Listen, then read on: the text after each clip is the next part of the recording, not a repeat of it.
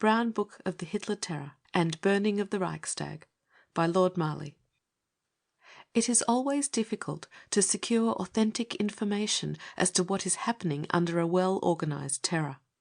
Even experienced journalists find it difficult, in spite of their training, to get anything like the truth. Special credit is due to a few of the foreign press correspondents in Germany who, at the risk of losing their posts, have contrived to get so much of the truth across the frontier. Many authentic documents have been placed at the disposal of the World Committee for the Victims of German Fascism, some by journalists, others by doctors and members of the legal profession, to whom special means of discovering the truth were available, but who did not dare, and indeed were unable, to publish their information in Germany. Other documents have been sent by the tortured and martyred victims themselves. For the greater part of the material, the committee has to thank its own reporters, who have been working in Germany at the risk of their lives.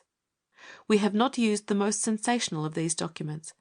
Every statement made in this book has been carefully verified and is typical of a number of similar cases. We would have been able to publish even worse individual cases, but we have not done this, just because they were individual cases. Not a single one of the cases published in this book is an exceptional case.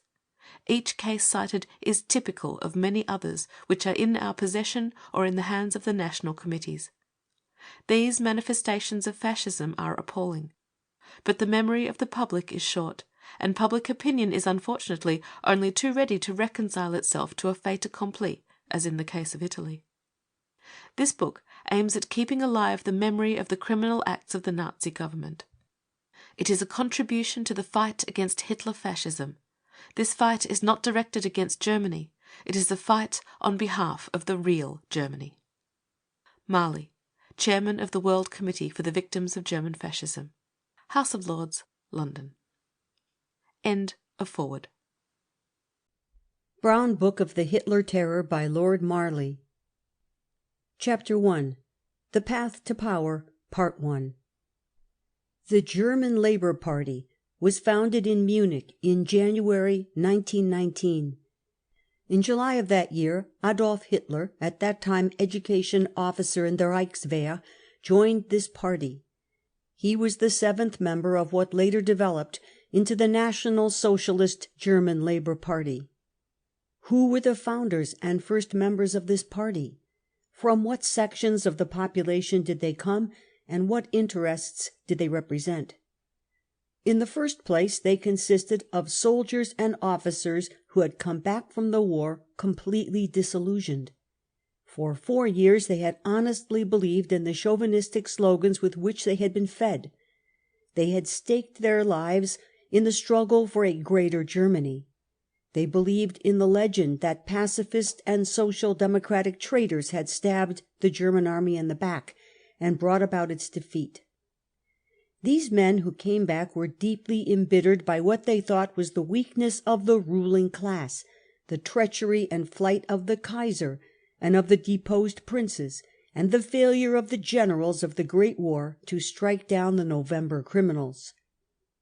These deeply disillusioned soldiers and officers could no longer find a place for themselves in civil life. To a great extent, the professions which they had once practiced now no longer existed. This was true particularly of the professional soldiers, military cadets, and a number of categories of officials. They were joined by members of the uprooted nobility, students who had been torn from their studies by the war, and declassed and radicalized members of the middle classes, who now began to feel the ground giving way under their feet. All of these elements, who at that time also flocked into the many other military bodies which arose at that time, the Einwohnerwehr, the Stahlhelm, and the Erhard Brigade, formed the first basis of the Young National Socialist German Labour Association, as the party first called itself officially. For 2 years after its formation, the National Socialists were quite an insignificant group. The November Revolution of 1918 had been beaten down, and the capitalist system had got a new lease of life. The Social Democrat Friedrich Ebert became the first president of the Weimar Republic. The old forces of finance capitalism consolidated their rule again. The trade union leaders had concluded an agreement with the employers, based on negotiations in November 1918 between Hugo Stinnes and the president of the General Committee of the Trade Unions, the Social Democrat Karl Legien. What at that time could Hitler do for the leading groups of German capitalists? At that period they were not yet in need of the National Socialists. Hitler's association therefore remained without any significance. He himself continued in the service of the Reichswehr until April 1920, giving political lectures to the soldiers. On instructions from the Reichswehr, he also observed political organizations and meetings, bringing in reports and information. This was how Hitler first came into contact with the German Labour Party. Not long afterwards, the political importance of the party began to grow. The political situation in Germany began to change rapidly under the effect of the dictated Peace of Versailles and the losses of the war. Milliards of marks were demanded in reparations and had to be paid. Important industrial areas were lopped off. Alsace-Lorraine, Upper Silesia, the Saar territory, Posen and West Prussia, the so-called Polish corridor, Danzig and Eugen-Malmedy. The German market was still further restricted by the loss of a considerable portion of its European and oversea connections, in addition to the German colonies.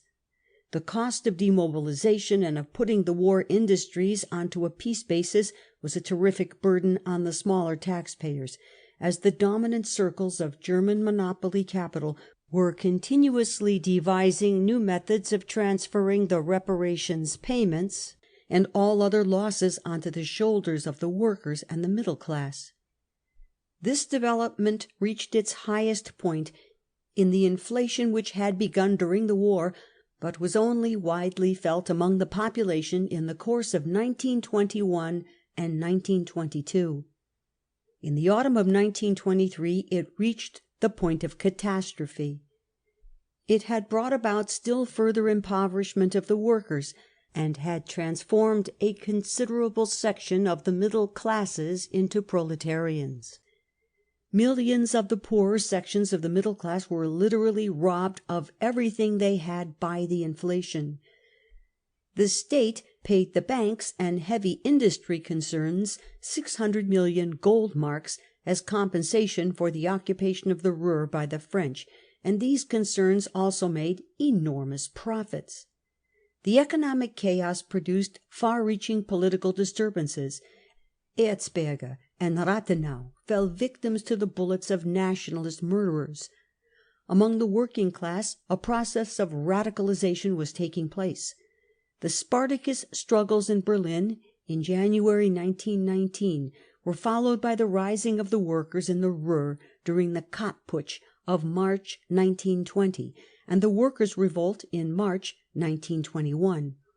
The workers began to leave the social democratic organizations, making their way first to the independent Social Democrats, then, after the autumn of 1920, to the Communist Party. Great demonstrations culminated in the Hamburg Rising of October 1923. The 25 points of the Nazi program. In 1920, the National Socialist German Labour Party first began to develop importance. In February of that year, Hitler himself, at a meeting in Munich, put forward the program of the party, the so-called 25 points. These are a hash of theses and demands, which in parts are self-contradictory. The political practice of the Nazi Party has at no time followed the principles laid down in the 25 points, nor did it matter to Hitler and his vassals that at the end of the program the following passage occurs: "The leaders of the party undertake, if necessary at the risk of their own lives, to work unceasingly for the carrying through of the points enumerated above." This was not the only promise which the Nazi leaders gave and failed to keep. In a general meeting of the party in May 1926, a resolution was once again adopted stressing the unalterable character of the party's programme. Gottfried Feder, the joint author of the 25 Points and theoretician of the party, in his commentary on the programme laid stress on the fact that there must be no tampering with the basis and fundamental conceptions of this programme. There must be no twisting and turning on any opportunistic grounds. There must be no hide and seek with the present state, economic and social order of things, and there must be no weakening of our principles. Those who in the Jewish question, in our fight against high finance, against the Dawes Pact and the policy of impoverishing Germany, or in any other questions on our programme, cannot see eye to eye with the irrevocable aims and methods which we have laid down. Those who believe that the freedom of the German nation can be bought through the League of Nations or Locarno by compromise and cowardice, such people need have nothing to do with us. Let them remain outside of our party. But all these magnificent words cannot hide the fact that the National Socialist leaders have repeatedly repudiated and betrayed their own half-hearted and compromising programme. Their treachery to their programme begins with the first 2 points. Point 1. The union of all Germans on the basis of the right of self-determination of peoples to form a greater Germany. Point 2. The equal right of the German nation with all other nations, and the cancellation of the peace treaties of Versailles and Saint-Germain. Neither of these 2 points in his programme prevented Hitler, both before and after his seizure of power, from concluding compromises with the signatories of the Versailles Treaty and sending envoys to negotiate with the League of Nations, France, Poland, England and Italy. Nor did either of these points make him hesitate to betray the South Tyrol to Mussolini. In the first edition of Feder's commentary on the programme, the following passage occurs: "We shall not give up a single German in South Germany, in Alsace-Lorraine, in the South Tyrol, in Poland, in Austria, the colony of the League of Nations, and the succession states of what was formerly Austria." In the second and all later editions the words "in the South Tyrol" were omitted. It may be noted in passing that in his foreword to the 5th edition, Feder remarks, "The only alterations which have been made are in the case of a few stylistic expressions and passages which might have led to misunderstanding." It is the same with other points of the programme, particularly the demands of an economic and social character, such as the abolition of income derived without labour and effort, abolition of the dominion of interest, point 11, the complete confiscation of all war profits, point 12, the taking over by the state of all concerns which have already been trustified, point 13, participation in the profits of large concerns, point 14, a considerable extension of provision for old age, point 15, the creation and maintenance of a healthy middle class, the immediate municipalization of the large stores and the leasing of them at low prices to small tradespeople, close control of all small tradespeople in their sales to the Reich, to the constituent states of the Reich, or to the local authorities. Point 16. Land reform suited to our national needs, the establishment of legislation to provide for expropriation of land without compensation where required for public purposes, abolition of the land tax, and measures to prevent speculation in land. Point 17. It is not necessary to examine each of these points in the programme in detail. Some of them will be dealt with in later chapters, as for example the points relating to the Jewish question, points 4 through 8 and 23. At this stage we are concerned only with indicating the general basis of the National Socialist programme and with showing how the leaders of the National Socialist Party have unscrupulously betrayed their own programme. The demands themselves are in part reactionary lower middle class demands, as for example, the creation and maintenance of a healthy middle class. Here too we have half-heartedness and contradiction, such as is characteristic of the programme throughout. For how is the middle class to be maintained if the capitalist economic system, which necessarily destroys the middle class and brings them into the ranks of the working class, is also to be maintained. This is also true of the point dealing with agrarian policy. How can Hitler save the peasantry if he maintains private property intact, if he repudiates any expropriation of the big landlords in favour of the landless peasant? In April 1928 Hitler expressly stated that the National Socialist Party was determined to protect the private ownership of the means of production with all the strength it could command. In an explanation of the phrase expropriation without compensation in point 17 of his programme, he stated that this only referred to legislation authorizing the expropriation where necessary of land which was not being properly used from the standpoint of the welfare of the people, and that this passage was in the first place directed against Jewish land speculation companies. On the other hand, the National Socialist programme also contained demands which had previously been the stock in trade of liberal parties, and also demands embodied in the Weimar Constitution.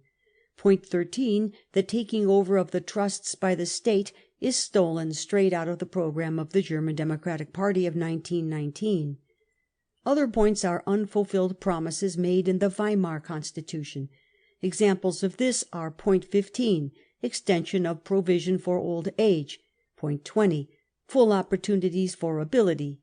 Compare with the Constitution and the Welfare Act of 1924, point 21, improvement of the health of the people and protection for mother and child, and point 24, public service before private interest. Compare paragraph 156 of the Constitution. The growth of the Nazi movement. Hitler appeared in the first great meetings organized by the Nationalist Socialist Party to put forward this programme.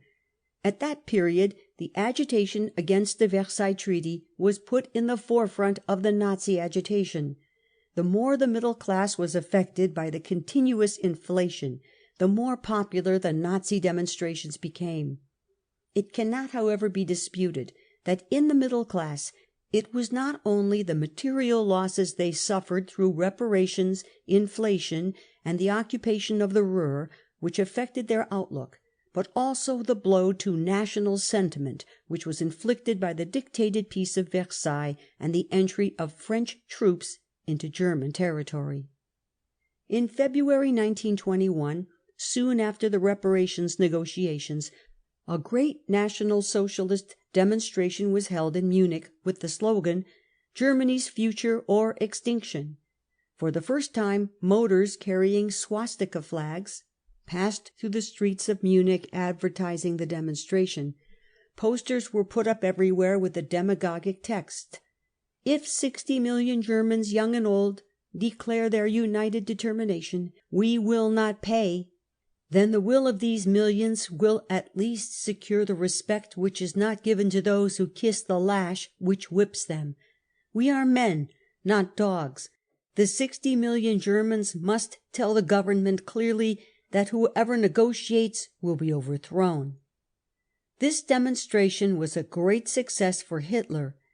The national parties and associations which had been using old pre-war methods of propaganda ridiculed the young man when he came to them proposing the organization of giant demonstrations against the government's policy of fulfilment, and still more when on their refusal he himself undertook the task with his own tiny party. But the programme of the nationalist parties, which was that of the Junkers and big capitalists, was not suitable for the middle classes, who, however, were carried away by the 25 points and Hitler's unscrupulous agitation. The failure of the Kapp Putsch had shown the weakness of the Junkers. The Putsch was based on the support of the big landlords and parts of the Reichswehr and the higher grades of the civil service, besides a few military groups. But it was completely out of touch with the discontent in the middle class. It was therefore beaten by the working class within 24 hours. The Stahlhelm, too, could never win more than a very limited influence, chiefly among peasant and urban youth and the most backward sections of the workers, members of the yellow unions and agricultural labourers. But the National Socialists were different. they put forward their imaginary fight against international Jewish banking and speculative capital, and their slogan of the National Union, in which all sections of the population would live at peace with each other under a strong state, and with this programme they were able to penetrate widely different groups, including large numbers of the middle class. In 1921 the membership of the National Socialist Party grew from 3,000 to 6,000, but its sphere of influence at that time was almost exclusively limited to Bavaria. In North Germany the movements under Graefe, Wulle, Henning and Count Reventlow were very much stronger. In 1920 the first Congress of the National Socialist Party was held in Salzburg. This Congress was attended by members of the Austrian National Socialist Party, which dated from before the war. It had been formed in 1904 as a German Labour Party, and in May 1918 this joined with other groups to form the National Socialist Party of Austria. National Socialism dates, therefore, from the early years of the century. It developed first in Bohemia, where the national question played a particularly important role.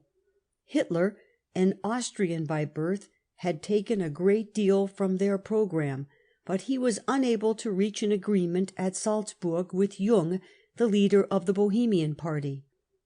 The next Congress was held at Reichenhall in 1921. This Congress was held jointly with Russian and Ukrainian White Guard associations. Hetman Skoropadsky was among the speakers, in conjunction with the National Socialist Alfred Rosenberg, whose family came from the Baltic provinces and who later became editor of the Völkischer Beobachter and Nazi expert in foreign politics. The White Guard emigrants developed their plans of intervention against the Soviet state, which had just driven out the last of the troops of intervention. Already at that period Rosenberg had developed connections with Dederding and the German industrial employer Rechtberg, both of them violently hostile to the Soviet Union. It is interesting to note that in the Völkischer Beobachter Rosenberg writes his first anti-Bolshevik articles, which were pro-Polish. In a manifesto issued in connection with the Congress of the party in Munich in January 1922, Hitler, who had still to win his position as sole dictator of the Nazi party, stated that it was necessary to purge the movement, as it had become a breeding ground for well-meaning fools who were all the more dangerous because of their good intentions. This was evidently directed against the other founders of the party, including Anton Drexler and Körner, who were not prepared to follow Hitler in his new and unscrupulous methods. High and influential officers in the Reichswehr at Munich had for a considerable time given support to the movement. Among them were some of Hitler's former colleagues of 1919 and 1920. With their help, he set up, alongside of the party organization proper and the press and propaganda department, a third organization, which in the following years and later on served as his main fighting weapon, the Storm Troops. In the summer of 1920, the National Socialist Party, under the pretext of protecting their meetings against attacks by the Reds, had set up what they called a corps for maintaining order. But this was too small and weak for Hitler, who in August 1921 set up his own protective organization, the Storm Troops. These formed the terrorist section of the National Socialist Party, and were brought directly under the political leadership of the party. Who financed Hitler? Not long after this period, a number of capitalists, particularly in South Germany, began to take an interest in Hitler and the National Socialist Party, with a view to drawing them in to support their own reactionary politics. They realized the value of the National Socialist movement as a weapon against the militant sections of the working class, and they were therefore prepared to support the Nazis, particularly with finance. In the Hitler-Ludendorff trial of 1924, it was proved that Hitler had received considerable sums of money for his party from Aust, the director of the Bavarian Employers' Association. Bechstein, the piano manufacturer, Maffei, an industrial employer in Munich, and Hornschuh of Kulmbach, and Grandl of Augsburg, 2 manufacturers. Hitler also gave lectures on his aims in the select clubs of bankers, landlords, and big employers of labour. In return, he received contributions in support of the National Socialist press and for similar purposes. Hitler also received subsidies from Borsig, a large industrial employer of Berlin, who was chairman of the Union of German Employers' Associations.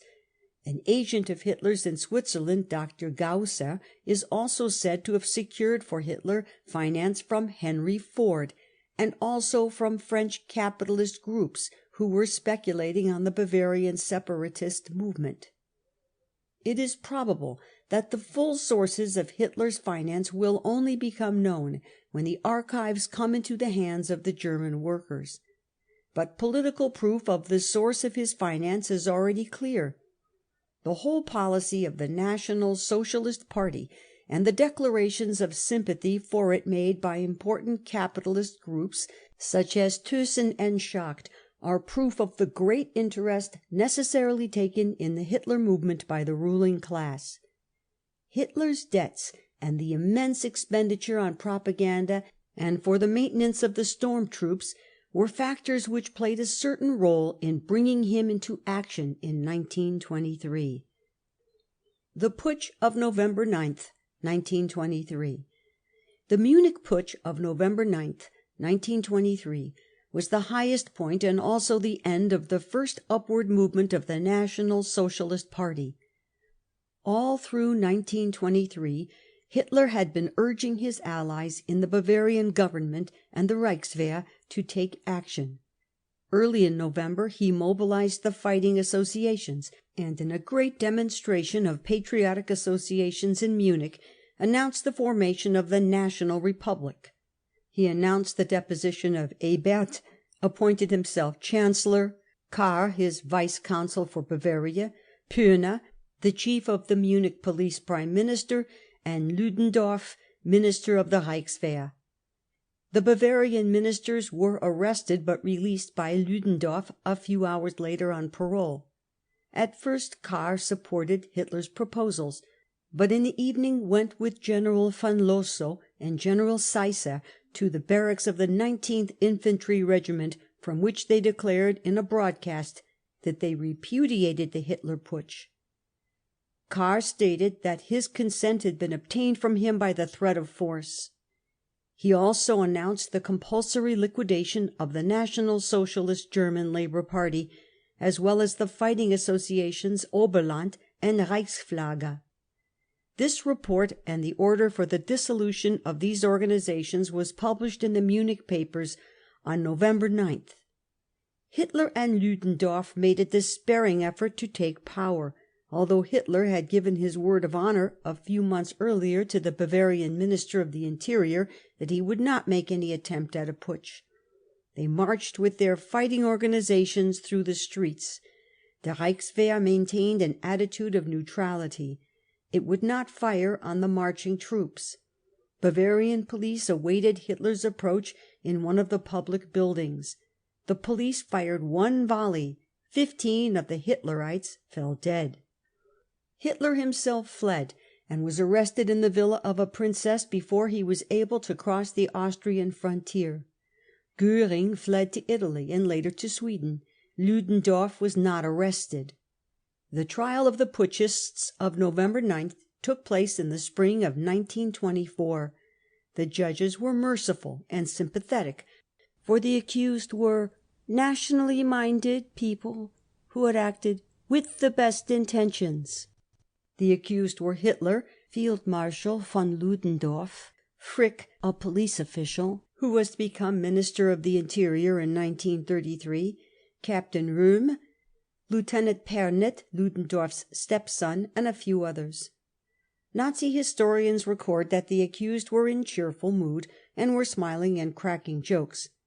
Hitler was sentenced to 5 years' detention in a fortress, subject to being released on parole when he had served a portion of the sentence. A few months later, in December 1924, he was released from the Landsberg fortress. Röhm, Frick and Bruckner got away with only 3 months' detention. Ludendorff was released without punishment on the ground that he had been carried away in the excitement of the moment. Hitler, then still an Austrian citizen, was not expelled, but was allowed to continue to reside in Germany. The Nazis disappear from the scene. The failure of the 1923 putsch formed the close of the insurrectionary period of the Hitler movement. The time of plans for armed uprisings against the Jewish government in Berlin had now passed. The German economic situation had reached a certain stability, and the position of the middle class was improving. Hence, for some years, the National Socialist Party virtually disappeared from the scene. The United People's and National Socialist parties, which in the Reichstag elections of May 1924 had obtained 1,900,000 votes and 32 seats, in December of that year secured only 840,000 votes and 14 seats. They sank down among the splinter parties, while the German Nationals secured over 100 and the Social Democrats 120 seats. The following years were marked by internal struggles within the Nationalist and National Socialist parties. In the summer of 1925, the German People's Freedom Party split, and a large section of its former supporters went over to Hitler. In the meanwhile, the employers continued to take back from the workers the concessions they had won in 1918. In January 1925, a government was formed of the reactionary parties under the leadership of the German Nationalists. 3 months later, Field Marshal von Hindenburg was elected by the combined forces of the Right to succeed Ebert as President of the Reich. The National Socialists, who in the first ballot had supported the hopeless candidature of Ludendorff, in the second ballot voted for Hindenburg. This was the beginning of the transformation of the National Socialist movement.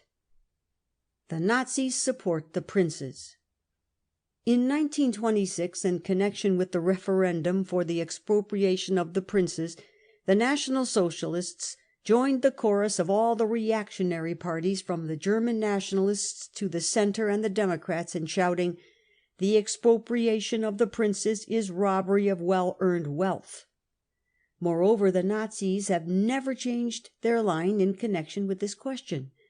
The leader of the Nazi fraction in the Reichstag declared in connection with a communist motion for the expropriation of the princes and the discontinuance of payments to the Kaiser and the nobility, "A sense of justice makes us reject the communist motion for the expropriation of the princes. German socialism must also recognize the rights of the Hohenzollerns." The German princes and former nobility have rewarded the Nazis for this attitude by putting millions of their compensation money at the disposal of the Nazis. We refer particularly to Prince August Wilhelm, son of the ex-Kaiser, Duke Karl Eduard of Saxe-Coburg-Gotha, Prince Wilhelm von Hessen, whom Göring appointed President of Hesse-Nassau in 1933, Prince Christian of Schaumburg-Lippe, and recently the former Crown Prince has joined the Motor Corps of the Nazis. The National Socialists have not been in a position to deny that the ex-Kaiser Wilhelm II has also helped in the financing of the storm troops. Hitler then tried the policy of drawing closer to the reactionary parties in order to win back the confidence of the capitalists, which he had lost through the Munich Putsch. He attempted to win legal positions because he realized that this was the only way to win the favor and support of the ruling class. Once again he began lecturing in the employers' clubs, in order to persuade the big capitalists that his ideas were not at all dangerous, and to explain to them how much better they could work with the National Socialists than with the unpatriotic Social Democrats. But now the leader did not restrict his activities to South Germany. He went to the western areas to find the industrial barons in their citadels. In 1926 he spoke twice to specially invited audiences in Essen and Königswinter, and again in 1927 at the Krupp Hall in Essen. The organ of heavy industry, the Rheinisch-Westfälische Zeitung, records the applause with which Hitler's remarks were greeted. End of Chapter 1, Part 1. The Brown Book of the Hitler Terror by Lord Marley. Chapter 1. The Path to Power, Part 2. Strasser and Goebbels speak of socialism. In the same period, and this is typical of the double-faced, unscrupulous propaganda of the National Socialists, Gregor Strasser, one of Hitler's lieutenants, toured through North and East Germany with socialist slogans of the German Revolution. At that time also Joseph Goebbels comes on the stage. He was a young Catholic writer from the Rhineland. In October 1925, Strasser started the National Socialist Correspondence, which became, as it were, the theoretical organ of the left National Socialists. Goebbels, at first editor of this journal, then went in 1926 to Berlin as district leader. Up to then the movement had made little headway there. From July 1927 he published a weekly called Der Angriff, with the pseudo-socialist mottos, for the oppressed, against the exploiters.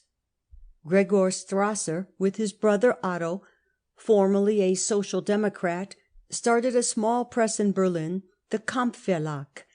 It produced 3 daily papers, the Nationaler Sozialist, NS in Berlin, the Märkische Beobachter for the Brandenburg province, and the Sächsische Beobachter.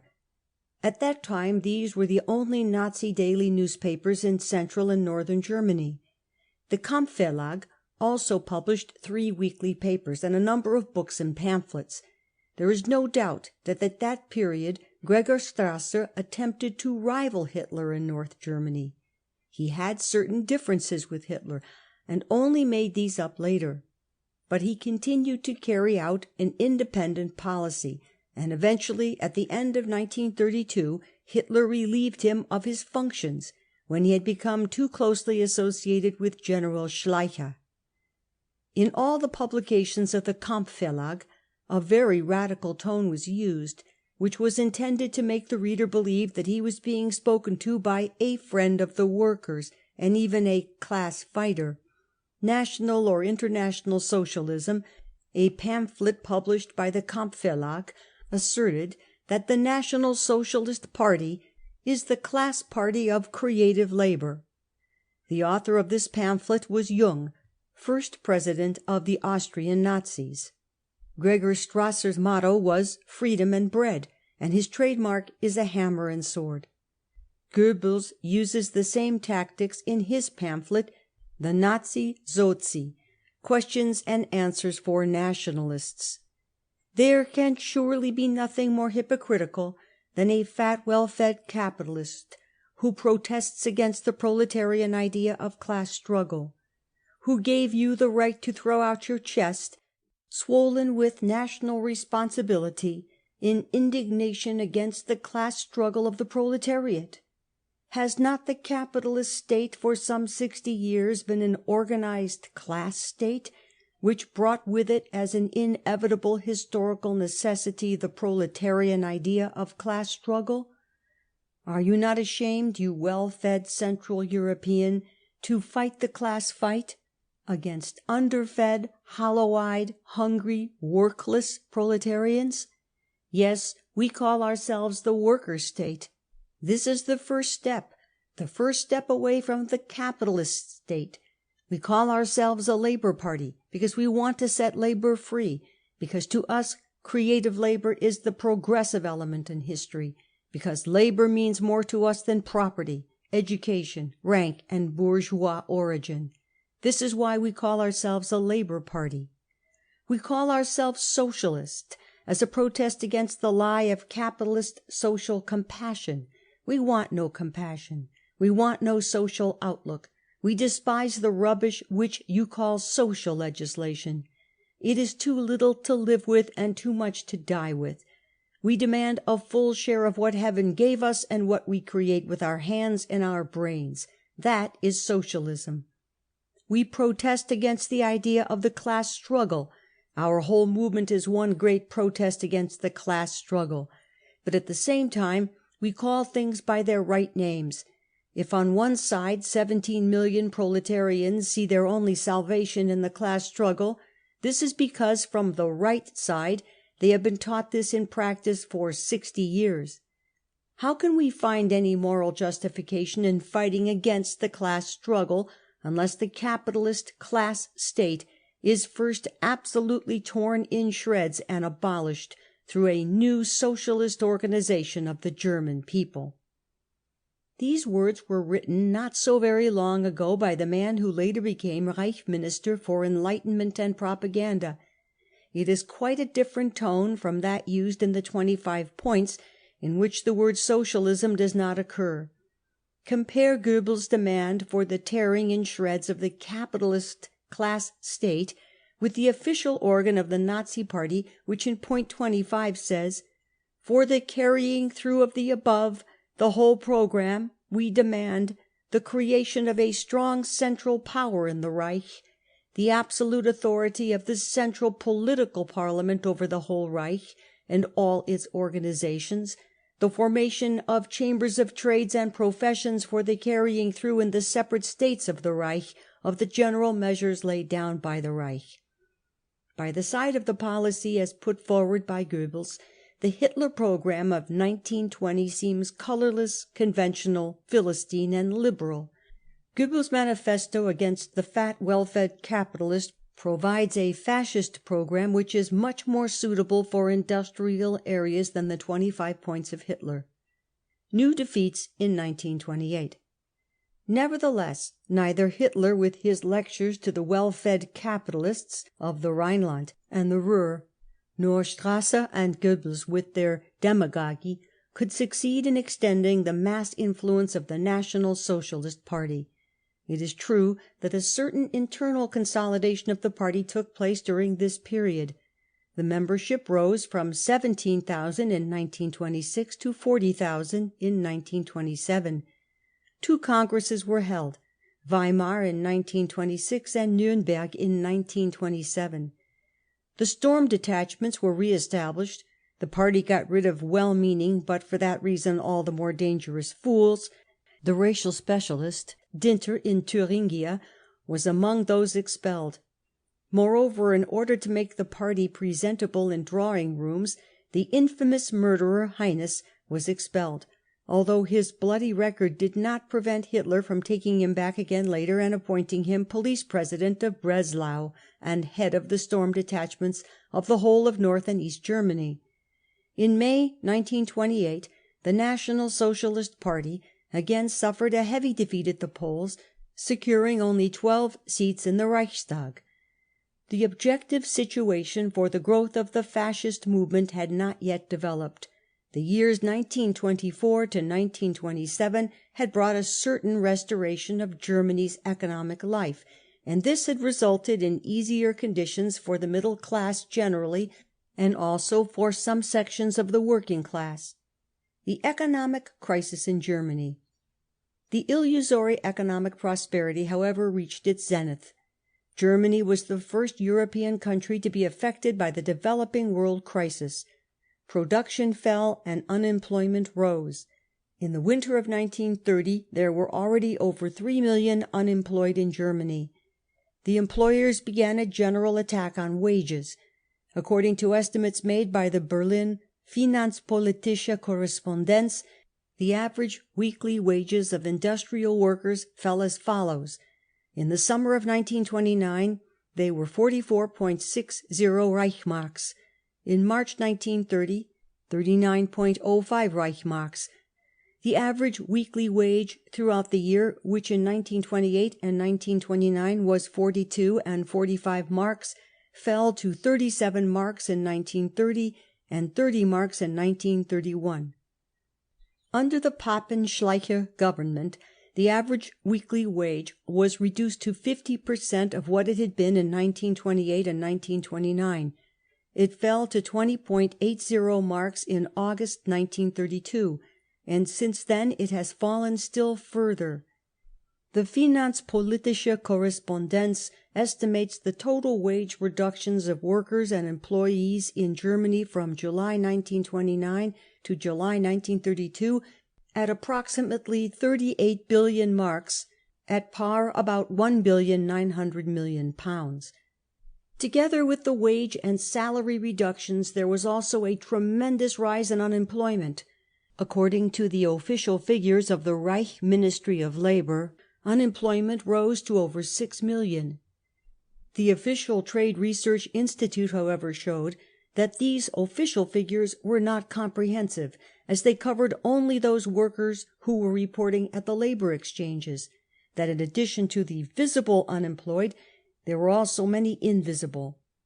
On the basis of the health insurance statistics, which cover all employed persons, the invisible unemployment amounted to approximately 2 millions. While, therefore, the Ministry of Labour figures showed close on 6 million unemployed in the winter of 1931-32 and 5 million in the summer of 1932, the Institute estimated the figures at 8 million in the winter of 1931 and 32, and over 7 million in the third quarter of 1932, the best season. But even these figures did not accurately reflect the position.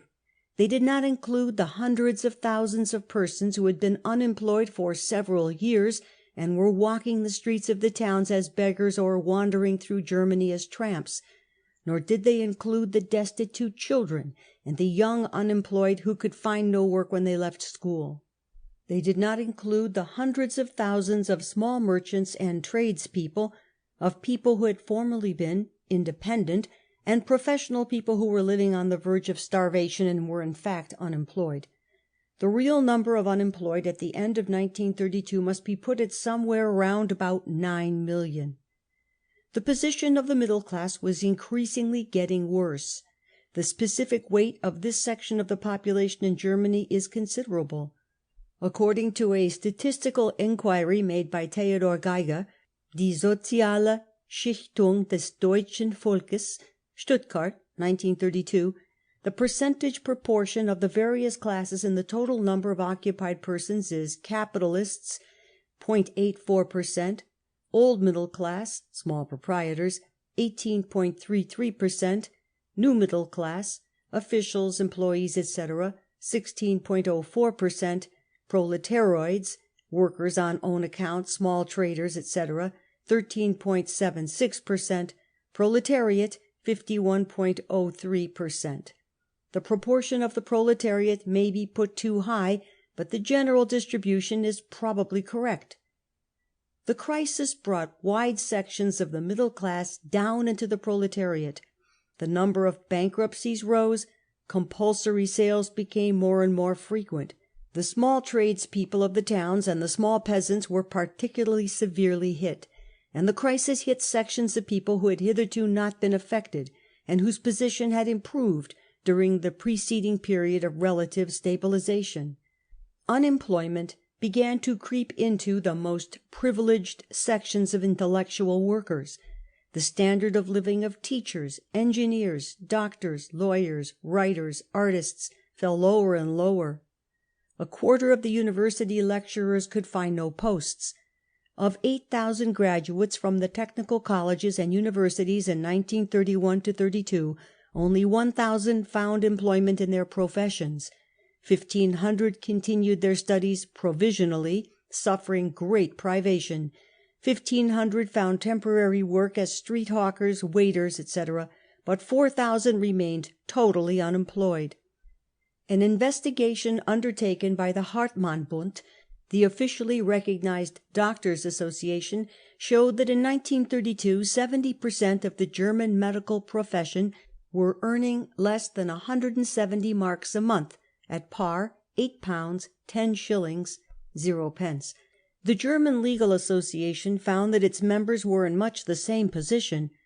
According to a statement issued by the Prussian Minister of Education, of 22,000 teachers who completed their training in the previous year, only 990 found posts, and even these were only temporary and auxiliary teaching posts.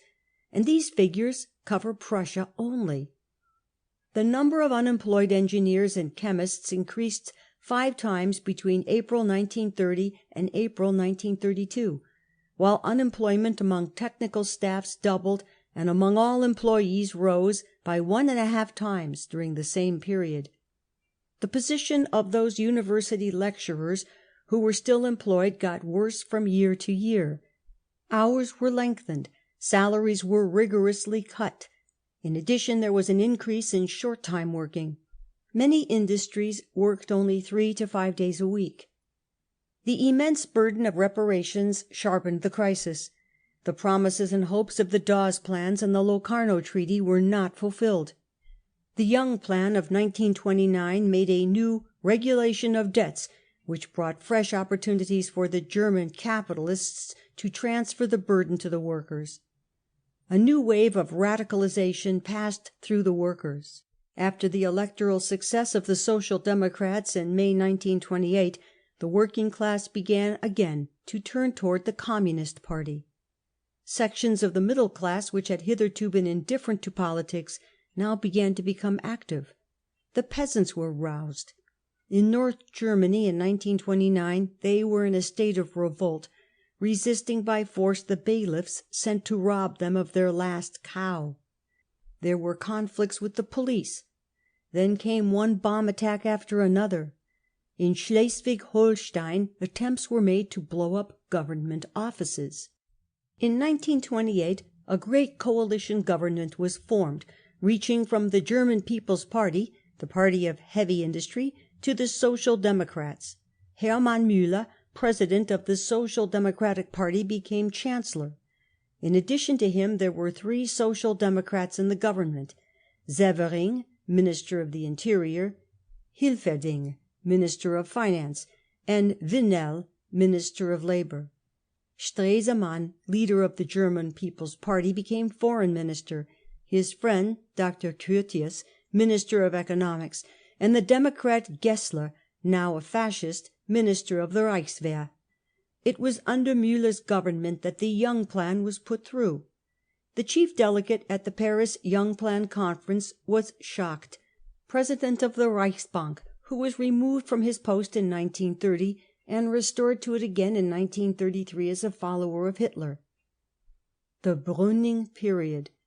In December 1929 Hilferding was removed from the government, and his place as finance minister was taken by Professor Moldenhauer, a member of the board of control of the great German chemical trust, the IG Farbenindustrie.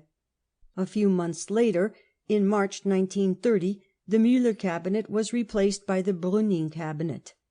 The Social Democratic Party was manoeuvred out of the government. Nevertheless, the Brüning-Gröner-Stegerwald government, which did not have a majority in the Reichstag, was willingly supported and tolerated by the Social Democrats. At the same time, this government was already thinking of bringing in the National Socialists. In the Gericke trial in June 1933, the former minister Treviranus explicitly stated that at that time Brüning had the intention of bringing in the Nazis. The Social Democrats represented to the workers that the Brüning government was a lesser evil than a government which was purely fascist and capitalist. The Social Democratic Prussian government of Braun and Severing firmly supported the Brüning government of the Reich. The period of democracy came to an end amid the difficulties which the economic crisis brought to Germany's financial, industrial and agrarian capitalists. Brüning ruled Germany with Article 48 of the Weimar Constitution, which in fact suspends the Constitution. But it was not the first time that the rulers of the German Republic had had to correct a political development which was beginning to get dangerous by the introduction of the state of siege and the suspension of democratic rights. During the years 1919 to 1923, when the Social Democrat Ebert was president of the Reich, Article 48 made it possible to prohibit strikes in so-called vital industries, to organize strike-breaking corps for technical assistance in emergencies, to send the Reichswehr to Saxony and Thuringia in 1923, to restore constitutional conditions, and to appoint General von Seeckt as military dictator for the prohibition of the German Communist Party. Zürtgiebel, the Social Democratic police president of Berlin and a former trade union leader, prohibited the working-class demonstrations of May 1st, 1929, and when the workers broke through this prohibition and demonstrated, he sent police against them, killing 33 Berlin workers. A few days later, Séverin prohibited the Red Front organization, which was the anti-fascist defense organization of the revolutionary workers, while in Prussia the Nazis were allowed to continue legally building up their fighting organizations. The Reichstag was sidetracked by Brüning. The Social Democrats gave their consent to this, and Brüning ruled with emergency decrees on the basis of Article 48 of the Constitution. He decreed the reduction of unemployment payments, the lowering of the miserable pensions of the victims of the war, of the sick, of old people, widows, and orphans. He decreed new taxes on the masses, the poll tax, the crisis tax, the bachelor's tax. He decreed increases in import duties and thereby increases in the price of food. He put an end to the rent protection legislation. Banks and industrial concerns received millions in subsidies. The great landlords were able to put themselves right at the expense of their workers. They received millions out of the so-called Aid for the East. And the police presidents, of whom more than half were members of the Social Democratic Party, put down with intense severity the defensive movements of the workers, prohibited the communist press, and forbade working-class demonstrations. Through this policy, the Social Democrats not only actually helped forward the development of the reactionary and fascist forces in Germany, but also gave the National Socialists the pretext for their demagogic campaign against the failure of the Marxist system. The Social Democrats tolerated the Brüning government, which increased the burdens of the workers until they became intolerable, and ruled by dictatorial methods, preparing the way for the summoning of the National Socialists to government power. During this period, the second revival of the National Socialist Party began. Together with Hugenberg, the spokesman of the reactionary wing of German heavy industry and of the landlords, with the support of the Stahlhelm and other nationalist organizations, the National Socialists demanded a referendum against the Young Plan. It was conveniently forgotten that in 1925 Hugenberg's German National People's Party had set aside one half of their fraction in the Reichstag to help to secure the acceptance of the Dawes Plan. The gigantic propaganda apparatus of the Hugenberg concern, with its hundreds of newspapers and its telegraph agency, the Telegraphen Union (TU), was now at the service of the National Socialists. The referendum came to nothing, but the National Socialists could record definite successes in the elections for the Diets of Saxony and Thuringia, and in the Prussian local elections. In 1930 Frick became Minister of the Interior and of Education in Thuringia, the first National Socialist minister in Germany. In Thuringia they joined a coalition with all the parties of the right, including the German People's Party, which at that time was in the Reich coalition with the Social Democrats.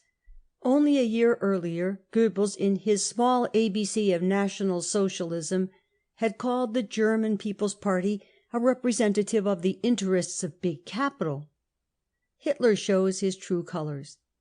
One section of the Socialists in the Nazi Party, under the leadership of Otto Strasser, considered that they could no longer follow the legal tactics then used, and in May 1930 left the party under the slogan, "The Socialists leave the National Socialist Party."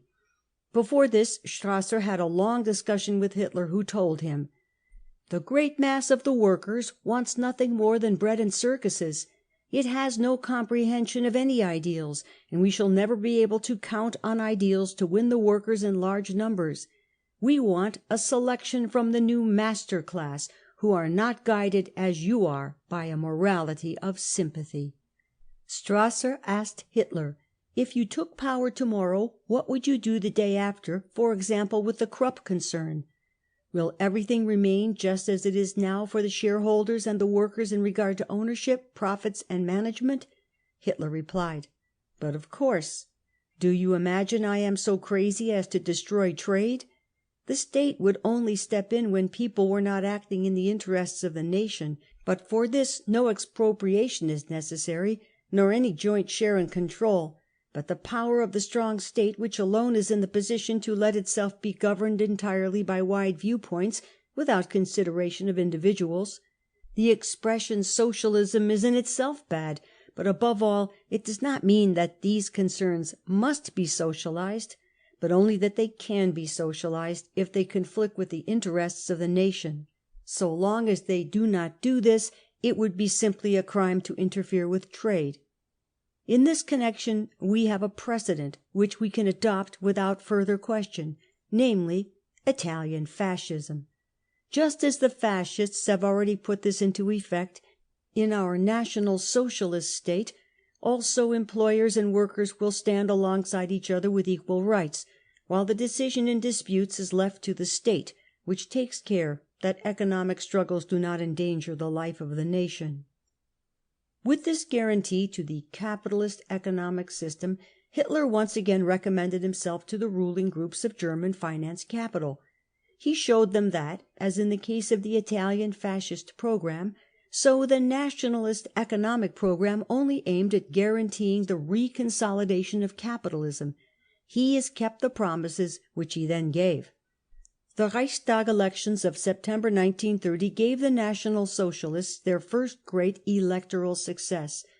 They secured 6,400,000 votes and 107 seats, becoming the second strongest party after the Social Democrats. The Communists won 600,000 votes. The German Nationalist Party lost half their seats. The German People's Party won third. The National Socialists owed their success to propaganda aimed at winning the radicalized middle-class elements. This propaganda offered unlimited promises to all sections, and it was conducted with gigantic resources supplied by capitalist donors. The Nazis promised the workers higher wages, the employers higher profits, the tenants lower rents, the house owners higher rents, the peasants higher prices, the middle class cheaper food. But they did not succeed in effecting any real penetration of the working class.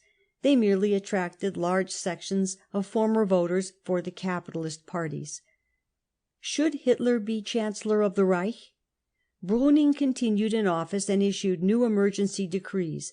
The Social Democrats supported him in carrying through this policy. And with the growth of the National Socialist Party, the question of openly calling it to power became more and more frequently raised. In April of 1932, Hindenburg was elected a second time as President of the Reich, with the votes of the Social Democrats, who issued the slogan, "A vote for Hindenburg is a blow at Hitler."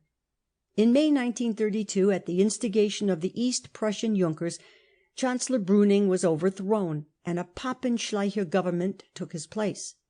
The new government started to bring in even more severe dictatorial measures. On July 20th, 1932, Papen was appointed Reich Commissioner for Prussia. A captain with 3 soldiers of the Reichswehr sufficed to break the resistance of the Social Democratic ministers of Prussia. For a short time martial law was in force in the Berlin-Brandenburg area. The Social Democratic leaders offered no resistance, although they still had under their control the whole of the police in Prussia and in several of the other states of the Reich, and although the Social Democrat police officers were urging armed resistance.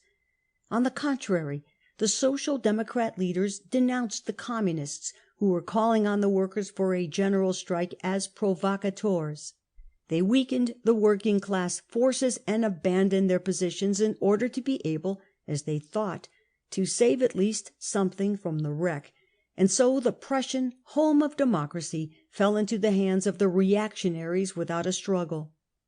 In August 1932, after a second electoral success for the Nazis, 13.5 million votes and 225 seats in the Reichstag, the appointment of Hitler as Chancellor began to be discussed. Hindenburg still hesitated, but the demand for Hitler's appointment grew more insistent. The Deutsche Führerbriefe, a private bulletin of the Union of German Industry, published an article which disclosed the plans of the dominant capitalist groups under the title "The Social Reconsolidation of Capitalism." It contained the following passages: "The problem of consolidating the capitalist regime in post-war Germany is governed by the fact that the leading section, that is, the capitalists controlling industry, has become too small to maintain its rule alone. Unless recourse is to be had to the extremely dangerous weapon of purely military force, it is necessary for it to link itself with sections which do not belong to it from a social standpoint, but which can render it the essential service of anchoring its rule among the people, and thereby becoming its especial or last defender." This last or outermost defender of bourgeois rule in the first period after the war was Social Democracy. National Socialism has to succeed Social Democracy in providing a mass support for capitalist rule in Germany. Social Democracy had a special qualification for this task, which up to the present National Socialism lacks. Thanks to its character as the original party of the workers, Social Democracy, in addition to its purely political force, also had the much more valuable and permanent advantage of control over organized labour, and by paralysing its revolutionary energies chained it firmly to the capitalist state. In the first period of reconsolidation of the capitalist regime after the war, the working class was divided by the wages victories and social political measures through which the Social Democrats canalised the revolutionary movement. The deflection of the revolution into social political measures corresponded with the transference of the struggle from the factories and the streets into Parliament and cabinets, that is, with the transformation of the struggle from below into concessions from above. From then onwards, therefore, the Social Democratic and Trade Union bureaucracy, and with them also the section of the workers whom they led, were closely tied to the capitalist state, and participation in its administration, at least so long as there was anything left of their post-war victories to defend by these means, and so long as the workers followed their leadership. This analysis leads to 4 important conclusions. 1. The policy of the lesser evil is not merely tactical, it is the political essence of Social Democracy. 2. The cords which bind the trade union bureaucracy to the state method from above are more compelling than those which bind them to Marxism, and therefore to Social Democracy, and this holds in relation to the bourgeois state, which wants to draw in this bureaucracy. 3. The links between the trade union bureaucracy and Social Democracy stand or fall from a political standpoint with parliamentarianism. 4. The possibility of a liberal social policy for monopoly capitalism is conditioned by the existence of an automatic mechanism for the creation of divisions in the working class. A capitalist regime which adopts a liberal social policy must not only be entirely parliamentary, it must also be based on Social Democracy, and must allow Social Democracy to have sufficient gains to record. A capitalist regime which puts an end to these gains must also sacrifice parliamentarism and Social Democracy, must create a substitute for Social Democracy, and pass over to a social policy of constraint. The process of this transition in which we are at the moment, for the reason that the economic crisis has perforce blotted out the gains referred to, has to pass through the acutely dangerous stage when, with the wiping out of these gains, the mechanism for the creation of divisions in the working class, which depended on them, also ceases to function, the working class moves in the direction of communism, and the capitalist rule approaches the emergency stage of military dictatorship.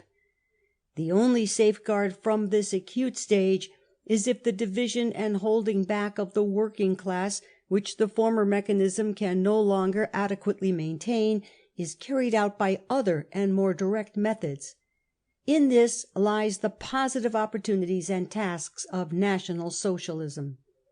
If National Socialism succeeds in bringing the trade unions into a social policy of constraint, as Social Democracy formerly succeeded in bringing them into a liberal policy, then National Socialism would become the bearer of one of the functions essential to the future of capitalist rule, and must necessarily find its place in the state and social system.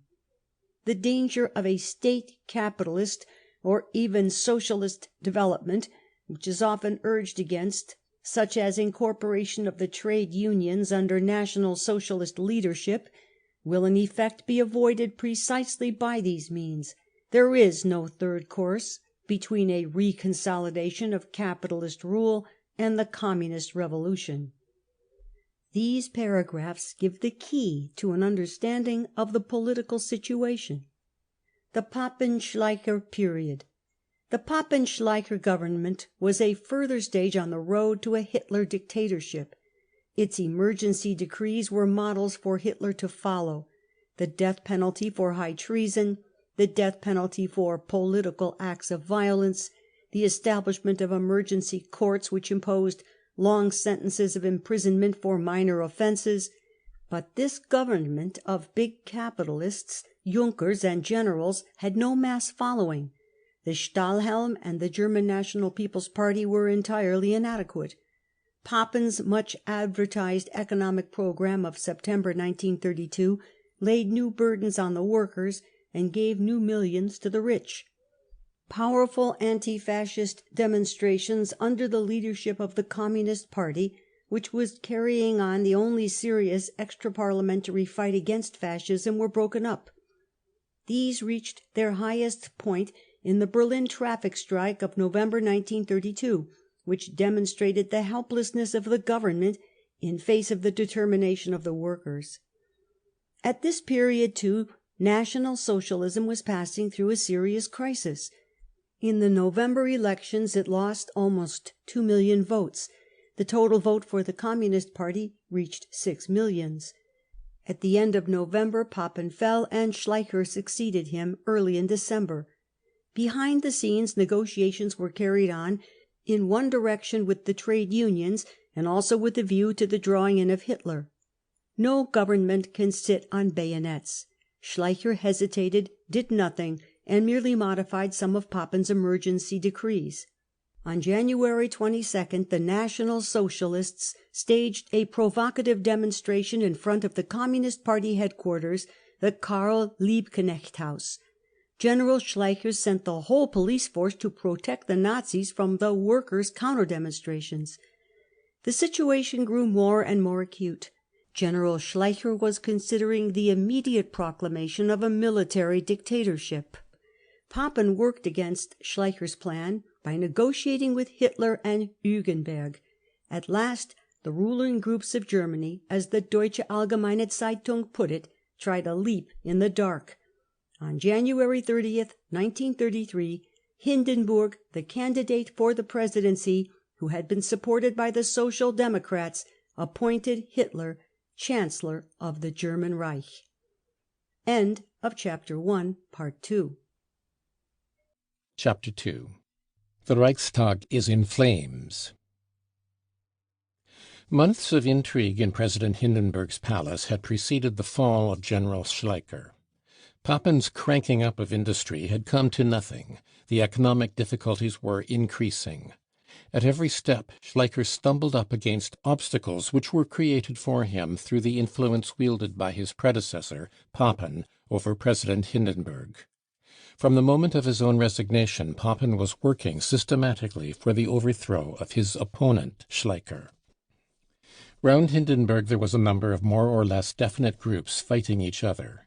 but they were not fighting over personal antipathies or sympathies, but over partial interests of sections of the ruling class, the separate interests of politically influential groups. General Kurt von Schleicher had risen from the Reichswehr to the position of Chancellor of the German Reich. The man who announced in his wireless broadcast following his appointment as Chancellor that he was a social general had for 14 years had his hand in the political pie whenever it was necessary to push the political development of the Weimar Republic one step further in the direction of reaction. Schleicher first appeared in November 1918 as the connecting link between the General Staff of the Army and the Social Democratic People's delegates in the beating down of the revolution.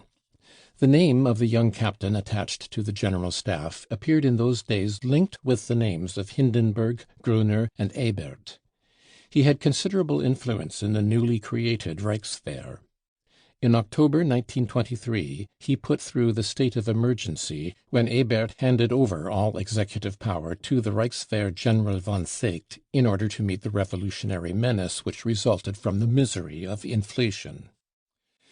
Since his youth, Schleicher had been in close communication with Hindenburg and his son, Colonel Oskar von Hindenburg, through his service in the 3rd Guards Regiment and on the General Staff.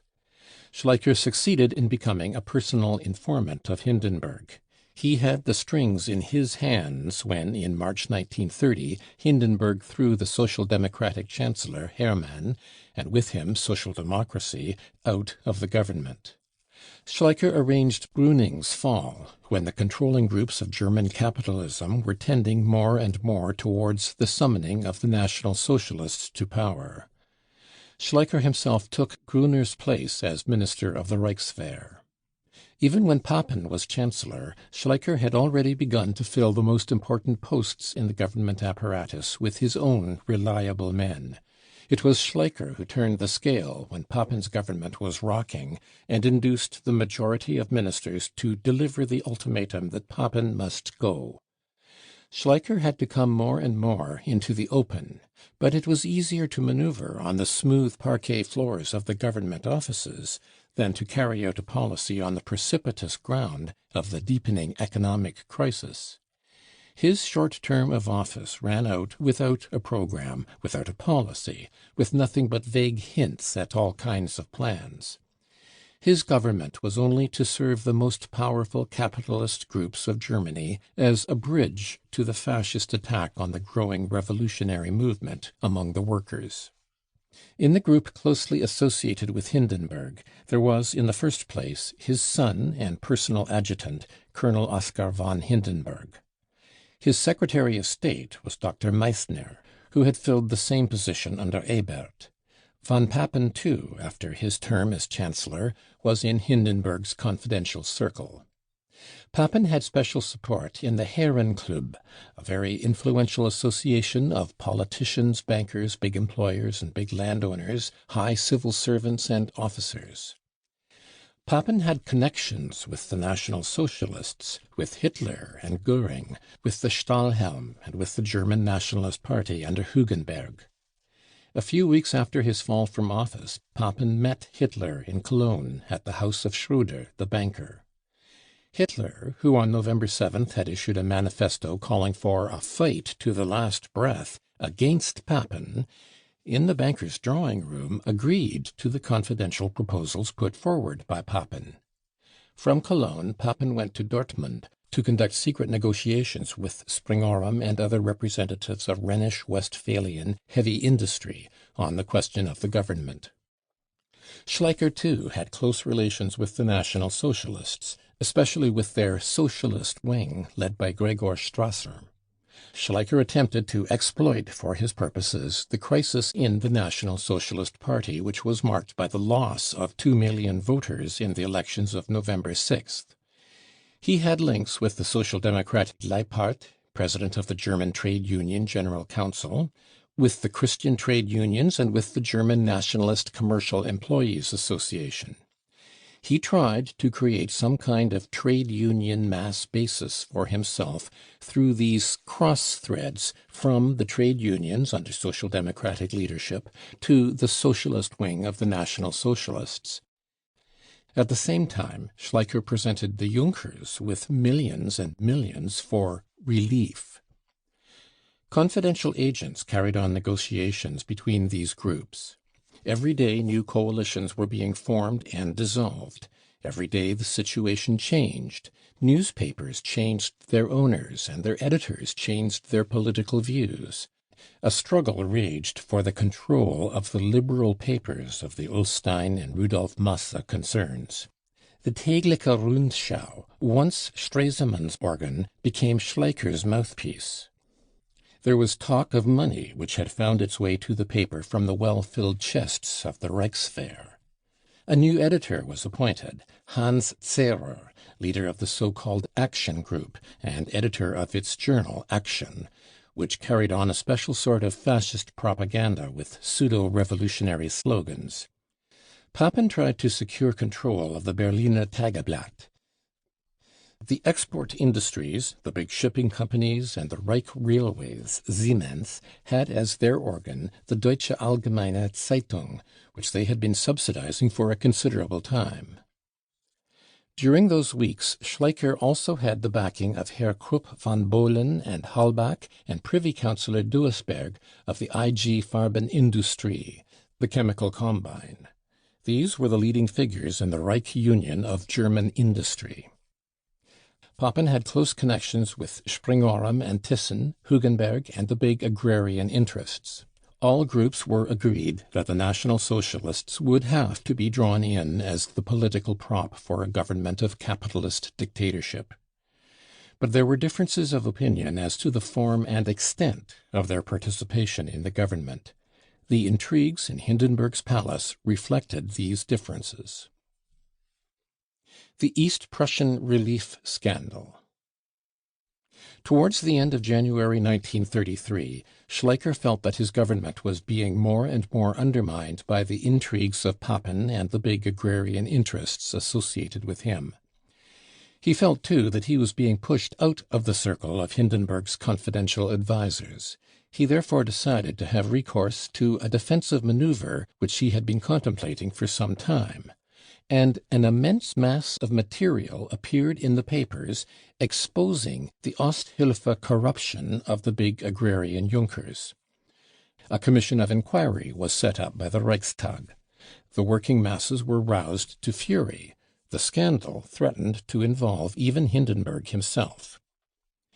As far back as the time when Hermann Müller was chancellor, the Junkers had received millions through the so-called Osthilfe to put their bankrupt estates onto a paying basis.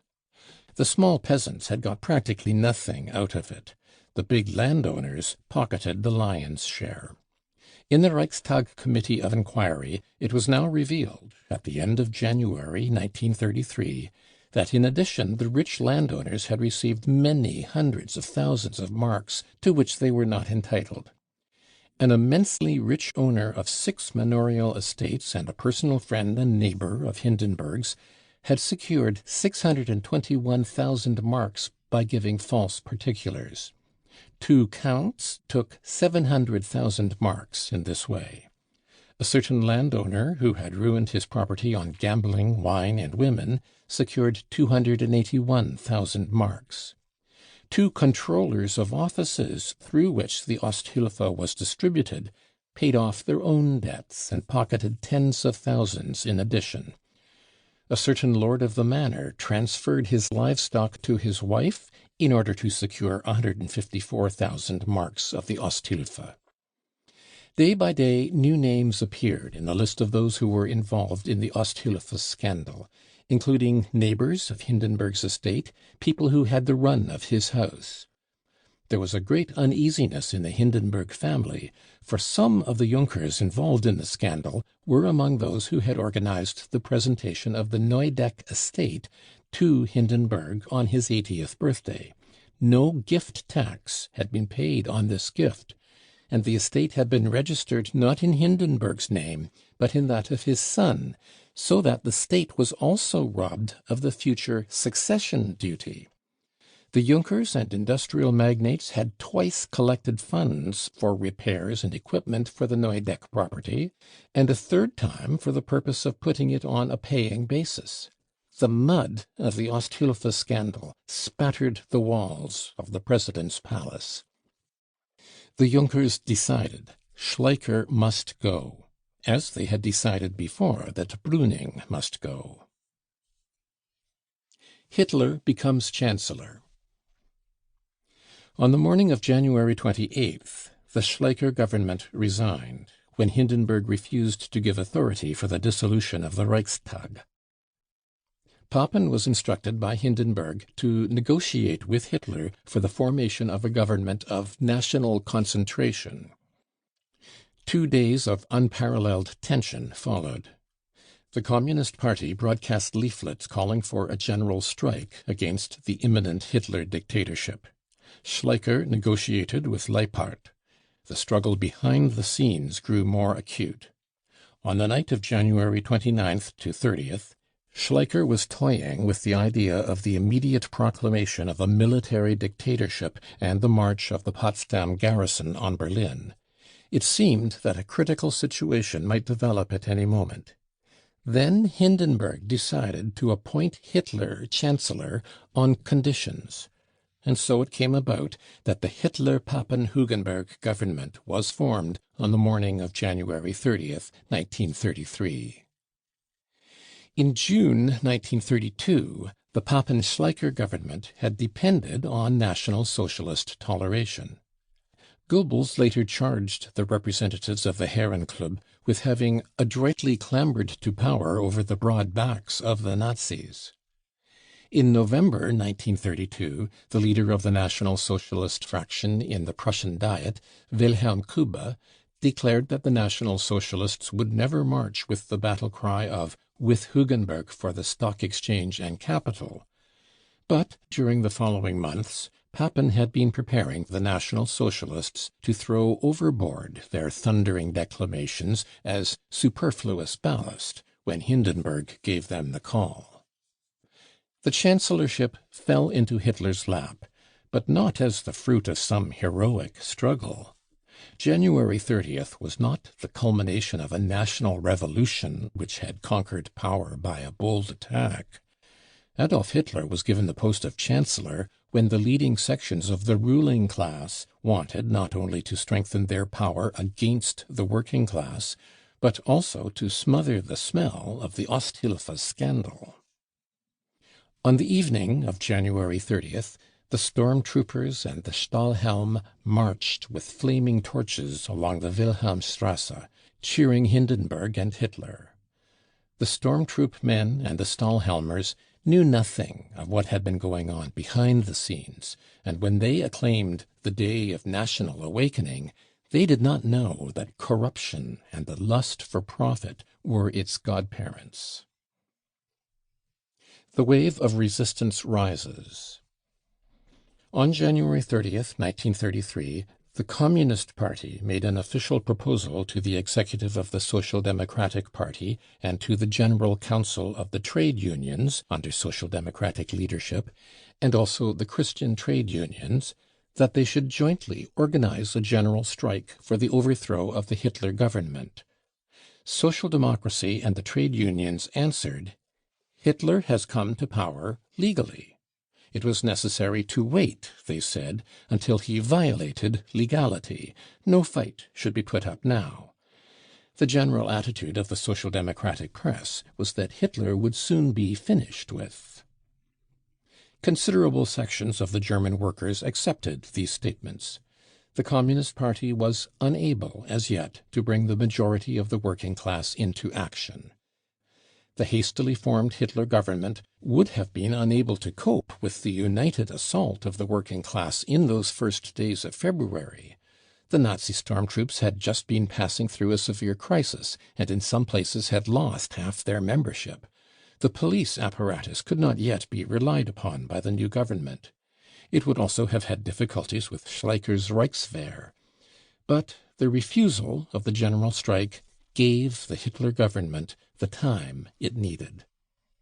Nevertheless, the resistance of the workers was growing in Berlin, in Hamburg, in the Ruhr, in the Lower Rhine area, in central Germany, and in all parts of the Reich. The Hitler dictatorship was opposed by a working class whose fighting strength was as yet unbroken. On January 22nd, they had refused to allow themselves to be provoked. Now a wide movement was developing for united action against the raging fascist terror. Social Democratic, Christian, and Communist workers united to defend newspaper and trade union buildings. Hitler could prohibit papers, refuse to allow demonstrations, and send his storm troops into the working class quarters, but the working class answer was the rise of a wide anti-fascist movement in which all sections were united. The need for a provocative act. Hitler had held power for some weeks, but the situation was far from favorable. The new cabinet had dissolved the Reichstag and ordered new elections. Papen's terrorist decrees were again brought into force in sharpened form, and the Osthilfe scandal was buried in a secret commission. Hitler proclaimed on the wireless his non-existent 4 years plan. But the millions of his voters who were looking forward to German socialism could not be put off merely with a couple of emergency decrees and vague promises. At the end of January, Hitler had been compelled to enter the government on the restricting conditions imposed by Hindenburg. There were many reasons why he was ready to compromise: the discontent among his members and supporters, crisis, and numerous resignations from the National Socialist Party, besides the enormous debts of the party. In bourgeois circles, a number of former Nazi voters had already begun to show a tendency towards the German nationalists. On November 6, 1932, the Communists had won 11 seats in the Reichstag, while Hitler had lost 35. In the new government, there were 3 National Socialist ministers, opposed by 8 representatives of the German nationalists and of the Stahlhelm. There could be no change in the cabinet without Hindenburg's consent. In view of the growing anti-fascist feeling among the workers, Hitler's election prospects were not good. Hugenberg and the German nationalists held all the economic posts of vantage in the cabinet, and masses of the people were beginning to realize that Hitler was carrying out the policy of the worst firebrands among the capitalists. The disillusionment of the masses would show itself in an increased communist vote on March 5th. It had become an imperative necessity for the National Socialist leaders to change the situation by an act of provocation planned on a grandiose scale. Then the elections could be carried out while the pogrom feeling against the Communists and Social Democrats was at its height. At the same time, the position of the National Socialists within the cabinet could be strengthened. Goebbels provided the plans for the most outrageous of all the acts of provocation which a ruling class has ever used against the insurgent working class. Goering, president of the Reichstag and commander of the Prussian police, was responsible for the exact fulfillment of the plan. The original plans of the National Socialist leaders to bring all stormtroopers to Berlin for the night of March 5th to 6th had been shattered by the threat of their allies to bring out the Reichswehr against them. But the new plan of provocation provided the means to satisfy the National Socialist demand for complete governmental power and also to prepare the way for an unrestrained Nazi terror. The National Socialist leaders moved into action. The German nationalist police president of Berlin, Dr. Melcher, was transferred to Magdeburg, and his place in Berlin was filled by the National Socialist retired Admiral von Levetzow. On February 24th, the Karl Liebknecht House, the headquarters of the German Communist Party, was once again searched by the police. Although the Karl Liebknecht House had already been in the possession of the police for some weeks, and was only left by the police after a thorough search which produced no results, now suddenly seriously incriminating material was found.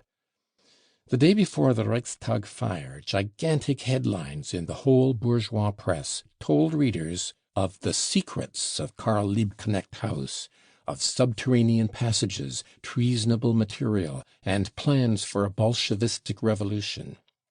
The press also reported an alleged communist bomb outrage on the railway in East Prussia.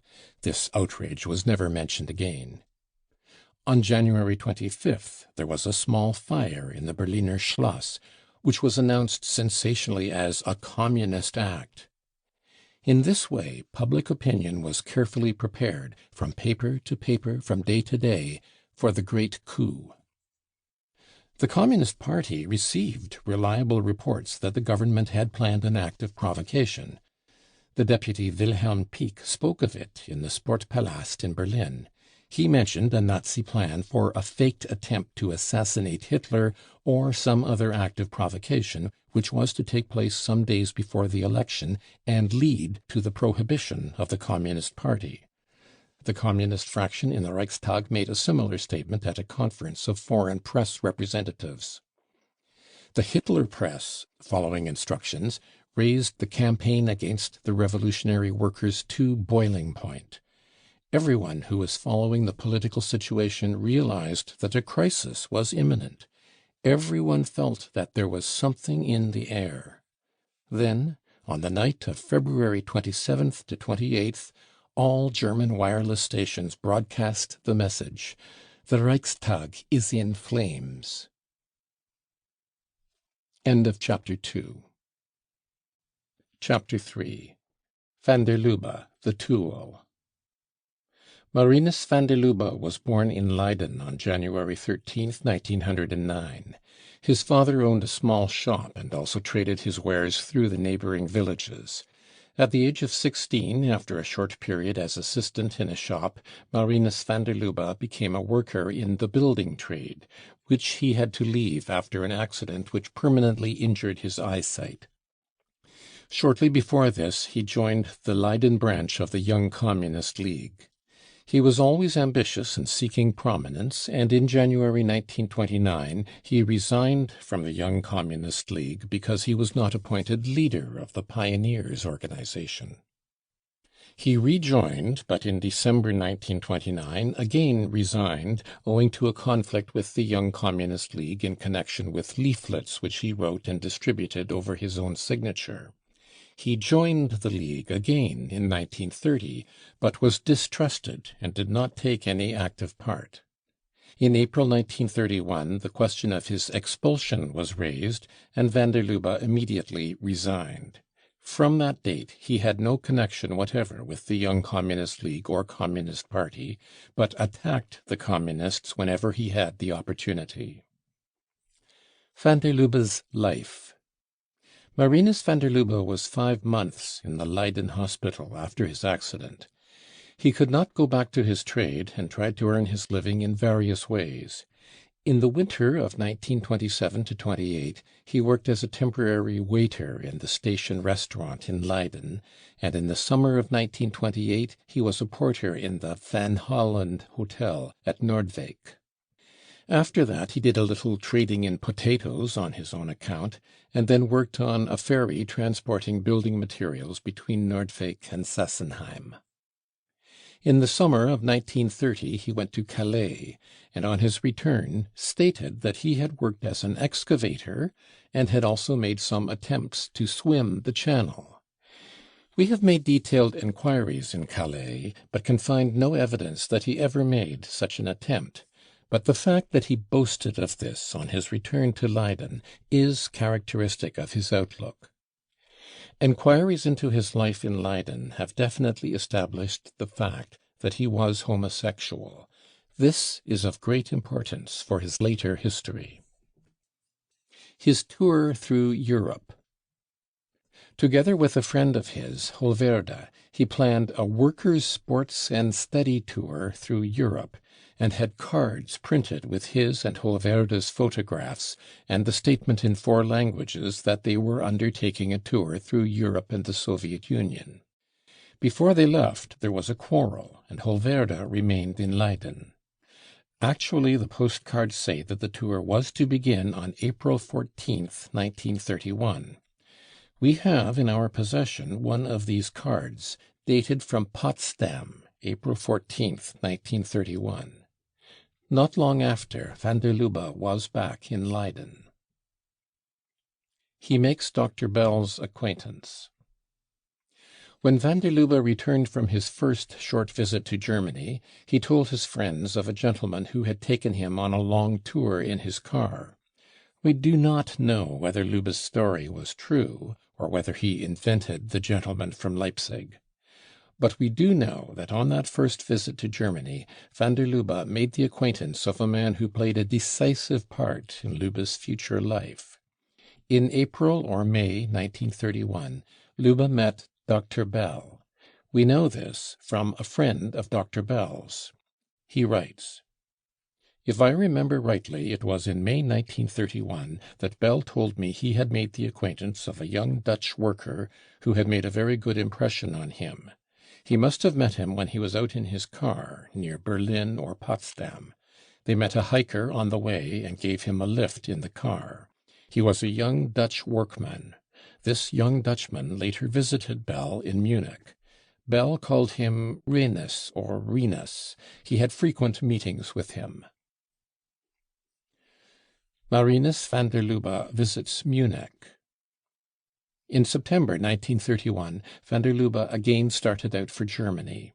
He still had the postcards which he had had printed for his tour through Europe, and sold them on his way. At the frontier village of Gronau in Westphalia in September 1931, he was arrested for selling cards in the street without a license. The court in Münster imposed a small fine. At Bacharach on the Rhine, van der Lubbe got into conversation with a motorcyclist. He was also a Dutchman, Plucht, a railway engine driver whose home was in The Hague, Bloemfonteinstraat 24. Plucht gave Lubbe a lift in his sidecar, and they put up overnight in Rothenburg. Plucht at the hotel, and Lubbe at a youth hostel. Plucht told our investigator of the conversation he had had with van der Lubbe, who, in reply to the question what he was doing in Germany, said that he was looking for work. Plucht then asked van der Lubbe whether he would not be much more likely to find work in Holland than in Germany, to which Lubbe replied with great assurance that he would get work in Germany. Plucht recalls that he was surprised at van der Lubbe's tone of assurance. From Rothenburg the two went on to Munich, parting on the outskirts of the town. We know that van der Lubbe visited Dr. Bell in Munich. We do not know exactly how long he stayed there, but it must have been some days, as on his return to Leiden he gave his friends a detailed and accurate description of the town. He talked not only of the town, but also of the grand time he had had there, and of the many gentlemen whose acquaintance he had made there. The most important acquaintance made by van der Lubbe in Munich was Captain Röhm. At that time Dr. Bell was still advisor in foreign politics to Hitler's chief of staff, Röhm. He was a close friend of Röhm's, so close in fact that Röhm gave him the confidential task of establishing connections with the Reichsbanner commander, Major Meyer. Röhm then felt that he was being persecuted by the National Socialist murder gang, and he tried to get protection from Meyer through the intermediary Dr. Bell. All these facts were established in court in October 1932, when Captain Röhm brought an action against the Social Democratic journal Münchener Post. Bell was not only advisor in foreign politics to Röhm, he was also his confidant in personal matters. The Münchener Post and other papers in 1932 published letters from Röhm to young men, from which it is clear that Röhm was homosexual. Dr. Bell knew many of Röhm's relations with young men, for the reason that he himself procured many of them for Röhm. Bell, who had intimate knowledge of the situation within the National Socialist Party, kept a list of these young men, intending to use it as a weapon against Röhm if any conflict developed with him. Van der Lubbe's name was on this list. A voyage of adventure. After leaving Munich, van der Lubbe did actually carry out part of his tour through Europe. We are in possession of a postcard written by him from Krakow. Our investigator in Holland saw a letter which he had written from Budapest and a card from Belgrade. When van der Lubbe returned to Leyden in January or February 1932, he had a great deal to tell his friends about his tour. One of these tales deserves to be told. Van der Lubbe said that he had been in Poland and had reached the frontier of the Soviet Union. A mighty river, he said, divides Poland from the Soviet Union. He had tried to swim this river, but was driven back by shots from the Polish frontier guards. He was then arrested and kept a few days in a prison from which he could see the Soviet frontier across the river. Then he was sent about his business. Van der Lubbe's friends were greatly astonished when our investigator informed them that there was no mighty river between Poland and the Soviet Union. This tale again is characteristic of van der Lubbe's boastfulness and desire for notoriety. The cards and letters which van der Lubbe had written to his friends in Leyden are proof that at the end of 1931 and the beginning of 1932 he was in several towns in Hungary, Poland, and Yugoslavia. It is probable that he was not alone, but in the company of some rich man. On his return to Leyden, he said that a gentleman in Budapest had given him new shoes, that the Dutch consul in Yugoslavia had given him his fare back, and other improbable things which suggest that he actually traveled with some rich friend. Dr. Bell introduced Lubbe not only to Captain Room, but to other National Socialists as well. From then on, he was in regular communication with National Socialist circles.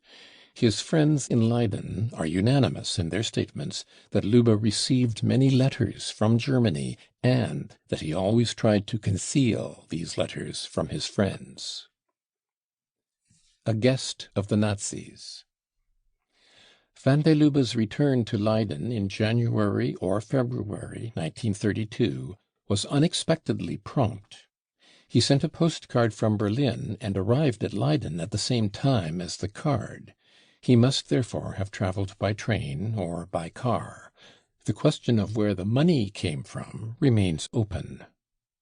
After an interval of about 2 months, van der Lubbe went on a third visit to Germany.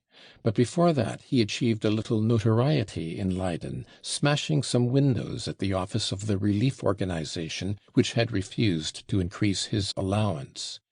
He was sentenced to 3 months' imprisonment for this. Before going to prison, however, he managed to pay another visit to Germany. We know that he went to Berlin and Saxony. On June 1st and 2nd he stayed the night at Czernowitz, where he was seen in company with the local councillor Sommer and also Schumann, who owned a vegetable garden. Both are National Socialists. After the Reichstag fire, Councillor Sommer reported van der Lubbe's visit in June 1932 to the mayor of Brockwitz. This fact was recorded in a protocol which was forwarded to the Saxon Ministry of the Interior, which notified Frick, Reich Minister of the Interior, of these facts. The facts became public as a result of an interpellation in the Saxon Diet by a Social Democratic deputy. They have not been denied by anyone. The papers which reported this interpellation also reported that Councillor Sommer had disappeared a short time after he had made the report concerning van der Lubbe's stay at Czernowitz. This statement, too, has not been contradicted. After his stay in Czernowitz, van der Lubbe must have remained in Germany a few days longer. On his return to Holland, he was arrested in Utrecht on June 21st, 1932. He was 9 days in prison in Utrecht and was then moved to the prison at Schravenhage, Hague, to carry out his 3 months' sentence. Van der Lubbe attacks the Communist Party. Van der Lubbe was released from prison on October 2nd, 1932. He came from The Hague to Leyden and did not go out of the country again before the end of the year. He paid a visit to his father at Dordrecht and then went on to Amsterdam and The Hague. In these towns he spoke at a number of meetings, his speeches vigorously attacking the Communist Party. We have definite evidence of this. One document in our possession shows that van der Lubbe spoke at a fascist meeting for the fascists. A second document describes van der Lubbe's attitude at a meeting of taxi drivers who were on strike at The Hague. At this meeting, van der Lubbe not only attacked the communists, but tried to incite the taxi drivers to terrorist acts. Van der Lubbe followed a consistent line since he finally left the Communist Party. From 1929 to 1931, he had been trying to find scope for his anarchist tendencies within the communist movement, and when his connections with it were finally broken in April 1931, he turned to attacking the movement. This attack became more and more vigorous at every meeting he addressed. The arguments which he was using during the last quarter of 1932 were clearly influenced by National Socialist propaganda. Lower middle class in origin, and only temporarily in the ranks of the workers, he had returned to the fold. His last journey to Germany. In January 1933, van der Lubbe was making preparations for another visit to Germany. Before he left, he had to have treatment for his eyes again at the Leiden hospital, and he was 4 weeks in hospital. Shortly before his departure for Germany, he visited Frau van Zijp, in whose house he had lodged. She told our investigator of her last talk with van der Lubbe, who told her that his passport had very nearly run out. She asked him whether it was really necessary for him to go to Germany, and whether he would not do better to stay in Leiden. Van der Lubbe replied that she need not worry, he had something important to do in Germany. He would only need his passport for this occasion, and then it would not matter if it ran out. In the middle of February, Marinus van der Lubbe left Leiden. Before his departure, he had a new suit and new shoes. The Vossische Zeitung of March 2nd reported that he spent the night at Glindau, near Werder, on February 17th, and that he went on to Berlin on February 18th. In Berlin, he met the Nazi friends whose acquaintance he had made through Dr. Bell. Van der Lubbe, the Tool. On February 27th, van der Lubbe was arrested in the burning Reichstag. The flames were the background of the hoax in which van der Lubbe for a few hours played the leading role. Then he passed from the stage. The searchlights of truth have pierced the fog of deception and mercilessly shown up Goering and Goebbels, who made use of van der Lubbe as their tool. Why did the murderer Heines and his associates, who had been entrusted by Goering and Goebbels with the technical carrying out of the incendiary act, choose van der Lubbe as the tool? Van der Lubbe had been in the communist movement in Holland up to April 1931. The men who were carrying out the orders issued by Goering and Goebbels believed that this was enough to make it possible to put the guilt for the incendiary act in the Reichstag onto the shoulders of the communists. Van der Lubbe's homosexual connections with National Socialist leaders and his material dependence on them made him obedient and willing to carry out the incendiary's part. Van der Lubbe's Dutch nationality was a further advantage.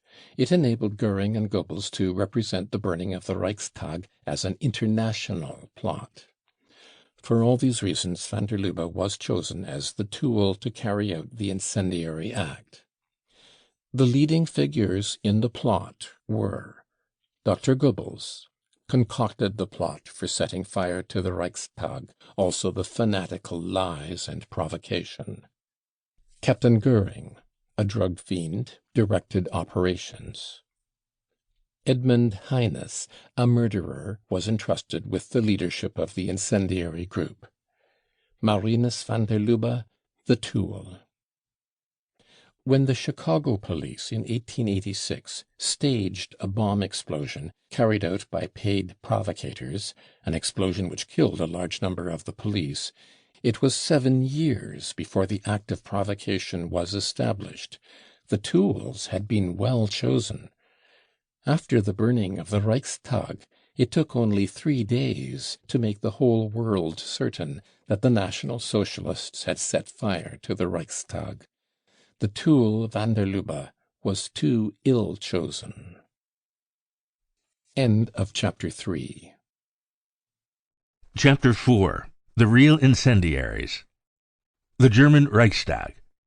The foundation stone of the German Reichstag was laid by Wilhelm I on June 9, 1884. The building was completed in December 1894. The German Reichstag building is in the Königsplatz, opposite the Bismarck Memorial. The east front faces the Friedrich-Ebert-Strasse. The south front overlooks the Tiergarten, across the Simonstrasse, while the north front overlooks the Spree. The building consists of cellars, a ground floor, a main floor, an intermediate floor, and 2 upper floors. The front of the building is 137 meters long. It is crowned by a large dome, round which are 4 smaller cupolas. The central feature of the main floor is the session hall, in which the Reichstag met. The walls of the chamber are paneled in wood, except for the side behind the president's chair, which is stone. The dais, the tribunes, and the deputy seats are of wood. The seats are arranged in the form of an amphitheater in 7 sections, divided by narrow, thickly carpeted gangways. There is a corridor running round the hall, which leads into the lobby. The corridors and the hall are furnished with carpets, upholstered seats, and heavy curtains. In the main floor there are also numerous rooms and halls, with windows looking out over the streets. The reading room, the archives, and the library are partly on the main floor and partly in the intermediate floor. The heating and ventilating apparatus is in the cellars. A small flight of stairs leads from the cellar to a subterranean passage, which leads out under the portico of the Reichstag and under the Friedrich-Ebert-Strasse. A door shuts off this subterranean passage from the stairs, and also from the other rooms containing the ventilation apparatus. Hot pipes run along the walls of the passage. The main entrance of the Reichstag opens on the Königsplatz, but this entrance is only used on special occasions. How does a visitor get access to the Reichstag? In all its reports on the burning of the Reichstag, the Hitler government gave no indication of how the incendiaries got into the Reichstag. They replied on the fact that practically no German or foreigner knows the formalities which have to be gone through in order to enter the Reichstag. The following shows what a visitor to the Reichstag has to do to get in. 1. Non-members and visitors can only enter the Reichstag through door 2 or door 5. Door 2 opens on to the Simonstrasse, door 5 on to the Reichstagschufer. 2. Anyone entering the Reichstag through door 5 comes into a lobby, across which there is a rope barrier. The officials stand behind this barrier. 3. Each visitor has to apply to one of the officials. It is impossible to get into the Reichstag without giving particulars to an official. Each visitor has to fill in a printed card with the name of the visitor, the name of the member whom he wishes to see, and the reason for the visit. 4. This card is then taken by a messenger to the member concerned. The member is asked whether he is willing to see the visitor. 5. While the messenger is looking for the member, the visitor has to wait in the waiting room. He is all the time under observation by the officials on duty. 6. If the member agrees to see the visitor, the latter is then brought to him by a messenger. The messenger conducts the visitor personally to the member, and only leaves when the visitor is with the member. 7. All visitors are listed in a special register, which is made up from the cards already mentioned. The fire in the Reichstag. Between 9 and 9:15 in the evening of February 27, 1933, fire broke out in the Reichstag building. The first public announcement of the burning of the Reichstag was made that evening by wireless. The Berlin broadcasting station also announced that the incendiary was a Dutch communist named van der Lubbe. He was said to have made a full confession, and to have been caught in the building, dressed only in a pair of trousers, when the police officials came to the Reichstag. It was stated that he had a Dutch passport on him and also a membership book of the Dutch Communist Party.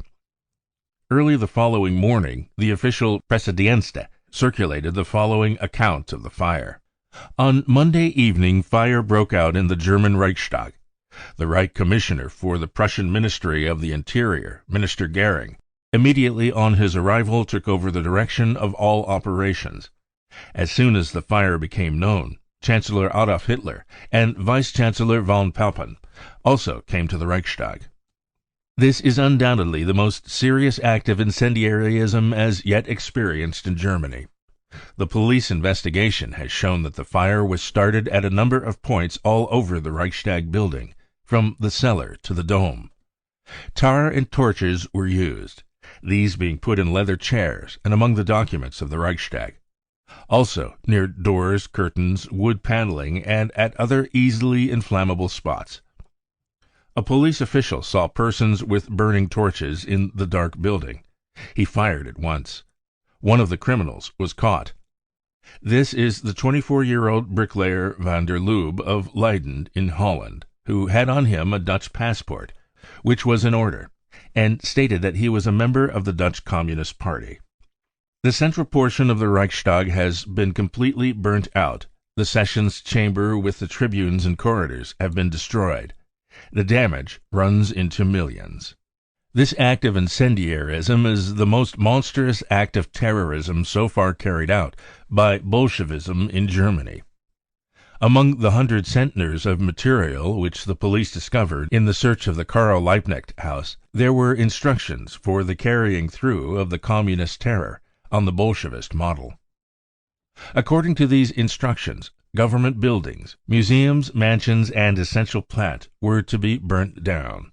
The directions also state that in disturbances and conflicts with the police, women and children should be sent in front of the terrorist groups, where possible the wives of the children of police officials. The systematic carrying through of the Bolshevist revolution has been checked by the discovery of this material. In spite of this, the burning of the Reichstag was to be the signal for a bloody insurrection and civil war. Plans had been prepared for looting on a large scale in Berlin at 4 a.m. on Tuesday. It has been ascertained that today was to have seen throughout Germany terrorist acts against individual persons, against private property, and against the life and limb of the peaceful population, and also the beginning of general civil war. The Reich Commissioner of the Prussian Ministry of the Interior, Minister Goering, has taken the strongest measures to meet this terrible danger.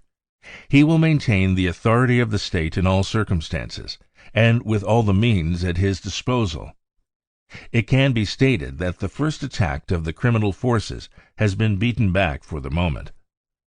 Already on Monday evening, all public buildings and vital industries were placed under police protection to ensure public security.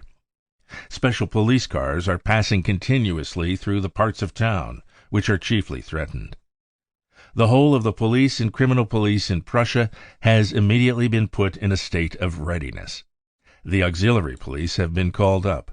Orders have been issued for the arrest of 2 leading communist members of the Reichstag on a charge of grave suspicion. The other Communist Party members of the Reichstag and officials have been put under protective arrest. Communist papers, periodicals, leaflets, and posters have been prohibited throughout Prussia for 4 weeks. All Social Democratic newspapers have been prohibited for 14 days, as the Reichstag incendiary in his confession admitted that he had connections with the Social Democratic Party. Through this confession, the United Communist Social Democratic Front has become a palpable fact. This situation demands of the authorities responsible for the security in Prussia decisive action to fulfill their duty of maintaining the authority of the state in this moment of danger. The latest events have fully established the necessity of the special measures which had already been introduced: auxiliary police, authority to the police to shoot, etc. These measures equip the state power to nip in the bud any further attack on the peace of Germany, and thereby on the peace of Europe. Minister Goering appeals for the strictest discipline from the German nation in this grave hour. He expects the unwavering support of the population, for whose security and safety he answers with his own person. The first press announcements. On the morning of February 28th, millions of people read the accounts of the burning of the Reichstag in their papers. The front pages shouted in great letters, "The German Reichstag in flames." This event overshadowed all other news. In London, Paris, New York, Amsterdam, Prague, and Vienna, the reader was furnished with long accounts of the burning of the Reichstag building. The reporters unanimously stated that the hall had been completely burnt out, including the dome above it, the glass roof being shattered, and the struts bent. The corridors round the Reichstag chamber and the lobby were also destroyed. The press of the world, however, contained a number of divergent statements with regard to the further details. The Prager Tagblatt of February 28th stated that the fire was noticed at about 10 o'clock in the evening. The Temps of March 1st stated that the fire had been discovered at 9:15 p.m. The London Times of February 28th reported that the fire had broken out at 9 p.m. The reports in the papers also gave different accounts of how the fire had been discovered. The Hugenberg News Agency Telegrafen Union stated in an announcement which was printed by a section of the press in the morning edition of February 28th. It has been established beyond question that the fire was developed into a conflagration with the aid of torches placed at various points. A police official noticed through one of the windows a man carrying torches moving stealthily and immediately fired at him. The Temps of March 1st states, on the other hand, that the first warning of the fire was given by an employee of the Engineering Institute opposite the Reichstag. The number of points at which the fire started is estimated differently by the various papers. The Prager Tageblatt of February 28th speaks of 20 points, while the Berlin correspondent of The Times states in the issue of February 28th that the police officers on duty told him that the fire had started in 4 or 5 places. The Chicago Tribune reports 10 points. The rapidity with which the fire spread shows conclusively that it was started at a number of points. The pogrom against the left begins. The fire in the Reichstag was still burning when police cars and motorcyclists and the Nazi storm detachments were already on their way. The first arrest was made immediately after midnight. By the morning, police headquarters were filled with hundreds of arrested persons who sat on long benches in the corridors. Communists, socialists, pacifists, writers, doctors, and lawyers had been torn from their beds in the night and taken to police headquarters. Many of them were already asleep when the wireless announcement of the fire was circulated. The noon papers gave the first names of the arrested persons. Among them were writers Ludwig Renn, Egon Erwin Kisch, Erich Baron, Karl von Ossietzky, and Otto Lehmann Russbild, the doctors Bonheim, Schminke, and Hoden, the lawyers Appel, Litten, Barbach, and Felix Hall, the communist members of the Reichstag Walter Stecker, Ernest Schneider, Fritz Emmerich, Ottoman Geschke, and Willi Caspar. The Reichstag member Torgler, who was accused of being jointly responsible for the burning of the Reichstag, on the morning of February 28th, went to police headquarters to make a protest against the charge. He was arrested. The Communist and Social Democratic press did not appear on the morning of February 28th.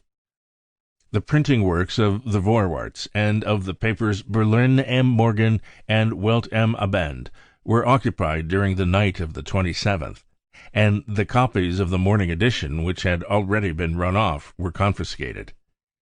The printing works of the Rote Fawn, which are in the Karl Liebknecht house, had been occupied by the police some days previously, and the Rote Fawn had already been prohibited before the burning of the Reichstag. Emergency decrees. The fire in the Reichstag was put out during the night. Within a few hours, the President of the Reichstag signed a decree entitled Emergency Decree for the Protection of the Nation and the State. It contained the following clauses.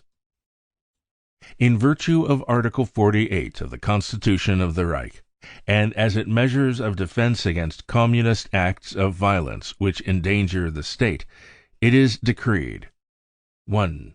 Articles 114, 115, 117, 118, 123, 124, and 153 of the Constitution of the German Reich are suspended until further notice. Consequently, restrictions on personal freedom and on the right of free expression of opinion, including the freedom of the press and of the right of association and assembly, are permissible beyond the limit laid down in these articles of the Constitution.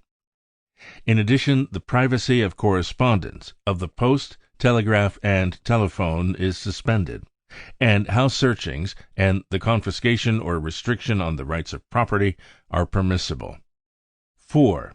Any person who opposes any orders issued by the state authorities or officials authorized by them for the enforcement of this decree, or orders issued by the Reich government in accordance with Section 2, or who supports or incites to such opposition, is liable to imprisonment for not less than 1 month, or to a fine from 150 to 15,000 Reichsmarks, unless a heavier penalty is imposed under existing legislation. Any person whose opposition endangers life is liable to not less than 6 months' hard labor, in extenuating circumstances, and if the opposition has fatal results, to the death penalty, or in extenuating circumstances to not less than 2 years penal servitude. Any person who incites to opposition to the public danger is liable to hard labor, or in extenuating circumstances to imprisonment, for not less than 3 months. 5. The death penalty is substituted for penal servitude for life, where this is laid down under the Criminal Code, namely under Sections 81, high treason, 229, poisoning, 307, arson, 311, causing explosions, 312, causing floods, 315, damage to railways, 324, attempts to poison groups of persons. The following crimes are punishable with death, or, unless heavier penalties are imposed by previous legislation, with penal servitude for life or up to 15 years. 1. Any attempt to murder the President or ministers or commissioners, whether of the Reich or of the States of the Reich, or instigation to such murder, or agreement or conspiracy with others aiming at such murder. In cases under Section 115 of the Criminal Code, serious rioting, or Sections 125, serious breaches of the peace, any act involving the use of arms or conscious and deliberate cooperation with armed persons. 3. Any act to deprive any person of his or her liberty, with a view of using him or her as a hostage in political conflicts. The campaign. Special editions of the papers, ministerial speeches, wireless announcements, and posters everywhere announced. The Communists have set fire to the Reichstag. Insurrection and civil war were to follow. The Communists intended to violate your wives and murder your children. The Communists intended to poison the water in the wells and the food in the restaurants and canteens. Every hour crimes of the Communists were hammered into the readers of the German papers, and those who listened to the wireless. The campaign was developed on a systematic plan. The press was crammed with atrocity stories of what the Communists had intended. The Vossische Zeitung of March 1st gave information which it had from government sources. The government is of the opinion that the situation is such that a danger to the state and to the nation existed and still exists. The material from the Karl Liebknecht House is now being examined by the government's legal advisers. Official reports state that this material contains proof that terrorist acts had been systematically prepared by the Communists on a scale that would place the nation and the state in the greatest danger. Among the confiscated Communist material, definite plans have been found for the seizure of hostages, especially the wives and children of particular individuals, plans for incendiary acts on public buildings, directions for terrorist groups who were to be placed at certain points in the uniform of the police. Storm detachments and Stahlhelm. There is, it is declared, well-founded suspicion that the Communist activities are to be continued, and that the central leadership of their operations will, if necessary, be removed from Berlin.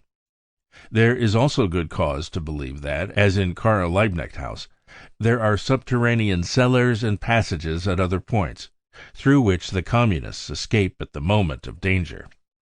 In this connection, it is emphasized that the necessary steps have been taken at the German frontiers to make the flight of suspected persons into foreign countries impossible. In connection with the act of incendiarism in the Reichstag, it is stated that irrefutable proof exists that the chairman of the Communist section in the Reichstag, Deputy Torgler, had been for some hours in the Reichstag building with the incendiary, and that he had also been with others who had been concerned in the crime. It is added that the other criminals may have been able to escape through the subterranean passages, which, in connection with the heating arrangement of the Reichstag, link the Reichstag building itself with the building occupied by the President of the Reichstag. In this connection, reference is made to the arrest of 2 persons who telephoned from the Reichstag building, asserting that the President of the Reichstag, Goering, was the instigator of the incendiary act, and stress is laid on the fact that the people concerned were connected with the Social Democratic Party and press. The authorities state that the fight against communism will now be conducted with extreme severity. Anyone who works with the Communists, or regarding whom there are sufficient grounds to suspect that he is working with them, will be rigorously dealt with as the Communists themselves. The government statements also make it clear that the elections will be held under all circumstances. Quote, "It is to be noted that the decrees for the protection of the nation and the state, and the decree which punishes high treason more severely than hitherto, are supplementary to each other. The authorities state that the clauses of the decree for the protection of the nation and the state, which are particularly directed against communism, were necessary because of the documents found in Karl Liebknecht House. Thus, for example, the increased severity of the punishments laid down in the criminal code for the administering of poison and poisoning to the common danger has been due to the fact that the Communists intended to carry out acts of poisoning on a large scale, including the poisoning of food in restaurants frequented by politicians who were their enemies. Minister Goering spoke on the wireless on March 1st, and this was relayed from all German stations. According to the unanimous reports published in the press, Goering made the following statements in his speech. The Communists are using leaflets and handbills to rally workers capable of using arms for red mass self-defense. This pretext was to enable the masses of the revolutionary Communists to be mobilized and to bring them into battle against the nation and the state. I should like to state openly that we are not carrying on a defensive fight, but that we have passed to the offensive along the whole front. It will be my principal task to extirpate communism from our people.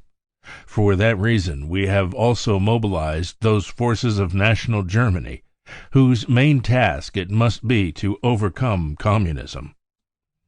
On February 15th, it was ascertained that the Communist Party was engaged in organizing terrorist troops in units up to 200 men.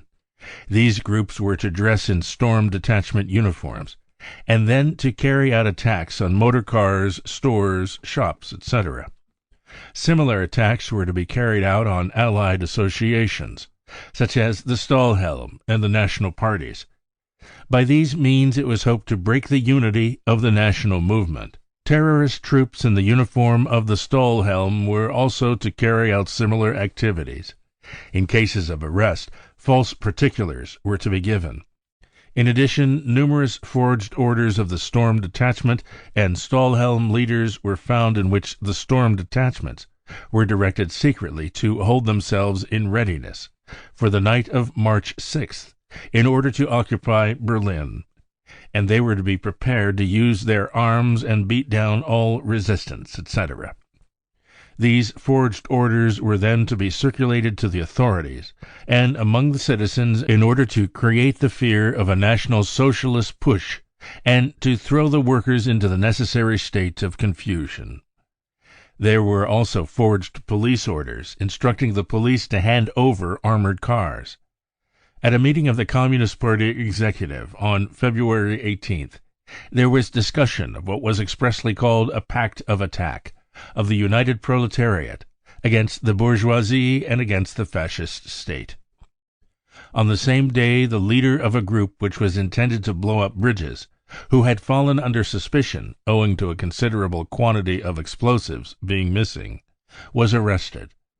A short time afterwards, an organization of the Communist Party was discovered, which was to work with poison. A poison plan was discovered in Cologne, which made it clear that the poison was to be used in the food of the Storm Detachments and of the Stahlhelms. A further document proves that not only the wives and children of leading individuals were to be taken as hostages, but also the wives and children of police officials, who were to be put in front of demonstrations as a living wall of defense. The leadership of this murder organization was in the hands of the communist leader Munzenberg. On February 22nd, the Central Committee issued the slogan of the arming of the working class. The instructions state, "In the application of the terror, every means and every weapon must be employed." Mass strikes were organized. Solidarity strikes were to be prepared. All persons able to use arms were to report, and all members were to prepare themselves for illegality. Goering then spoke of an organization plan for the armed insurrection, entitled The Art of Armed Insurrection. He stated that this armed insurrection was the first phase of civil war. Instructions were said to be given in it for the use of small terrorist groups, and for the starting of fires in the thousands and thousands of places. The aim of these activities was said to be to entice the police and the Reichswehr into the country, and then to start the insurrection in the unprotected towns. In making use of hostages, no humanitarian motives should be allowed to intervene. Goering's concluding words were, "Let me tell the Communists, my nerves have never given way up to now, and I feel strong enough to repay their criminal activities in kind." Who were the incendiaries? From the moment when the news was spread of the burning of the Reichstag, the question was raised throughout the press of the world. Who were the incendiaries? Most of the German papers adopted the statement of the Hitler government that the Communists had set fire to the Reichstag. The whole of the foreign press, however, received the official information with considerable skepticism, which soon developed into open ridicule of the official account of the Temps of March 1st, containing the following statement. The official communiqué is obviously intended to rouse the population to fury against the left opposition. There is no way of testing the police statements. It can only be said that the burning of the Reichstag comes very opportunely for the government election propaganda. It serves as prelude to action, not only against the Communists, but also against the Social Democrats, and also serves the purpose of enabling the Nazi Storm Detachments and the Stahlhelm to come out as an armed force.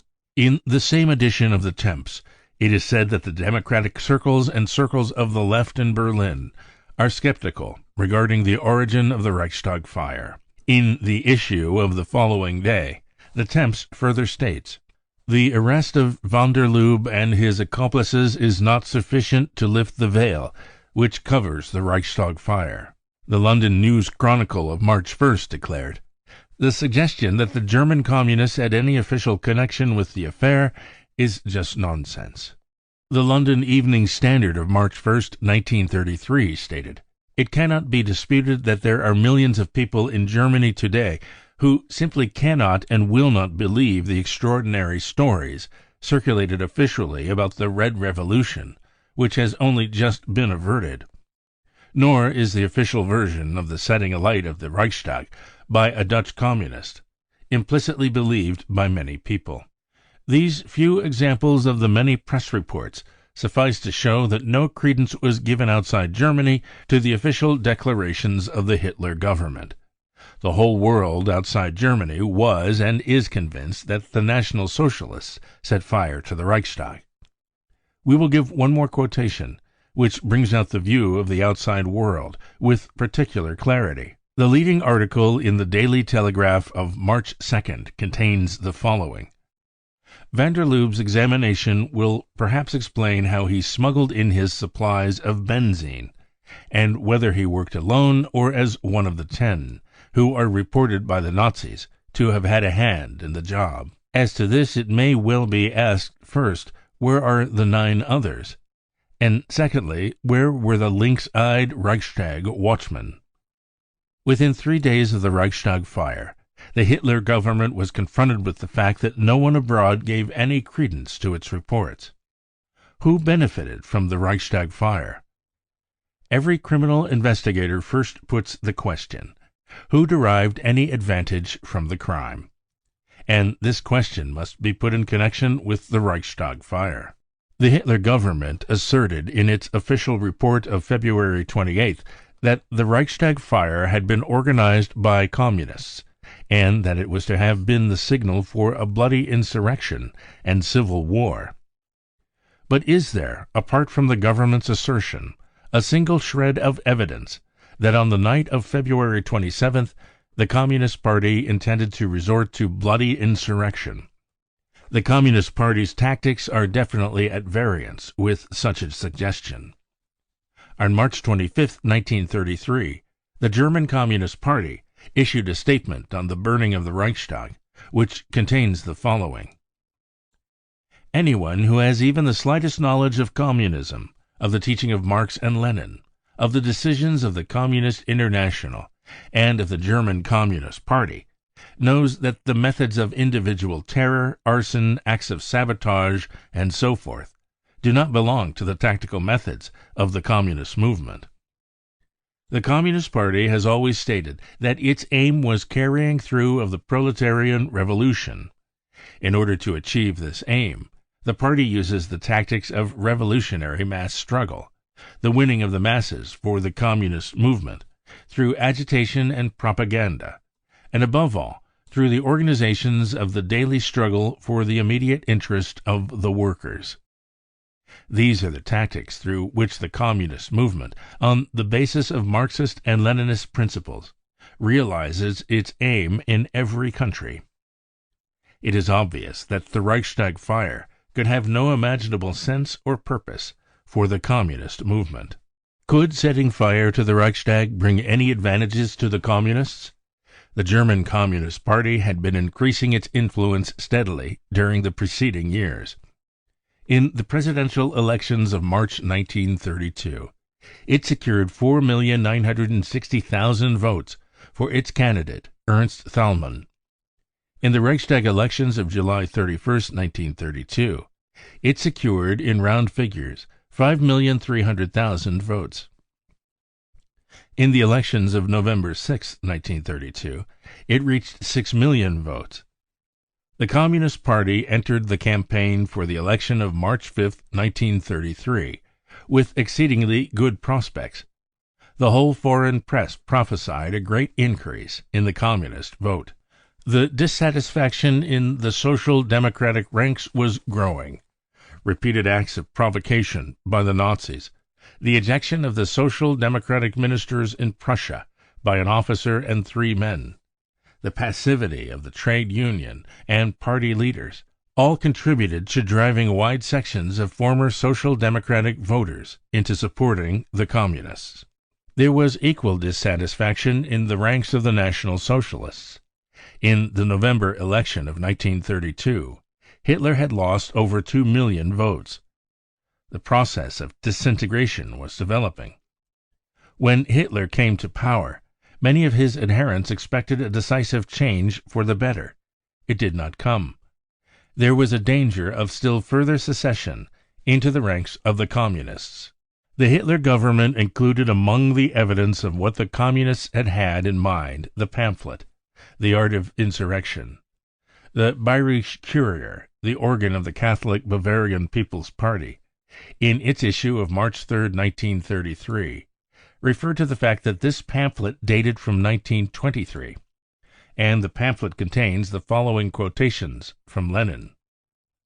One must make sure first that all the class forces hostile to us have fallen into complete enough confusion, and are sufficiently at loggerheads with each other, have sufficiently weakened themselves in a struggle beyond their capacities to give us a chance of victory. Secondly, one must ensure that all the vacillating, wavering, unstable intermediate elements, the petty bourgeoisie and the petty bourgeois democracy, in contradistinction to the bourgeoisie, have sufficiently exposed themselves in the eyes of the people, and have disgraced themselves through their material bankruptcy. Thirdly, one must have the feeling of the masses in favor of supporting the most determined, unselfishly resolute, revolutionary action against the bourgeoisie. Then, indeed, revolution is ripe. Then, indeed, if we have correctly gauged all the conditions briefly outlined above, and if we have chosen the moment rightly, our victory is assured.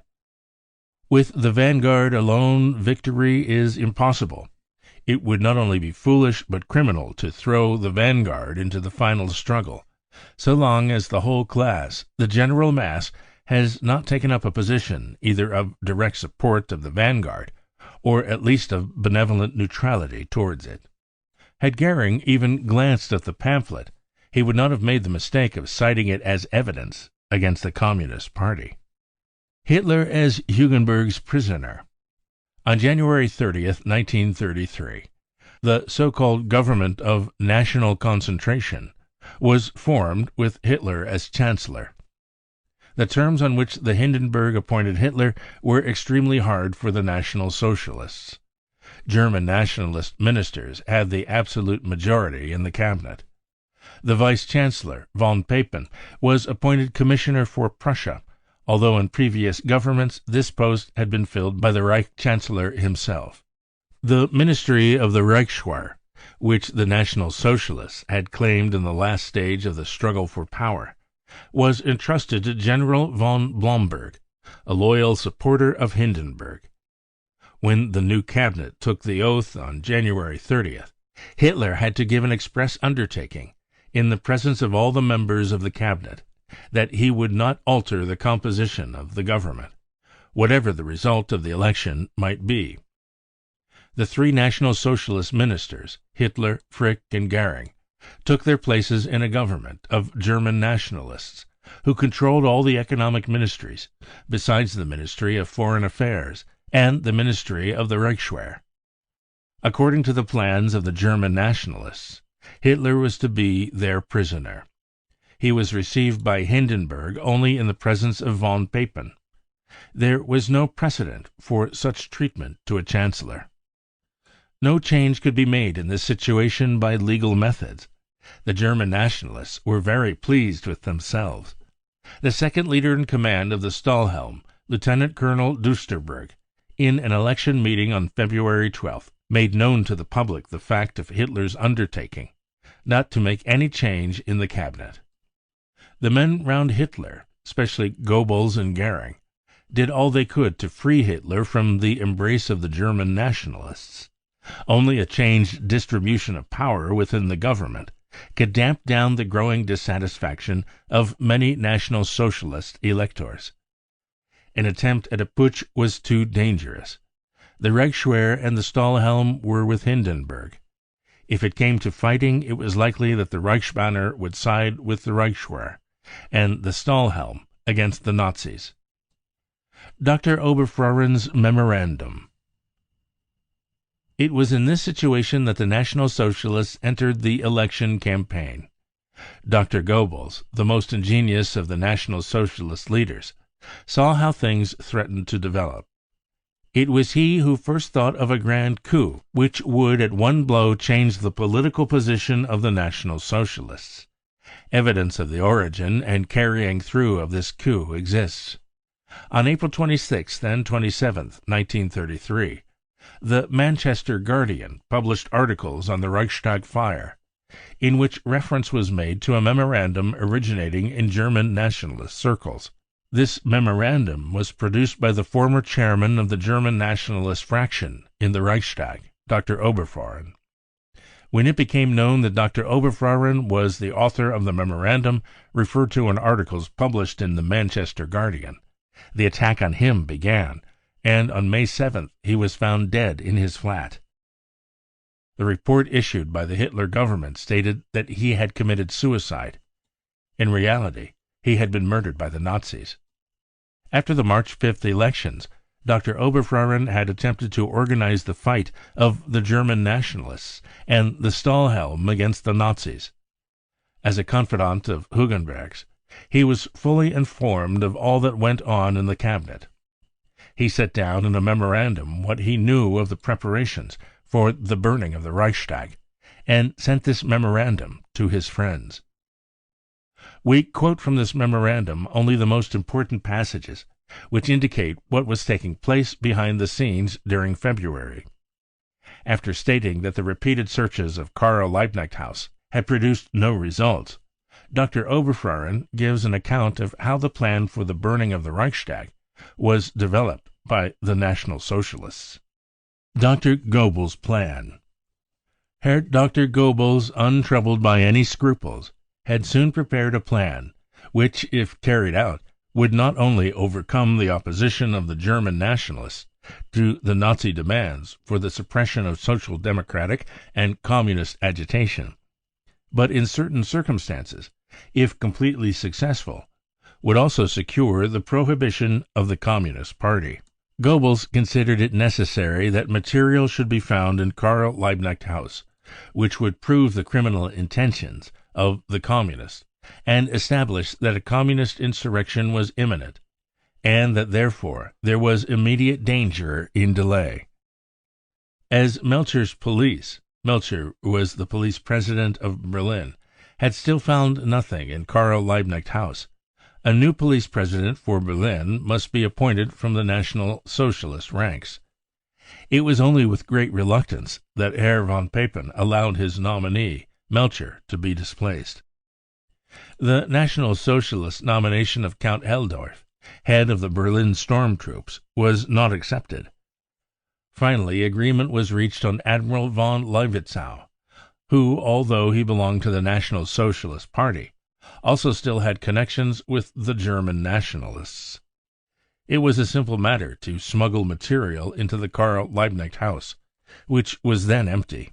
The police had the plans of the office section and the cellars. The necessary documents could therefore be easily put there. From the first, Goebbels was clear as to the necessity of underlining the seriousness and the credibility of the forged documents, on their discovery by some incident, even if this was only hinted at. Provision was in fact made for this. On February 24th, the police forced their way into the Karl Liebknecht House, which had been standing empty for some weeks, searched it thoroughly, and sealed it up. That same day, the official announcement was made that a quantity of extremely treasonable material had been found. On February 26, the Conti Bureau, the government's news bureau, issued a very detailed account of what the result of the search had been. It is not worth while to repeat this statement, the penny dreadful style of which struck even the most unprejudiced reader. A detailed account was given of secret passages, secret springs, secret tunnels, catacombs, subterranean vaults, and other contrivances of similar character. The whole content of the report produced a ridiculous effect, as, for example, the descriptions of the cellars of an office building in the fantastic terms subterranean vaults and catacombs. It was remarkable that in what were described as well-concealed rooms in the cellar, the police should find several hundredweight of precise directions for the carrying through of an imminent revolution. The statement that what had been found in these secret vaults was proof that the Communist Party and its auxiliary organizations lived a second illegal existence below the surface was particularly nonsensical. Admiral von Levetzow, police president of Berlin, on the afternoon of Sunday, February 26th, made a report to the Minister of the Interior, Herr Göring, on what had been found in the Karl Liebknecht house. The discoveries in the Karl Liebknecht house gave rise to considerable dissension within the coalition government. Papen, Hugenberg, and Selte vigorously reproached Herr Göring for making use of such a swindle. They pointed out that the documents alleged to have been discovered were such clumsy forgeries that they could in no circumstances be produced in public. They pointed out that it should have been managed more skillfully, along lines similar to those used by the English conservatives some time previously in connection with the forged Zinoviev letter. The crudeness of the description of the Karl Liebknecht house given by the Conti Bureau was emphasized. German nationalists and Stahlhelmers pointed out that no one would believe that the Communists would have deliberately established their illegal headquarters in Karl Liebknecht house. The forgeries should have been carried out less clumsily, and the illegal rooms should have been discovered in some other quarter of Berlin. Nevertheless, as the whole affair had already been made public, the German nationalists could do nothing but agree to further strengthening of the decrees against the Communists on the basis of the material that had been discovered. Of course, they were in no way concerned to protect the Communists, but merely objected to the crudeness of the methods used. At the same time, they also wanted to allow the Communists, in any event, to take part in the elections, as they wanted to prevent the National Socialists from securing the absolute majority in the Reichstag through the elimination of the Communist Party. End of Section 5, Chapter 4. Chapter 4, Part 2. Goebbels' plan is carried out. Dr. Oberfahren shows in his memorandum that Goebbels thought it necessary to heighten the effect of the material alleged to have been discovered in Karl Liebknecht house by an incident of some kind. He thought that he would achieve the greatest success, we continue to give Dr. Oberfahren's account, by a series of acts of arson which were to culminate in a fire in the German Reichstag on February 27th. It was agreed that the most important Nazi leaders, Hitler, Goering, and Goebbels, were not to make any engagements to speak at election meetings on that date, but were to be in Berlin. We give below an announcement published in the Völkischer Beobachter of the election speeches which would have been made by Hitler. It is especially noticeable that Hitler kept free from the dates from the 25th to the 27th of February. February 23rd, Frankfurt am Main. February 24th, Munich. February 28th, Leipzig. March 1st, Breslau. March 2nd, Berlin. March 3rd, Hamburg. March 4th, Königsberg. The Völkischer Beobachter adds, it is possible that election meetings will also be arranged for February 25th and 26th. The time of the meetings will be between 8 and 9 p.m. So, in order to be prepared for emergencies, Hitler had kept free the dates from February 25th to 27th. But in any event, it was announced beforehand that Hitler could in no circumstances speak in any election meetings on February 27th. Contradictions in the official reports. The first official report stated that a police officer noticed people carrying lighted torches in the dark building, and that he succeeded in capturing the criminal. It further stated that the criminal was found in one of the cellars, and allowed himself to be arrested without showing any resistance. On March 4th, however, a further statement describes the arrest of van der Lubbe as follows. Police on the Brandenburg Tor side of the Reichstag noticed the fire in the building. One of the police saw torches quite clearly and immediately fired. At first there was some doubt about this incident. Since then, however, the marks of the bullets have actually been found. The police then rushed into the Reichstag. They found in the lobby, not as was originally reported, in the cellars, the man Marinus van der Lubbe, who was there overpowered by one of the officers after considerable resistance. This is the first contradiction in the official reports. Charges against Torgler and Koenen.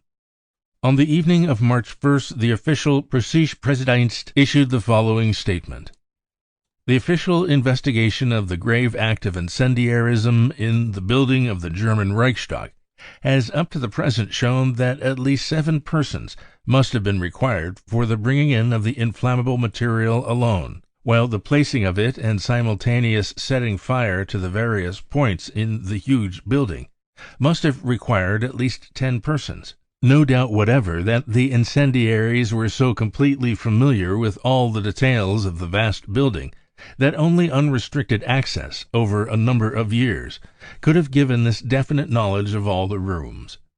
Grave suspicion therefore rests on the Communist Party deputies, who particularly in recent weeks have been noticeably often meeting in the Reichstag building under the most diverse pretexts. This familiarity with the Reichstag building and with the duty arrangements of the officials also explains the fact that for the time being only the Dutch Communist who was caught in the act was arrested, as after he had carried out his criminal deed he was unable to escape owing to his ignorance of the building. The arrested man, who is also known in Holland as extremely radical, has been continuously present at the meetings of the Communist Action Committee, and was drawn in to carry out the act of incendiarism. The investigation has further established that 3 witnesses, some hours before the outbreak of the fire, saw the arrested Dutch criminal in the company of the Communist deputies Torgler and Koenen in the corridors of the Reichstag at about 8 o'clock in the evening. A mistake on the part of these witnesses is out of the question in view of the criminal's appearance. As, moreover, the deputies' entrance to the Reichstag is closed at 8 p.m., and the Communist deputies Torgler and Koenen at about 8:30 p.m. asked for their coats and hats to be brought to their rooms, and only left the building through another door at about 10 p.m. Extremely grave suspicion rests on these 2 communists, for it was between these times that the fire was arranged. The rumor that Deputy Torgler voluntarily presented himself at police headquarters is not correct. It is true that through his legal adviser he asked for a safe conduct when he realized that escape was impossible. But this was refused, and the deputy was arrested. On March 4th, the chief of the political police issued a report stating that, insofar as the investigation has up to now produced results giving rise to well-founded suspicion of the complicity of third persons, in the interests of the pending prosecution and of the security of the state, no statement can be made. So that on March 1st grave suspicion rests on Torgler and Koenen, and the security of the state does not prevent the announcement of the grounds for this suspicion. On March 4th any information bearing on the grounds for suspicion would endanger the security of the state. This is the second contradiction. In the Pressedienst message of March 1st, which has already been quoted, it is stated that Torgler and Koenen left the Reichstag building at about 10 p.m. According to the messages issued by the Wolf Bureau and the Telegrafen Union and the foreign correspondents, the fire was discovered in the time between 9 and 9:15 p.m. At 9:15, the fire brigade started operations. At about the same time, the police surrounded the Reichstag and prevented any access to it. A few minutes after the fire had been discovered, Göring arrived on the spot, and shortly after his arrival, Hitler, Goebbels, Papen, and Prince August Wilhelm also arrived. But in spite of this, the deputies Torgler and Koenen quietly left the burning Reichstag, which was cordoned off by the police and surrounded by a crowd of thousands of people, and it did not occur to anyone to ask them a single question. This is the third contradiction. A complete alibi. 2 waiters in the Aschinger restaurant, near the Friedrichstrasse station, have deposed on oath that the Reichstag deputy Torgler took his evening meal in the restaurant not later than 8:30. Torgler must therefore have left the Reichstag, at the very latest, soon after 8 o'clock, and not at 10 o'clock, as the official statement asserts. A sworn deposition made by the Reichstag deputy Wilhelm Koenen is printed below. This shows that Torgler and Koenen left the Reichstag that evening between 8:10 and 8:15 p.m. We give the deposition in full, because Koenen arrived at the Reichstag at about 6:30 p.m. on February 27th, and was with Torgler until 1:30 a.m. the following morning. These two deputies have a complete alibi, which shows that there is not a word of truth in the charge against them made by the Hitler government. Koenen's deposition is as follows.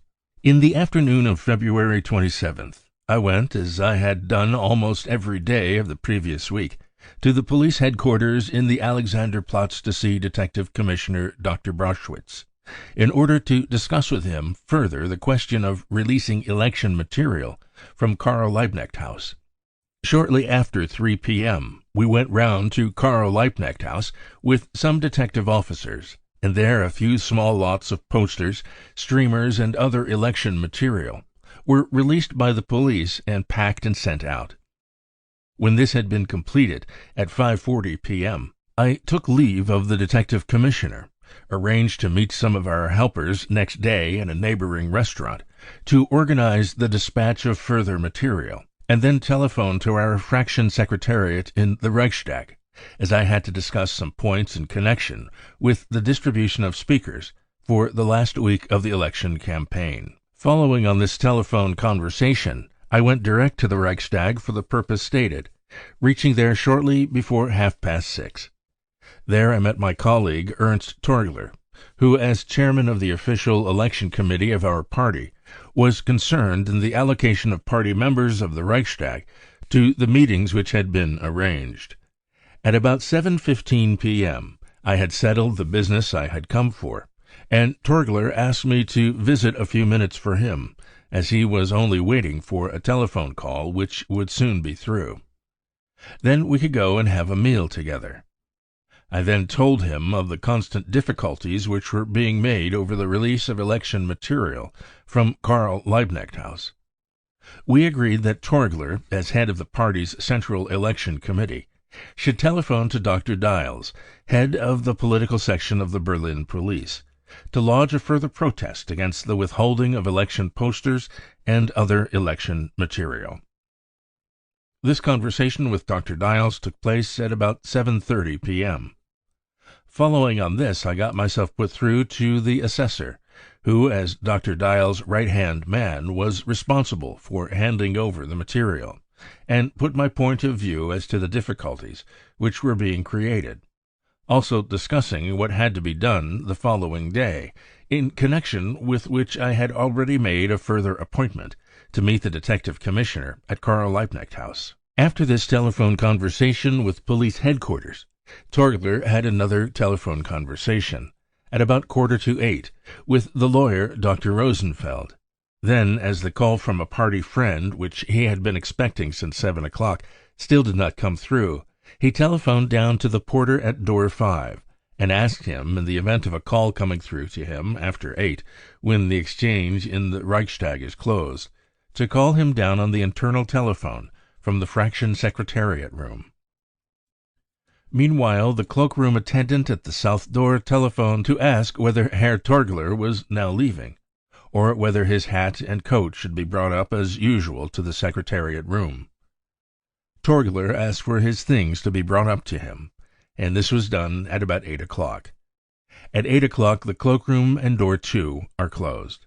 Then at last, at a couple minutes past 8, the call which we had been waiting for came through, and had to be dealt with by the porter at door 5, the only door still open. Torgler was called down on the house telephone, and naturally, having to come down from the 3rd floor and not wanting to keep his friend waiting unnecessarily, he lost no time over getting down. A few minutes later Torgler returned from the porter's office direct to the fraction room, and soon after that we put on our things, and together with the woman secretary of the fraction, left the Reichstag through door 5 at perhaps 8:15. So far from leaving the building in flight, as is alleged, it so happened that we left the Reichstag building that evening at a much slower pace than we had ever done before. The secretary of the fraction, who went out with us that night, was suffering from an inflamed vein, which made it difficult for her to walk, so that we went at a snail's pace. It was at this very slow pace that we walked to the Friedrichstrasse station, where the secretary left us, and went down to the underground. We went straight, that is, therefore, at about 8:30, to the Aschinger restaurant at the Friedrichstrasse station, where we had supper. There we met 3 other party friends, and stayed for some time talking to them. 2 of these friends left us after they had had a meal, somewhere between 9:30 and 9:45. At 10 o'clock there was a change of shifts for the waiters, so we paid our bills shortly before 10. It was already past 10 o'clock when the new waiter came to our table and, addressing me by name, said, "Herr Koenen, have you heard? The Reichstag is on fire." I was astounded, and replied, "Man, are you mad? It's quite impossible." He answered excitedly, "No, it's true. All the taxi drivers say so. You can ask them at the counter by the door. Thousands of people are already collected there." Thus it was that we came to learn of one of the most monstrous crimes in the history of the world. Signed, William Koenen. This affidavit exposes the 4th contradiction in the official reports. The message issued by the Preußische Präsident of March 1st, 1933, states that Torgler did not present himself at police headquarters, but that he was arrested. The deposition printed below, which was given on oath by the barrister Dr. Kurt Rosenfeld, who accompanied Torgler to police headquarters, shows that this statement is untrue. On the morning after the burning of the Reichstag, Herr Ernst Torgler rang me up on the telephone and asked me whether I was willing to go with him to police headquarters, where he intended to go in order to rebut the charges which had been made against him in connection with the Reichstag fire. I expressed my willingness to go with him, and at once telephoned to police headquarters to inform them that I should be coming at once with Torgler. If I remember rightly, I spoke to an official of the name of Heller, then drove to police headquarters in a car with Torgler, and asked to see Herr Heller, to whom I said, "This is Herr Torgler, and I must ask you to question him in connection with the charge that he is supposed to have had some sort of connection with the Reichstag fire." The news that Torgler had presented himself voluntarily to be interrogated brought several police officers into the room where I was, asking, "Is it true that Torgler has come of his own accord?" Herr Heller then went with Herr Torgler into another room, while I waited in the anteroom. After a long time Herr Torgler came out of the room again, and we waited together until Herr Heller called us both into another room, and in my presence declared that Torgler was under arrest. Signed, Kurt Rosenfeld. This is the 5th contradiction. The Preußische Präsident of March 1st reported that Deputy Torgler had been several hours in company with the incendiary in the Reichstag building, and that he had also been in the company of other persons implicated in the fire. If Torgler had really been an accomplice, the most elementary common sense would have prevented him from showing himself in public with van der Lubbe. This is the 6th contradiction. The statement issued by the official Preußische Präsident on March 1st asserts that the communist deputies of the Reichstag were familiar with the Reichstag building and with the duty arrangements of the staff. In fact, the communist deputies of the Reichstag were not familiar with the duty arrangements of the staff, as they had no seat on the presidium of the Reichstag and were moreover excluded from all committees which dealt with the administration of the Reichstag building. And, moreover, as we shall show, on the day of the burning of the Reichstag, the duty arrangements of the staff had been altered by the National Socialist House Inspector, so that although Goering, President of the Reichstag, was in a position to know about this alteration, the Communist deputies could not have known of it. This is the 7th contradiction. Van der Lubbe not a communist. The official President's messages of February 28th state that van der Lubbe stated that he was a member of the Dutch Communist Party. The version broadcast on the wireless that van der Lubbe had on him a membership card of the Dutch Communist Party was dropped even on the night of the Reichstag fire because it was too incredible. The first journalist who interviewed van der Lubbe after the burning of the Reichstag was the reporter of the Amsterdam paper De Telegraaf, whose message was published in his paper on March 2nd. Marinus tells me that for some years now he's not been a member of any party. He is not a convinced communist. In fact, Marinus van der Lubbe resigned from the Young Communist League of Leiden in April 1931 in order to forestall his expulsion. This is the eighth contradiction. The Wolf Telegraph Bureau reported from Amsterdam on March 2nd. The attempt made by the Dutch Communists to repudiate van der Lubbe cannot succeed, for police headquarters in The Hague have information that Lubbe was not expelled but merely removed from the front line and given the cold shoulder because his radical ideas did not suit the cautious party leadership in Holland. The German authorities wanted to create the impression that a communist who had been given the cold shoulder by the Dutch Communist Party. In reality, van der Lubbe had not been a member of the Young Communist League since April 1931, was used by the Germanist Communist Party for terrorist acts. Was it not the National Socialists who had been for years asserting that the closest links existed between the communist parties, which are all only sections of the Communist International? How then can it be imagined that a Dutch communist who had been given the cold shoulder would be received by the German communist leaders with open arms and entrusted with the most confidential work? That is the ninth contradiction. The same report by the Wolf Telegraph Bureau goes on to say, as recently as December 22, 1932, Lubbe took part in a meeting of taxi drivers in The Hague who were on strike and made a long communist speech.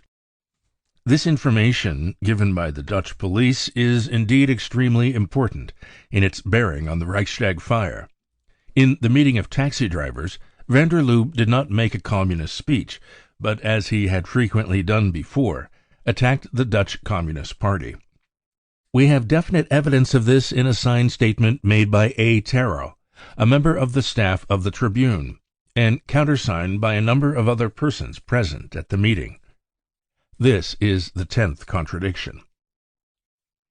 The statement made by the chief of the political police on March 4th asserted that van der Lubbe knew German. Statements by everyone who knew him, and also the statements made by the journalists who visited him in prison and spoke to him, are all unanimous that van der Lubbe only speaks broken German. The Lokalanzeiger of February 28th states that van der Lubbe was interrogated with the aid of an interpreter. This is the 11th contradiction. The same statement made by the chief of the political police says, van der Lubbe is also known to the police as a communist agitator. On April 28, 1931, he was arrested by the police in Kronau in Westphalia for selling postcards of communist tendency. In actual fact, van der Lubbe did sell postcards at Gronau in Westphalia. They were postcards of himself and his friend Hovelde. The postcards bear the following text in 4 languages: Workers' Sports and Study Tour of Marinus van der Lubbe and H. Hovelde through Europe and the Soviet Union. Start of the tour from Leiden, April 14, 1931. There is not another word on the card, not the slightest indication of communist agitation. Van der Lubbe was arrested merely because he had no license to sell the cards on the street. This is the 12th contradiction. The chief of the Berlin political police further stated, he, van der Lubbe, in his examination, only admitted the true facts of the case insofar as he was confronted with witnesses. A few lines lower down, the same report says, he, van der Lubbe, confessed every detail. No names of eyewitnesses of the act of incendiarism have been given by the Hitler government. Even the official Preußische Präsident did not assert that van der Lubbe had been seen setting fire to the Reichstag by the police or anyone else. And if this is so, then, according to the statement issued by the chief of the political police, he did not make any confession. On the other hand, the same police official states that van der Lubbe confessed every detail. This is the 13th contradiction. The so-called national press, which is inspired by the police, announced the day after the Reichstag fire that van der Lubbe had been in Moscow and had been trained there. In reality, van der Lubbe had never been in the Soviet Union. He went direct from Leiden to Germany. This is the 14th contradiction. Van der Lubbe left Leiden between the 13th and the 15th of February. According to a statement published in the Vossische Zeitung of March 2, 1933, he spent the night of the 17th through the 18th of February in a hostel at Glindau near Werden. On February 18th, he went on foot to Berlin. In an interview which the Criminal Commissioner Heise gave to the Dutch press on March 13th, he stated that van der Lubbe had made the acquaintance of communists at labor exchanges and through them was brought into the Communist Action Committee. Van der Lubbe did not arrive in Berlin until the evening of Saturday, February 18th at the earliest. On the Sunday following, February 19th, the labor exchanges were closed. If the statement made by the police is correct, therefore, he could not have made the acquaintance of communists at a labor exchange before Monday, February 20th at the earliest. The reader must imagine for himself. A Dutchman, speaking broken German, without any transfer papers from the Dutch Communist Party, on February 20th makes the acquaintance of communists at a labor exchange in Berlin, is brought by them into contact with the leaders of the party, and commissioned by them to set fire to the Reichstag on February 27th. This is the 15th contradiction. A statement issued by the official Preußische Pressedienst of March 1st says, "The arrested man has been continuously present at the meetings of the Communist Action Committee and was drawn in to carry out this act of incendiarism." On March 3rd, the Central Committee of the German Communist Party made the following statement in reply.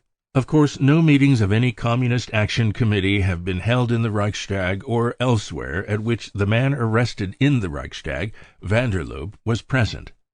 In the first place, no Communist Action Committee exists, but only the Central Committee of the German Communist Party and its political bureau. In the second place, no individuals take part in meetings of the Communist Party or of any of its units who are not members of either the German Communist Party or of some other section of the Comintern. This reply to Goering's assertions reveals the 16th contradiction. Catacombs in Karl Liebknecht House. A statement issued by the official Preußische Pressedienst on February 28, 1933, says, "Among the 100 centners of material which the police discovered in their search of the Karl Liebknecht House were instructions for the carrying out of the Communist terror on the Bolshevik model. According to these instructions, government buildings, museums, mansions, and essential plant were to be burnt down. The further direction is given that in riots and conflicts, women and children are to be put in front of the terrorist troops. If possible, the wives and children of police officials. The discovery of this material has checked the systematic carrying through of the Bolshevik revolution."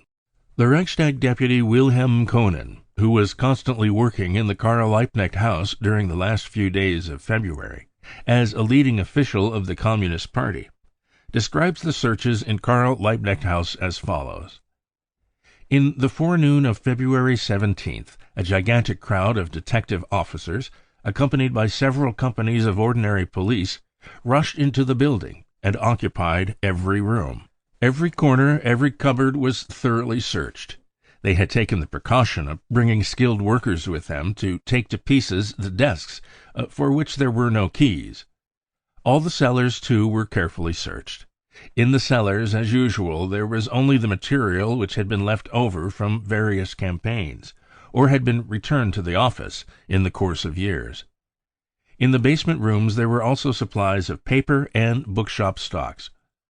On that occasion the police inspector still considered it necessary, at my request, to show me any papers confiscated as suspicious, and to state that they were confiscated or to give me a receipt for them.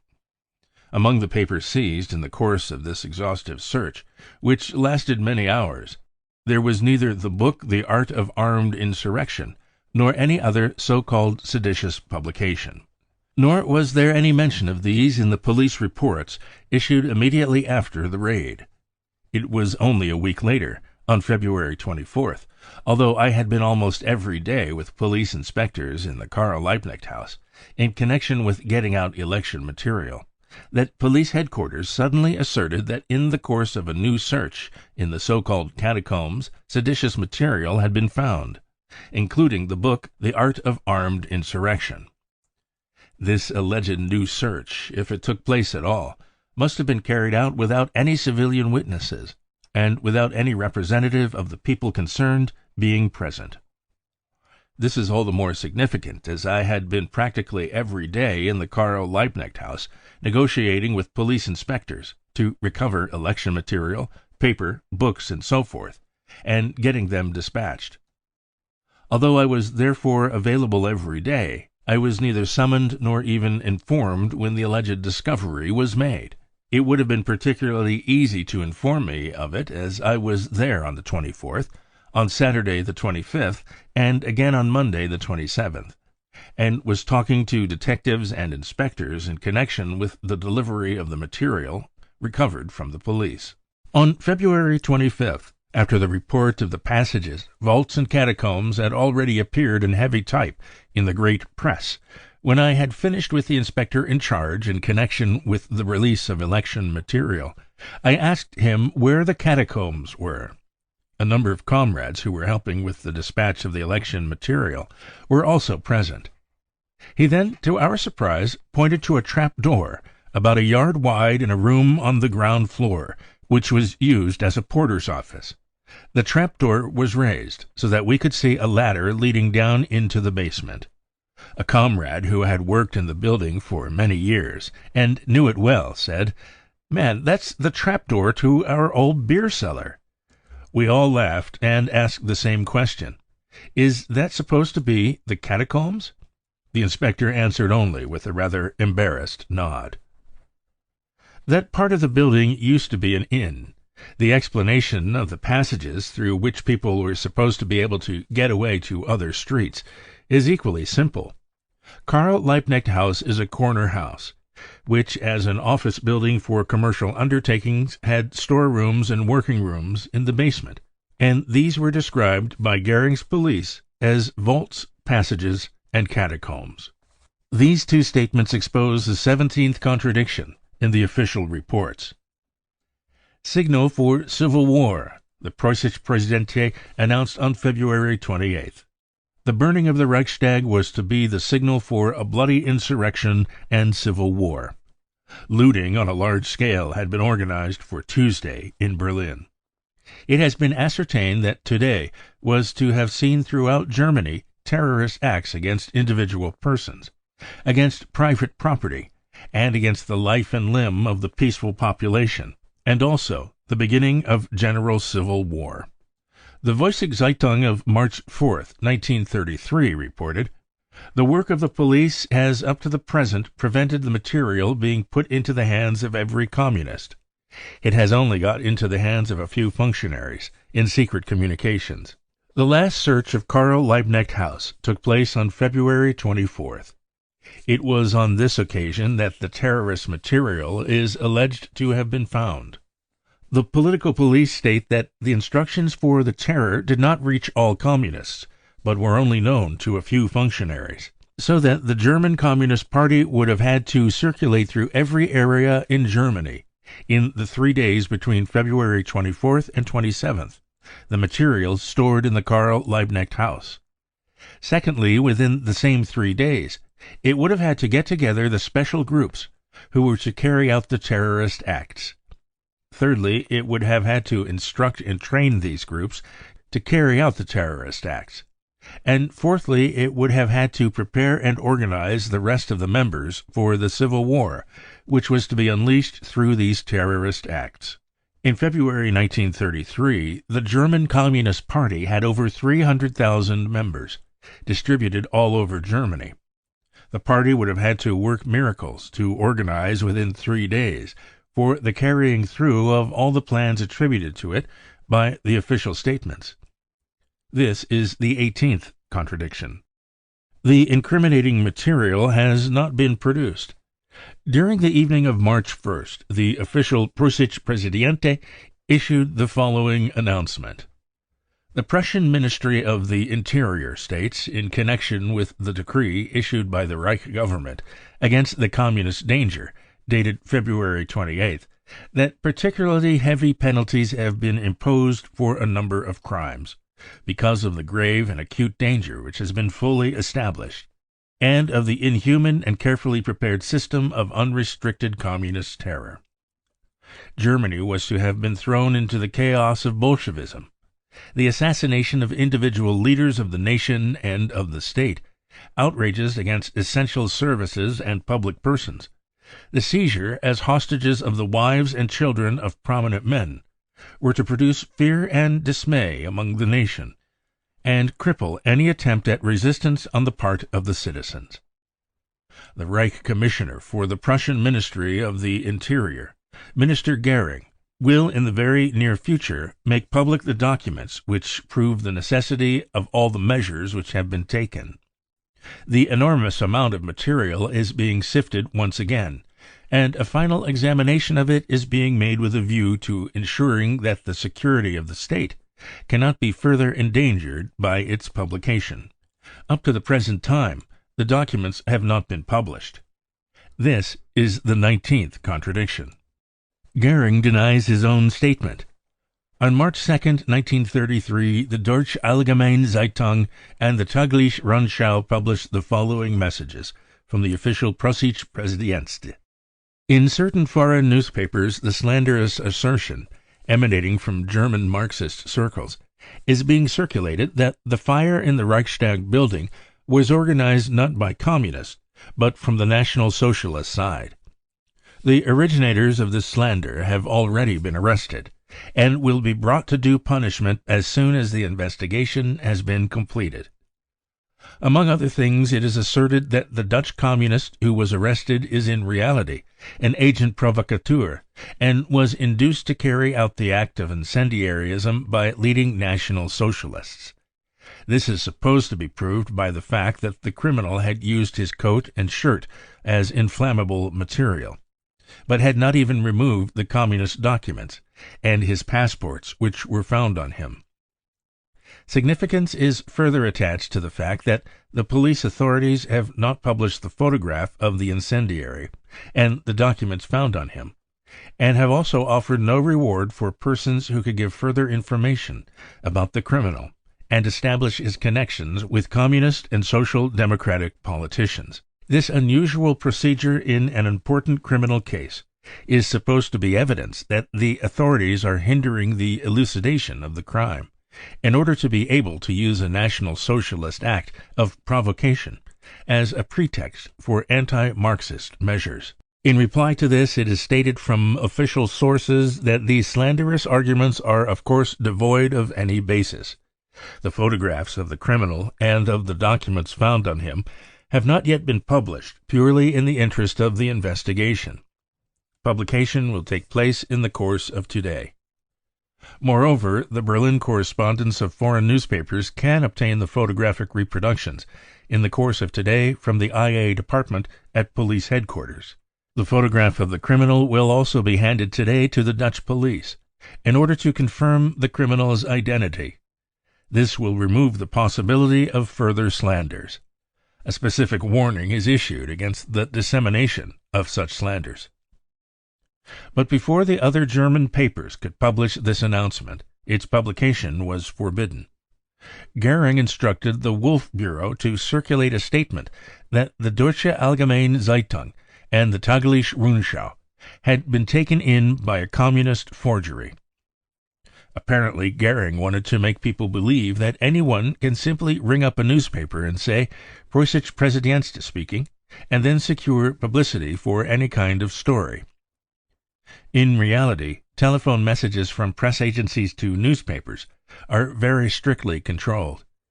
Before accepting any message, The editorial stenographer first asked for confirmation from the control.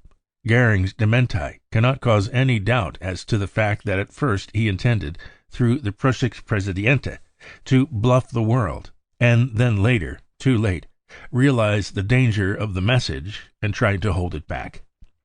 This is the 20th contradiction. End of Chapter 4, Part 2. Chapter 4, Part 3. The Hunt for Accomplices.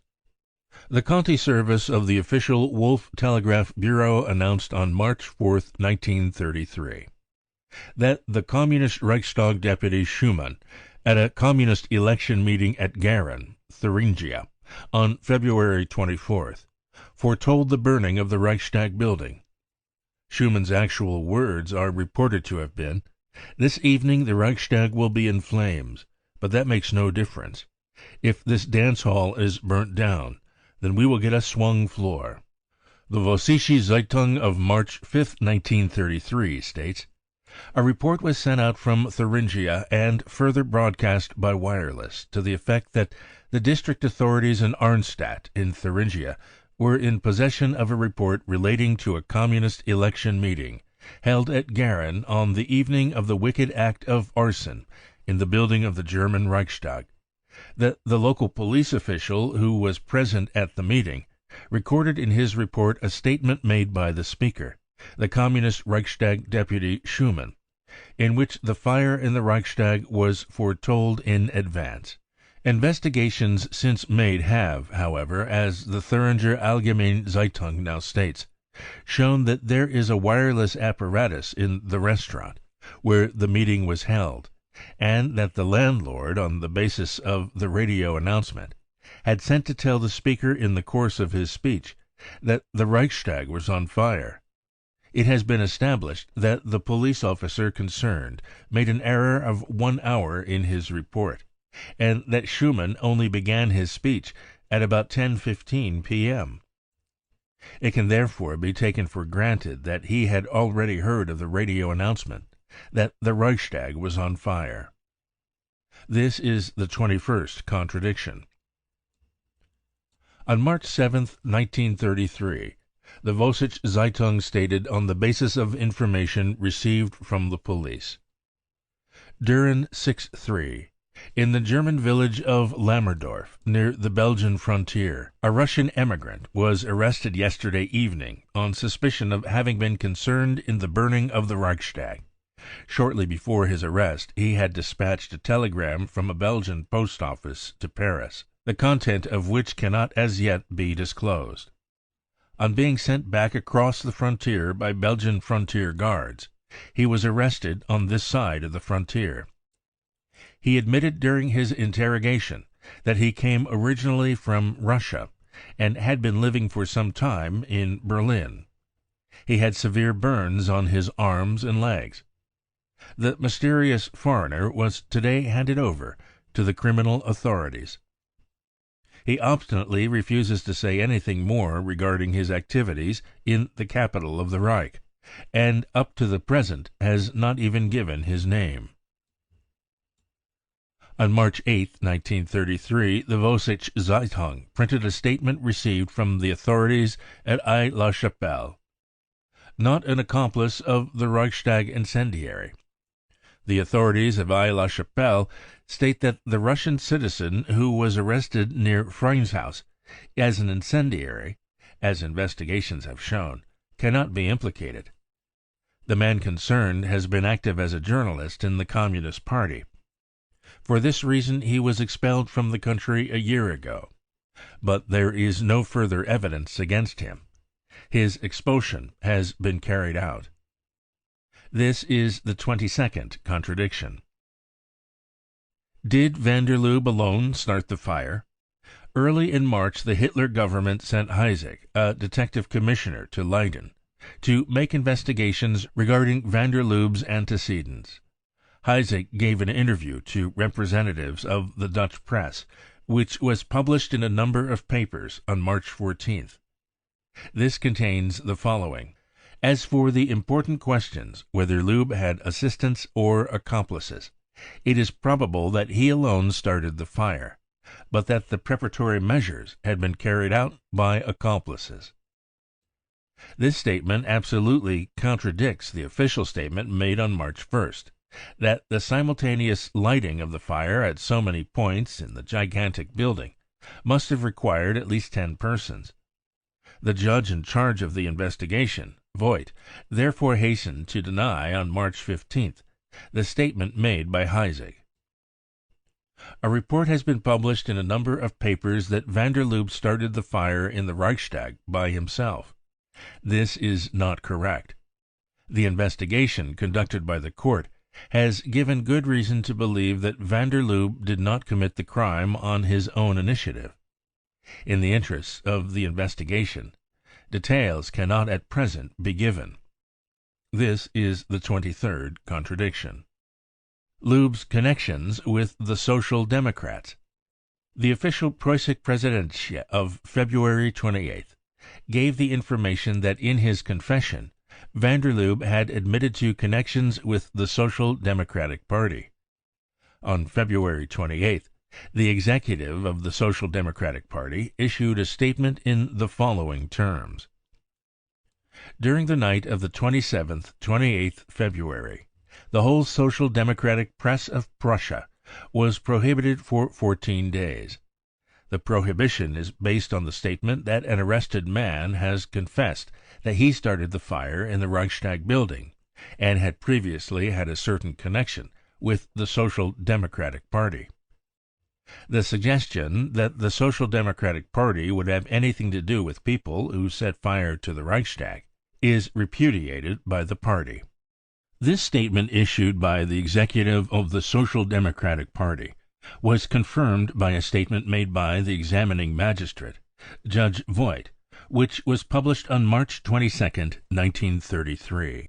The investigation has so far shown that the Dutch communist van der Lubbe, who was arrested as the person who set fire to the Reichstag building, was in communication immediately before the fire, not only with German communists, but also with foreign communists, including some who had been condemned to death or to long terms of penal servitude in connection with the explosion in the Sofia Cathedral in 1925. The persons concerned are now under arrest. The investigation has not produced the slightest grounds for believing that non-communist circles had any connection with the burning of the Reichstag. On February 27th, van der Lubbe is said to have admitted connections with the Social Democrats. On March 22nd, there were not the slightest grounds for believing this assertion. This is the 24th contradiction. Van der Lubbe and the Bulgarians. In the statement referred to above, Judge Voigt declares that van der Lubbe had connections with the people responsible for the Sofia Cathedral explosion.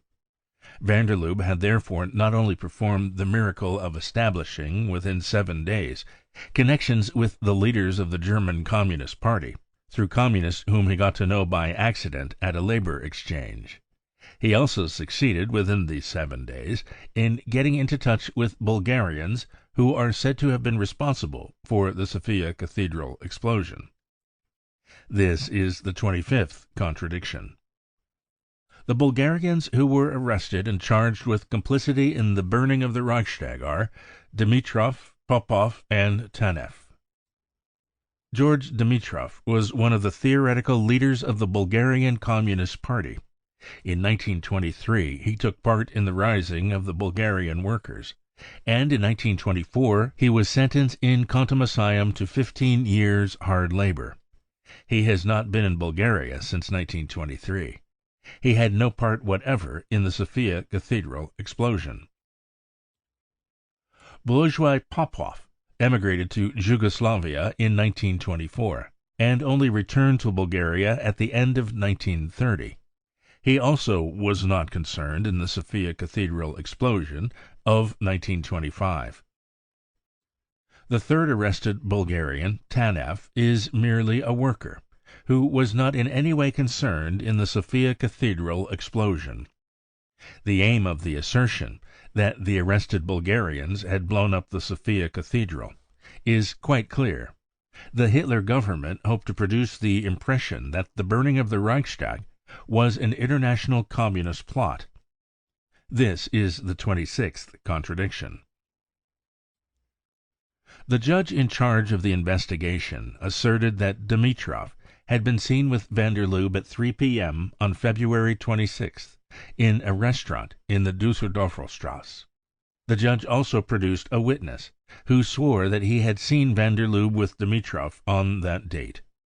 But the witness disappeared into oblivion shortly afterwards, for Dimitrov was able to prove that on February 26th he had not been in Berlin at all, but in Munich. This is the 27th contradiction. No material for a great communist trial. On March 27th, Judge Voigt stated that a criminal warrant had so far been issued only against van der Lubbe. But on April 3rd he caused a statement to be circulated that in all 5 warrants had been issued in connection with the burning of the Reichstag, for van der Lubbe, 3 Bulgarian communists, and the Communist Reichstag deputy, Torgler. Torgler was arrested on February 28th, the Bulgarians on March 3rd.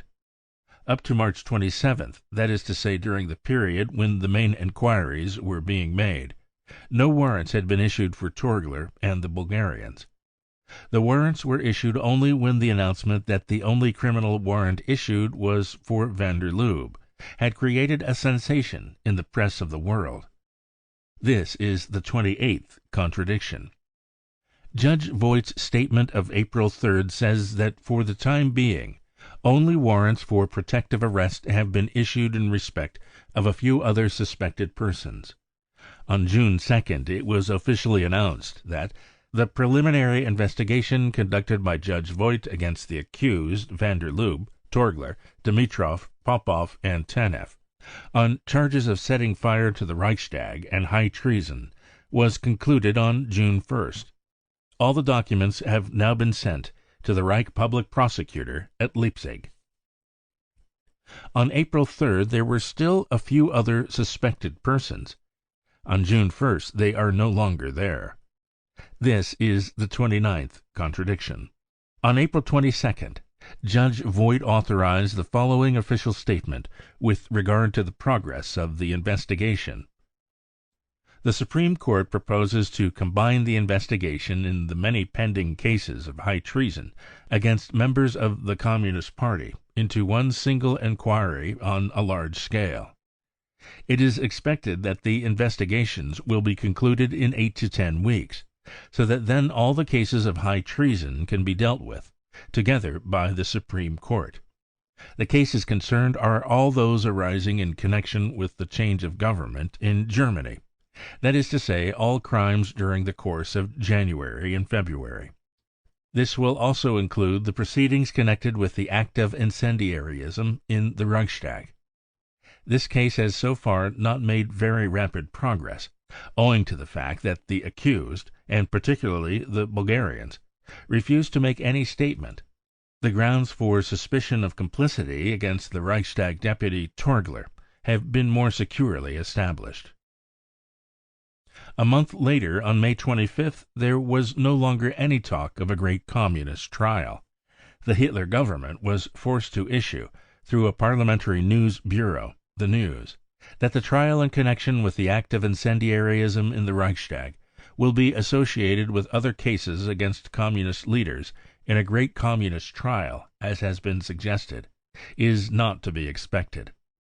The trial of van der Lubbe and his accomplices will come before the Supreme Court as soon as the necessary preliminary labors have been concluded. This is the 30th contradiction. The Völkischer Beobachter, Hitler's official organ, published the following statement on March 3rd as coming from an official source. The chief of the press section of the National Socialist fraction in the Reichstag discovered a missing pane of the glass roof over the room of the Communist deputy Torgler, and after further search discovered a long ladder above it, lying against the window of a Communist deputy's room in the second upper story. Detective inspectors immediately instituted a thorough search, for it was here that the incendiaries must have come down before the crime, or got up again after the crime. On March 1st, Goering had declared that the incendiaries had got away through the underground passage, which connects the Reichstag building with Goering's house. This declaration of his confirmed what many people thought, that the Reichstag incendiaries had made their way into the Reichstag through his house, and had escaped through his house. In order to weaken the overwhelming impression caused by Goering's declaration, the chief of the press section of the Nazi fraction in the Reichstag was sent to discover a missing pane and a ladder. The detective force, after 3 days' thorough search, had failed to see what the sharp eyes of the leader of the press section discovered in a moment. This is the 31st contradiction. Van der Lubbe confesses what is required. Dr. Oberfohren stated in his memorandum that Goebbels' plan was to start a series of incendiary acts, which were to culminate in the burning of the Reichstag. For incendiary acts, incendiaries are necessary. Van der Lubbe confesses that he set fire to the Reichstag. Van der Lubbe confesses that on February 25th he tried to set fire to the Berliner Schloss. In connection with this, the press of February 27th reported, "It has only now become known that a small fire broke out on Saturday in an office room on the 5th floor of the Berliner Schloss, which was quickly put out by a fireman stationed on the premises. The origin of the fire is not yet fully explained, but it is thought to have been an act of incendiarism." An hour before the fire started, the caretaker had started his round through the Schloss, and had even passed through that room. At the time there was nothing suspicious to be seen. Soon afterwards the room was in flames. Investigation showed that there was a burning firelighter on the window sill, and another under the window, and also on the steam pipes. The police investigation has not yet been concluded. Van der Lubbe confesses that on February 25th he tried to start a fire in the welfare office in Neukölln. Van der Lubbe confesses that on February 25th he made an attempt to start a fire in the Berlin town hall. This Van der Lubbe is a real child of the devil. To start fires on one day in 3 different places in Berlin. And he is a man who only speaks German brokenly. He had only arrived in Berlin on February 18, 1933. 7 days later he had sufficient knowledge of the place to start fires in the Schloss, in the town hall, and in the welfare office. He only required 9 days to learn enough about the Reichstag to enable him to walk in and out as if it were his own house. Van der Lubbe had to appear as a dyed-in-the-blood communist. Such a communist, as conceived by Dr. Goebbels, must have a forged passport. Consequently, Van der Lubbe must make some alteration in his name on the passport. The passport was forged by putting 2 dots over the U, changing it into a U. Van der Lubbe was only too willing to take communist leaflets into the Reichstag with him.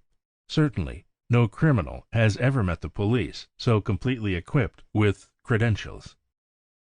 A talk with Torgler the day before the Reichstag fire. As chairman of the communist fraction in the Reichstag, Ernst Torgler was often called upon to answer enquiries from the press and from journalists. At a press conference on February 24th, he told the journalists present that the communists had information of an act of provocation planned by the Nazis. He stated that among other plans there was talk of staging an attempt to assassinate Hitler. The whole of the foreign press and a section of the German press published Torgler's statement. Shortly after this conference, the parliamentary correspondent of the Vossische Zeitung, Adolf Philippsborn, arranged an interview with Torgler, and an account of this interview written by Philippsborn was published in the Gegenangriff of July 1st, 1933. It runs as follows.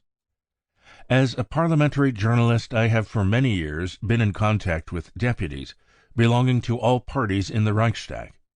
It so chanced that I had arranged an interview with Torgler on February 26, 24 hours before the Reichstag fire. Torgler came with his daughter, who is 11 years of age. As the head of his party fraction, I showed him some material on the secret plans of the National Socialists. We then talked for about 2 hours about the whole political situation. I have never been a sympathizer with the Communist Party, and I referred to a number of weaknesses of the party. Torgler admitted some of the points, but energetically defended the general standpoint of his political friends. Finally, I put the following question to him. There is a rumor going about that the Communists propose to take some action against the Nazi government before the Reichstag elections, March 5th. Is this true? Torgler: That is nonsense. The government is only waiting for an opportunity to prohibit the Communist Party. Will the Communist leaders call a strike? Torgler: Of course we are calling for a political mass strike as a means of struggle against fascist acts of violence. But we know that this can only be successful if the trade unions withdraw their opposition and line up with us in a fighting front. Can this interview then be summed up by saying that the Communist Party does not intend to take any action which could give the Nazi government the occasion for an offensive against the Marxist working class? Torgler, emphatically and with conviction: Yes, that is the position. We Communists know that by ourselves we are too weak for the fight. We know that Hitler, Goering and his colleagues are only waiting for some pretext which will give them the opportunity to prohibit the Communist Party and cancel the mandates of party deputies elected to the Reichstag. We know that we are shadowed by spies and that our telephone conversations are listened to. We are not going to run into the trap these gentlemen have prepared for us. On the evening following this conversation the Reichstag was in flames, and a few hours later Torgler had been arrested as the criminal. I then had the conviction, and still have it, that Torgler told me the absolute truth, and for that reason, although I am an opponent of communism, I am prepared to say it to anyone, including Herr Goering, who knows it better than I do, and to the judges at the trial: Hands off Ernst Torgler. He is not guilty. The proof of the Nazis' guilt. The contradictions in which the Hitler government became entangled in its accounts of the Reichstag fire are by themselves enough to show who were the real incendiaries. But apart from these contradictions, there is direct evidence that the National Socialists were guilty of this act of incendiarism. We do not propose to print here all the evidence which we have at our disposal, but only the most important and striking parts of it. The fire in the German Reichstag was discovered at 9:15. The mass arrests in Berlin began soon after midnight. Almost all the warrants were accompanied with photographs of the accused, and the date of issue was inserted in ink. On February 28th, approximately 1,500 persons were arrested in Berlin alone. Is it possible to fill out 1,500 warrants, sign them, and in the majority of cases attach photographs to them, in 3 hours? Information which we have received from dismissed police officials provides the explanation of this promptness. The warrants were got ready during the days immediately preceding the burning of the Reichstag. Only the date was not filled in. By the morning of February 27th, all the warrants were ready. They were signed before the date was filled in. On February 22nd, the Prussian government decided to strengthen the police with auxiliary police. Only members of the so-called National Associations, that is, of the National Socialist storm troops and of the Stahlhelm, were allowed to join the auxiliary police. While the control of the auxiliary police was left in the hands of the local authorities, the Minister of the Interior, Goering, reserved to himself the right to control them in Berlin itself. The decision was made public on February 27th, the date of the Reichstag fire. In the first official announcement of the Reichstag fire, Goering triumphantly stated that the organization of the auxiliary police, for which he was responsible, had proved to be justified and necessary. The National Socialist leaders and ministers were not content with setting up the auxiliary police. On February 27th, the whole of the storm troop forces in Berlin were confined to their quarters and barracks. a member of the storm troops who left Germany at the end of March, gave the following information to the Paris Intransigeant. At noon on February 27th, we received the orders to remain in our quarters until further notice. We were strictly forbidden to show ourselves in groups in the streets. Only our collectors were allowed out with their collecting boxes, and a few others were sent on special errands. We did not know what was in the wind, and we waited until suddenly at 10 o'clock in the evening the order came. All at the double to the Brandenburger Tor. Leave your weapons. You are wanted for cordon duty. The Reichstag is on fire. The Berlin leader Ernst collected a few of us in the tavern at the corner of the Wilhelmstrasse and the Dorotheenstrasse. He instructed us to go to various parts of town and to spread in the beer houses and at the street corners the story that the Communists had set fire to the Reichstag, that definite evidence had been found. In short, the whole story as it appeared in the press the following day. At that time it was not yet known that van der Lubbe was a Dutchman, and that Deputy Torgler had been the last to leave the Reichstag. This was all told us as an absolute fact, and indeed with such definiteness that we all felt violently angry with the incendiaries. We rushed out, and carried out our tasks with the greatest zeal. The more often I told the story, the more detailed it became, and soon I felt as I had been an eyewitness of the arson. Group leader Ernst has a high position in the Hitler hierarchy, but it requires more than a group leader's intellectual powers to know, by a few minutes after 10 p.m., that Torgler had been the last to leave the Reichstag. Group leader Ernst was privy to the plan of Goebbels and Goering. He was allocated the special task of transforming the storm troop men into heralds to spread the story of the communist incendiaries. Hitler betrays himself. On February 27, 1933, fire broke out in the German Reichstag. On February 27, 1933, although the elections campaign was at its height, the most important National Socialist leaders were in Berlin. On February 27th, Hitler did not speak at any meeting. On February 27th, Goebbels did not speak at any meeting. They were in Berlin with Goering. None of the three had any meeting or any work to do that night. A few minutes after it became known that the Reichstag was on fire, Goering made his appearance on the scene, and Hitler and Goebbels were there a few minutes later. Sefton Delmer, the Berlin correspondent of the Daily Express, one of the few English papers to back Hitler, was in their company, and the report he sent to the Daily Express is more damaging than any published by papers hostile to Hitler. Sefton Delmer describes the scene at the Reichstag, perhaps 20 to 30 minutes after the fire had been discovered. Hitler is reported as having turned to von Papen and said, "This is a God-given signal. If this fire, as I believe, turns out to be the handiwork of communists, then there is nothing that shall stop us now crushing out this murder pest with an iron fist." Then, turning to Sefton Delmer, he said, "You are witnessing the beginning of a great new epoch in German history. This fire is the beginning." The Chancellor of the Third Reich spoke these words at a time when the guilt of the Communists could not have been established, when van der Lubbe was only just being interrogated with the help of an interpreter. According to unanimous press reports, the interrogation of van der Lubbe, which began immediately after his arrest, continued into the early hours of the morning. Van der Lubbe was arrested at about 9:20 p.m. At the time when Hitler spoke the words quoted above, van der Lubbe could not have made his comprehensive confession, which might have served Hitler as the ground for his accusations against the Communists. Hitler's lack of self-control made him put the blame on the Communists a little too early. He did not wait for his cue. An ally charges the Nazis with the act of arson.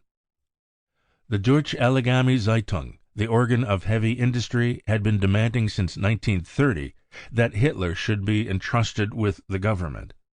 Heavy industry was then trying to make the German nationalists believe that Hitler would be content to share power with them. The first weeks of the national government's existence brought out the sharp contradictions within the coalition government. Oberfohren's memorandum shows these contradictions clearly. The Deutsche Allgemeine Zeitung tried to strengthen the position of the German nationalists.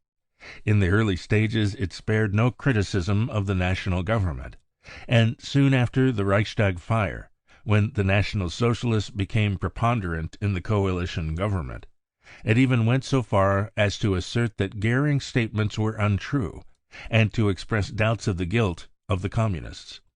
On March 2nd the following appeared in the paper: "From a political standpoint there is only one quite incomprehensible point about the Reichstag fire: that a Communist could have been found who was so foolish as to commit the crime. Apart from a few speeches, newspaper articles and proposals put forward, up to now we have seen very little of any united front between the Communists and the Social Democrats. It is extremely improbable that such a united front could have been widened out to achieve an act of incendiarism in the German Reichstag. We fear that closer examination of the presuppositions for the well-known statement made by the Minister of the Interior will show that the charge he made cannot be maintained. If that is the case, it would have been better not to have raised it." This is not from a Marxist journal, but from the Journal of Heavy Industry. A few months after the Reichstag fire, the Deutsche Allgemeine Zeitung was brought into conformity. Its chief editor was removed, not before Hugenberg also sank into the background. But though the article failed to prevent the breakup of the German Nationalist Party, it is nevertheless significant that an ally of Hitler should expose Goering's lie and cast doubt on the guilt of the Communists. Why did Goering leave the Reichstag unprotected? The messages issued by the official Preußische Präsidentschaftsdienst on February 28th stated that among the material found in Karl Liebknecht House there were instructions for setting fire to the Reichstag. The search of Karl Liebknecht House took place on February 24th. Already on February 24th and 25th the whole of the bourgeois press was in an uproar over the alleged murderous plans of the Communists. The police president of Berlin made a report to Goering on February 26th on the material alleged to have been found in the catacombs of Karl Liebknecht House. As Minister of the Interior, Goering was in control of the Prussian police. As President of the Reichstag, Goering was in control of the Reichstag building. There was no one else in such a position as he was in to protect the Reichstag against any plot. There was no one whose duty to do this was greater than his. Goering neither called on the police to protect the Reichstag, nor did he take any protective measures within the Reichstag itself.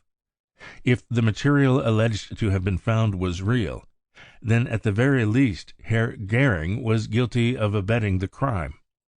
The only conclusions that can be drawn from the fact that the document alleged to have been found in the Karl Liebknecht House have not yet been published, as also from the fact that Goering took no steps to protect the Reichstag, is that the material from the Karl Liebknecht House existed only in the reports in the official Preußische Präsidentschaftsdienst. The Communists neither intended nor did they make any preparations to set fire to the Reichstag. The incendiaries were National Socialists. Goering sends home the Reichstag officials. Goering not only took no steps to protect the Reichstag building, he also saw to it that the Reichstag officials left the Reichstag before the normal time for finishing duty. On February 27th, the National Socialist inspector of the building released the officials on duty at 1 o'clock in the afternoon. The staff told him that it was contrary to the terms of their employment to leave before the end of their spell of duty. The National Socialist inspector told them to go off duty, as there was nothing to do.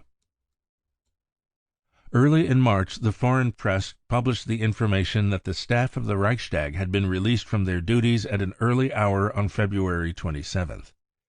The Hitler government has not dared to deny this. Fire Brigade Director puts the blame on Goering. On March 24th, the surprising announcement was made that the Chief Fire Brigade Director of Berlin, Kemp, had been provisionally granted leave of absence as he had tolerated communist intrigues in the service.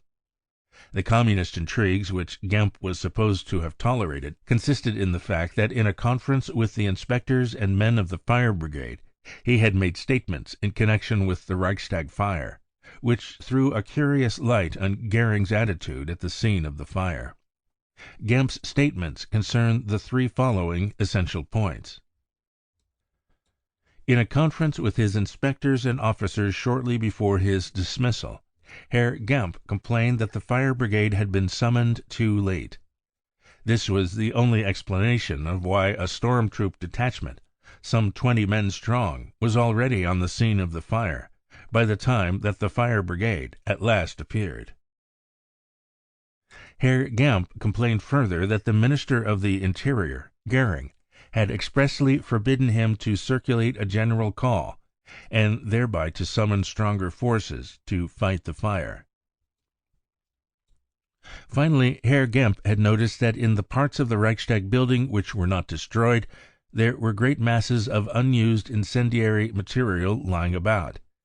In fact, in various rooms and under and in cupboards, etc., there was material which would have completely filled a lorry. The above report was published in the Saarbrücker Volksstimme of April 25, 1933, and thence found its way into the press of the world. Goering did not reply to the report published by the Saarbrücker Volksstimme, not even by denying that the report was true. He used it as an opportunity of accusing Gempp of disloyalty. The Deutsche Allgemeine Zeitung of April 29, 1933, reports how Goering reacted to the disclosure made by the Volksstimme. Disciplinary action against Director Gempp. We have received the following from Commissioner Dr. Lippert.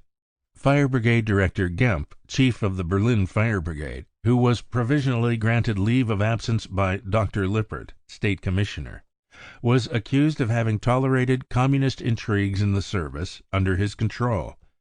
Gempp then requested that disciplinary proceedings should be started against him.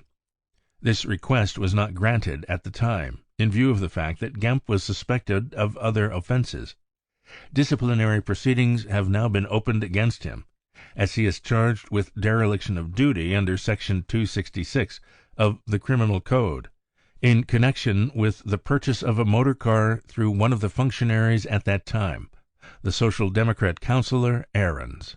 It is not only in the Gempp case that the National Socialists have used the tactics of getting rid of dangerous opponents by means of criminal charges. From the charges brought by Gempp against Goering, it is clear that Goering was interested in the spreading of the fire and not in putting it out. The National Socialists intended to use the incendiary act to deal a deadly blow against Marxism. With this in view, it was necessary that the damage done by the fire should be as great and impressive as possible, and therefore it was not to be put out too soon. 3 days after the fire, the building was opened for the public to see the effect. The same National Socialist inspector of the building who had sent the staff away early on February 27th was now the official guide through the ruined building. Tens of thousands of people crowded in to see the sight. The guide explained, in an expert way, how the fire had been started by the Communists, and he did not omit to amplify his description with atrocity stories of what the Communists had intended to do. Goering, who had not the courage himself to deny what the Saarbrücker Volksstimme reported, compelled Gempp to issue a dementi. Gempp seems to have refused to do so for some time. It was only on June 18, 1933, that a statement by him appeared in the German press, in which he declared that the report published in the Volksstimme was false. There is some dementis which establish the truth of the report that is denied, and Gemp's delayed dementi is one of this kind. Under the pressure of the charges made against him, and from fear of the sentence of imprisonment with which he was threatened, Gempp gave way to Goering's threats. End of Chapter 4, Part 3. Brown Book of the Hitler Terror by Lord Marley. Chapter 4. The Real Incendiaries. Part 4. Where are the instigators of the fire? In the second March number of the conservative weekly journal Der Ring, which is edited by Heinrich von Gleichen, we find: "The fire in the Reichstag led to extremely severe countermeasures by the government of the Reich.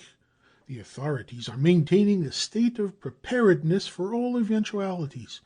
The public and the leading articles in the press are asking, how is it possible? Are we then really a nation of blind hens? Where are the instigators of this fire, whose results show how sure they were of their aims? To give a single answer to all questions, we must say in all seriousness and to the point, we have no secret service, such as the English and other nations have. If we had such an institution, then we should by now know exactly where the instigators of the Reichstag fire were to be found. In fact, we should already know the actual persons. They are perhaps members of the best German international society." Heinrich von Gleichen is one of the most influential members of the Herren Club. Since Papen was chancellor, von Gleichen has been one of the wire pullers of the government's policy. His connections with the President's palace are more than excellent. In the extract quoted by us from The Ring, von Gleichen openly charges the Hitler government with not having done anything to clear up the Reichstag fire. He asks, where are the instigators of this fire, whose results show how sure they were of their aims? Can anything else be meant by this than that the National Socialists organized the fire in order confidently to win one position of power after the other? After this issue, the ring was prohibited. Dr. Bell tells tales out of school. Elsewhere in this book, an exact account is given of Dr. Bell's death at the hands of the Nazis. Here we deal only with his role in connection with the Reichstag fire. We do not propose to rely on the reports which state that before the Reichstag fire, between 8 and 9 on February 27th, Dr. Bell told English and American journalists that the Reichstag was on fire. This statement was deliberately circulated by the Hitler government. The Nazis wanted a favorable opportunity for a dementi, and for thus discrediting what Dr. Bell had really stated. Dr. Bell knew van der Lubbe very well, and he was also kept closely informed by van der Lubbe of the connections he had formed with Nazi circles in Munich and Berlin. Although for about a year Dr. Bell had been hostile to the National Socialist Party, he still had a number of men within the party who kept him informed. He knew exactly what had taken place in connection with the Reichstag fire. In the National Club in the Friedrich-Ebert-Strasse on March 3rd or 4th, Bell betrayed what he knew about the Reichstag fire to a politician belonging to the People's Party. This politician wrote to some of his friends, telling them the information which Bell had given him as to who were the real incendiaries.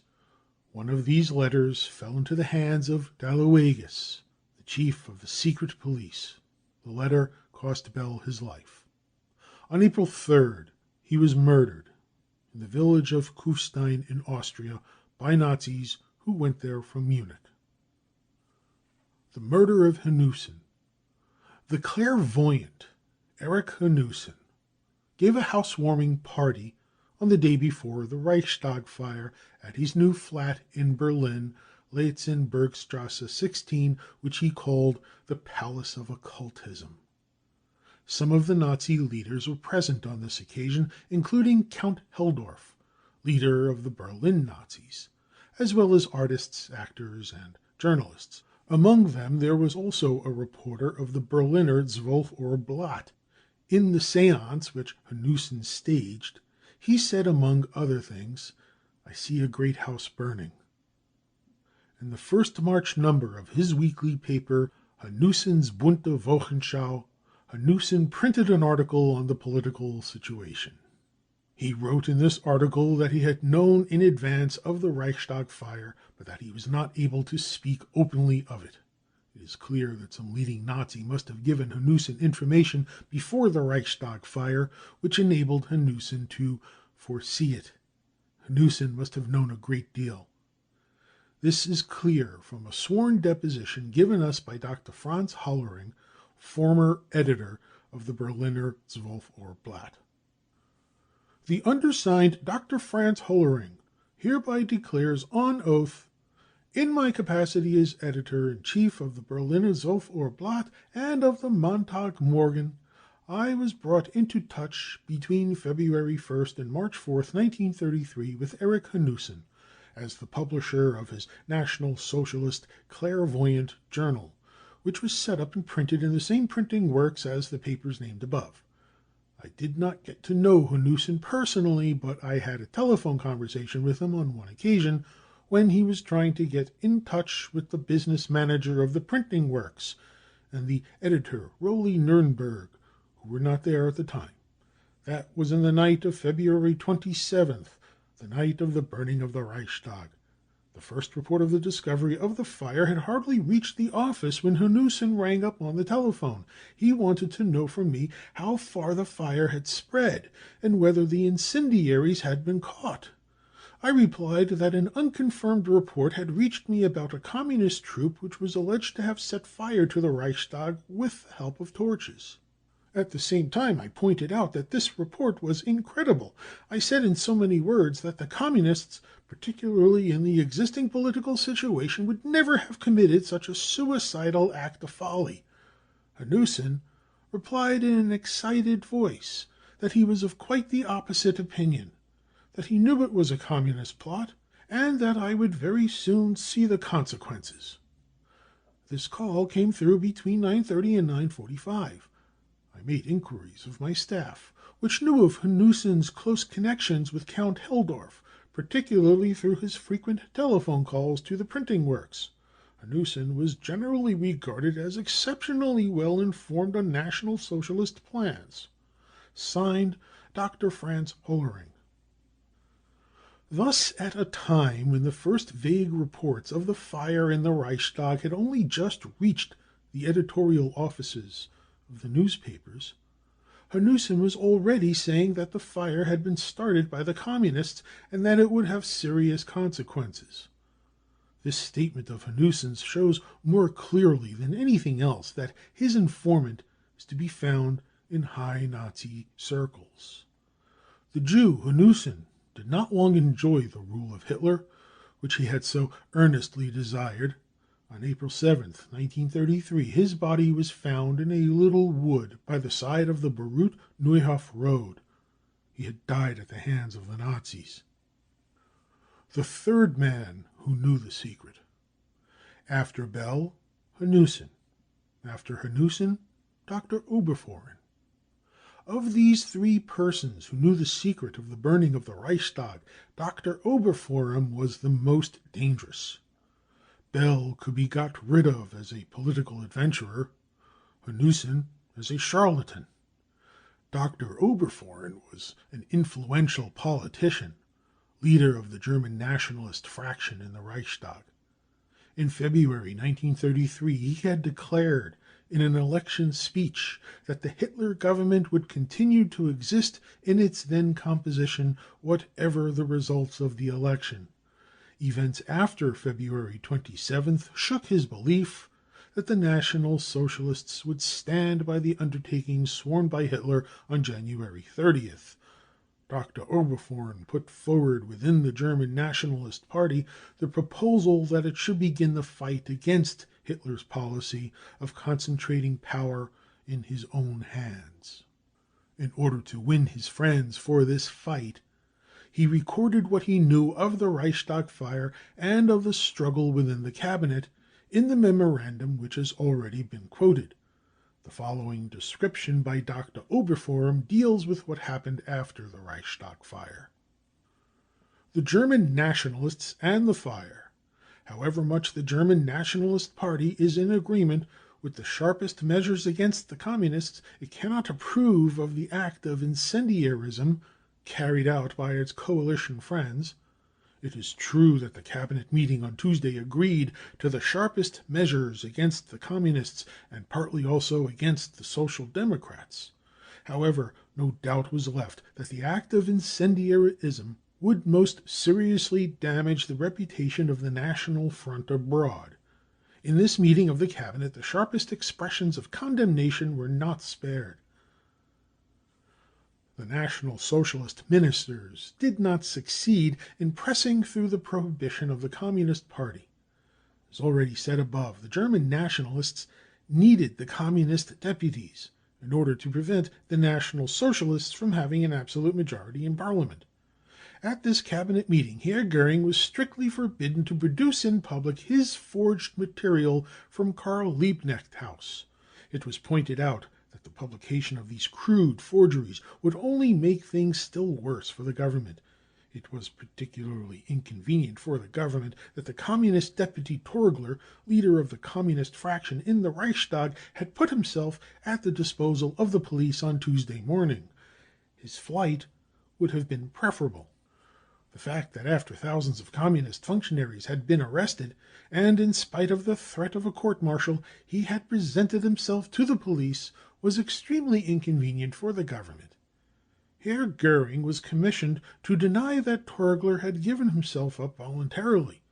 The echo in the world press, however, which followed the Reichstag fire, was so unexpectedly unanimous in attributing the act of incendiarism to leading members of the government that the prestige of the national government was most seriously shaken. However convenient it was for Göring and Goebbels that the Communist and Social Democratic election propaganda had been silenced, however well they knew that the broad mass of lower middle-class persons, clerks and peasants, would believe the story of the Reichstag fire and would consequently give their votes to the National Socialist Party as the leader of the fight against Bolshevism, they were seriously disturbed at the attitude of the German nationalist ministers in the cabinet. Once again, they did not get the prohibition of the Communist Party. In spite of their boundless pretensions, they felt that they were held in an iron embrace by the German nationalists, Stahlheim and the Reichswehr. It was clear to them that they must get out of this embrace as soon as possible. They discussed all kinds of proposals. Finally, the groups decided to make a bid for power by a coup in the night of March 5th to 6th. The plan was to occupy the government quarter and demand from Hindenburg a change in the composition of the cabinet. In this event, Hindenburg was to appoint Adolf Hitler to take over the functions of President of the Reich, and at the same time Hitler was to appoint Göring Chancellor. The discussions led up to the decision to carry through the plan in connection with the great propaganda march of Nazi stormtroops and protective corps through Berlin, at which Hitler would take the salute on Friday, March 3rd. This great propaganda march was then organized. Numbers of provincial stormtroop sections arrived in Berlin, the streets were cleared by the police for the triumphal march, traffic was diverted, and thousands of people crowded to the Wilhelmstrasse to see the march past the leader Adolf Hitler. As rumors had been gaining ground that the government quarter was to be occupied in the course of this march, at the last moment the German nationalist ministers in the cabinet insisted that Adolf Hitler should abandon the march past in the Wilhelmstrasse. The thousands waiting at the Wilhelmstrasse were suddenly told, to their astonishment, that the Nazi march would follow another route, and would not touch the Wilhelmstrasse, but would go through Prince Albertstrasse into the west of the town. However, the German nationalists were obliged to agree for their part to abandon a Stahlhelm march through the government quarter, which had been announced for the day of the elections as an act of homage to Hindenburg. The Stahlhelm leaders agreed to the change. The position was extremely serious for the German nationalist ministers. The election results in Lippe-Detmold had shown how great the danger was that German national electors would pass over the National Socialists in a body. German nationalist propaganda could not compete with the unrestrained propaganda carried on by the National Socialists. The Herren Club, the groups connected with the Stahlhelm, and the German nationalist leaders discussed the position. After the occupation of the government quarter on March 3rd had been averted, it was necessary to prepare for the threatened coup on the night of March 5th through 6th, with more than the Reichswehr and the Stahlhelm. It was clear that the masses were now no longer behind the old field marshal, but behind their idol, Adolf Hitler. It would be futile to oppose these masses and the sentiment of the masses merely by the use of arms. It was therefore necessary to act as unscrupulously as Goering and Goebbels had done in connection with the Reichstag fire. The following plan was made. An official statement was to be made public dealing with the results so far arrived at in the inquiry in connection with the Reichstag incendiaries. This statement was so worded that, if necessary, it would be possible to refer to it to show that they were already then on the tracks of the National Socialist criminals. This official statement could then be used for the press on the night of March 5th through 6th as weapon against the National Socialist ministers, if these really attempted to carry out their plan of occupying the government quarter. It was hoped by these means to throw the National Socialist masses into confusion and, if possible, to win them for the National Front under the leadership of the German Nationalists and for Hindenburg, to disclose the plans for the forcible seizure of power, to accuse Goering, Hitler, and Goebbels of the act of incendiarism in the Reichstag, on the basis of the official communiqué already issued, and to call on the millions of National Socialists to stand united behind Field Marshal Hindenburg to save the National Front against Marxism. It was hoped by these means to make the national masses prepared to accept a military dictatorship under Hindenburg. Hindenburg himself was not to be present at the Stahlhelm demonstration, but was to spend the night of March 5th to the 6th outside of Berlin under the protection of the Reichswehr, and the Reichswehr itself was to be mobilized for action. Murderer and incendiary. Dr. Oberfohren wrote in his memorandum, "In the meantime, the men charged by Herr Goering under the leadership of Heines, Silesian storm troop leader and Reichstag deputy, passed along the heating passages from the palace of the President of the Reichstag and through the underground passage into the Reichstag. The point at which each of the selected storm troop and protective corps leader was to start a fire was arranged in detail. A general rehearsal had been held the previous day. Van der Lubbe went with them as the fifth or sixth man. When the observation posts in the Reichstag sent word that the air was clear, the incendiary set to work. The starting of the fire was completed within a few minutes. Then, their work accomplished, they made their way back by the same route as they had come. Van der Lubbe alone remained behind in the Reichstag building." Dr. Oberfohren's statement that Heines was in charge of the incendiary column is confirmed from other sources, including Dr. Bell. Heines was especially suitable for this work. He murders when he is told to, he shoots when he is told to, and he sets fire when he is told to. The incendiary's base. Even if Goering's tools had prepared the act of provocation more carefully, and had not made the whole series of contradictions which in themselves are overwhelming evidence of the Nazis' guilt, the case against the Nazis would still be clear to all eyes to see.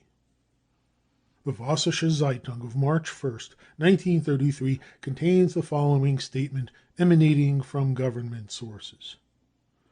It is stated that there is irrefutable evidence that Deputy Torgler, chairman of the Communist fraction of the Reichstag, was in the Reichstag building for several hours with the incendiary, and that he had also been in company with other persons who participated in the incendiary act. It is added that the other criminals may have been able to escape through the underground passage used in connection with the heating equipment of the Reichstag, which connects the Reichstag building itself with the building of the President of the Reichstag.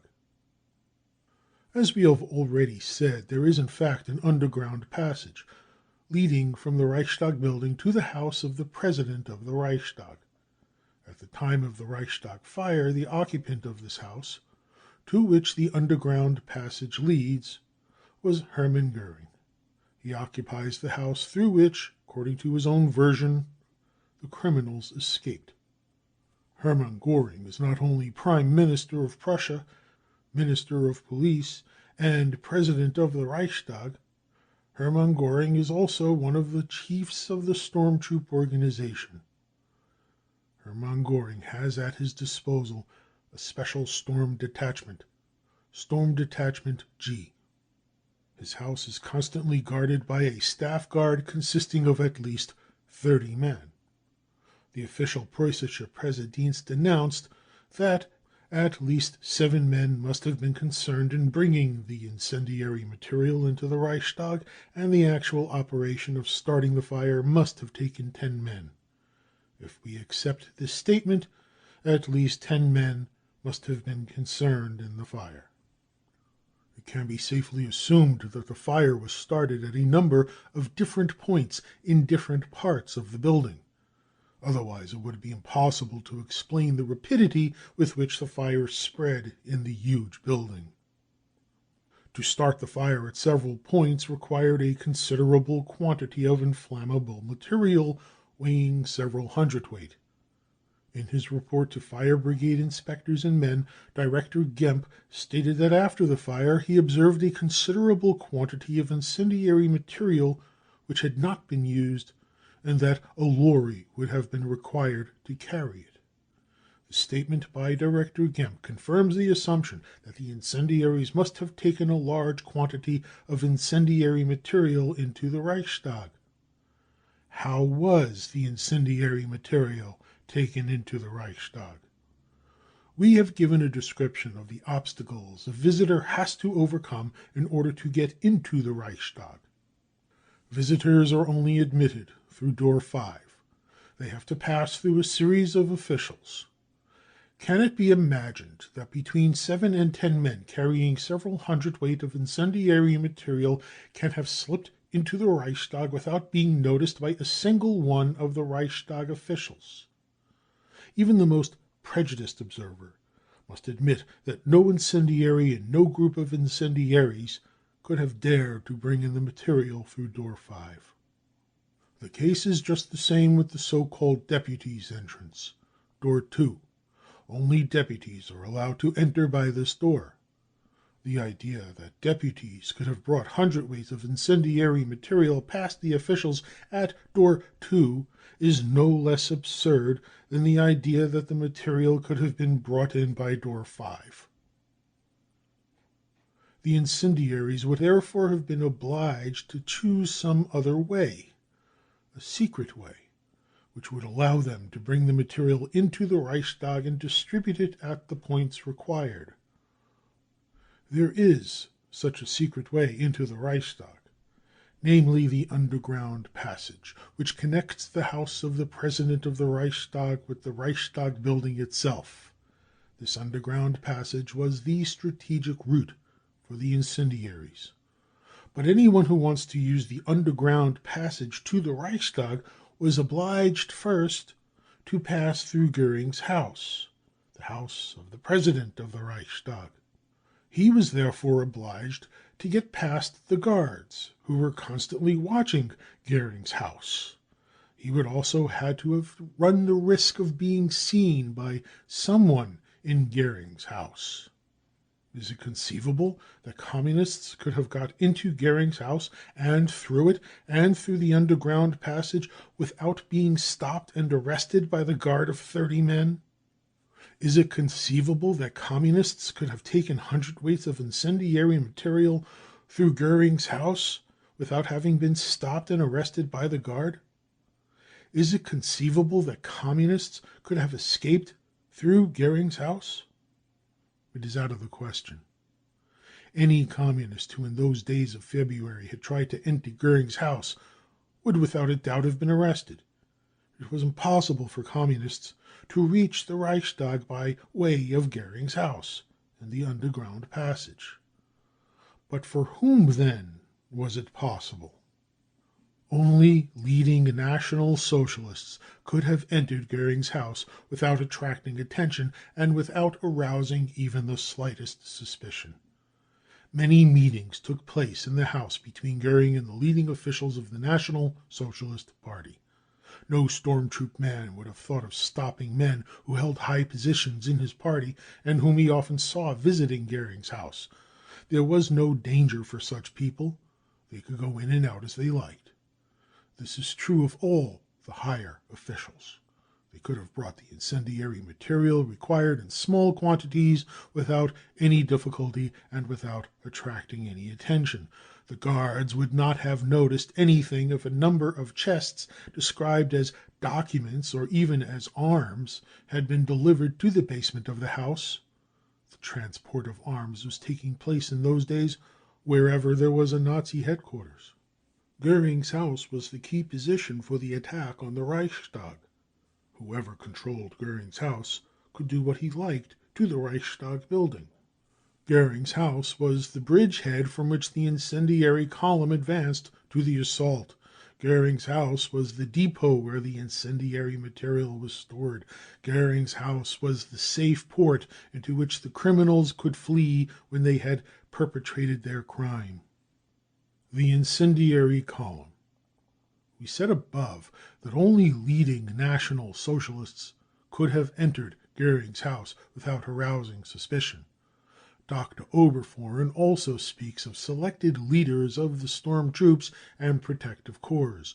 It is clear that the National Socialist leadership, which devised and organized the plan of the Reichstag fire, were very much interested in seeing that the carrying out of the plan was entrusted to their most reliable praetorians. Goebbels and Goering could not put themselves into the hands of any storm troop members. They could not run the risk that some discontented storm troop men might expose the real incendiaries. Therefore, they had to seek their accomplices in the ranks of the highest officials of the party. Men had to be found who, on the one hand, would not shrink from any crime, and on the other, were so closely linked to the National Socialist leadership and with their fate that they could not be suspected of any treachery. And the ranks of the leaders of the National Socialist Party leadership are full of persons who satisfy these conditions. We know from Dr. Oberfohren's memorandum that the murderer Heines was put in charge of the incendiary column. How was the incendiary act carried out? The incendiary column assembled in Goering's house.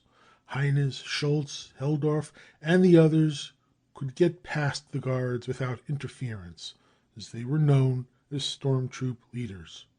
Van der Lubbe probably went in with Count Helldorf. The first task which had to be carried out was the transport of the incendiary material, for which purpose the incendiaries used the underground passage to the Reichstag from Goering's house. It is probable that several journeys had to be made. They began their operations at an agreed signal which told them that the last deputy had left the Reichstag. There was no danger of discovery by the Reichstag officials on duty, for these had been sent home by the Nazi inspector before the end of their spell of duty. The distribution of the incendiary material at the various points, and pouring petrol, benzine, etc. over it must have taken some little time, at least 20 minutes. Then the fire was started at different points.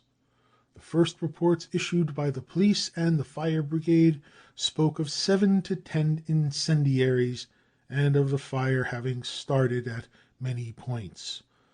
No one in Germany believed that the incendiaries had got into the Reichstag in the usual way and had left by the usual way. The question was raised, how did the incendiaries escape? Any careless talk by a policeman, any careless talk from the fire brigade, any newspaper report might create an alarming position. Goering was in an extremely difficult situation. He resorted to an old trick. Before anyone else suggested that the incendiaries must have escaped through the underground passage, Goering wanted to say it himself. He hoped thereby to meet the imminent danger, to present something that was highly suspicious as quite harmless. Goering himself stated that the incendiaries had escaped through the underground passage. But later he bitterly regretted that he had said this. The trick had not come off. And so this underground passage to Goering's house was never again mentioned in any minister's speech or in any official report. Goering's statement was to be forgotten. We have not forgotten it. It is a fact that the incendiaries escaped through the underground passage, but they could only use this passage because they knew it led to Goering's house. Goering's house meant safety. The official Preußische Pressedienst of February 28th stated that the incendiaries had full knowledge of the building. Who other than Goering's friends were in the best position to gain full knowledge, to examine and test the underground passage? Goering was master in the Reichstag. He could give his friends information about every corner of it. He was master in the palace of the president of the Reichstag. He could receive his friends there. He could arrange a store and hiding place for the incendiary material. He was Prussian Minister of the Interior. He controlled the police throughout Prussia. All the possibilities of organizing the burning of the Reichstag were in the hands of Goering. Van der Lubbe in the burning Reichstag. The Preußische Pressedienst tried to persuade the public that van der Lubbe had been unable to escape because he did not know the building. According to Goering and the Preußische Pressedienst, all of van der Lubbe's accomplices were quite familiar with the building. It would have been easy for them to take van der Lubbe with them and to save him. But van der Lubbe could not be saved. He had to be left behind in the burning Reichstag, and was left behind because he was the evidence against the communists. Van der Lubbe played his part to the best of his ability. He let himself be arrested in the burning building. He had discarded his shirt and coat so as to present a true picture of a communist incendiary. He confessed to having set fire to the Reichstag. He confessed to any act of incendiarism required in the welfare office in Neukölln, in the Berlin town hall, in the Berliner Schloss. Van der Lubbe will confess to everything which his employers ask him to confess. He will say against Torgler whatever his employers tell him to say. He will say against Dimitrov everything that is wanted. He will inculpate everyone whom his National Socialist friends wish to destroy. He will exculpate everyone whom his National Socialist friends wish to protect. Hermann Goering. But all of van der Lubbe's confessions could not prevent the failure of the second task, which had been entrusted to him, by giving himself up and confessing to shelter the real incendiaries. The figure of van der Lubbe was too small for this. His role was too obvious. Everyone saw through the trick. They realized that behind van der Lubbe was Captain Hermann Goering, one of the storm troop chiefs, minister of the German Reich, premier and minister of the Interior of Prussia, president of the German Reichstag. Captain Goering was born in Rosenheim, Bavaria, on January 12, 1893. His biographers tell us of his heroic deeds as an airman during the war. They forgot to add that his flights were carried out when he was under the influence of morphia. Goering's biographers tell us that in 1925 through 26 he was in Stockholm working for an airplane company. They forgot to add that Hermann Goering, according to the official reports of the Stockholm police, was put into the asylum at Langbro because a doctor had certified him to be of unsound mind. He was subsequently taken to the Konradsberg hospital near Stockholm, but as a result of his conduct he was taken back to Langbro and there kept shut up. He could no longer be kept in private mental homes because the staff were unwilling to look after him. And in Langbro he had such bad attacks that he had to be put into the section for serious cases. All the attempts made by Goering to deny these facts are vain, as we have a photograph of the official registration card recording Goering's admission to the Langbro asylum. Goering's biographers like to record his marriage with Karen von Fock. She had previously been married to a Swede, Captain Kansow. After the divorce, the former couple had a lawsuit over the guardianship of their son Thomas. During the court proceedings on April 22, 1926, a certificate signed by the police doctor Carl A. Lundberg was submitted. We print a photograph of this certificate, which says in so many words that Goering is seriously addicted to drugs. Goering's morphia craving has therefore been established before the courts. The court decided that Goering could not have the guardianship of the boy Thomas. National Socialism has given Goering the guardianship of 60 million Germans. On March 10, 1933, Goering made a speech in Essen, in the course of which he said, quote, "My nerves have never given way up to now." Unquote. He hoped by this remark to silence the statements published in the foreign press regarding his nervous condition. At that time he did not realize that there was in existence documentary proof of his nervous condition, his insanity, his craving for morphia. It is no accident that this man is playing a leading part in the Third Empire. He embodies the whole brutality of the old Prussian officers' corps, which has been striving for power ever since 1918. He is the embodiment of the sadism which in the last few months has led to thousands of murders and tens of thousands of brutal and cruel acts of maltreatment. He is the embodiment of that officers' clique which murdered Rosa Luxemburg and Karl Liebknecht, which shed streams of blood in Hungary, which set up white gallows in Finland, and is now making the whole of Hitler's Germany into a brown hell. Goering represents the content of the policy of the National Socialists.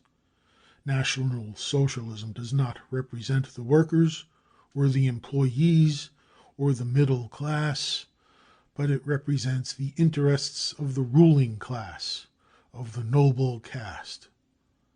Power was put into the hands of the National Socialists in order that they should maintain the existing economic system and protect it against the menacing forces of social revolution.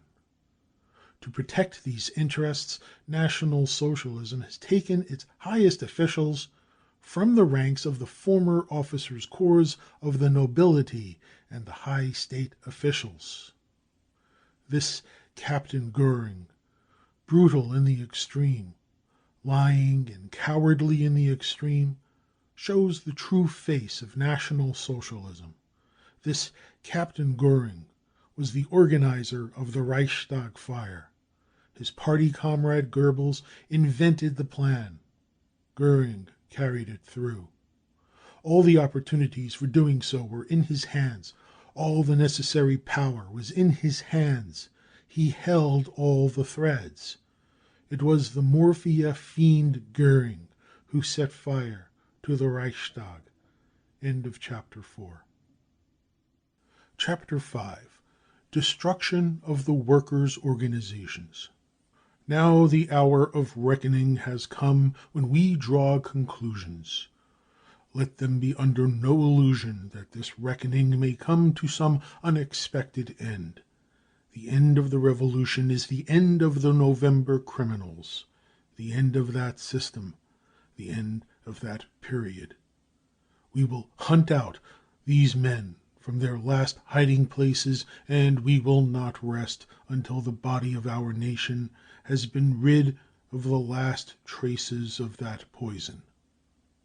Hitler on May 7th, 1933, at Kiel. Hitler expropriates.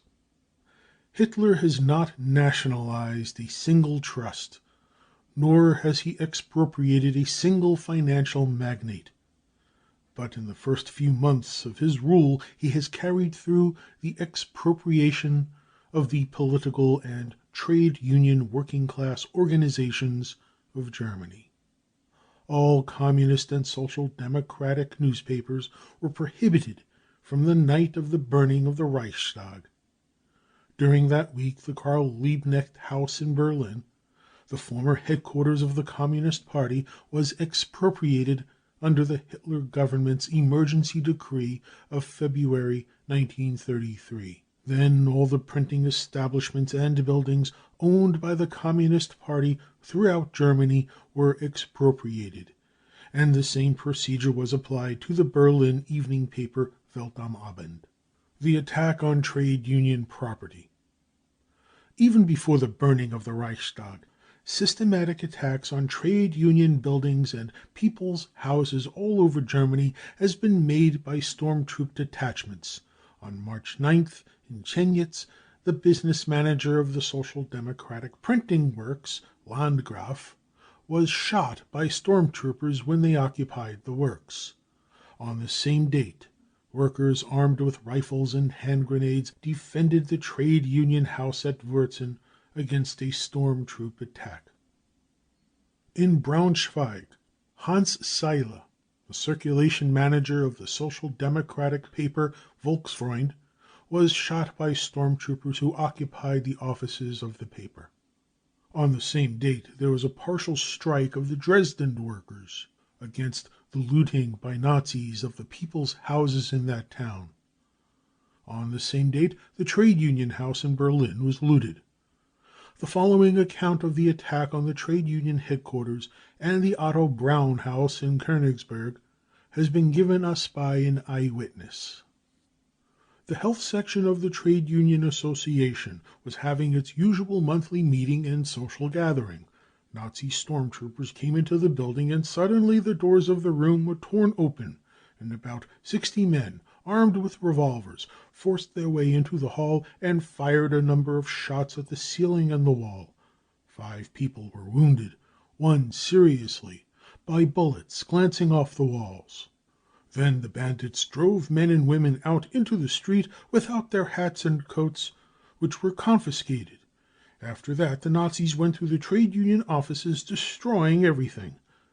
In the case of the Otto Braun house, 2 uniformed police officers came to the building at 11:20 p.m. and took away the revolver which was in the possession of the night watchman.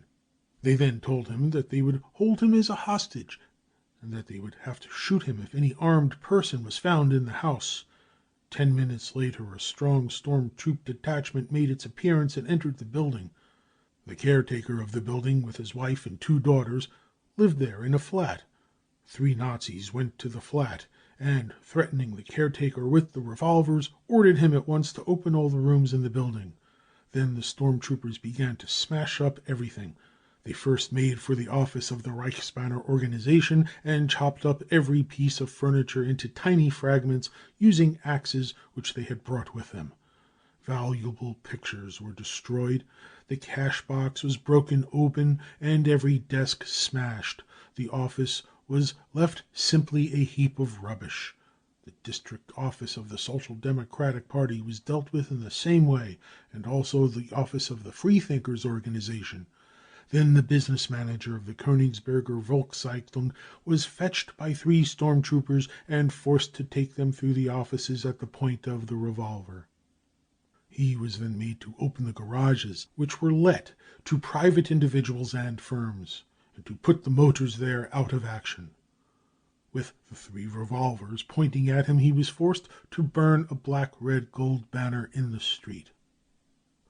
The Saarbrück Volksstimme of March 13th contains the following report of the occupation by Nazis of the offices of the Mine Workers Union in Bochum.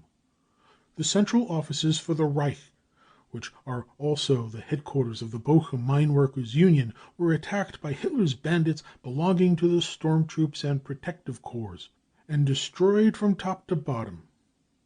All documents were set alight, the fire spreading to parts of the building, and the whole of the central executive, or those members who were there, including the President Husmann, a member of the Reichstag, were carried off by the storm-troopers and protective corpsmen. These few examples are only a small sample of what went on at the time in every part of Germany.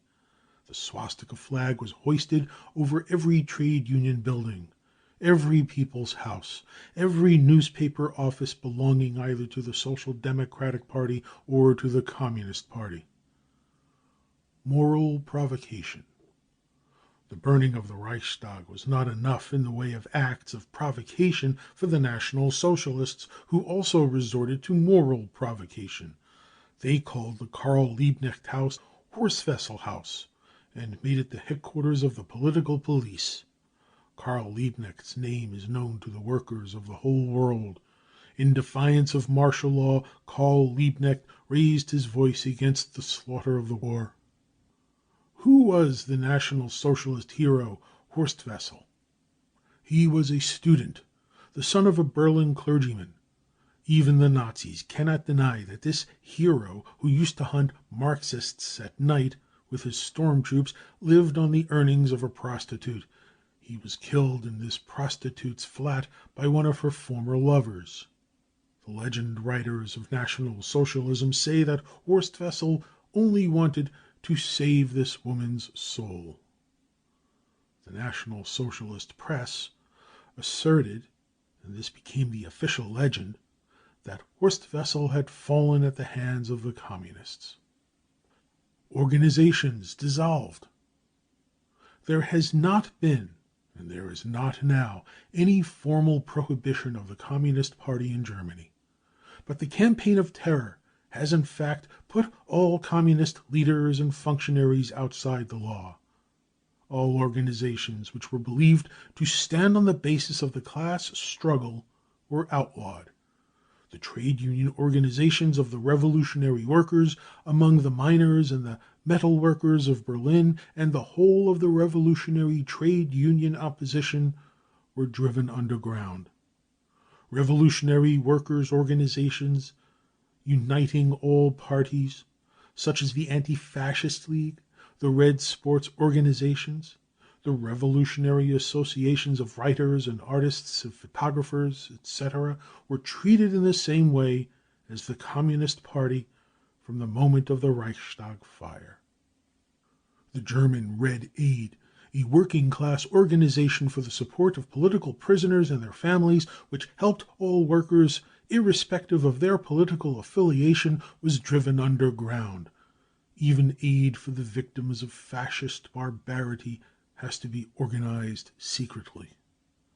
The International Workers' Relief, which organized help for strikers during industrial disputes, was also outlawed. Its property was confiscated and its officials and members were persecuted. All the social and cultural organizations of the working class were suppressed. The children's organizations, the League for the Protection of Motherhood, the Association of Social and Political Organizations. All pacifist organizations met the same fate. The League for Human Rights, the German Peace Society, and many others. The elections of works councils which took place at the end of March were overshadowed by the campaign of repression of the workers' organizations, and could not give a true reflection of the feeling among the workers. A report from the Union Engineering Factory in Dortmund is typical of how these elections were carried out in almost all German factories.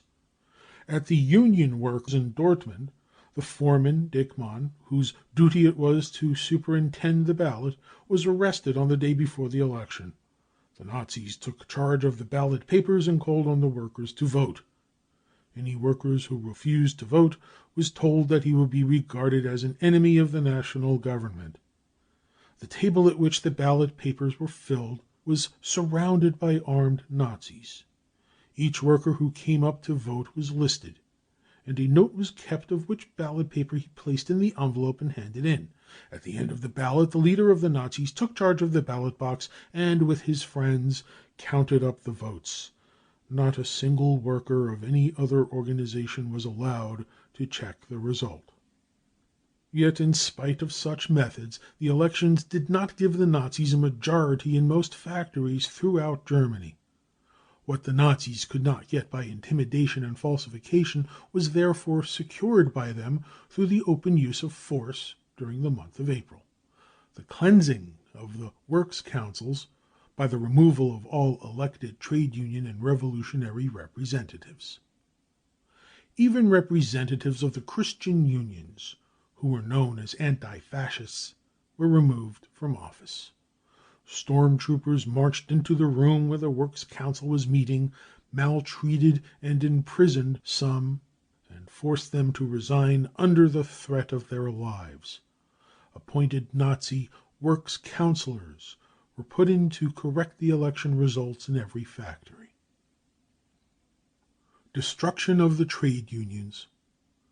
The National Labor Day of May 1st, when hundreds of thousands of workers were driven to participate in the official demonstrations by the threat of instant dismissal, served as a preparatory step to the occupation of all trade union offices by the Nazis on May 2nd. The dissolution of the trade unions in the form in which they had hitherto existed was proclaimed in the name of a Committee for the Protection of German Labor, which no one heard of until that moment. It did not help the German General Trade Union Federation that it had called on the workers to participate in the Hitler demonstration of May 1st. The trade union offices were occupied and the trade union leaders maltreated. The German Labor Front took over the whole trade union apparatus. We give below a few documents showing the methods that were used in these attacks on the trade unions. The National Socialists take over the trade unions. The leaders arrested. Action throughout the Reich. Headlines in the Deutsche Allgemeine Zeitung, May 2nd, 1933. Yes, we have power, but we have not yet won the whole nation. We have not yet won you workers 100%. From the manifesto issued by Dr. Leigh, May 2nd, 1932.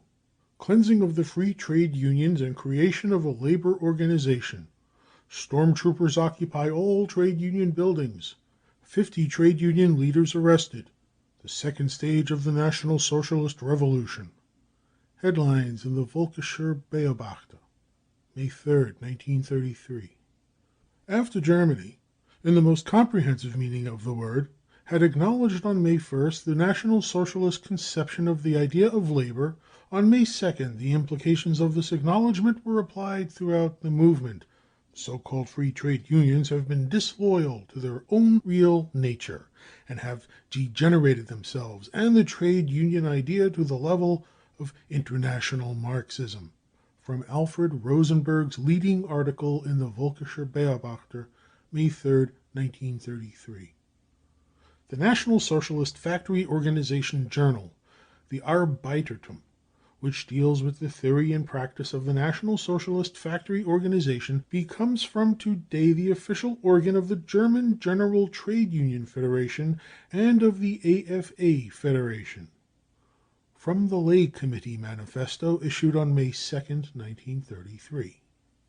The chapter of Marxist incitement of the workers is closed, after the action taken against the Marxist trade unions met with such tremendous response throughout the nation and particularly in the working class. The General Association of Christian Trade Unions, the Trade Union Association of German Employees, Workers and Officials Associations, Herrschdunker, the Federation of Employees Trade Unions, and other smaller associations under the influence of this mighty national movement found themselves compelled to declare in writing that they put themselves unconditionally at the disposal of the leader of the National Socialist German Labour Party and would carry out without reserve the instructions of the Action Committee for the Protection of German Labour which he has appointed. From the manifesto issued by Dr. Leigh on May 4th, 1933. Innumerable cases of corruption among the leaders of the Marxist trade unions. balance sheet mysteries and dark financial transactions, 8 million organized workers brought under the leadership of Adolf Hitler. Headlines in the Völkischer Beobachter of May 1933. The first manifesto issued by Dr. Leigh, the head of the Action Committee for the Protection of German Labor, was written in a very friendly tone.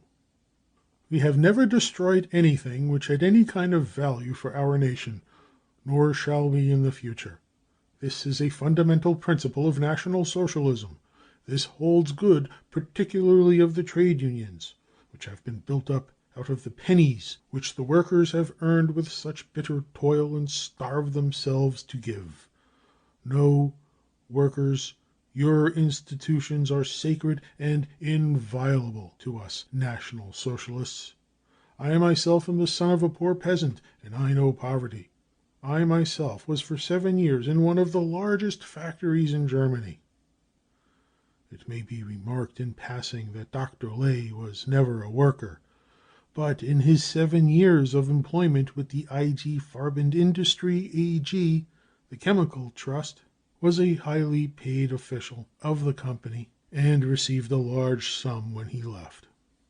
At the moment when they took over the trade unions by force, the National Socialist leaders used the tactics of making a solemn promise to the organized workers that their institutions would be maintained. At the same time, the National Socialist press started a great campaign on the corruption in trade union offices, and the Nazi stormtroopers stood ready with their revolvers and rubber truncheons to persuade everyone of the friendship felt by the Nazis to the working class. A few weeks later, on June 10th, Dr. Leigh issued his Fundamental Ideas on Corporate Organization and the German Labor Front, which he himself described as the foundation on which generations will be able to build anew for centuries. The essential paragraph in this so completely new foundation reads as follows: Leadership in the factory. Corporate organization will, as its first work, restore absolute leadership to the natural leader of a factory, that is, the employer, and will at the same time place full responsibility on him. Only the employer can decide. This passage, which proclaims the absolute dictatorship of the employer in the factory, contains not a trace of the sacredness and inviolability of the trade union organization. Henceforward, the trade unions are to be merely auxiliary instruments used by the state of fascist dictatorship. It is better that we should give it, Marxism, a last shot to finish it off, than that we should ever allow it to rise again. The Leiparts and the Grassmanns may hypocritically declare their devotion to Hitler as much as they like, but it is better that they should be in prison. Thereby we deprive the Marxist ruffians of their chief weapon, and of the last possibility of strengthening themselves afresh. The diabolical doctrine of Marxism must perish miserably on the battlefield of the National Socialist Revolution. From Dr. Leigh's Manifesto of May 2nd, 1933. Corruption on corruption. One of the National Socialist methods of fighting is to settle their opponents by bringing charges of corruption against them. It was this method that they used to silence Gemp, the Berlin Fire Brigade director, who knew too much about the burning of the Reichstag. And this was the method they used to settle accounts with large numbers of the officials of the Weimar Republic and many leaders of bourgeois organizations which had not yet been brought into conformity. And it was the method they used to revenge themselves on Gericke, who in 1932 had been head of the Hindenburg Election Committee and therefore one of the chief opponents of Hitler's candidature for the presidency. When under Dr. Leigh's guidance the free trade unions had been brought into conformity, the National Socialist leaders started their great campaign of exposing the corruption in the trade unions.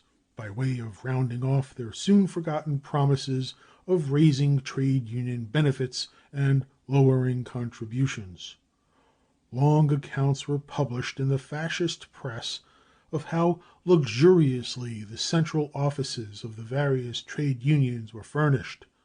Columns in the press recounted the high salaries drawn by the trade union leaders. The National Socialist leaders, who had placed the trade union apparatus under the bureaucratic political control of fascist commissioners, tried to rouse the militant members of the trade unions against the bureaucracy of their former leaders and against their policy of industrial peace, and to exploit this to get support for the cleansing carried out by the fascists. The poverty of the workers and the refusal of strike pay to them in former economic struggles was contrasted in the fascist press with the comfortable lives led by the trade union leaders. The Völkischer Beobachter screamed in heavy type that the president of the AFA Federation, Aufhäuser, had arranged compensation for himself when he retired amounting to 18 months' salary at 940 marks, a total of 16,920 marks. In addition to facts which savored of corruption, the National Socialist unmaskers produced cases of corruption which they simply invented. Any use of money which did not suit the policy of the Nazis was labeled as dishonest. It was unmasked that in the presidential election campaign 300,000 marks of trade union money had been handed over by the General Trade Union Federation to the Social Democratic Party in aid of their campaign for Hindenburg. The Central Union of Employees had given 50,000 marks to the Reichsbanner organization in the spring of 1932, and two amounts of 15,000 marks to the Social Democratic Party funds in July and November of 1932. The revolutionary trade union opposition always opposed the use of trade union money for supporting the capitalist policy of the Social Democrats. But it is merely political trickery for the National Socialist leaders, who have themselves destroyed the workers' militant organizations, to oppose the use of trade union money for purposes which have nothing to do with the class struggle. Confiscation of the Social Democratic Party's property. The next step was the confiscation of all property belonging to the Social Democratic Party and the Reichsbanner. Berlin, May 10, 1933. An order had been issued for the confiscation of all the property of the Social Democratic Party and of its newspapers, as well as of the Reichsbanner and its press. The ground for confiscation is the great number of cases of dishonesty which have been discovered as a result of the taking over the trade unions and the labor banks by the National Socialist Factory Organization. In addition to the confiscation of the property of the Social Democratic Party, it must be stated that the property of all organizations connected with the party is also confiscated. Angriff, May 10, 1933. On the same date, all money belonging to the Social Democratic Party in post office accounts, party publishing concerns, and in the labor bank was confiscated. The offices of the Social Democratic organizations of the Reichsbanner and of the party press were closed. The official Preußischer Pressendienst announced that Leipart, the trade union leader and Social Democratic member of the Reichstag, was to be prosecuted for breach of trust and fraud, on the grounds that specific contributions of trade union money had been used for purposes other than those for which they had been provided. The same steps were taken against all organizations connected with the Social Democrats: the Workers' Gymnastic and Sports Federation, the German Free Thinkers League, the Workers' Welfare Association, etc. On May 11th, the Consumers' Cooperative Society was put into safe hands. In order to safeguard the immensely valuable property of the cooperative societies, which is undoubtedly in danger, In the view of the leader, the Reich Minister for Economics, and other authorities concerned, it is necessary to put the consumers' cooperative societies into safe hands with a view to their liquidation. It is desirable that the societies in the first instance should not be impeded in their operations. But it is expressly emphasized that, on the other hand, there should be no further extension of the societies. Dr. Leigh, leader of the German Labor Front, has entrusted the director of the Labor Bank, Karl Müller, with the carrying through of the necessary measures. Völkischer Beobachter, May 12, 1933. Under the slogan of the fight against corruption, the property of the trade unions was then confiscated. Following the confiscation of the property of the Social Democratic Party and of the Reichsbanner organization, the Corruption Department of the Prussian Ministry of Justice has now confiscated the entire property of the trade unions. Dr. Leigh, the leader of the German Labor Front, has assumed responsibility for carrying this step into effect. Völkischer Beobachter, May 13, 1933. On June 23, 1933, the Hitler government dissolved the Social Democratic Party in the form which has now become usual. The party was forbidden to undertake any political activity, and its representatives were turned out of all parliaments. Even the support given by the Social Democratic Party to Hitler's declarations on foreign policy on May 17th in the Reichstag, and the efforts made by Lobe, the new party leader, to secure toleration from the Hitler government by repudiating the section of the Social Democratic Party executive which had emigrated, proved to have been in vain. Expropriation of communist property. On May 27, 1933, after every piece of property of the Communist Party and of the press and organizations associated with the party had been confiscated for some months, the following act on the confiscation of communist property was published. Section 1. Subsection 1. The supreme authorities of the federal states, or officials authorized by them, may confiscate for the benefit of the state any property and rights of the Communist Party of Germany and of its auxiliary and substitute organizations, as well as property and rights which are used or destined to be used for the furtherance of communist aims. Subsection 2. The Minister of the Interior of the Reich may requisition the supreme authorities of the federal states to take measures for the enforcement of subsection 1. Section 2. The provisions of Section 1 do not apply to property, leased or put at the disposal of the Communist Party without transfer of ownership, except when the lessor or supplier had in view the furtherance of communist aims. Section 3. All existing rights relating to the property which is confiscated are cancelled. The confiscation of real estate does not, however, affect existing rights affecting the property. The authorities enforcing the confiscation may declare such rights cancelled where the value given in exchange for the rights was intended for the furtherance of communist aims. Section 4. In cases of hardship, creditors having claims on the confiscated property may receive compensation from the proceeds of this property. Section 7 provides that no compensation shall be given, and Section 8 empowers Dr. Frick, Reich Minister of the Interior, to issue regulations for the enforcement of the act. The Welt am Abend, a militant working-class paper with a big circulation in Berlin, was confiscated among the other property of the Communist Party, or of what were alleged to be communist organizations. When it became clear that the official National Socialist newspapers were not penetrating working-class circles, the Goebbels Ministry of Propaganda bethought itself of a new way of deceiving the workers. At the end of May, a new National Socialist journal began to appear with the same title and the same general make-up as the Welt am Abend.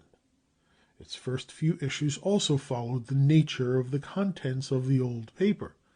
A so-called objective report on the Soviet Union was published, and in other ways an attempt was made to appeal to working-class readers. But within a very short time the new paper found itself obliged to defend itself publicly against the exposure of its aims, which had been made in illegal leaflets circulating among the workers of Berlin. The corporate aims of the National Socialists. The clearer it became that the National Socialist government could do nothing to overcome the economic difficulties facing Germany, but was in fact driving Germany forward to catastrophe, the more brutally the Nazis applied their dictatorial powers. They necessarily pushed forward towards the absorption of all power, towards the monopoly of all power in the hands of their own party and of its pseudo-workers' organizations. The Catholic Convention in Munich, at which the Vice-Chancellor von Papen was one of the official speakers, was dissolved by the police. Christian organizations were forbidden to undertake any activity other than religious. The growing rival force of the German nationalist factory and defense organizations was forcibly destroyed by the police. The few representatives of the Christian trade unions in the newly formed Great Convention of Labor, which formed the central organization of all the trade unions which had been brought into conformity, were thrown out of the convention under a regulation issued by Dr. Leigh on June 23rd, on the grounds that they were enemies of the national government. In his Fundamental Ideas on the Corporate Organization and the German Labor Front, which were published in the Völkischer Beobachter of June 8th through 10th of 1933, Dr. Leigh sets forth in programmatic form the corporate aims of the National Socialists after the worker organizations have been destroyed. A. The workers are forbidden to fight for higher wages, because such a fight is only the expression of greed for money. Leigh's actual words were, "We know how the greed for profit can get control of men. We know how the greed for money dominates everyone. One man strives to get more wages, another strives for higher dividends. But just because we know this, we recognize with equal clarity that this beast within individual men should not be allowed to be nurtured by artificial organizations, but that it must be the task of a higher state leadership to set bounds to this human weakness, to restrain it, if necessary, to put brutal limits and barriers in its way. B. The leadership of the employer in the factory is to be restored without any limitation. Dr. Leigh says, "For this reason, corporate organization will, as its first work, restore absolute leadership to the natural leader of a factory, that is, the employer, and will at the same time place full responsibility on him. The Works Council of a factory is composed of workers, employees, and employers. Nevertheless, it will have only a consultative voice. Only the employer can decide. Many employers have for years had to call for the master in the house. Now they are once again to be the master in the house." C. The inflexible wages agreements of the past are to be smashed to pieces. Wages agreements must be as living and flexible as possible. D. The last illusion of independence is stripped from the former labor courts. Their place is taken by so-called corporate courts, composed of representatives of employers and selected fascists masquerading as representatives of workers and employees. The program put forward by Dr. Leigh is not a private suggestion of his own, but a program worked out at Hitler's instructions on behalf of the party and the government. Its hostility to the workers and friendliness towards the employers is obvious. The corporate organization, which is supposed to be going to overcome the division of society into classes and the class struggle, is based at all points on the sharpening of the employer's class dictatorship.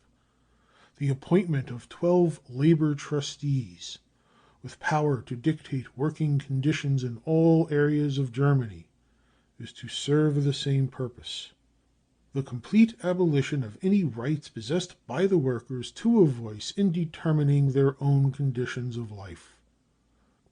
The occupation by Nazis of all trade union posts and of all positions in the state and every form of organization paves the way for the establishment of a universal National Socialist bureaucracy. In the conditions existing under capitalism, with the forcible abolition of all control from below, this monopoly must necessarily be the source of the worst forms of corruption. But each day that passes shows that all the mania for destruction, the arbitrary measures and murder lust of the National Socialist leaders, is powerless to destroy the militant movement of the German working class. End of chapter 5. Brown Book of the Hitler Terror by Lord Marley. Chapter 6, Part 1. The Campaign Against Culture. At the same time as their main attack against the German working class and its organizations, Hitler and Goebbels are also waging war against the best sections of the German intelligentsia. Nazi boots trample on the life work of the most prominent scientists and artists. In the literal sense, they trample on the brutally treated bodies of many intellectuals who are hated by the Nazis on account of their independence, their progressive and liberal outlook, although in many cases they have had no connection whatever with the militant workers. Under Hitler, even a liberal outlook is a crime which must be mercilessly avenged. Goebbels commands the Brown Inquisitors, who think that they can turn back the wheel of history to long before the French Revolution. Everything Jewish or supposedly Marxist, everything that embodies the progress and enlightenment of the last 150 years, is to be rooted out. In Hitler's Germany, there is no room for conceptions of any spiritual freedom, for any moderate goodwill felt by bourgeois professors to scientific impartiality, for even the most distant expression of the social struggle for the freedom of the masses in works of art. These are driven from professional chairs, from the stage, from the desks of lecturers and conductors. They are driven from the hospitals, from the research institutes and the academies.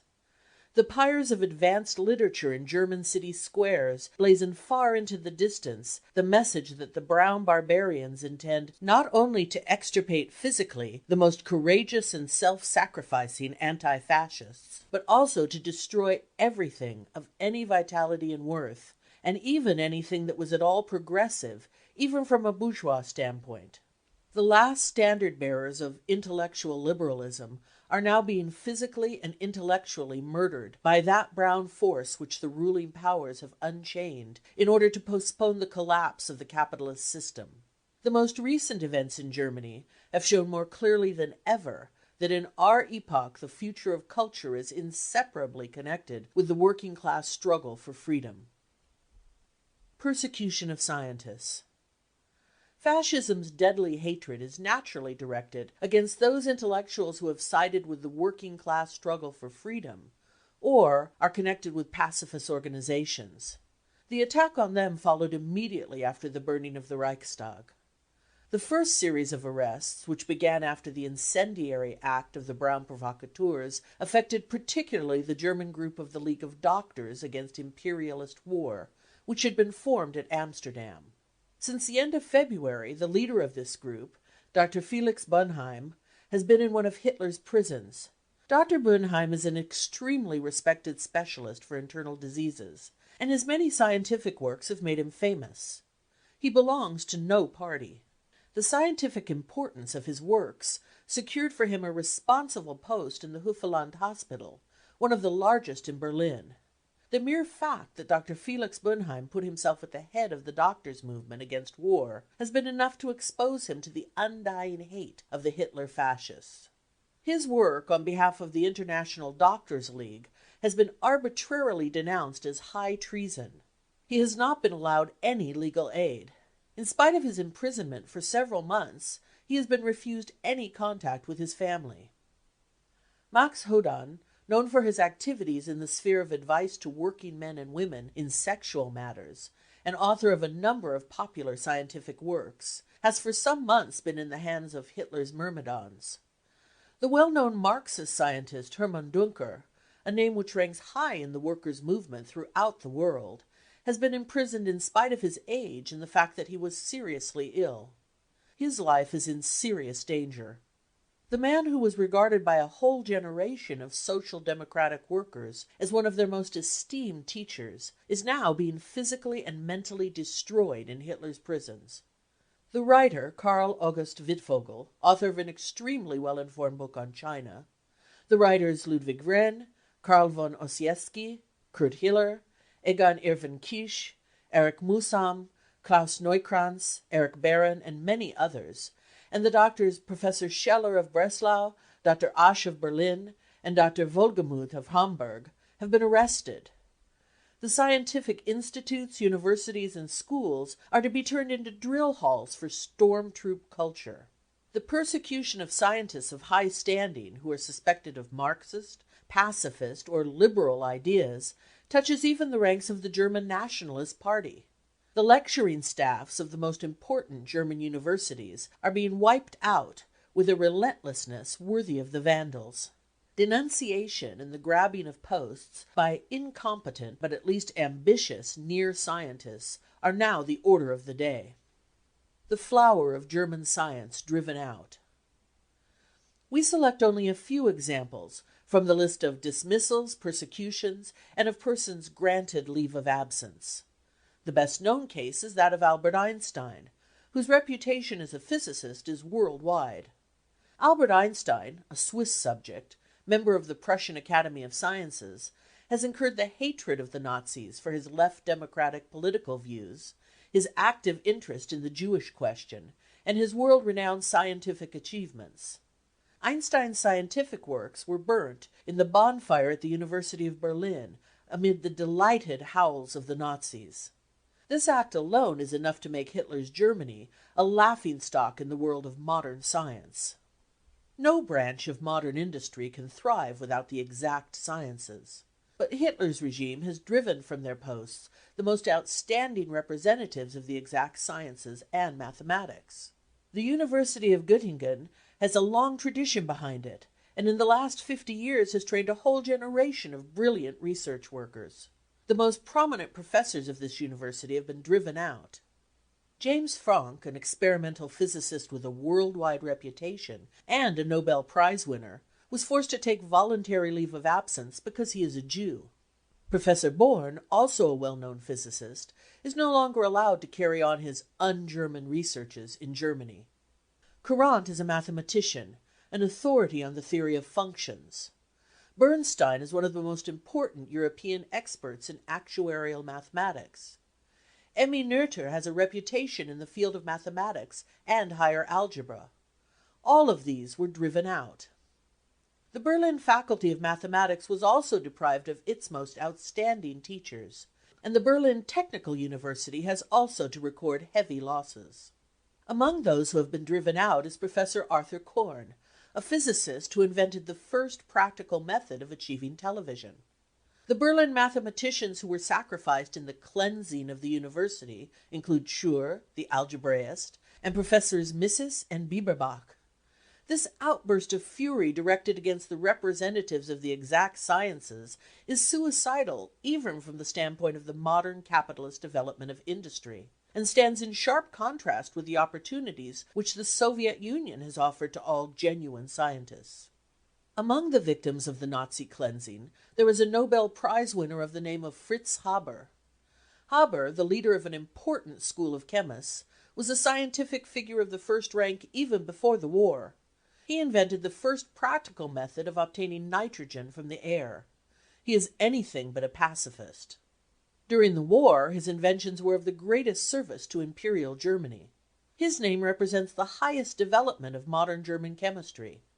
The Times of May 4, 1933, justly remarked that it is an irony of fate that the Nazis should compel this man to resign his post, when the fact that Germany was able to hold out for 4 years was in all probability due to him more than to any other man. Professor Polanyi, who was also driven out, was one of Haber's principal colleagues. Among others who had to make room for the cultural barbarism of the Nazis, we must also mention Professor Buck of Berlin, who has worked on the Planckian quantum theory, and the Königsberg mathematician Hensel, known for his original work on the theory of number, the Kiel professor Adolf Frankl, author of an important work on the theory of quantity, and the Berlin physicist Pringsheim, whose works deal with important problems of radiation. All the scientists mentioned are well-known research workers and lecturers of high standing in scientific circles. Even this very incomplete list is enough to show that these expulsions amount to the virtual destruction of German science, that German fascism is fighting every scientific advance with its inquisitions and incendiarism. No passports for scientists. The appointment of Albert Einstein to the Institute of France and the lectures given in Stockholm by Professor Bernhard Zondek, a dismissed gynecologist, led to the demand being seriously put forward that the passports of expelled university professors should be taken from them, that the un-German spirit of these scientists should not be allowed to benefit foreign universities. In connection with Einstein's appointment at the Institute of France, the Tagliche Rundschau, a journal of the right, on April 17, 1933, demanded that the government should at once deprive the 16 dismissed university professors of their passports, as otherwise there could be no guarantee that one or other of them might not shortly occupy a chair in Paris, Oxford, or London, and use that post to carry on his anti-German politics. That in this connection it was necessary to remember that some of these professors, such as Kelsen, Lederer, and Bonn, had extremely good connections abroad. Germany's greatest doctors may not work in Germany. Bernhard Zondek has been described by Euler, the Swedish Nobel Prize winner for medicine, as the one outstanding genius. Zondek invented a method of chemical analysis of the urine which makes it possible to ascertain pregnancy in the earliest stages. This method is of extreme importance for social hygiene, as well as from the purely medical standpoint. Zondek has done brilliant work in the investigation of hormones. He has been attempting to produce the sex hormones, substances which are different in men and women. Their existence was only recently discovered. He is one of the pioneers in this method of research, and quite recently achieved astounding success in the artificial reproduction of sex hormones. But the Hitler government deprives him of his professorial chair. Friedmann, who has been carrying on research into tuberculosis, has been removed from his post in Berlin. He is the inventor of a very valuable anti-tuberculosis serum, tuberculin. Moritz Burkhardt, director of the surgical department in the Moabit Hospital in Berlin, was in his youth an assistant of the famous German surgeon von Bergmann, and subsequently doctor in charge of the Virchow Hospital in Berlin. He has applied surgery in the fight against tuberculosis. He has now been removed from his post by a National Socialist Commissioner of Health. The destruction of the Hirschfeld Sexual Science Institute. A reliable witness, who, although not himself attached to the institute, was able to see and hear exactly what occurred, has made the following deposition as to the destruction of this scientific institute, which is known throughout the world. On the morning of May 6, the Berliner Lokalanzeiger reported that the cleansing of Berlin libraries of books of un-German spirit would be begun that morning, and that the students of the Gymnastic Academy would make a start with the Sexual Science Institute. This institute was founded by Dr. Magnus Hirschfeld in 1918, in the house formerly occupied by Prince Hatzfeld, and was shortly afterwards taken over by the Prussian government as an institution of public importance. Its unique collection of exhibits, its research work, its archives, and its library won for it an international reputation and international connections. Many foreign scientists, doctors, and writers came to Berlin for the purpose of working at the institute. On the publication of the press notice referred to, an attempt was made to remove, for safe keeping, some of the most valuable private books and manuscripts, but this proved to be impossible, as the person removing the books was arrested by a guard which had evidently been placed round the institute during the night. At 9:30 a.m. some lorries drew up in front of the Institute, with about 100 students and a brass band. They drew up in military formation in front of the Institute, and then marched into the building with their band playing. As the office was not yet open, there was no responsible person there. There were only a few women and one man. The students demanded admittance to every room, and broke in the doors of those which were closed, including the office of the World League for Sexual Reform. When they found that there was not much to be had in the lower rooms, they made their way up to the first floor, where they emptied the ink bottles over manuscripts and carpets, and then made for the bookcases. They took away whatever they thought not completely unobjectionable, working for the most part on the basis of the so-called black list. But they went beyond this and took other books also, including, for example, a large work on Tutankhamun and a number of art journals which they found among the secretary's private books. They then removed from the archives the large charts dealing with intersexual cases, which had been prepared for the International Medical Congress held at the Kensington Museum in London in 1913. They threw most of these charts through the windows to their comrades who were standing outside. They removed from the walls other drawings and photographs of special types and kicked them round the room, leaving it strewn with torn drawings and broken glass. When one of the students pointed out that this was medical material, another replied that this was of no importance, that they were not concerned with the confiscation of a few books and pictures, but that they were there to destroy the Institute. A long speech was then made, and a life-size model showing the internal secretion process was thrown out of the window and smashed to pieces. In one of the consulting rooms they used a mop to smash a pantostat used in the treatment of patients. They also took away a bronze bust of Dr. Hirschfeld and a number of other statues. On the first occasion they only seized a few hundred books out of the library of the Institute. The staff was kept under observation during the whole of the proceedings, and the band played throughout, so that a large crowd of inquisitive people gathered outside. At 12 o'clock the leader made a long speech, and then the gang left, singing a particularly vulgar song, and also the Horst Wessel song. The people in the Institute assumed that this concluded the robbery proceedings, but at 3 o'clock in the afternoon a number of lorries filled with storm troopers appeared and explained that they would have to continue the work of confiscation, as the men who had been there in the morning had not had time to make a proper clearance. This second troop then proceeded to make a careful search through every room, taking down to the lorries basket after basket of valuable books and manuscripts, 2 lorry loads in all. It was clear from the oaths used that the names of the authors whose books were in the special library were well known to the students. Sigmund Freud, whose photograph they took from the staircase and carried off, was called "that Jewish sow Freud," and Havelock Ellis was called "that swine." Other English authors wanted by them were Oscar Wilde, Edward Carpenter, and Norman Hare, and also the works of Judge Lindsay, the American juvenile judge, Margaret Sanger, and George Sylvester Viereck, and of French writers the works of André Gide, Marcel Proust, Pierre Loti, Zola, etc. The sight of the works of the Danish author Lundbach also made them break out into oaths. Many bound volumes of periodicals were also removed. They also wanted to take away several thousand questionnaires which were among the records, but desisted when they were assured that these were simply medical histories.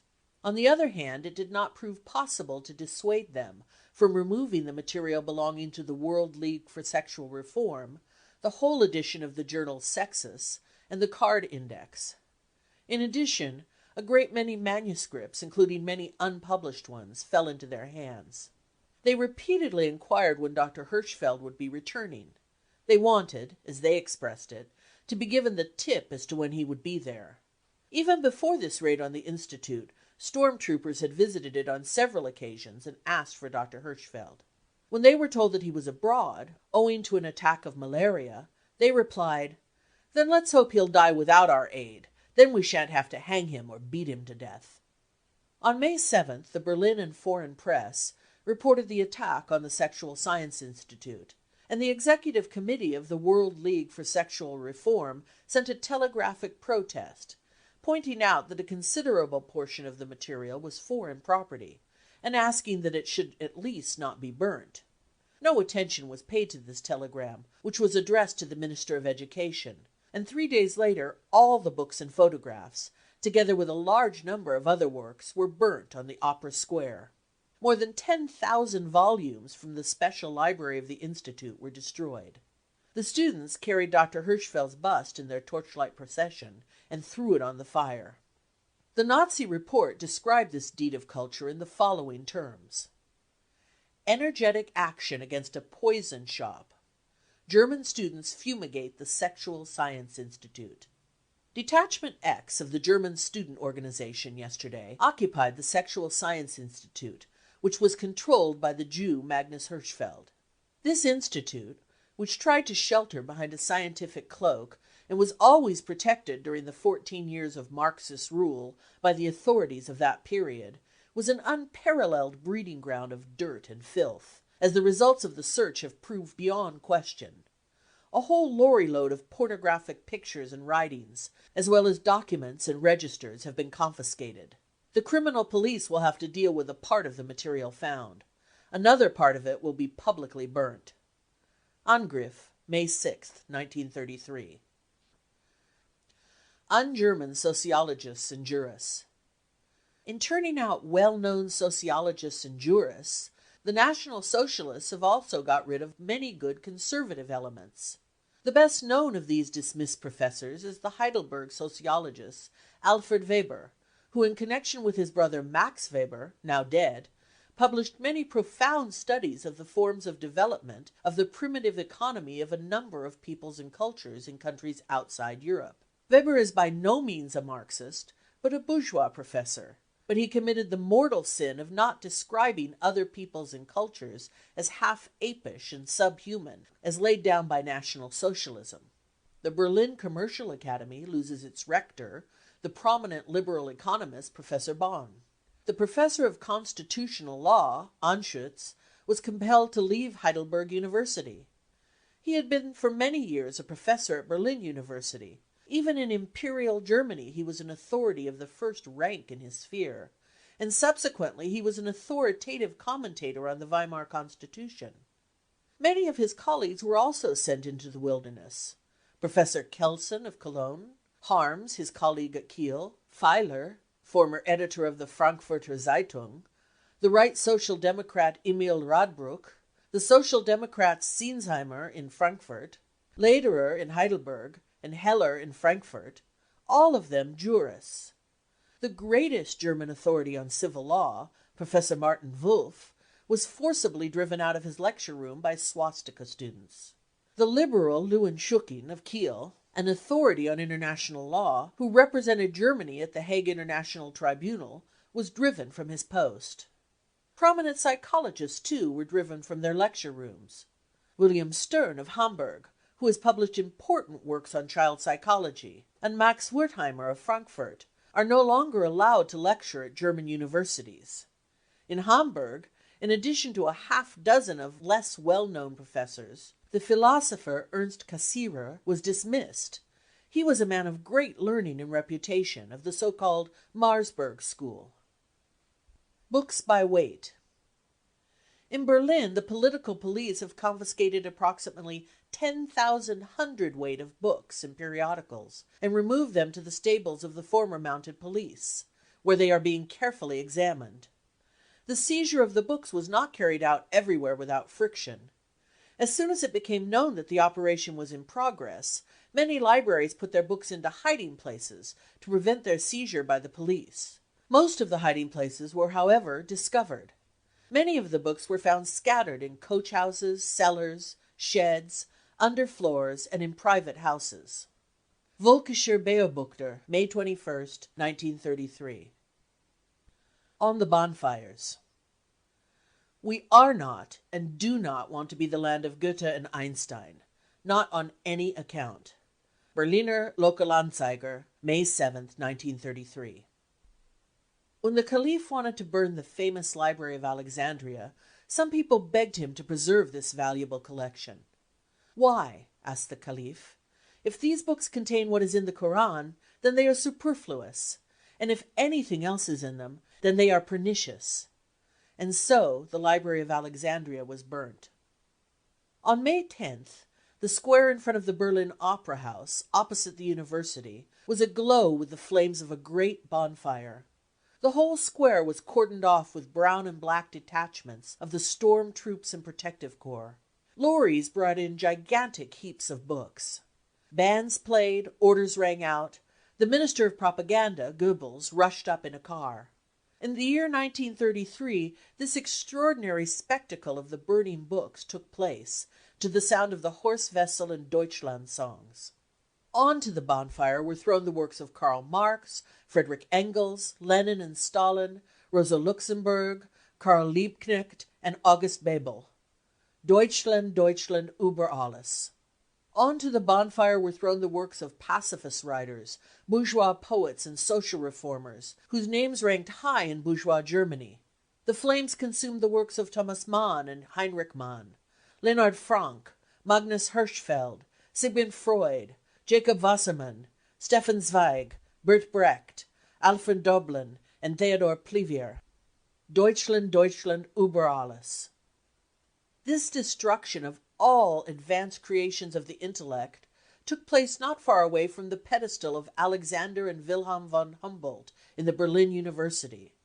Wilhelm von Humboldt, who founded this university and became one of the standard bearers of the spirit of the Enlightenment, aimed at raising Junker Prussia to the level of the bourgeois world of the West. Now, German students in Nazi uniform carried out this pogrom against advanced literature in front of his statue. Deutschland, Deutschland über alles. The crackling flames in front of Berlin University, the pall of smoke over the heads of a chauvinistic mob, a speech from Goebbels, Reich Minister of Propaganda. This made a spectacle which the Berliner 12 Uhr Mittagsblatt, a loyal Hitler journal, with unconscious irony described as spectral. It has forgotten the fires lighted by the oppressors of every age and what came of them. The flames in front of Berlin University were to consume not only Marxist works, but the highest achievements of bourgeois culture and science of the last 150 years. The mania for the destruction of all advanced literature raged through every province of Germany. Tens of thousands of private libraries were confiscated in the course of raids on houses, and often destroyed on the spot. The library in the Leipzig Volkshaus, one of the largest and most valuable libraries in Germany, with rare and irreplaceable publications of the working class movement, fell victim to the brown culture bearers' hatred of Marxism. Here are some instances of the public burning of books, reported by the German National Telegraphen Union of May 10th. Berlin, May 10th. In Munich a ceremony was carried out in the inner court of the university, which was presided over by the rector. The official speech was made by the Bavarian Minister of Education, who spoke of the national revolution and the tasks of the universities. At the end of the proceedings there was a torchlight procession to the Königsplatz, where the burning of un-German books was carried out. In Dresden the poet Wilhelm Vesper spoke at the students' demonstration. Here too there was a long torchlight procession to the Bismarck colonnade, where after an address by the senior Dresden student, all filthy and disgusting literature was burnt. In Breslau the students' demonstration took place at the castle square. After an official speech by Professor Bornhausen, about 40 hundredweight of filthy and shameful books were burnt. In Frankfurt on Main, Professor Fricke opened the proceedings, which took place on the historic Römerberg. A wagon, filled with the books which were to be burnt as a symbol, was drawn by 2 oxen to the place where the bonfire had been made. The burning of the books concluded with the singing of the Horst Wessel song. A few days earlier the works of the great German poet Heinrich Heine had been committed to the flames in Düsseldorf. In his speech at Berlin, Herr Goebbels spoke of the burning of the books as a very symbolic act. The burning was not symbolical.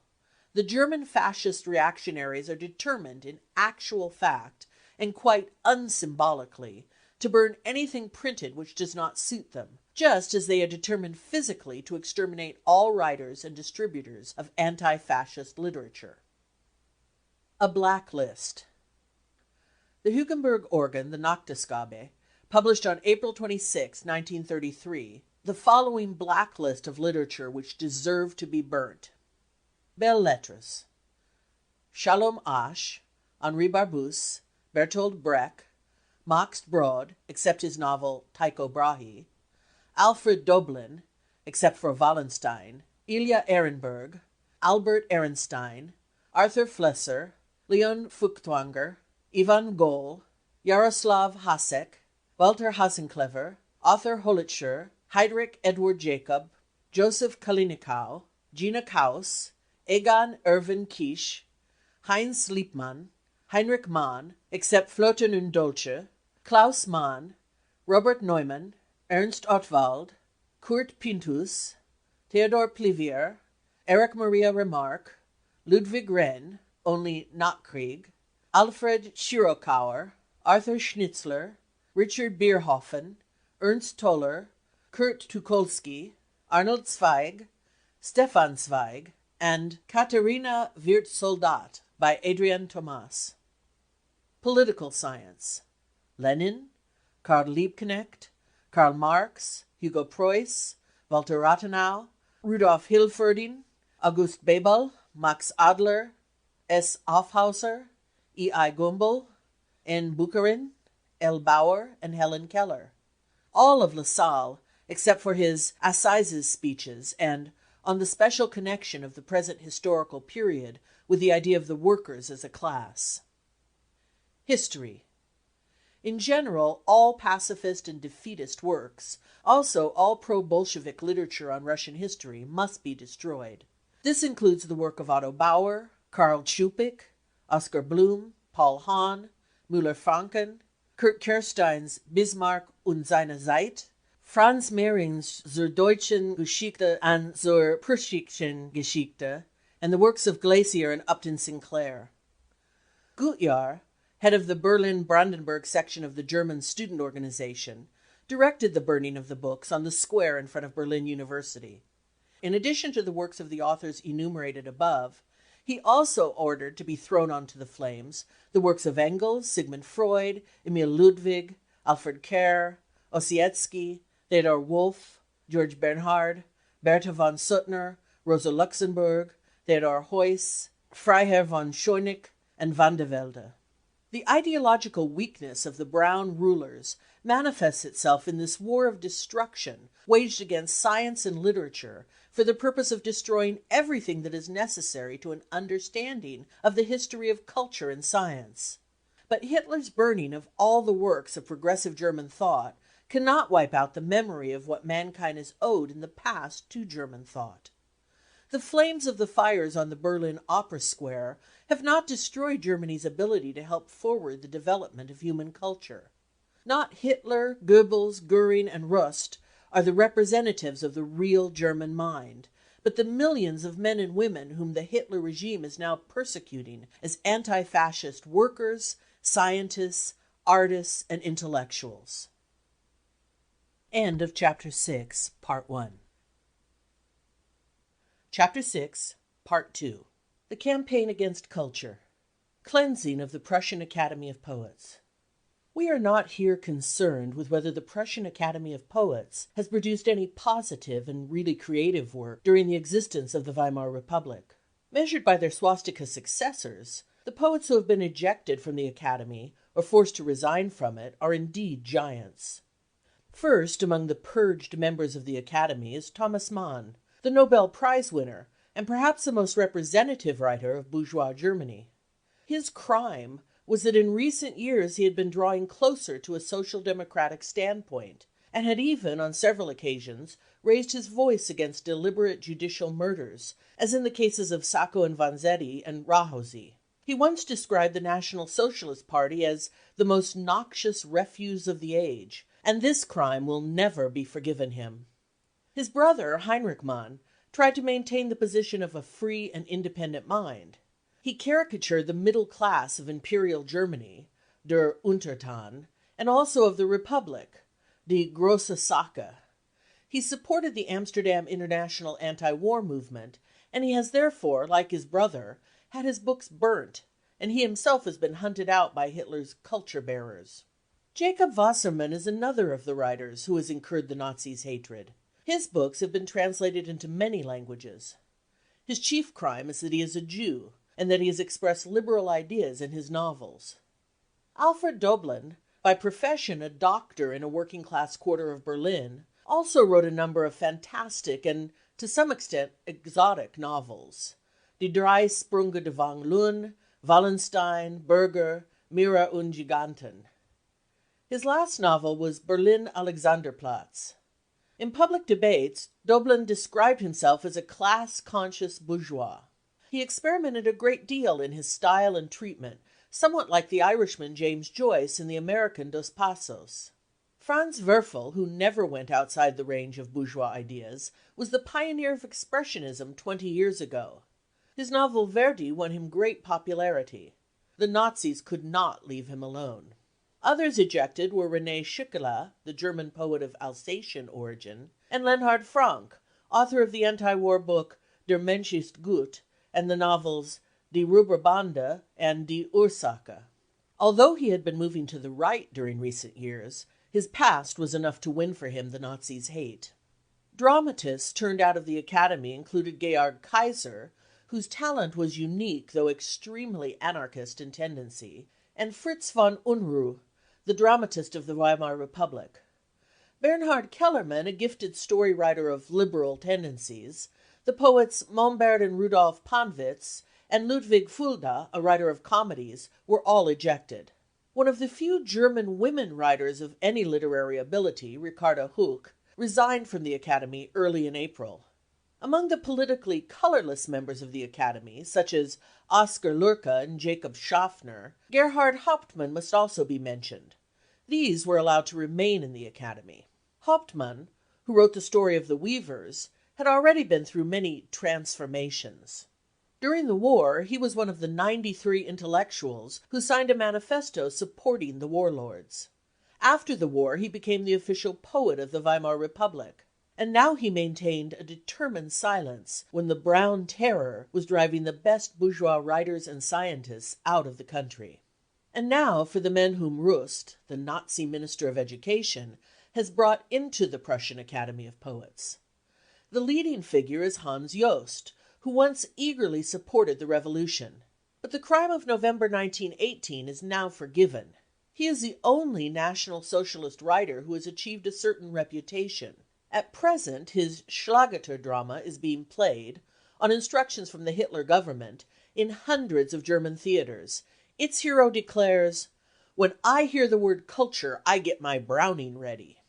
Herr Rust's special attractions in the Academy, apart from Hans Karosa, are quite insignificant writers like Emil Strauss, Will Vesper, Wilhelm Schaffer, Agnes Miegel, and Peter Dörfler. Hans Grimm wrote a novel on The Nation Without Room for Expansion, and Boris von Munchausen has written slight ballads expressing German sentiments. In their endeavour to find names of any kind of significance, the National Socialists even approached the poet Stefan George, the most snobbish and superior of all German poets, hoping to be able to use his name to grace Adolf Hitler's cultural policy. Brown Poetry. Dr. Joseph Goebbels, Minister of Propaganda in the Third Empire, wrote a novel called Michael, a German destiny in diary form. Michael, the yearning German soul, has visions. Evil appears to him in the form of Ivan the Russian, who tries to entice him into Bolshevism. Michael's soul struggles with the tempter. But I am stronger than he. Now I have him by the throat. Now I hurl him to the ground. There he lies. The death rattle in his throat and bloodshot eyes. Perish, carrion. I trample on his brains. And now I am free. That is the spirit which makes a man worthy of the Hitlerized Academy of Poets. I trample on his brains. Perish, carrion.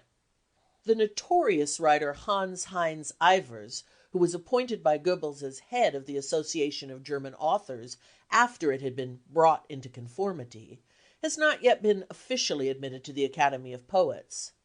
His pornographic novels, Alraune and Der Vampyr, were subsequently put on the list of filthy and disgusting literature by the Nazis themselves, and they were the only ones which really deserved it. But he is the official biographer of Horst Wessel, the hero of National Socialism. On Hitler's birthday, a Horst Wessel play by Evers was broadcast by the German wireless. This writer's existence had been completely forgotten for many years until he was resurrected to be the official poet of the Third Empire. In 1922 Ivers wrote a foreword expressing great sympathy for the Jews to Israel Zangwill's Die Stimme von Jerusalem. But the state of the market has altered since then, and Evers has become an anti-Semite. Thus, the Prussian Academy of Poets has been reconstructed under the banner of the spirit which expresses itself in such an awakening lyric as the following: All the little birds are already there. Nun Ada, and all little birds. 1. Now adieu, my dear fatherland. At Strasburg a great lamentation begins. Hail to thee in thy crown of victory. A summons thunders through the land. Rosa Luxemburg is floating in the canal.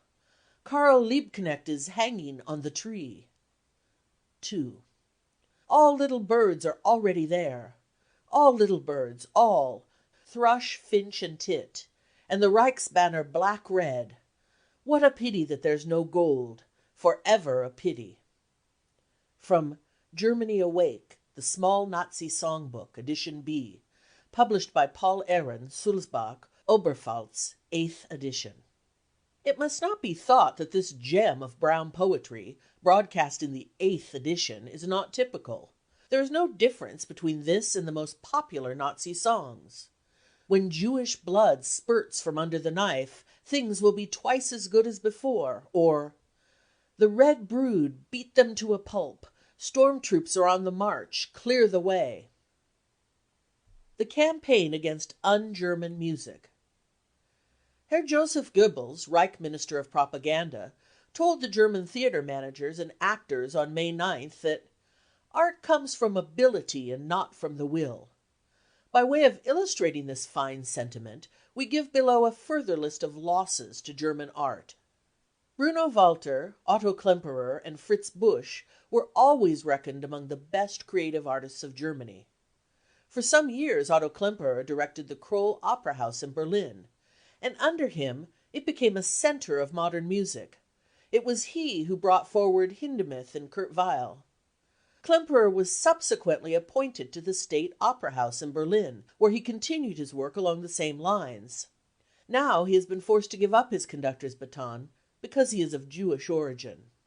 Bruno Walter, a conductor with a reputation throughout the world, is a Jew, and as art comes from ability, he may no longer conduct in Germany. His place is taken by a certain Herr Fusel, official musician to the Nazis. He was commander of a large brass band, in connection with whom no one can use the terms art and ability. But he will now show the awakened German nation how music is made. Busch, the musical director in Dresden, is fair, and so his Aryan origin cannot be disputed. He is a conservative, but as it happens not a Nazi. He brought a new era of fame to the Dresden Opera House. During the National Revolt, a Nazi denunciator appeared on the stage in the middle of a performance and demanded that Busch should resign his post. Berlin, March 8th.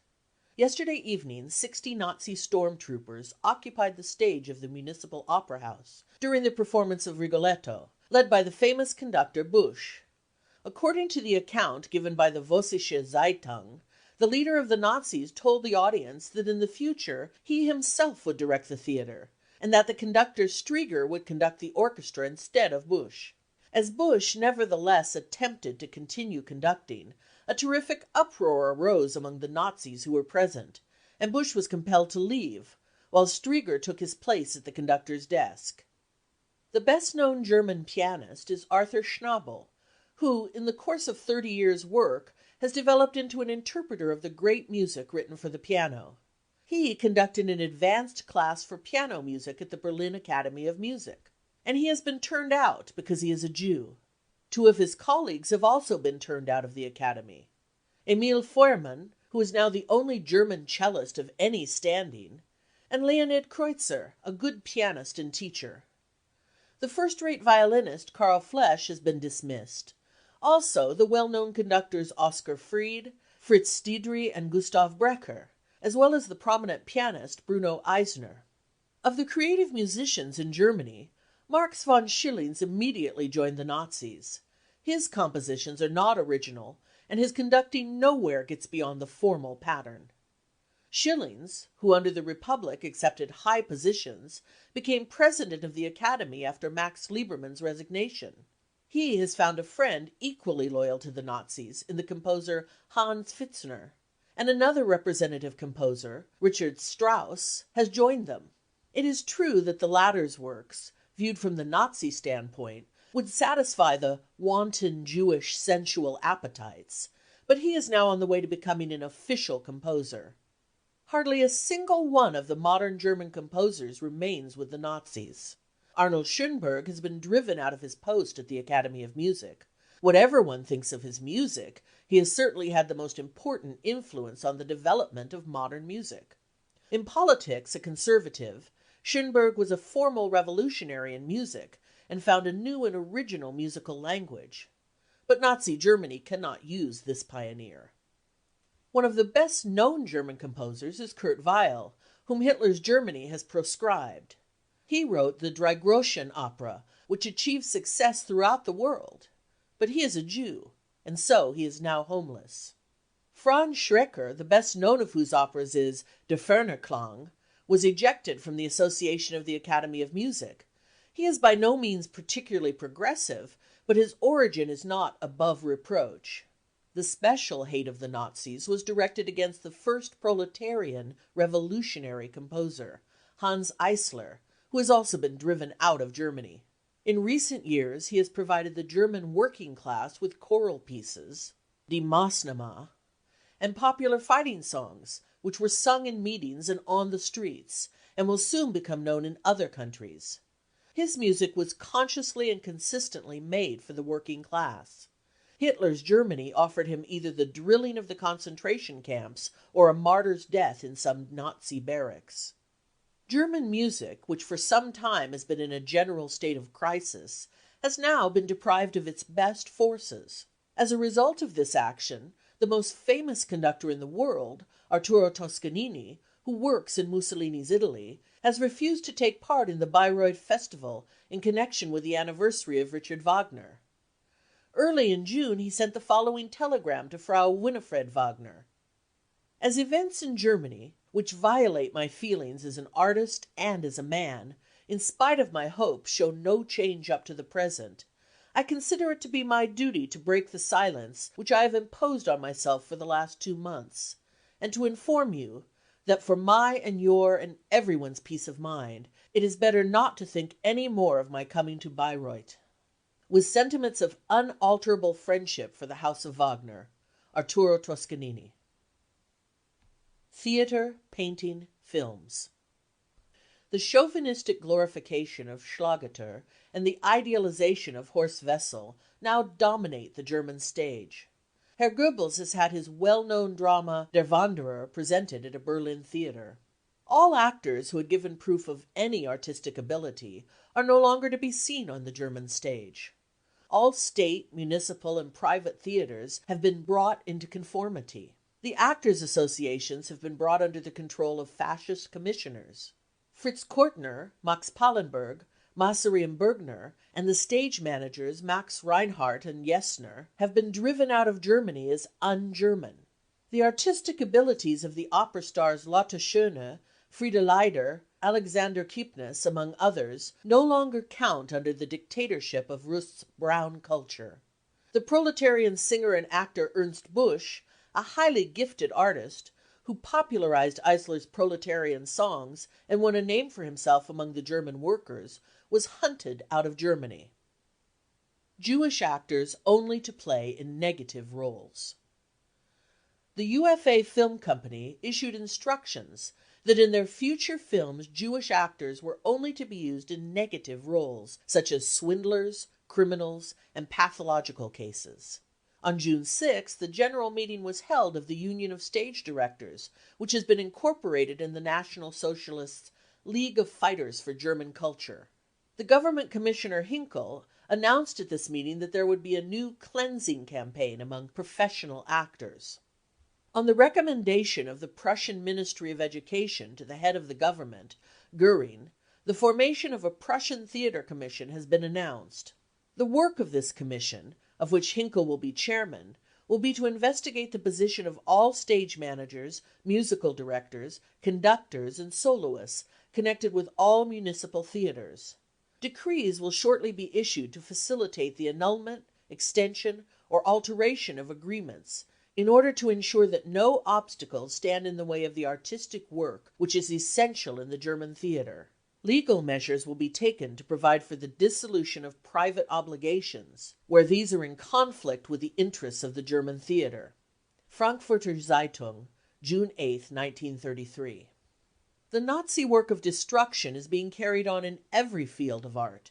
The president of the Academy of Arts, the painter Max Liebermann, a conservative in politics, was compelled to resign his post on the basis of the Aryan clause. It goes without saying that Kati Kollwitz, the gifted artist of working-class life, was banished by the Nazis. The number of painters and artists who have fallen victims to the German cleansing is legion. The best known and most progressive film directors have been forced to leave Germany to find employment. All film artists associated with the working-class movement and all proletarian or progressive films have been placed on the blacklist. The following are some of the films which were immediately prohibited by the Hitler government: Kühle Wampe, Niemandsland, Kameradschaft, Mutter Krause, Die andere Seite, Das Testament des Dr. Mabuse, Im Westen nichts Neues, Frühenglück, Frühennot, Hölzerne Kreuze, a French film. Soviet films banned included The Path to Life, Storm over Asia, Mother, Menschenarsenal, 10 Days That Shook the World, The End of St. Petersburg. Woe to those who were suspected of too close connection with working-class films. An example of this is the imprisonment and maltreatment of Dr. A. Steigler by stormtroopers and auxiliary police. Steigler was director of a film company in Berlin, which, in the course of its work, rented Russian films. This was enough. The offices of the company were occupied by storm troops and police, and the whole staff was arrested. All films were confiscated, and the offices sealed up. The staff was taken to the Maikäfer barracks in Berlin, where, in the presence of his employees, Dr. Steigler was subjected to the most terrible maltreatment and torture. Storm troopers attacked him with their fists, clubs, and belts, and kicked him when he fell to the ground covered with blood. The schools of the Third Empire. They say that in your schools boys and girls fight together naked, and are thus trained as warriors and Amazons. But do they also learn anything? And are not their carnal desires excited when they see each other thus? Not at all, my friend, for we wear them out till they can no longer breathe, and when they are tired they can neither think nor feel carnal desire. But how then do they acquire the sciences and arts which they must have, O wise lawgiver? They must not learn and they must not think, for whoever can think may think evil thoughts, but whoever is made perfect physically, and made to toil the whole day long, is capable of becoming a useful citizen. From a discussion on Spartan education in Greece. The Weimar Constitution made possible some, though inadequate, new experiments in school organization. It enabled scholars, at least in the large towns, to pass through the public schools without religious instruction. It left undisturbed the educational privileges of the rich, but it did at least lead to some hesitating experiments in the admission of workers to the universities and in giving them special training for university work. Now the schools have once again been transformed, from top to bottom, into drilling grounds of the Christian religion. Experiments, such as that made by the Karl Marx Realgymnasium in Neukölln, the use of modern teaching methods, the subdivision of courses into a number of separate groups based on the special interests of the pupils, and the systematic preparation of workers for the universities, have been stopped and prohibited. In My Fight, Hitler outlined his program for the schools. It was much the same as that of the Spartan cynics cited above. The meaning of Hitler's program is that the schools of the Third Empire will not be expected to provide the children with knowledge and science, but to make them obedient to the leader. And Frick says in a less open form what Hitler says bluntly and without circumlocution.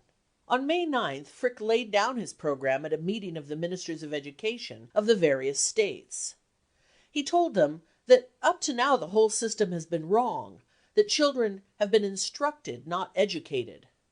A fine distinction, but what is Frick aiming at? Today, we have more reason than ever to recall that, hand in hand with our kindred Germanic peoples of Northern Europe and their daughter states beyond the seas, we have to fulfill tasks throughout the world which will give the Nordic race a wide field of constructive cultural work. The kindred peoples here are not clearly defined. It would appear that Herr Frick hopes to unite them all against the sub-men in order to create a world-embracing Third Empire, which will show the inferior peoples of Latin or other races how things are managed in a real Hitler Empire. Together with the development of purely physical suppleness and ability, special emphasis must be laid on the formation of will power and the power to make decisions as the essential basis for the development of a sense of pleasure in taking responsibility, which lies at the root of character. Though expressed in involved language, this corresponds closely enough with the maxims laid down by the Spartan cynic. The schools are to produce uneducated, uninstructed, but well-drilled, dauntless soldiers of the Third Empire. In order to convince the children that nothing as good as the Third Empire exists in the world must be completely distorted as it is shown to them. Hence, history must be falsified and made National Socialist. The new history books must contain as little as possible. Considerable abridgment is indispensable. It is therefore sufficient to bring out the historical forces which have always been operative. The 2 last decades of our own age must be the main object of historical treatment. To make things plainer, Frick added that it would be particularly necessary to deal with the beginning of the awakening of the nation in the struggle for the Ruhr, up to the victory of the idea of National Socialist freedom and the restoration of the German nation at the Festival of Potsdam. In addition to this type of historical science, other subjects particularly insisted on for the schools are racial science and the elementary study of the basic conceptions of family research. The Bavarian Ministry of Education issued instructions containing the following passage. At the beginning of the school year 1933-34, apart from all other subjects and lessons, all classes in the state of Bavaria must arrange for history lessons in the first 4 to 6 weeks, covering the period 1918 to 1933. The remainder of the curriculum in this subject must be correspondingly shortened and allocated to the remaining months of the year. At the conclusion of this course, the last lesson must be organized as an ennobling celebration, with short addresses by the teacher and one of the pupils on the national awakening, the singing of patriotic songs, etc. This theme, the national awakening, which is most important for the reawakening of national sentiment among the Bavarian youth in the schools, is not only to be treated as a subject in the study of history, health science, etc., but must also be dealt with fundamentally as a principle of education. If examinations are to be held at the end of the year, special attention must be paid to this theme. The government commissioner in Berlin, Dr. Meinhausen, stated in a speech on the transformation of Berlin school life, which was published in the Völkischer Beobachter of May 6, 1933, that a halt must be put to all liberal sentimental dreams. In the Jewish question the principle must be sentimentality is high treason. In accordance with this, the Nazi Minister of Education has completely reshaped all pedagogical colleges and dismissed all teachers who were suspect. All secular schools are liquidated. Religious education is once again compulsory. The reintroduction of whipping was the first achievement of Brown's school policy. All modern tendencies in the schools have been completely rooted out. The pupils in the top class at the unorganized Karl Marx school in Neukölln have all been put back 2 years, Before they are allowed to proceed with their studies, they have to be first drilled in the pure Nazi spirit. Jewish students, as well as Jewish professors, were driven out of the universities. Henceforward, only 1.5% of new entrants to the higher educational institutions may be non-Aryan. Instructions of the Prussian Ministry of Education, May 8, 1933. All teachers are compelled to join the National Socialist Teachers Union. This is a condition of employment. The following clauses are contained in the Act against the overcrowding and excessive proportion of persons of foreign race in the universities. 1. In all schools other than compulsory schools, the number of scholars and students is to be restricted so as to guarantee adequate education and to conform with the needs of the professions. 2. In accepting new entrants, care must be taken that the number of those of German nationality who are of non-Aryan origin within the meaning of the law for the restoration of a professional civil service of April 7, 1933, in relation to the total number of students in each institution and faculty, does not exceed the proportion of non-Aryans in the German population. This proportion is fixed for Germany as a whole as 1.5%. 7. The Act comes into force from its promulgation. Legal examinations simplified for Nazis. The Reich Commissioner for the Prussian Ministry of Justice, Kurl, issued instructions on April 5th that all candidates in legal examinations who have served the fatherland for a certain period in one of the recognized national associations may, at their request, be allowed a shortened form of examination by way of compensation for the time lost to their studies. Deutsche Allgemeine Zeitung, April 12, 1933. The spirit of the students who burn books. 1. Language and literature grow from the nation. 2. Today there is a contradiction between literature and the German nation. This is a shameful state of things. 3. Purity of language and literature depends on you. 4. Our most dangerous opponent is the Jew. 5. The Jew can only think Jewish. If he writes German, he is lying. The German who writes German and thinks Jewish is a traitor. 6. We mean to put an end to this lie. We mean to brand this treachery. 7. We mean to treat the Jew as a foreigner, and we mean to take the nation seriously. We therefore demand from the censorship the following. Jewish works must be published in Hebrew. If published in German, they must be described as translations. Only Germans have the right to write in German. The un-German spirit must be eradicated from public libraries. The German Student Organization, from the 12 Theses against the un-German spirit, posted in Berlin University on April 13, 1933. Bringing the press into conformity. On the evening of January 30, 1933, the day when the Hitler-Hugenberg government was formed, the new minister, Frick, summoned the representatives of the Berlin press to a conference, at which he promised that the new government would be distinguished from its forerunners by its maintenance of the freedom of the press. A few days after the word of a German man had been given, a wave of prohibitions of the communist and social democratic press swept through Germany. By the middle of February, practically the whole of the German communist press had been closed down. Prohibitions of social democratic and democratic papers descended like hail. In the course of the Reichstag election campaign, storm troops went into the printing offices of the center newspapers in the Rhineland, compelled them to print the speeches of National Socialist ministers, and, with the support of the police authorities, exercised a rigid censorship over what was to appear. In the course of the last few days before the burning of the Reichstag, Frick's freedom of the press had been almost completely crushed out by the storm troops and police. The destruction of working-class printing works and newspaper offices was only prevented by defensive guards.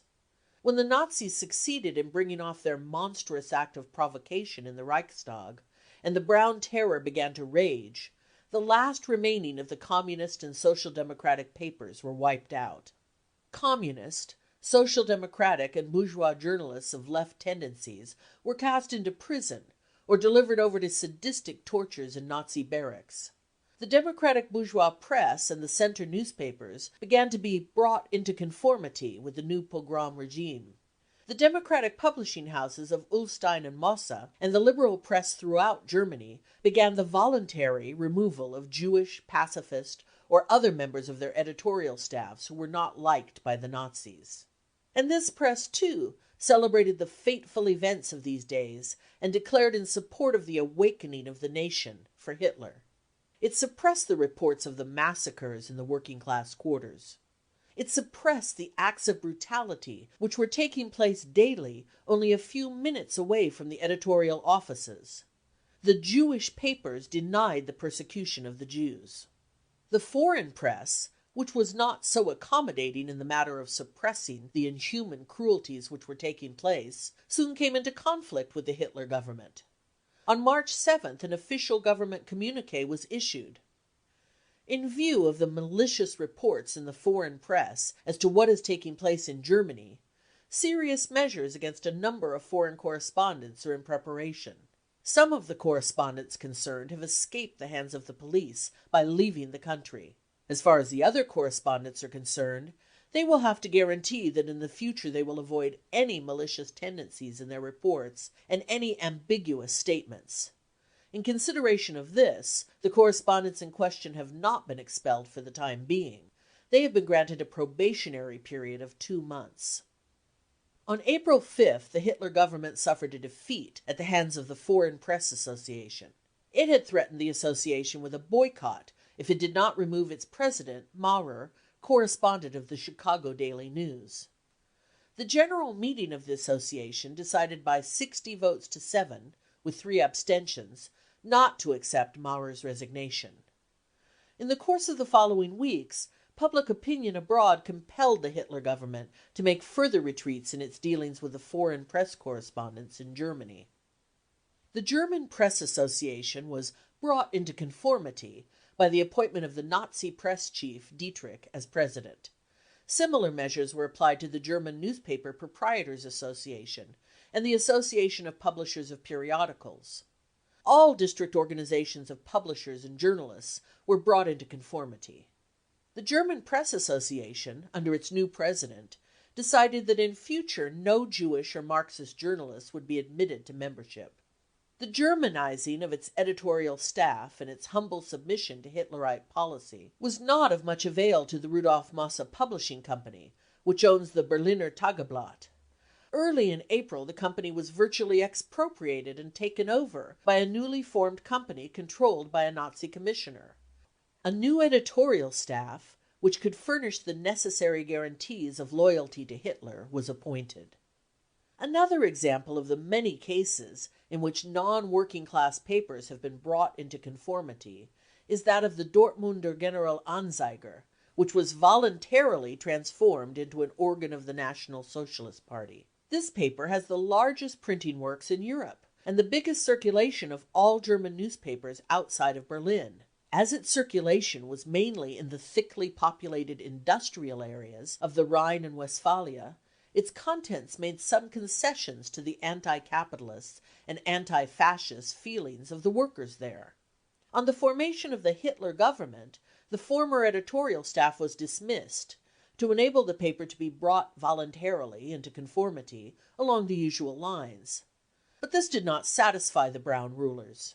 In the issue of April 20th, among various hymns of praise for the occasion of Hitler's birthday, there appeared a drawing of Hitler, which the Nazi leaders declared was a caricature. They therefore seized the issue and closed the offices of the paper. The Dortmund police president entrusted the editor of the Nazi journal Red Earth with the management of the printing works. The Nazis then threatened the proprietor with the permanent prohibition of the Dortmunder General Anzeiger, on which the proprietor declared his readiness to transform the paper into an official Nazi organ. And thus the Nazis conquered this great printing establishment. It is not possible to enumerate all the prohibitions and warnings which have been directed against bourgeois papers and periodicals. The campaign of bringing into conformity led to a dictatorial transformation of the whole of the German press services.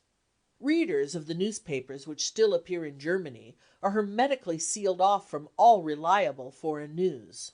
Over 250 foreign newspapers are forbidden in Germany, from the following countries: United States 9, Argentina 2, Belgium 7, Canada 2, Danzig 3, Great Britain 5, France 31, Holland 9, Lithuania 2, Latvia 1, Luxembourg 5, Austria 37, Poland 24, Romania 1, Czar Territory 4, Sweden 1, Switzerland 26, Soviet Union 9, Spain 2, Czechoslovakia 66.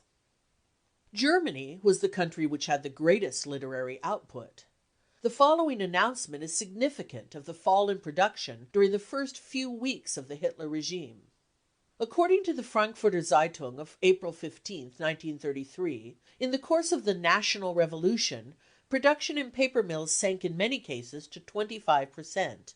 The Deutsche Allgemeine Zeitung of April 22 reports that the publishing output in the first quarter of 1933 was 30% lower than in the same quarter of 1931. The export trade continues to register a decline. The German book trade has been deprived of its best customers and of a whole range of science and literature. End of Chapter 6, Part 2. Brown Book of the Hitler Terror by Lord Marley. Chapter 7, Brutality and Torture, Part 1. The National Socialist German Labour Party, which for years has been maintained by the German Kaisers of Industry and Agriculture, has studied history to guide it in playing its part in the period of social decline. It learnt arson from Nero, the persecution of the Jews from the Middle Ages, the murder of socialists from Mussolini. For many years the official documents of the National Socialist Party have been proclaiming the coming of a St. Bartholomew's Night. The official description has been the Night of the Long Knife. This night began with the burning of the Reichstag, and it is not yet over. The workers and peasants have shown too much resistance. Too many millions have rallied behind the banner of freedom. The National Socialist Labour Party has had to turn the St. Bartholomew's Night into a St. Bartholomew's Year, and it is the first quarter of this year which is covered in the following report. The friends of the Hitler government are always ready to repeat the government's declaration that peace and order reign in Germany. Dementists are issued to calm feeling outside of Germany, and festivals and parades are staged to distract attention from what is actually taking place. The few foreign tourists who still care to visit Germany under the present tyranny are not taken into storm troop barracks or into concentration camps.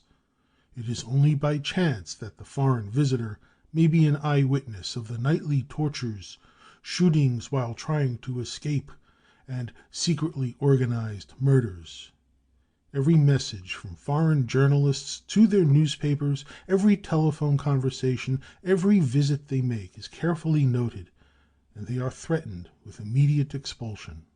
And when the cries of tortured victims in the cellars of storm troop barracks reach the ears of neighbors, when the wife of some tortured prisoner speaks out, when the brutality of the Nazis is actually seen by hundreds of witnesses, then the official explanation is given that this is an exceptional case.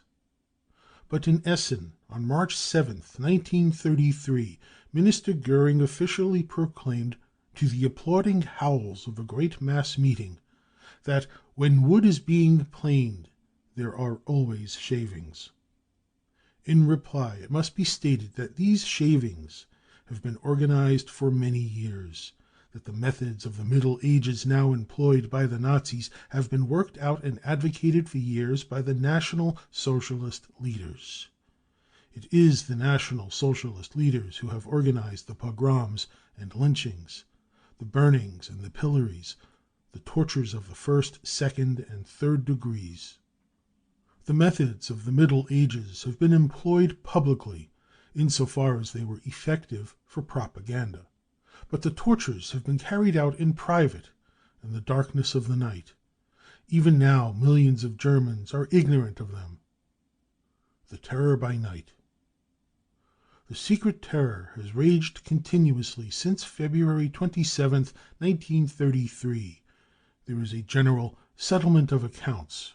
Arrests are made systematically, tortures carefully arranged. And the ministerial reply to scruples about torturing is to lay down how far these tortures can go. So long as I do not see any communists running around with their ears and noses cut off, there is no reason to get excited. Tortures up to this point are therefore authorized. There is no need to examine the victims too closely or to investigate the denunciations. The Nazis in their arrests can follow the instructions of the French cardinal who told the faithful of the original St. Bartholomew's Night, "Kill them all. God will be able to pick out his Christians." Every day we are being visited by new victims of these tortures by night, who show us their still open wounds. We print below declarations made on oath and reports which we have investigated with the utmost care. The torture chambers. One report makes it clear that the Nazis have established a regular tariff for beating prisoners. Simple membership of the Social Democratic Party is punished with 30 blows with a rubber truncheon on the naked body. Membership of the Communist Party is usually punished with 40 blows. The penalty is increased when the prisoner has been an official of a political party or trade union. The punishment is to be modified in accordance with the conduct of the prisoner. One prisoner, Bernstein, was given 50 lashes because he was a communist, and then a further 50 lashes because he was also a Jew. There are therefore several degrees of torture, a fact which is brought out in the various declarations which are in our possession. The torture begins from the moment when the victim is fetched from his home. The person who opens the door is threatened with revolvers, the members of the family are threatened, furniture and books are destroyed or thrown out into the street, authors' manuscripts, the fruit of many months of work, are destroyed. In the case of workers, whatever remains of their wages is confiscated. The family is made to witness the proceedings. The children see their father struck in his face by unknown young men. The wife sees her husband's face streaming with blood. She asks what they are going to do with him. She gets only an insult in reply. Then the prisoner is kicked out of the room and down the steps to the car which is waiting for him. One report states that after an arrest has been made, the Nazis begin to beat their prisoner on the way down the stairs. The leader of the storm troop suddenly ordered them to stop beating the prisoner, who then saw that people in the house opposite had been roused. The storm troopers are disciplined in public. But from the moment when the prisoner enters the Nazi barracks, he is as much an outlaw as the Nazi leaders have been threatening for years to make him. Any Nazi who meets the prisoner on the stairs or in the passages kicks or strikes him. Cowards have become murderers.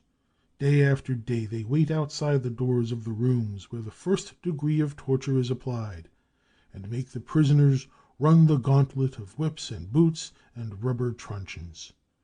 Then the prisoner is admitted to the presence of the storm troop leader or higher officer, and the trial begins. The court.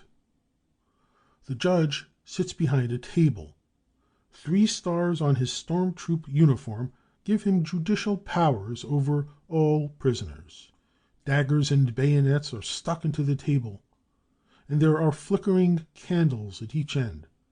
The prisoner is pushed forward to the table. Nazis press closely round him. When he answers, they hit him.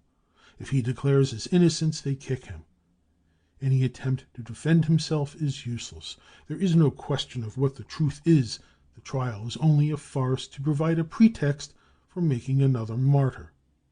The prisoner hears the source of the denunciation which was the cause of his arrest, and thinks that he can at once disprove the charge. He begins to say something, and then blows are rained down upon him, and he is told not to speak unless he is asked a question. They ask him for addresses. They think that they will be able to make capital of the story, that the leaders of the workers' movement have betrayed each other. But the prisoner refuses to say anything. Then the rubber truncheons are used again with furious rage. It is to the eternal honor of the German working class movement that thousands of workers have not flinched in spite of all the brutality and torture inflicted on them. They have refused to give new victims to their torturers. The cellars. From the court, the prisoners are taken to the cellars, where they can see in the semi-darkness the flogging benches standing ready. The air is thick with the smell of dried blood and sweat. The prisoner is thrown on to the flogging bench, and steel rods hammer down on his back. 4 of the Nazis do the beating. Each new blow cuts the raw flesh to pieces. Then they get tired and push him into the next cellar, where he is no longer alone. Fellow victims are cowering in the corners. The worst mutilated victims are writhing on straw sacks on the ground. Some have lost control and are crying out. From the next room come the cries of the next victim. The prisoners in the adjoining room can now see everything, as someone has thought it right to leave the doors open. The next victim starts up at the first blow from the steel rods. His face is pale. A new command makes him bow down again. His movement was criminal, and the punishment was made more severe. He was forced to count the blows in a loud voice, till the numbers could no longer be distinguished from his cries of pain. The half-unconscious prisoner is then pulled from the flogging bench, and the storm troop leader walks forward and announces to the victim, "Now you will be shot." The prisoner is placed with his face to the wall. There is silence, broken only by the Nazis releasing the safety catches of their revolvers. Then shots. The prisoner hears the whiz of bullets past his ears, and begins to realize that they are not hitting him. At last he sinks in a swoon, and before he loses consciousness he hears the Nazis laughing. We have many reports of similar treatment, and give the following as typical. I live in the Judenstrasse near number 50, where a storm troop detachment was quartered. On March 19th, the arbitrary arrests I previously reported were resumed. About 9 p.m., shortly after another prisoner had been taken in, the neighbors heard a shot through the open window of the Nazi office. I was determined to see what was happening, and discovered that there was a man, presumably the prisoner, standing doubled up against the window. Then more shots rang out, but the bullets did not hit the man. Then I saw him fall to the ground, and Nazis bent down over him, laughing. One voice shouted several times, "Now then, get up, go home." The prisoner seemed not to hear this shout, and he fainted with fear. Is it strange that one should hear of men being driven mad by this? Hundreds of prisoners have been through this. They have been dragged from the torture chambers and thrown into the waiting room among their comrades. At the last moment, before they sink down exhausted on their straw sacks, they are told that they are to be shot the following morning. They are in such pain that they are indifferent to the new threat. But when they come to themselves some time afterwards, they begin to think about it. They have no reason to doubt that the threat will be carried out, so they sit there among their groaning friends, waiting for their last morning to come. During the night, the guard leans against the door and sings, "Dawn, dawn, you light my way to early death." A report from the Hedemannstrasse barracks in Berlin gives this detail. Sworn declarations repeatedly show that in many cases the prisoners have been left for days with this threat hanging over them. They hear the beatings beginning again in the adjoining room. The doors are kicked open so that they can see the tortures. From time to time, one of the victims is called out and tried again. The Nazis delight in filth. A new prisoner, who looks like an intellectual, is pushed into the torture chamber. The Nazis hold his head, force his teeth apart, and then pour a bottle of castor oil down his throat. Then they ask him politely to take down his trousers. He unbuttons his braces and his trousers drop. The Nazis do not put him on the flogging bench. They make him stand doubled up. The Nazis wait a quarter of an hour. Then they pick up the steel rods and begin to beat him. He screams and stands upright. The Nazis press him down and beat him again. Then suddenly his bowels empty.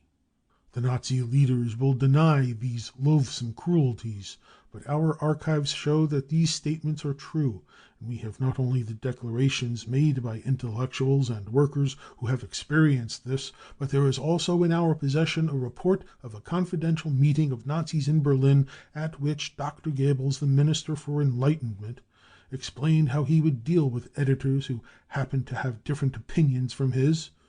The protective corpsmen must go to the offices of the paper concerned and give each member of the editorial staff a liter of castor oil. The Nazis, therefore, only act in accordance with instructions. The Red Cross in Nazi cellars. The Nazi doctors, as a rule, are only present at the actual torturing. They are not to render any medical aid, but only to determine whether the prisoner may still be beaten. They are like the doctors of the Inquisition. The torture is stopped when there is danger of the victim dying. All reports show that medical aid is only given when the victim appears to be dying. Injections are only made at the last minute. The victims are only carried away to the hospital when the medical expert certifies that they are dying. Propaganda to justify the terror. For years, the National Socialist leaders had been preparing the ground for the terror by systematic propaganda. This was directed in the first place against the November criminals, the revolutionaries of November 1918, who were represented as having been responsible for all the sufferings of Germany since 1918. Intensive propaganda was also directed against the Soviet Union. In My Fight, Hitler wrote, "It must never be forgotten that the rulers of present-day Russia are blood-stained common criminals, the scum of humanity." And on March 10th, 1933, German wireless stations broadcast a Horst Wessel play in which Hitler's lies about the Soviet Union were repeated. That since 1917 2 million people had been murdered in Russia, that the Soviets are the embodiment of lies and deceit, looting and robbery. Then there was the systematic propaganda against the hereditary foe, France. Hatred of France was carefully nurtured, and the idea of revenge developed. The propaganda against the Jews is dealt with in another chapter. One example shows its effect in the brutalities shown to Jewish victims of the terror. A doctor was beaten up in Nazi barracks and was lying seriously injured and covered with blood on the straw. Someone who came into the room called attention to how serious the doctor's condition was. This made the Nazi guard furious with indignation, and from his excited statements it was possible to gather that his section leader had told the men the following legend: "All doctors who are Jews have for years been taking revenge on German women, who come under their care in hospitals by secretly cutting out their ovaries, so that only Jewish women could bear children, and thus the Jews would rule Germany." The Nazi guard followed up this story by kicking the severely injured man in the stomach. The blood guilt of the Nazi leaders. The responsibility of the Nazi leaders not only for the methods of their organized gangs, but for the murderous feelings among their followers is made clear from statements made by the leaders both before and after their seizure of power. present Minister of the Interior, Frick, declared that it is not a bad thing if a few tens of thousands of Marxist functionaries come to harm. Stohr, the former vice president of the Reichstag, told a mass meeting, "We will make the hemp industry prosper." Immediately after the new cabinet of Oldenburg was formed, the premier, Rover, announced, "We will put the Marxists and the people of the center on the gallows to feed the ravens." On March 10th, 1933, Minister Göring spoke at a mass meeting in Essen. "I would rather shoot a few times too short and too wide, but at any rate I would shoot." Göring's words fell on fruitful soil. At the end of April, the police president of Dortmund issued an instruction. "In the last few days many communist leaflets have been distributed. I order the police to make immediate use of their weapons against any attempt to distribute communist leaflets." The terror was organized. 1. On the night of the burning of the Reichstag, 30 Nazi barracks were prepared for carrying out tortures in Berlin alone. Steel rods, whips, chains, cords for tying up prisoners, water pails, and castor oil were bought and taken to the barracks. The same night they were used. Doctors were allocated to each barracks. 2. We are in possession of reports from a number of German towns showing that on the same evening the Nazis were fully mobilized, and guards were put round houses where working-class leaders lived, as well as at railway stations and post offices. 3. A similar selection of victims was made in all towns. 4.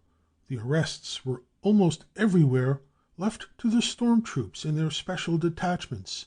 The police merely accompanied them, as the Nazis were not at that time quite sure of their attitude. 5. The enrollment of storm troopers as auxiliary police began on February 22nd. This is a definite indication that action on a large scale was contemplated, and that it was proposed to keep the appearance of legality as long as possible. 6. In his capacity as Commissioner for Prussia, Göring, officially by an order issued on February 17th, authorized shooting without any form of trial. "Every man who in pursuance of this duty makes use of his weapons will be protected by me regardless of the consequence of his action. On the other hand, every man who from any false scruples does not use his weapons can anticipate criminal proceedings against himself. Every officer must at all times remember that omission to take the necessary measures is more serious than a mistake made in applying such measures." 7. High officials of the National Socialist Party have constantly been present in the torture cellars of the Hedemannstrasse in Berlin and in other barracks. They directed the acts of brutality and conducted trials.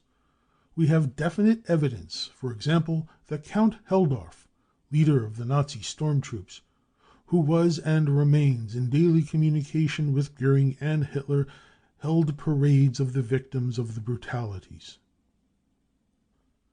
Our documents. We have in our archives 536 declarations made by persons who had been severely ill-treated. The statements have been checked and found to be correct. 137 certificates show that the victims have received serious permanent injuries. 375 declarations mention that the victims, before being allowed to leave the torture houses, were forced to sign statements that they had been well treated. Our material from the towns and villages of the Third Empire supports the conclusion that since February 27th about 60,000 people have been subjected to violence. An unemployed worker. On Monday, March 6th, 5 p.m., 2 stormtroopers and a leader came to the door of the flat occupied by the Reichstag deputy X and demanded admittance. I was in the flat sorting out the washing. I opened the door, at first on the chain. A revolver was thrust through the opening, and I was ordered to open the door immediately. I was asked where X was living, but could give no information. Then they took me off with them. They took me in a sidecar to the Botcherstrasse. There they began to ill-use me. I still have, at the time of writing this, the marks of what they did to me, both eyes beaten blue, a bite on my left temple, my hands still swollen and scratched. They called me a young murderer, and similar names, without the slightest ground. Then they made me wash off the blood, which was streaming from my forehead, mouth, and nose. I had hardly washed it off when I was taken into the front room, and again they started beating me. I covered my face with my hands, or they would certainly have broken my jaws. But that did not satisfy them. Together with 2 other prisoners, I was taken in a taxi to the Hedemannstrasse with 2 motorcyclists as escort. I was told I should be thankful that they were so humane, as they worked differently in the lower groups. I nearly had to laugh when they told me this. At the Hedemannstrasse I stated when they examined me that I had been begging and had always got something at the door where X lived. Because of this I had gone there many times, also to talk politics, and eventually Frau X gave me some housework to do, beating carpets and so on. I told the Nazis that I had been very glad to get such treatment from communists. I told them that I was a communist sympathizer and had voted for List 3. Then the man in charge said, "We can always do with people who tell the truth. It is not you we want, it is your leaders we want to destroy and settle accounts with." But workers are brutally beaten. On the evening of March 5th, I was with 6 other workers in a public house in Berlin North. We were waiting to hear the election results. A group of uniformed storm troop men came in, pointed their revolvers at us, and made us go with them, with our hands above our heads, to the storm troop quarters in the X-Strasse. There we were beaten up as communist sows. Then we were put into a car and taken to the Nazi headquarters in Hedemannstrasse. We were chased up to the 4th floor, and driven along a corridor with repeated blows and lashes with riding whips.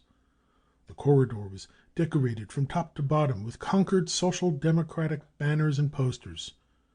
There was a figure against the wall which was supposed to represent Ernst Thälmann in the uniform of the Red Front, hanging on gallows. We were driven with blows into a general room. We were forced to go down on our knees and shout Heil Hitler, also to say the Our Father and sing the Horst Wessel song. Anyone who did not obey instantaneously was beaten till he was unconscious. Later we were placed against the wall of the room, and continuous volleys were fired close above our heads. After they had left us alone for a little while, we were put through the first interrogation. Each of us was summoned alone into a room where there were about 6 Nazis with riding whips. We had to strip, and were then told that we should be beaten until we told everything. They demanded that we should confess the most impossible things. We were asked to give the names and addresses of communist officials, and to reveal imaginary hiding places of arms and duplicating machines. During the interrogation we were beaten the whole time. Then we were given half an hour to think things over, and then the torture began again. Some anti-fascists who had formerly belonged to the Nazis had their heads shaved, except for a forelock, which was tied together. We were told that these people were to be shot next morning. When we arrived, they were lying unconscious on the floor of the general room. Besides ourselves, there were about 50 other Communist and Social Democrat workers in the room. When we were released, a document was put in front of us stating that we had left the building without any injury to our health. We signed. I found 2 of those who had been with me some time after in the Am Friedrichshain hospital. One of them had a bullet wound in the neck. Other typical cases. J.M., a worker living in the Wiederstrasse, Berlin, was taken away by storm troop men during the night of March 27th to 28th and severely ill-treated in the Nazi barracks in the Roteverstrasse. His whole body is covered with open wounds. R., A worker living in Schönberg, who was known to do political work, was found in his flat and there severely injured with steel rods, then being taken to a Nazi barracks. At the time when this report was being written, it was not yet known what had become of him. His flat was completely smashed up by the Nazis when they came to arrest him. Max F., a worker in West Brandenburg, was attacked during the night by about 40 armed stormtroop men. The door of his flat was broken in and they started shooting wildly into the flat. He was hit in the back, but managed to jump through a window and escape. As he ran, he was hit again in the arm, and another shot grazed his body.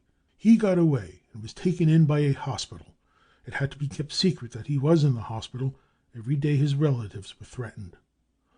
Paul Paprocki, a worker of 36 years of age, living in number 23 Malplakstrasse, was taken from his room at 3 a.m. on the night of March 26th to 27th.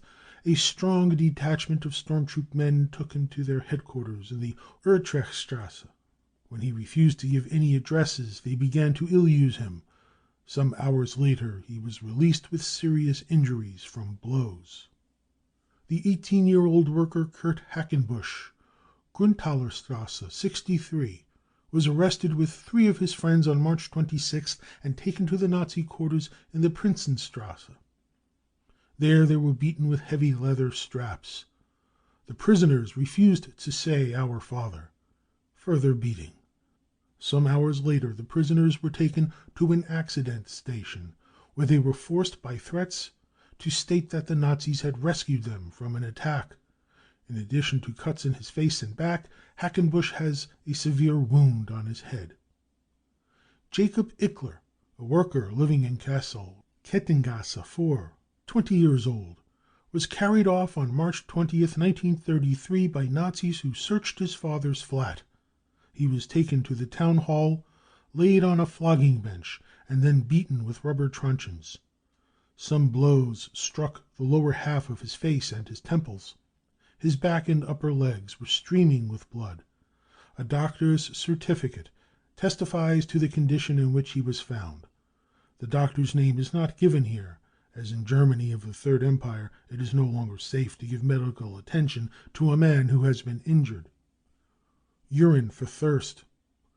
Wilhelm Sollmann, a Social Democratic member of the Reichstag and a former minister of the Reich, writes as under of his ill usage at the hands of stormtroop and protective corpsmen, "On Thursday, March 9th, shortly after 3 o'clock in the afternoon, 3 cars filled with stormtroop and protective corpsmen pulled up at my house.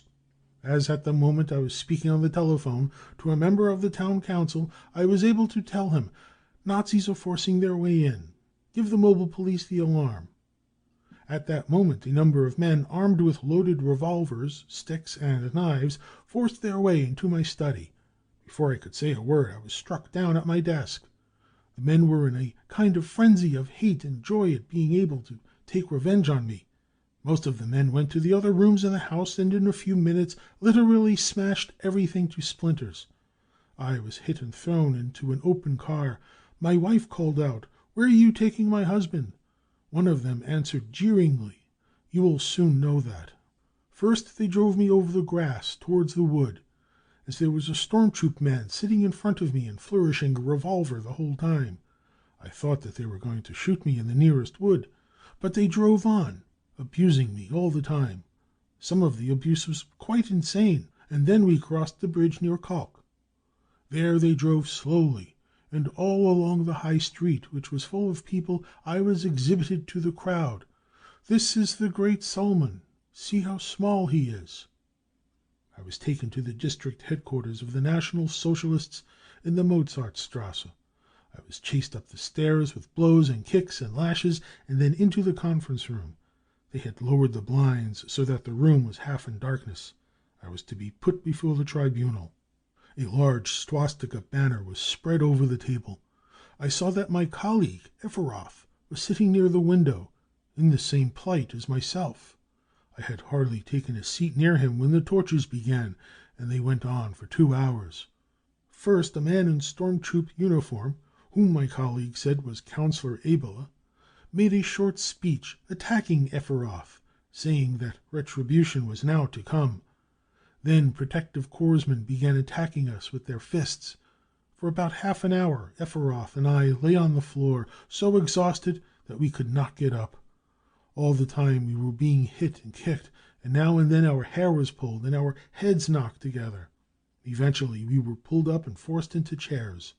A man held our hands behind the chair, while another forced us to open our teeth, and poured 1/4 liter of castor oil down our throats. One of our tormentors shouted for salts to increase our torture, but apparently salts could not be got quickly enough. Then they gave us a short rest again. I begged for a glass of water. When it was given to me, I saw its color and therefore only used it to pour over my hands, which were covered with blood. One of the men shouted, "Why don't you drink the water?" At the same moment he threw the glass with what was left of its contents into my face. Then we were struck and kicked again. All at once our tormentors seemed to get uneasy.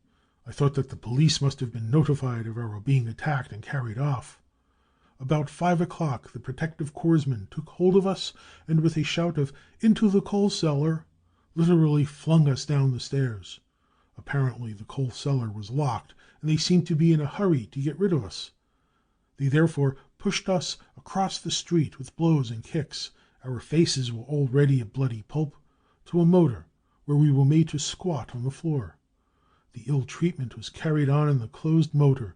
One blow struck me in the right eye. We pulled up at police headquarters. Although we were in a state of collapse, we were forced to run in and up the stairs. One of the Nazis said that next day we would have to walk in front of the Nazis' torchlight procession, and at the finish we would be thrown on the heap of torches. The president of the police advised us to let ourselves be put under protective arrest. I referred to my parliamentary immunity. He agreed with what I had said, but nevertheless advised that Efferoth and I should go into the prison hospital. In the hospital we were sewn up and bandaged. During the torturing, one of the protective corpsmen had slowly and deliberately pressed a knife into Efferoth's side. The doctor stated that it would have been dangerous if it had gone a centimeter deeper. Next day the press published a report that we had been attacked by political opponents and suffered slight injuries. End of Chapter 7, Part 1. Chapter 7, Brutality and Torture, Part 2. A doctor and his wife tortured. On June 3rd, at 4 in the morning, there was a ring at the door of the flat. A number of men shouted, "Police, open the door." My wife replied, "Please come in the morning. I don't open the door at night." Then there were heavy blows against the door. It was broken in, and 5 men in storm troop uniform, without police badges, forced their way into the flat, holding revolvers out at us. I asked what they wanted, and they replied with a shower of blows with their fists and rubber truncheons. "Hold your mouth. Who asked you to speak?" They ordered, "Hands up." Some of them seized my throat and pressed me against the wall. "It's all up with you Jews, you Bolshevik rabble." When I tried to say something, they struck me again. They searched the flat, smashed in the drawers of my desk, filled a trunk with books, manuscripts, and letters, and ordered me to get out of it. My wife, who did not want to leave me in the hands of these bandits, came with me, although she was told not to. They kicked me down the steps. When my wife protested against their treating a sick man like that, she was cursed and pushed off the seat of the car. "You impudent sow, keep quiet or you'll get it too."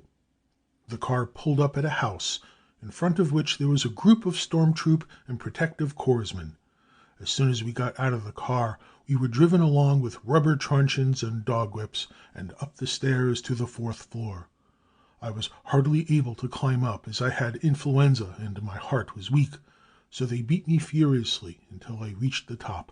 I was pushed into a corridor, and my wife and I were made to run the gauntlet through Nazis, who struck at us as we passed. I was then taken to a separate room. I stated that there must be some mistake, and asked to be allowed to clear it up. The prisoner, who had worked at a Berlin hospital for 7 years and had since been chief doctor in a section of the municipal hospital in Neukölln, learnt in the course of a long interrogation that the absurd charge was made against him that he was the head of the communist propaganda activities in the Reich. When he protested his innocence, he was beaten. He continues his report. They threw themselves on me with bestial fury, using rubber truncheons, leather whips, and steel rods. They hit particularly at my head, jumping up on tables and chairs and hitting mercilessly at me from above my head. My face was streaming with blood. My cries for help soon stopped. A few blows with an iron rod, and I doubled up and fell unconscious. The victim further reports that he was soon in a condition in which he might die at any moment, and the Nazis felt compelled to summon medical aid.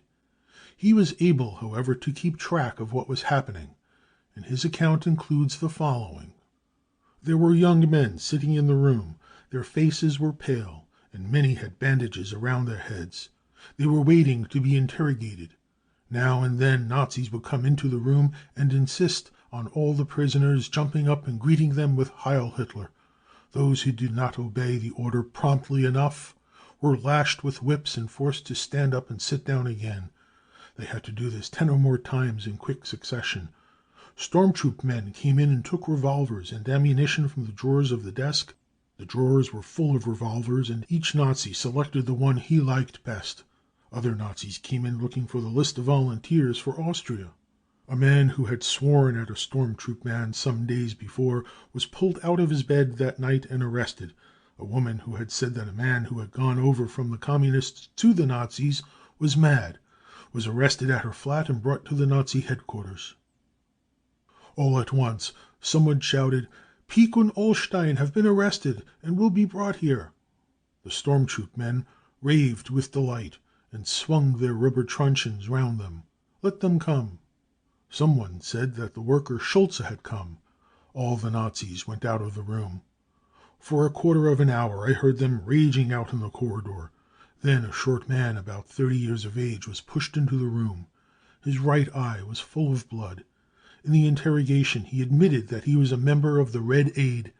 He was accused of having been present when a stormtroop man was murdered. He denied this. He said that he had already been arrested on suspicion of this charge and then set free again. He was beaten with dog whips and ordered to answer yes to every question put to him. He was beaten until he answered yes. "Are you a murderer, you scoundrel?" He answered no. He was then beaten harder. His whole face was covered with blood. He wiped his face with his sleeve. "You've admitted it now," he replied. "It was you who compelled me to say it." They beat him again. He was asked how many children he had brought into the world, and with how many women he had slept, and whether all his children were such idiots as he was. Then he was sent into the kitchen to have his head shaved. When he came back he was pushed in front of a fragile old man, a clergyman from Lichterfelde. The white-haired old gentleman was told to hold out his hand to him and say, "Good day, comrade." The old man held out his hand and said, "I shake your hand. You are a suffering human being." They all laughed. "That's how you greet a murderer?" The old man answered, "And even if he is a man who has been tortured, and you are the embodiment of force, and force is not eternal. You cannot break my convictions with rubber truncheons.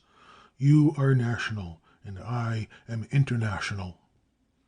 This courageous act of the white-haired old man made some of the Nazis look abashed, and when some of them rushed at him, the others held them back. After midnight I was taken to the interrogation room, where I saw my wife, who was as pale as a ghost. She whispered to me, "I can't bear it any longer. I must throw myself out the window. They are going to say that you are a spy of the Cheka and shoot you. Don't do anything stupid. Pull yourself together." This exchange of words was enough to rouse the Nazi in charge to fury. He was so tired, or drunk, that he could hardly sit up. My wife was led away. My condition grew worse, and I asked for a doctor. I was taken to the room of the officer in charge, and my wife was allowed to give me something to drink. In spite of the victim's critical condition, the storm troop detachment was determined to force the doctor to confess. The man pulled out his revolver and yelled, "3 bullets, 1 in your forehead, 1 in your mouth, 1 in your stomach, and then it's all over and you'll be thrown on the dung heap." I lay silent and quite still. He raised his fist and struck me in the face. "In a couple of minutes it will be all over with you. I'll hang you from the window. I've hanged people in Kiev like that.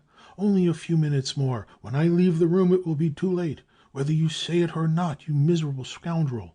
What is the Cheka doing? What is the Ogpu doing? Are you going to talk or not?" I lay still, and he kicked me in the stomach as hard as he could. I lost consciousness. A doctor decoyed into a trap.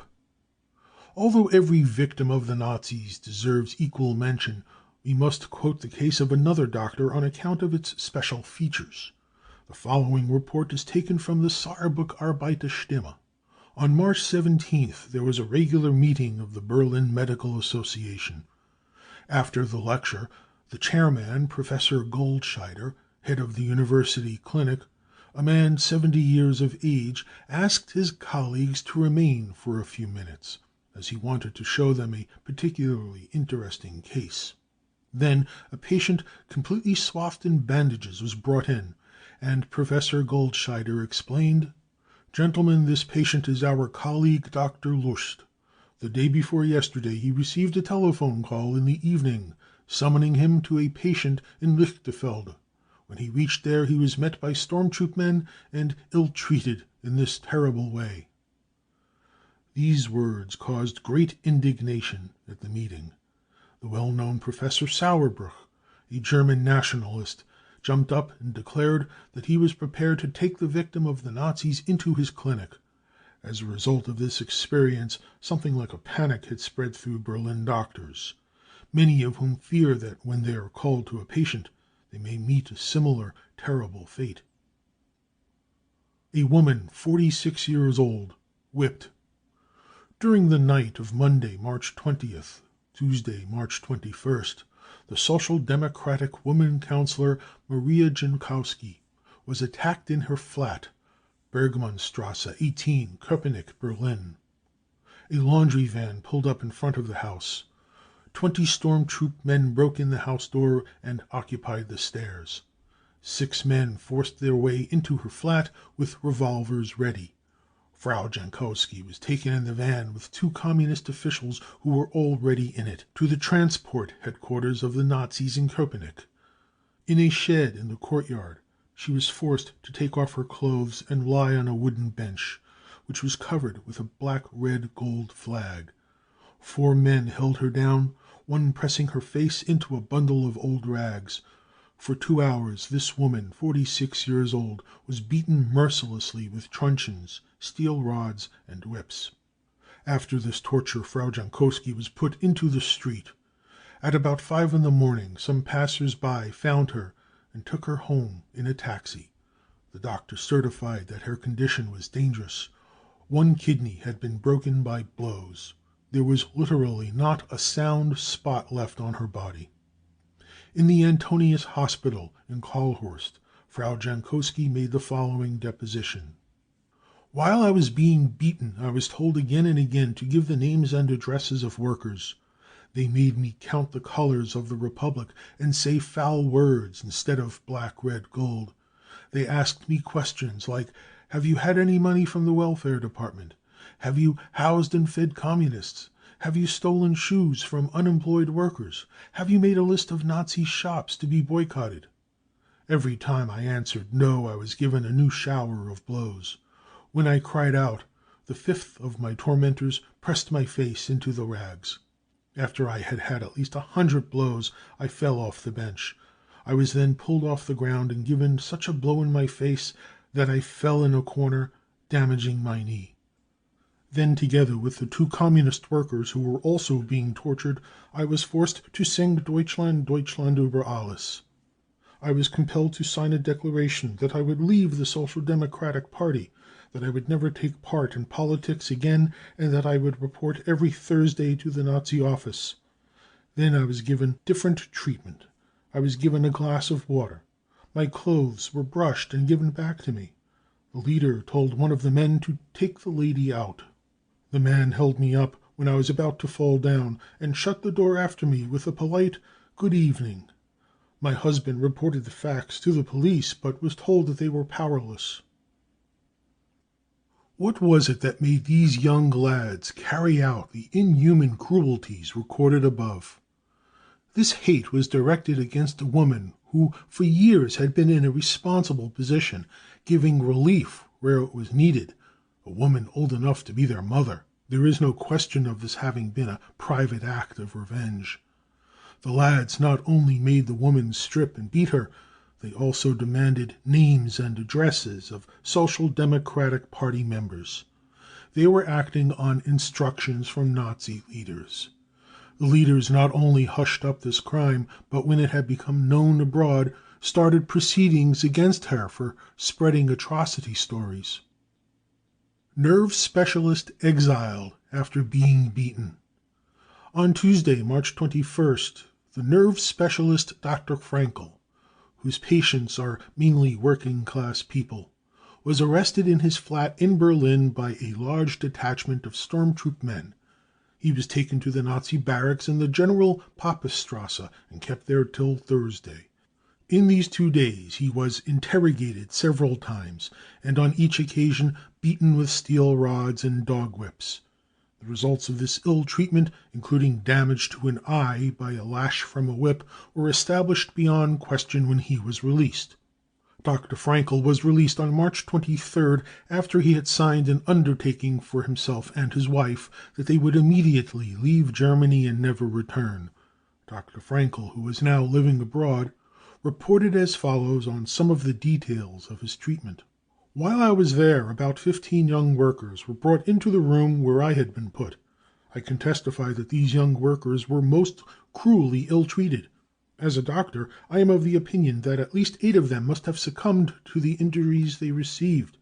After they had been tied up and lighted cigarettes had been pressed into the soles of their feet, the stormtroop men continued torturing them cruelly for hours. A Dr. Philippsthal of Biesdorf, Berlin, was brought in at the same time as I was. He was seriously wounded. I am very doubtful whether he got through alive. Editorial note: on March 23rd, Dr. Philippsthal was taken to the Urbank Hospital, where he did in fact die. Reichsbanner and Social Democrat officials. The dementis issued by the Nazi government always tried to represent the excesses in the Nazi barracks as the arbitrary acts of individuals. We print here a number of reports from Kassel, which make it perfectly clear how closely the brutal acts are connected with the Nazi leadership. The Nazis did not take much trouble to distinguish between trials and torturings, which took place in different rooms of the same house. A deposition made by Hans Quer, a Reichsbanner leader, contains the following. On March 24, 1933, at about 1 o'clock, I was arrested by 4 stormtroop men and 1 civilian and taken to the town hall. They said, "Herr Quer, you must come with us." And then I was taken along, 2 men holding my arms. I was taken down the outside steps. Several Nazis who were at the top calling out to the public, "Here comes the Reichsbanner General Quer." I was taken to the public hall. The stormtroop leader who took me is a commercial traveler selling gin. He was formerly employed in the welfare department. He stole some money and was dismissed and sentenced to 4 months' imprisonment. One of the stormtroop men then took my particulars, including what party I belonged to. Then I was informed that I could go. As I went out, 2 Nazis got hold of me and prevented me from going. One of them went in to the man who had taken my particulars. Soon after, he came back and waved his hand, indicating that I was to be taken down to the cellar. There I was met by 10 to 15 stormtroop men, who ordered me to take off my hat and coat. Then I was taken into a dark cellar, where there was a bench. One of the men went in front with an electric torch. The torch went out.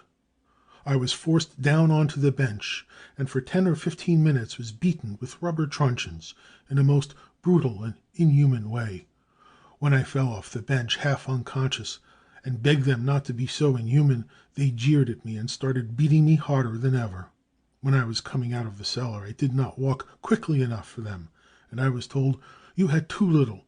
If you don't hurry up, you'll be brought back in again." Other cases in Kassel.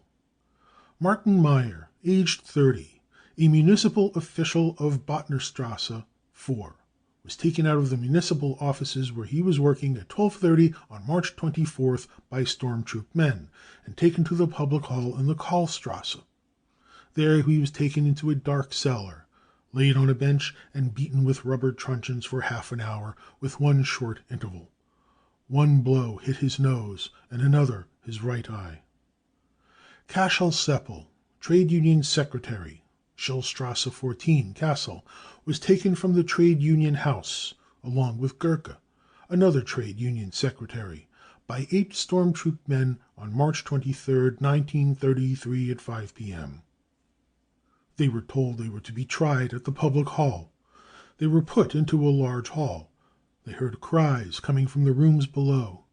They waited an hour. They were then taken by 8 men into a dark cellar, laid across a table, and beaten by 6 men with rubber truncheons. They are now still confined to bed and under medical treatment. Their kidneys appear to be injured. Their urine is mixed with blood. Their backs, buttocks, and legs are injured.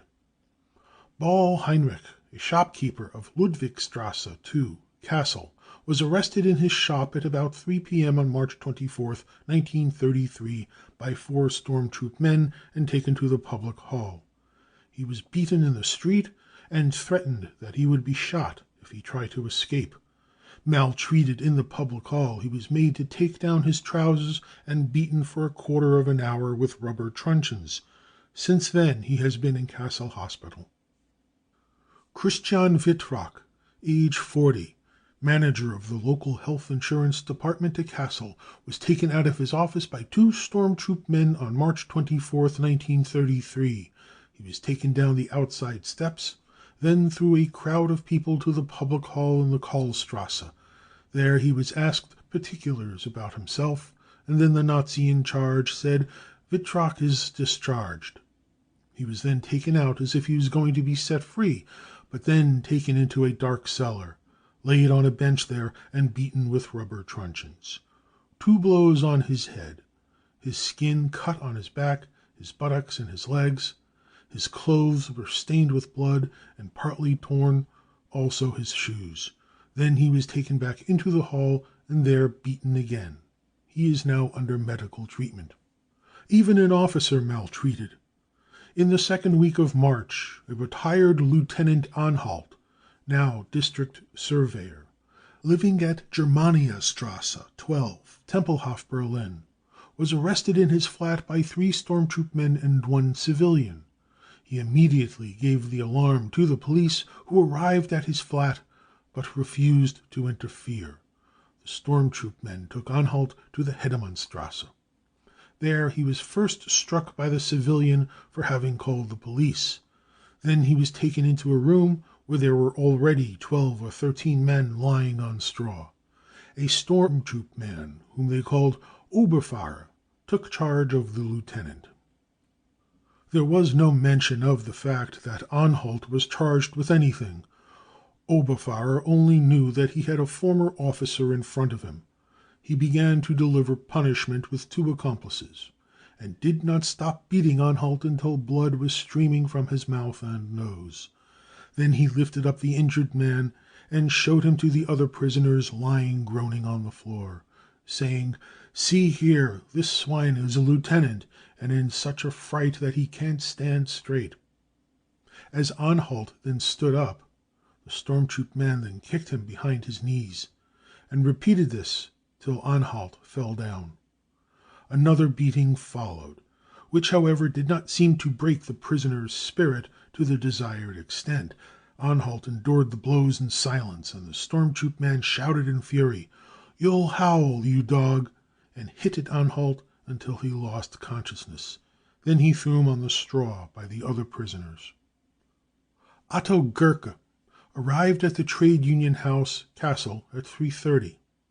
3 auxiliary police said, Number 1, "That's one of them." Number 2, "We'll come for him." Number 3, "That's Gerke of the Metalworkers' Union." At 4:30, 4 storm troop men entered the office. "Herr Gerke?" "Yes." "Put on your coat. You must come with us to be interrogated." In reply to my question whether the police president knew of this, I was told yes. 8 storm troop men took me into the public hall. I was first taken to the guard room, then up into the hall and searched for arms. At about 5:30 I was summoned and taken by 2 storm troop men down the steps into the cellar, where there were a number of bicycles in the passage. They told me to leave my hat and coat there. I was then taken down 12 steps into a lower cellar. In this cellar I was thrown onto a table.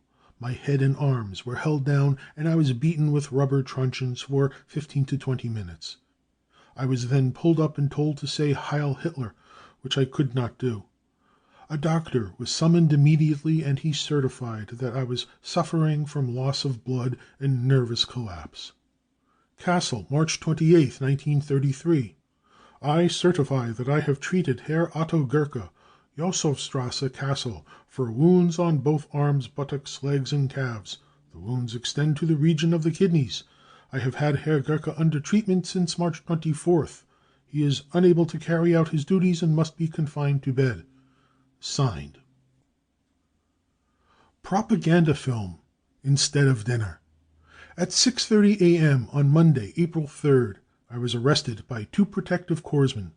Although my interrogation showed that there was no ground for my arrest, I was taken with 2 other prisoners to an ice cellar, an underground room 15 feet by 6, with no opening for either air or light.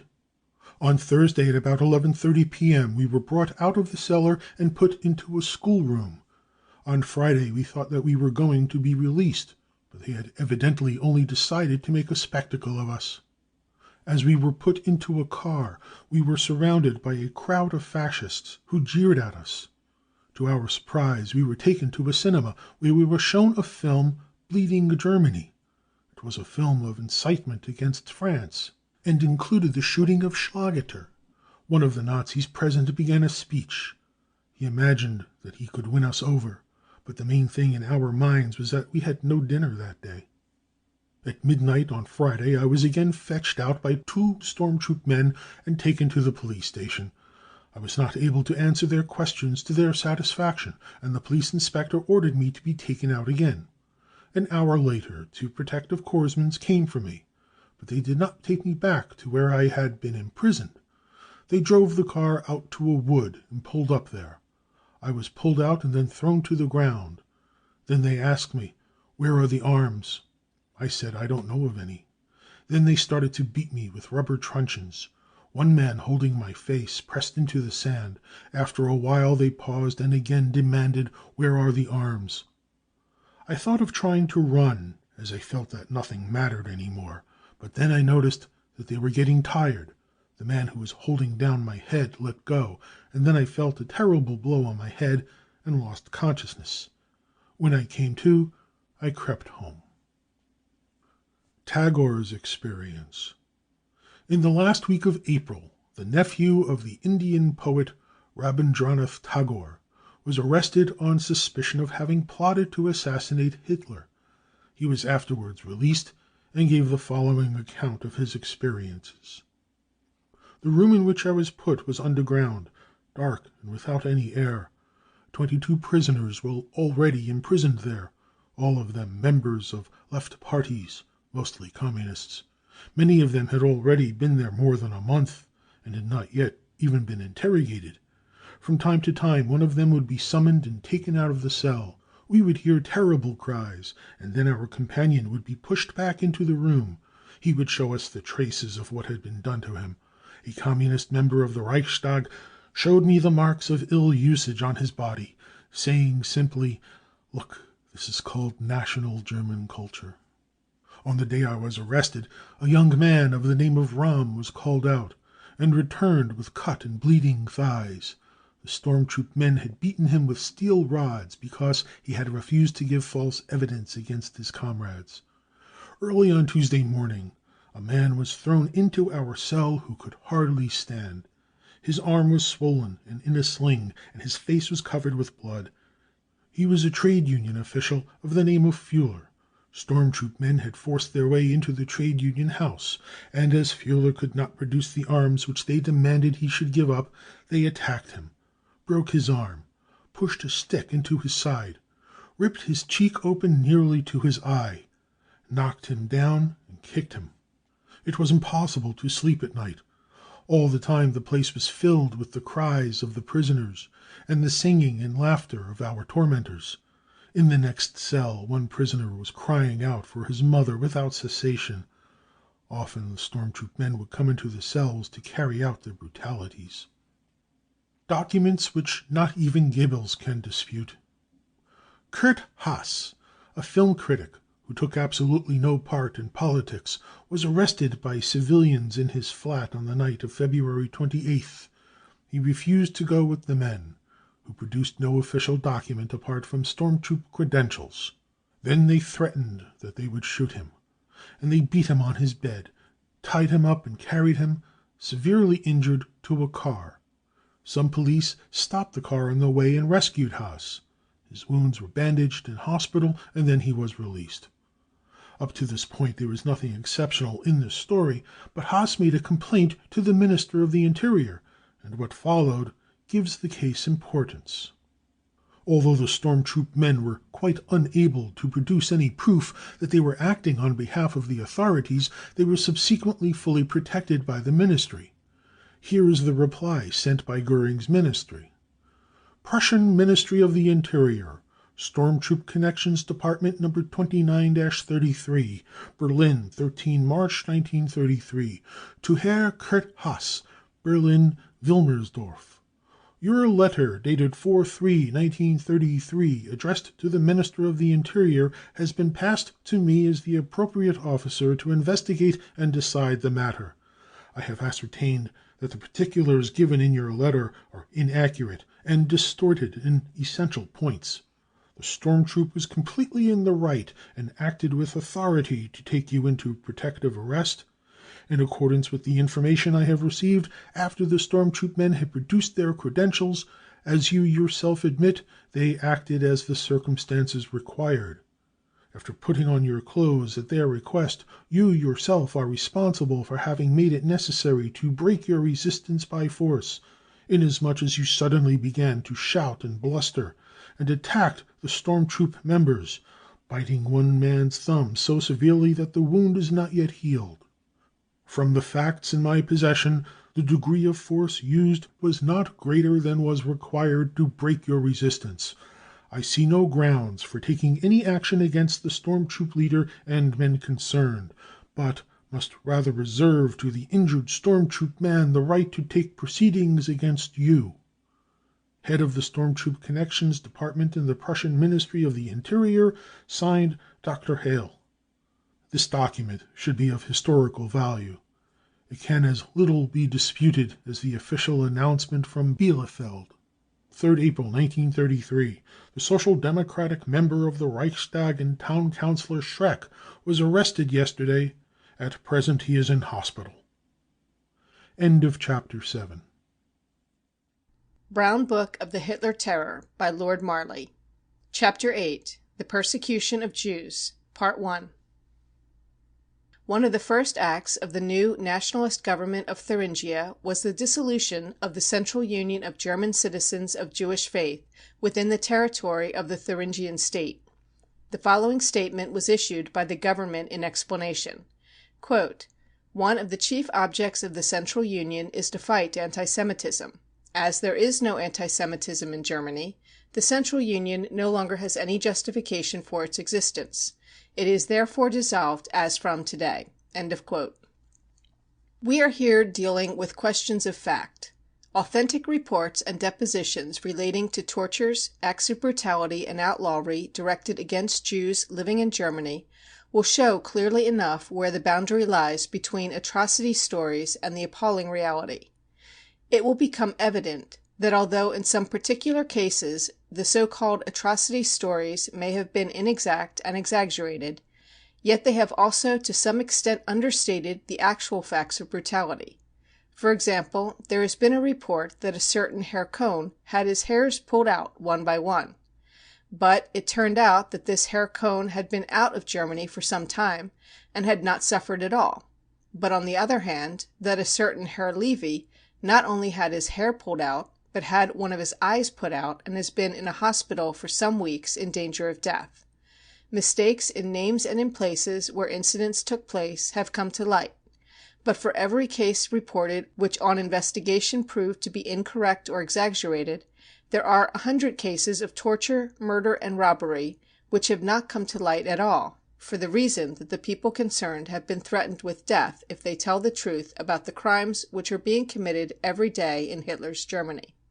The reports of actual incidents can stand by themselves without any reference to the problem of the Jewish question. Many attempts, written from various standpoints, have been made to present an analysis of the situation in Germany in regard to the Jews. Here we deal with this wider question very briefly, but it is essential to say something of the inseparable connection which exists between the Hitler movement and anti-Semitism. Anti-Semitism as one of the foundations of National Socialism. It is an old practice of the ruling class to distract the attention of the people from their actual sufferings.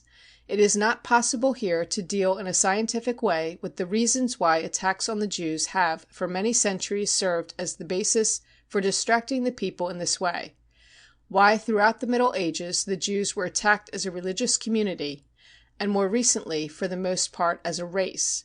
The analysis made by Marx in the Jewish question has been followed by many subsequent writers, who have treated the question from a social standpoint. At the present time it is impossible to approach the Jewish question as a confused complex of race, nationality, people, and religion. It must be regarded as a social question containing racial, national, and religious elements. Anti-Semitism in modern Germany. Hitlerism is a characteristic form of the process of dissolution of the lower middle class in the age of industrial capitalism, and it has its parallel in the past. Anti-Semitism in modern Germany dates from the movement which developed under Adolf Stocker, a court chaplain, in the last quarter of last century. The basis of that movement was economic. There was a period of unrestricted speculation in the years when German industry was being built up after the victorious war of 1870-71, and this was followed by a severe economic crisis, which directly affected the lower middle class as well as the working class. Adolf Stocker found the new gospel of salvation in a campaign against the Jews. Ernst Ottwalt, in his brilliant study Germany Awake, writes of Stocker as follows, quote, "Without any regard to fundamental economic facts, Stocker ascribed to Jewish influence everything within the German Empire which seemed to him unhealthy and harmful. In the indebtedness of the peasant population of the provinces of East Prussia, which was an inevitable consequence of the increasing world production of grain, Stocker could see only the Jew who gave credit to the peasant, in order to drive him from hearth and home a short time afterwards, out of diabolical wickedness. He saw in the wretched position of the German industrial workers, not the greed of a type of capitalist which had been brought into being by the advance made in the means of production, but the existence of Jewish capitalists, and the Jews were responsible for everything." End of quote. Bismarck, the servant of the Jews. The anti-Semite propaganda achieved a certain success. The first revolutionary upheaval of the duped lower middle class was concentrated on the weakest point, that is to say, the Jewish minority. But when Adolf Stocker began to attack the rich and powerful Jews also, the solidarity of the possessing class was roused. Bismarck himself intervened, and the court chaplain who had become an agitator fell out of favor. It is amusing to find that the anti-Semitic movement of that period also attacked Bismarck, denouncing him as the servant of the Jews. A pamphlet published in 1878 contains the following, quote, "The credit for having raised the Jews and their associates into a ruling clique in Germany must be given to Prince Bismarck. The protection of the Jews is one of the blackest pages in Bismarck's glorious empire, with its consequences, in the impoverishment of the working class, the demoralization of all sections of society, and the disgusting fusion of money with the aristocracy by birth. Prince Bismarck succumbed to the influence of the Jews. The society in which he moved was composed of Jews and the associates of Jews. They were always with him, and were his political advisers and the champions of civilization on whom he mainly relied." This popular movement of the time inevitably found expression in excesses. The signal was given by the burning down of the synagogue in the little Pomeranian town of Neustetten. Then, too, the national indignation was roused by an act of incendiarism, and then, too, it was not the incendiaries who were brought to trial, but Jews, who were alleged to have burnt down their own temple out of vindictiveness.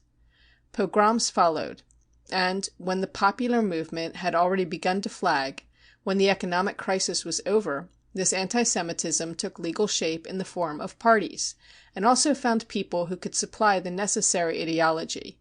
Professor Eugen Düring, with his work on the Jewish question as a question of racial character, opened a new era of anti-Semitism, racial anti-Semitism. Since then, a great deal of ink has flowed in order to prove that the Jews are a race, and an outlandish, inferior, and criminal race at that. Apart from Chamberlain's ingenious assertions, this "science" has for the most part been content with coarse jests. Now, in Hitler's Germany, the science celebrates its triumph, and no doubt there are a good many people who will be able to earn their bread in this shameful way in the Third Empire. Anti-Semitic parties. Germany was the country in which anti-Semitism was first organized on a party basis. These parties were the German Social Party, the Anti-Semite People's Party, and later the German Reform Party. They had no other object than anti-Semitism, which was the sole aim and purpose of their existence. It was characteristic that their fortunes varied with the economic situation. But in any case, anti-Semitism remained parliamentary for nearly 3 decades. During this period it was a sociological rather than a social phenomenon. With the economic catastrophe of the post-war period, however, anti-Semite parliamentarism once more developed into a popular movement. The traditional anti-Semitic parties disappeared, but there were no fewer than 260 anti-Semitic organizations in post-war Germany. These were all united by the National Socialists. The National Socialist Workers' Party of Germany is indissolubly linked with anti-Semitism. In fact, it is quite unthinkable without it. Anti-Semitism was one of the foundations and the constant companion of National Socialism from triumph to triumph up to the seizure of power. Forms of anti-Semitic agitation. Recent German anti-Semitism, of which Hitler's victory is the fulfillment, has never worried itself overmuch to find scientific justification. It is one of the special characteristics of this movement that from the very beginning it has never proved anything, but always merely asserted. Its success depends on confusing and distracting people from the actual state of things. This anti-Semitism has always found expression in the most repulsive forms of incitement. During the Kapp Putsch early in 1920, the curious anti-Semitic symbol, the Hakenkreuz swastika, was first publicly exhibited on the steel helmets of the Erhardt Brigade. On that occasion, too, the Nazi songs were first publicly sung. Then also a real national man made speeches entirely composed of expressions such as Rathenau, the Jewish sow. On the streets the children were learning anti-Semitic songs. Now, in the Third Empire, they all know the glorious battle song whose refrain runs, quote, "When Jewish blood spurts from under the knife, things will be twice as good as before." End of quote. For 15 years, in tens of thousands of meetings and tens of thousands of articles in the press, the Jew has been presented by Hitler's party to the duped masses as the most utter abomination. The Jew is responsible for everything, for the war as well as the peace, for capitalism as well as the revolution, for poverty as well as wealth. The National Socialist agitation sees the Jew lurking everywhere and helping on the work of Judaism to reach its aim of world domination. And to Hitler and his followers this is equivalent to the destruction of the world. Here we can only give some examples of the absurdity and vileness of this anti-Semitism. Hitler on the Jews.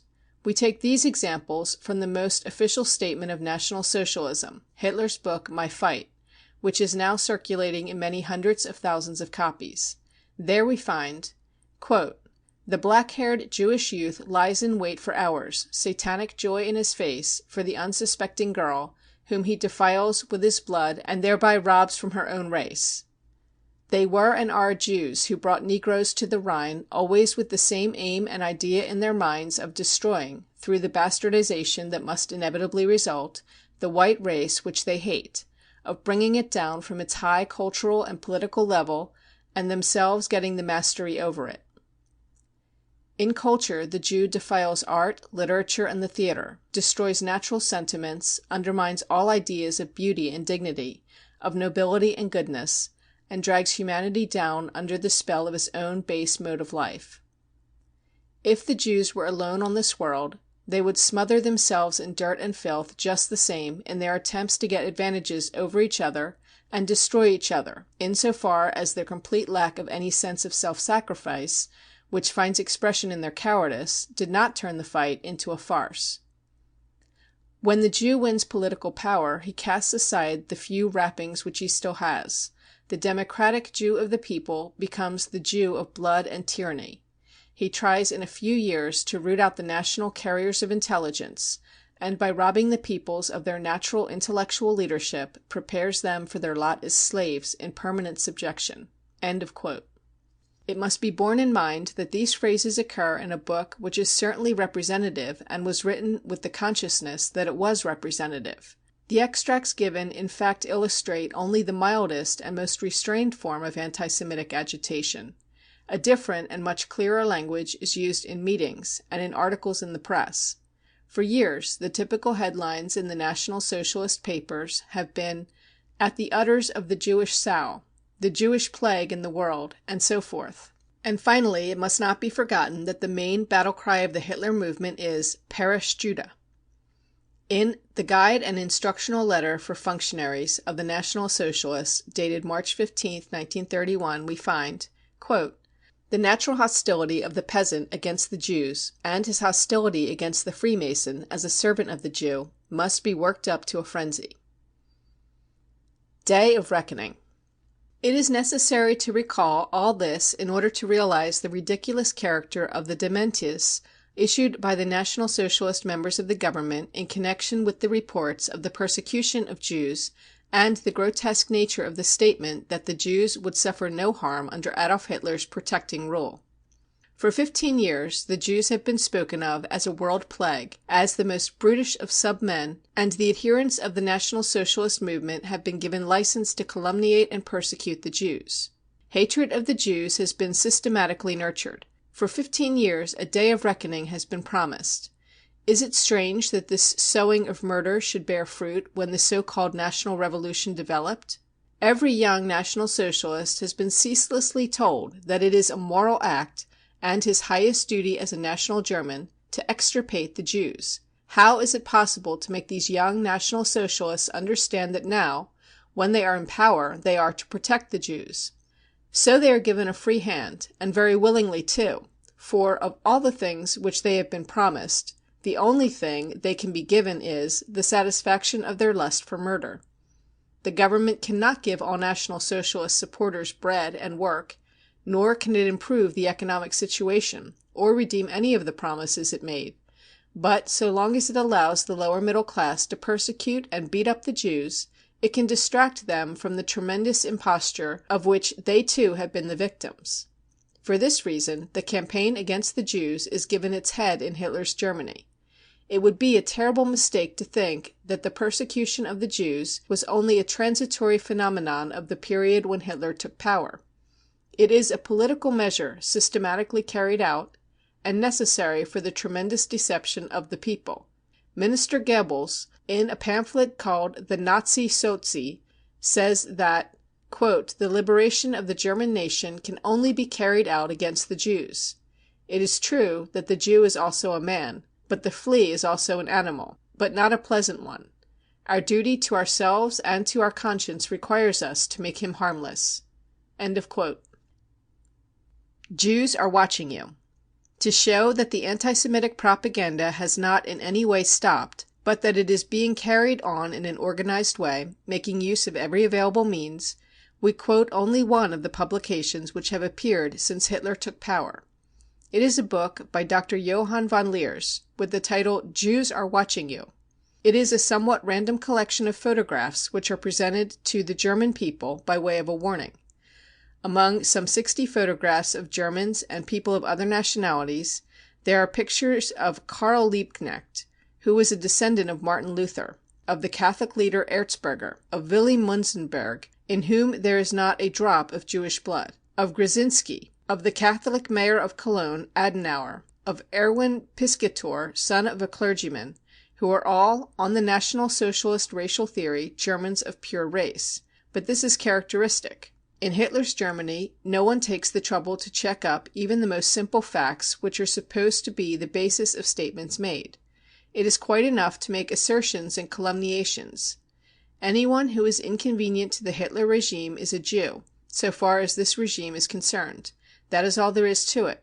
The conception of responsibility is completely alien to these National Socialist writers. If anyone asks for any proof, the National Socialist storm troops are good enough to silence any inconvenient questioner. This is the reason why no one dares to challenge even the most nonsensical statements, and as no one contradicts them, the masses believe everything. This book, which we hope will get a very wide circulation, as it is really a revelation of the spirit of the new regime, contains also photographs of Rosa Luxemburg, Professor Einstein, Georg Bernhard, Leon Feuchtwanger, Theodor Wolff, Emil Ludwig, Max Reinhardt, Charlie Chaplin, Alfred Kerr, and the American banker Otto H. Kahn. No one who is not a National Socialist will find anything repulsive in these photographs. For the most part, they are splendid heads of clever and serious people of real intellectual standing. The only repulsive things about the photographs are the titles which Dr. von Leers has provided. Under Rosa Luxemburg is printed, "Executed," Levine, "Executed," Erzberger, "Executed at last." The young Germans who shot him were released from persecution after the National Revolution of 1933. For Einstein there is the laconic remark, "Unhanged." This is a favorite observation of the compiler of the book. He uses it for everyone who has not yet been murdered. For Reinhardt, "his second-rate and soulless art," etc. Chaplin is described as a little sprawling Jew, as boring as he is repulsive. It is said of Toller, promptly locked up after Adolf Hitler's seizure of power. But not even this is true, as by that time Ernst Toller was already out of Germany. Erwin Piscator is called a Bolshevistic artistic Jew. The bankers Max Warburg and Dr. Karl Melchior are said to be extremely dangerous. Among these Jews there is a young man of the name of Schlesinger, who once in desperation carried out an attack on a train which cost many lives. Later on he was released on an amnesty. In the course of the trial it came out that Schlesinger was not a Jew but a German of pure race. Anti-Semitic propaganda made use of the name at the time, but subsequently had to drop its attacks when it was proved beyond question that this Schlesinger was "of pure race." But Dr. von Leers writes under his photograph, quote, "Moved by greed and unconcealed race hatred, he caused the terrible railway accident at Lefford." End of quote. But what does it matter? One lie, more or less, makes no difference to these people. Perish Judah. Herr Hanfstaengl, foreign press chief of the National Socialists, gave a semi-official interview on March 27, 1933, to the American representative of the semi-official Telegraph Union Press Service. In reply to the question, "Are the reports of alleged maltreatment of Jews true or false?" he said, quote, "A few minutes ago, when I met the Chancellor at the Munich airport on his arrival from Berlin, he authorized me to tell you that these reports are, one and all, base lies." End of quote. Hanfstaengl's answer to detailed questions about the persecution of Jews was, quote, "The Berlin embassies of Sweden and Holland have investigated and have found that not a single Jew has been killed." End of quote. 43 murdered. The list of Jews shot or beaten to death by the storm troops has been checked by us, and it shows a total of 43. These 43 are the cases in which the victims were murdered primarily because they were Jews, not because they were Marxists.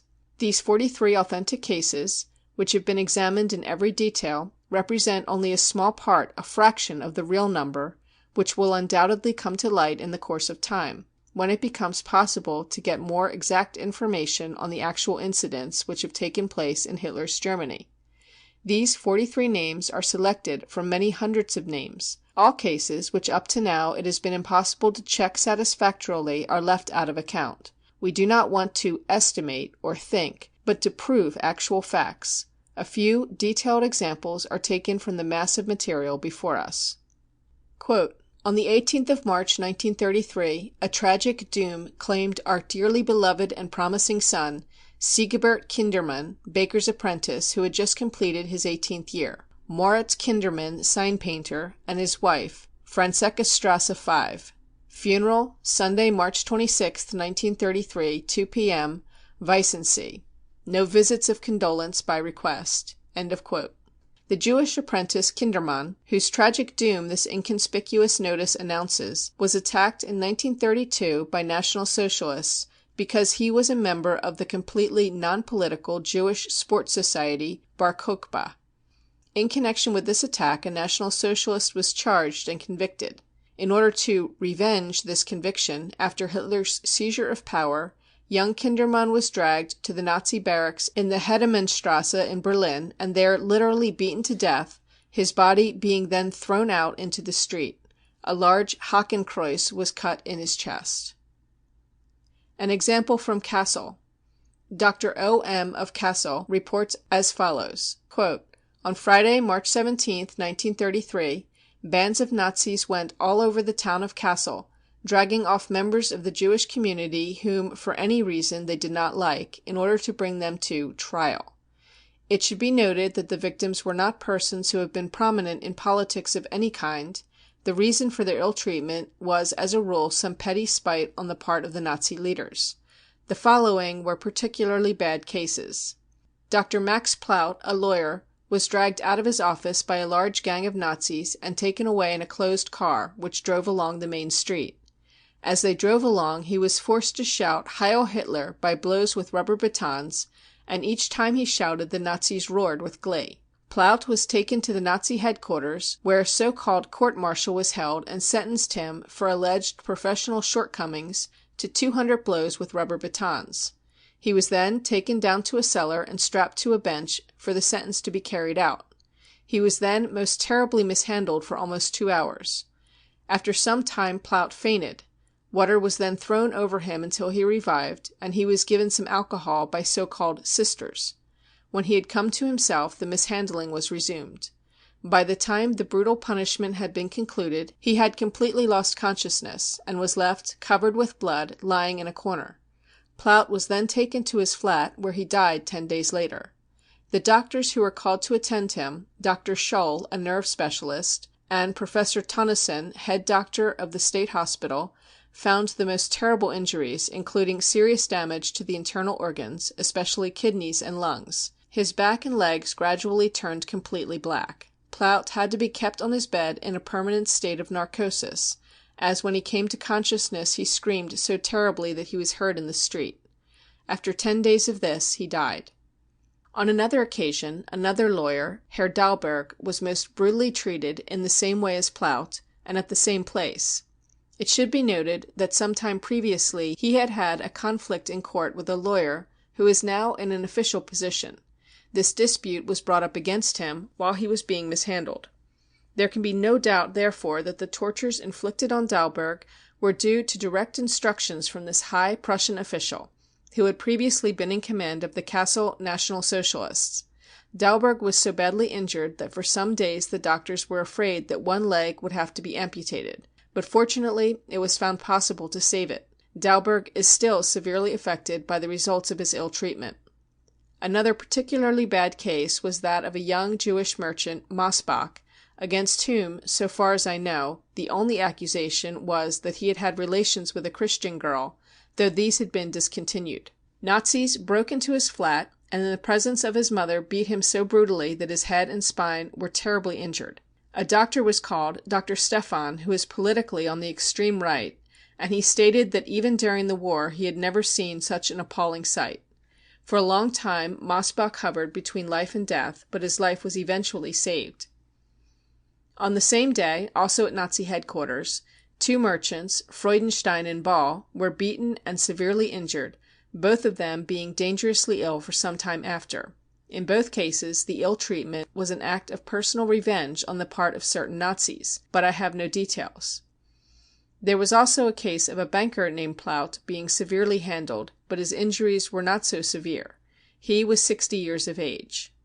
The crimes of the Nazis in Hesse were certainly not restricted to Kassel. It would not be an exaggeration to say that in every village in the province of Kassel where any Jews live there have been similar cases, some of them appalling. I know that in some villages all the male members of the Jewish community have left their homes and only returned, if they have returned at all, after a long interval." End of quote. Forced to sign a statement. Leo Krell, 25 years of age, living in the Skalitzerstrasse, Berlin, was attacked by a Nazi storm detachment and carried off to a Nazi barracks, where he was murdered. His body was then dropped in front of the Jewish cemetery. We mention this case because of what followed. His aged mother received a letter asking her to go and identify her son in the mortuary. It was difficult for her to identify the body, which was mutilated in every way. The Hakenkreuz had been carved in his face and all over his body and burnt into the flesh. All that was left of her son was a mass of bleeding pulp. Faced with this mutilated body, the mother was compelled to sign a statement that her son had died, quote, "after a long illness in hospital." End of quote. Such statements are always demanded from relatives in the case of people who have been beaten to death. If any of the relatives ever hint, even in private, at what actually happened, they can look forward to being brought before a court and sentenced to many months, if not years, of imprisonment for taking part in an atrocity campaign. As a rule, the storm detachment people concerned tell the relatives that they will suffer the same fate if they do not, quote, "keep their mouths shut." End of quote. A deep silence lies over Germany. The people who are suffering dare not even call for help. That would be treason. 43 mutilated corpses of Jews who had been beaten to death with rubber batons, steel rods, and leather whips have been recorded up to now. People whose only crime was that they were Jews. We do not know the total number of such corpses that have been secretly buried. Perhaps 500, perhaps 1,000, perhaps even more. The future will bring it to light. It is only after some years that it will be realized that all the reports of the brutalities carried out by Hitler's bandits, which have so far been published, fall far short of the appalling reality. 300 proved cases of barbarous cruelty. 43 mutilated corpses, identified and authenticated up to the present. And how many cases of people beaten almost to death, or injured for life? Up to now we have records of 301 cases of severe bodily injuries inflicted on Jews, cases in which we have been in a position to verify the place and date of the crime and the identity of the person injured. The actual number of Jews who have suffered ill usage must already be considerably over 10,000.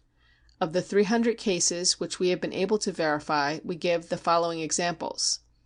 In the middle of April, a number of papers reported that Rabbi Jonas Frankel, who was over 80, had been attacked and severely ill-treated by storm detachment men at his home in Berlin, Dragonerstrasse 37. The government issued a denial of this report. The rabbi's daughter, Ella Frankel, reports the following details. Quote, "How My Father Was to be Murdered," by Ella Frankel. At about 7:30 on the evening of March 7th, 3 storm troop auxiliary policemen forced their way into our flat at Dragonerstrasse 37. 2 of them held me prisoner, with their revolvers pointed at my forehead and my breast. The third shot at my father, who was sitting at his desk. 2 bullets struck his head, and my father, streaming with blood, sank unconscious to the floor. One of the Nazis shouted, "That's fixed him." Then they broke open the desk and stole all the money in it. My dowry of $5,000 and 2,000 marks. Before leaving, they warned me against calling for help and smashed the electricity connection so that the flat was left in darkness. We later ascertained that these auxiliary police were members of the Dragonerstrasse storm troops. I lifted my father from where he was by the desk to the window, and for half an hour was calling for help. The street was cordoned off by Nazis and several squads of police. Anyone who attempted to leave his house was driven back with blows from rubber batons. Eventually some police officers came up, followed by officials of the Humane Society, with whom our neighbors had gotten into touch. They wanted to take my father to hospital, but I would not agree. 2 days later we were visited by an official from the Polish consulate. He found the flat still splashed with blood. For 2 weeks my father lay helpless. We were afraid every hour that he was going to die. On April 8th some Nazis again came to the flat and demanded to see my father. They stated that if my father was willing to certify in writing that he had not been attacked by Nazis but by Jews, he would not be interfered with again. I told them that my father was too ill to write and that they must come back again in 2 days' time. They drew their revolvers and forced both of us to give our words of honor that we would give them the certificate 2 days later. As my father was determined in no case to give such a declaration, the only course left to us was to get away as quickly as possible. 2 friends wrapped him up in a rug and took him away in broad daylight to friends living in a distant part of the town. I was almost out of my mind with anxiety. We had previously taken away the 2 scrolls of the law. Footnote: a scroll of the law consists of 2 tables of stone, round which is wound a parchment on which the Pentateuch is inscribed. End of footnote. But we left everything else in the flat. I left the house in indoor clothes and without a hat, as our porter was a Nazi and he would immediately have denounced us. We took the train to Vienna. My father, whose head was covered with bandages, was represented as being very old and deaf. I said that I was traveling to Vienna and had promised to look after the old man on the way. Soon after the train left Berlin, a spy came and sat with us and put questions to me, but he left the compartment when we reached Dresden, as my answers had not made him suspicious. After Dresden, the examination of passengers began. German officials went from compartment to compartment asking, "Are you Jews?" I took up my position at the door of the compartment, in which there were only the 2 scrolls of the law besides my father. The officials had, however, already been given a report by the spy, and they greeted me politely and said, "Ah, you are the young lady traveling to Vienna and looking after the deaf old gentleman. We have this information already." So we succeeded in getting here, and stopped at Reichenberg, as my father was quite unable to travel any further then. Later we came on to Prague. My father is still lying here ill. End of quote. We have given this case in detail, as it is a very typical one, and we refer the reader to the accompanying photographs. A rabbi, 80 years of age, attacked and left for dead, and his flat robbed. But the dementi machine has the effrontery to announce to the press of the world that there was no such person as this rabbi. This case is typical of 1,000 dementis of a regime which lies with an unscrupulous brutality equal to that with which it murders. Attacked in the synagogue. We want to state another case, the scene of which was a synagogue. Rabbi Berish was in the synagogue in Duisburg at the divine service when he was attacked and brutally handled. He was dragged out through the street, and after being wrapped in the black, red, gold flag, was made to run the gauntlet through a crowd of shouting men. Finally he was arrested, and the charge made against him was being responsible for public disorder in the street. The rabbi of Gelsenkirchen was driven out of the synagogue during the Sabbath service, and with a number of other Jews was taken through the streets to the Nazi barracks. There they were all forced to turn their faces to the wall and make genuflections. When the rabbi protested against this he was laid across a ladder and beaten with a stick. Later he was set free, and succeeded in escaping across the Dutch frontier. He arrived at Amsterdam so severely injured that he was unable to stand. Before the Nazis set him free they forced him to sign a declaration that his imprisonment had been due to a misunderstanding. Pogroms. The Frankfurter Zeitung of April 24, 1933, contains the following announcement. Quote, Wiesbaden, April 23rd. 2 assaults with fatal results occurred here on Saturday evening. The 2 victims were a merchant, Salomon Rosenstrauch, and a dairyman, Max Kassel. The police report on the murder of Max Kassel runs as follows. On Saturday at 23:30, cries for help were heard coming from a flat in number 43 Webergasse. At the same time a number of shots rang out. A motor lorry driver who was passing along the street went and informed the police. The police ascertained that the cries for help had come from the flat of Max Kassel, a dairyman, 59 years of age. On entering, the officers found Kassel lying dead on the floor of one of the rooms. On examination, the body showed bullet wounds which had proved fatal. Further investigation showed that several persons, by breaking in a door panel, had forced their way into the flat and shot the man as he was running towards the window. The shots had been fired from an army revolver. The investigations did not produce any evidence showing that the motive of the crime was robbery, and the indications are that it was an act of revenge." End of quote. The official report of the second case states that on that Saturday at 21:45 the police were called to the flat of a merchant, R., 58 years old, living in Wilhelmstrasse 20. R. was lying on the ground, only just breathing. The body showed no injuries. A doctor ordered the man to be taken to hospital, but he died on the way from heart failure. The housekeeper, who was still in the flat, stated that at 21:10 two young men had rung at the door of the flat and asked for R. When he came to the door, the two men pushed their way into the flat, and one of them pointed a revolver at R. R. fled into another room and fell to the ground. The two attackers then left the flat without giving any further explanation. According to the woman's description, they were two lads of between 20 and 23 years of age. We mention these cases because they seem to us typical of the actual pogrom which is being carried out. End of Chapter 8, Part 1. Chapter 8, Part 2. Living Targets. These are a few of the cases which authorities have themselves made public. But this does not mean that thousands of similar acts of brutality have not taken place, although nothing is said of them. One day, in the middle of a Berlin street, the son of an attendant at a synagogue was attacked by a Nazi troop in the presence of his father. The lad was held by the Nazis, and one of them fired his revolver twice through the lad's right calf and twice through his left calf. The lad has now been in hospital for 3 months, and it is probable that he will be lame for life.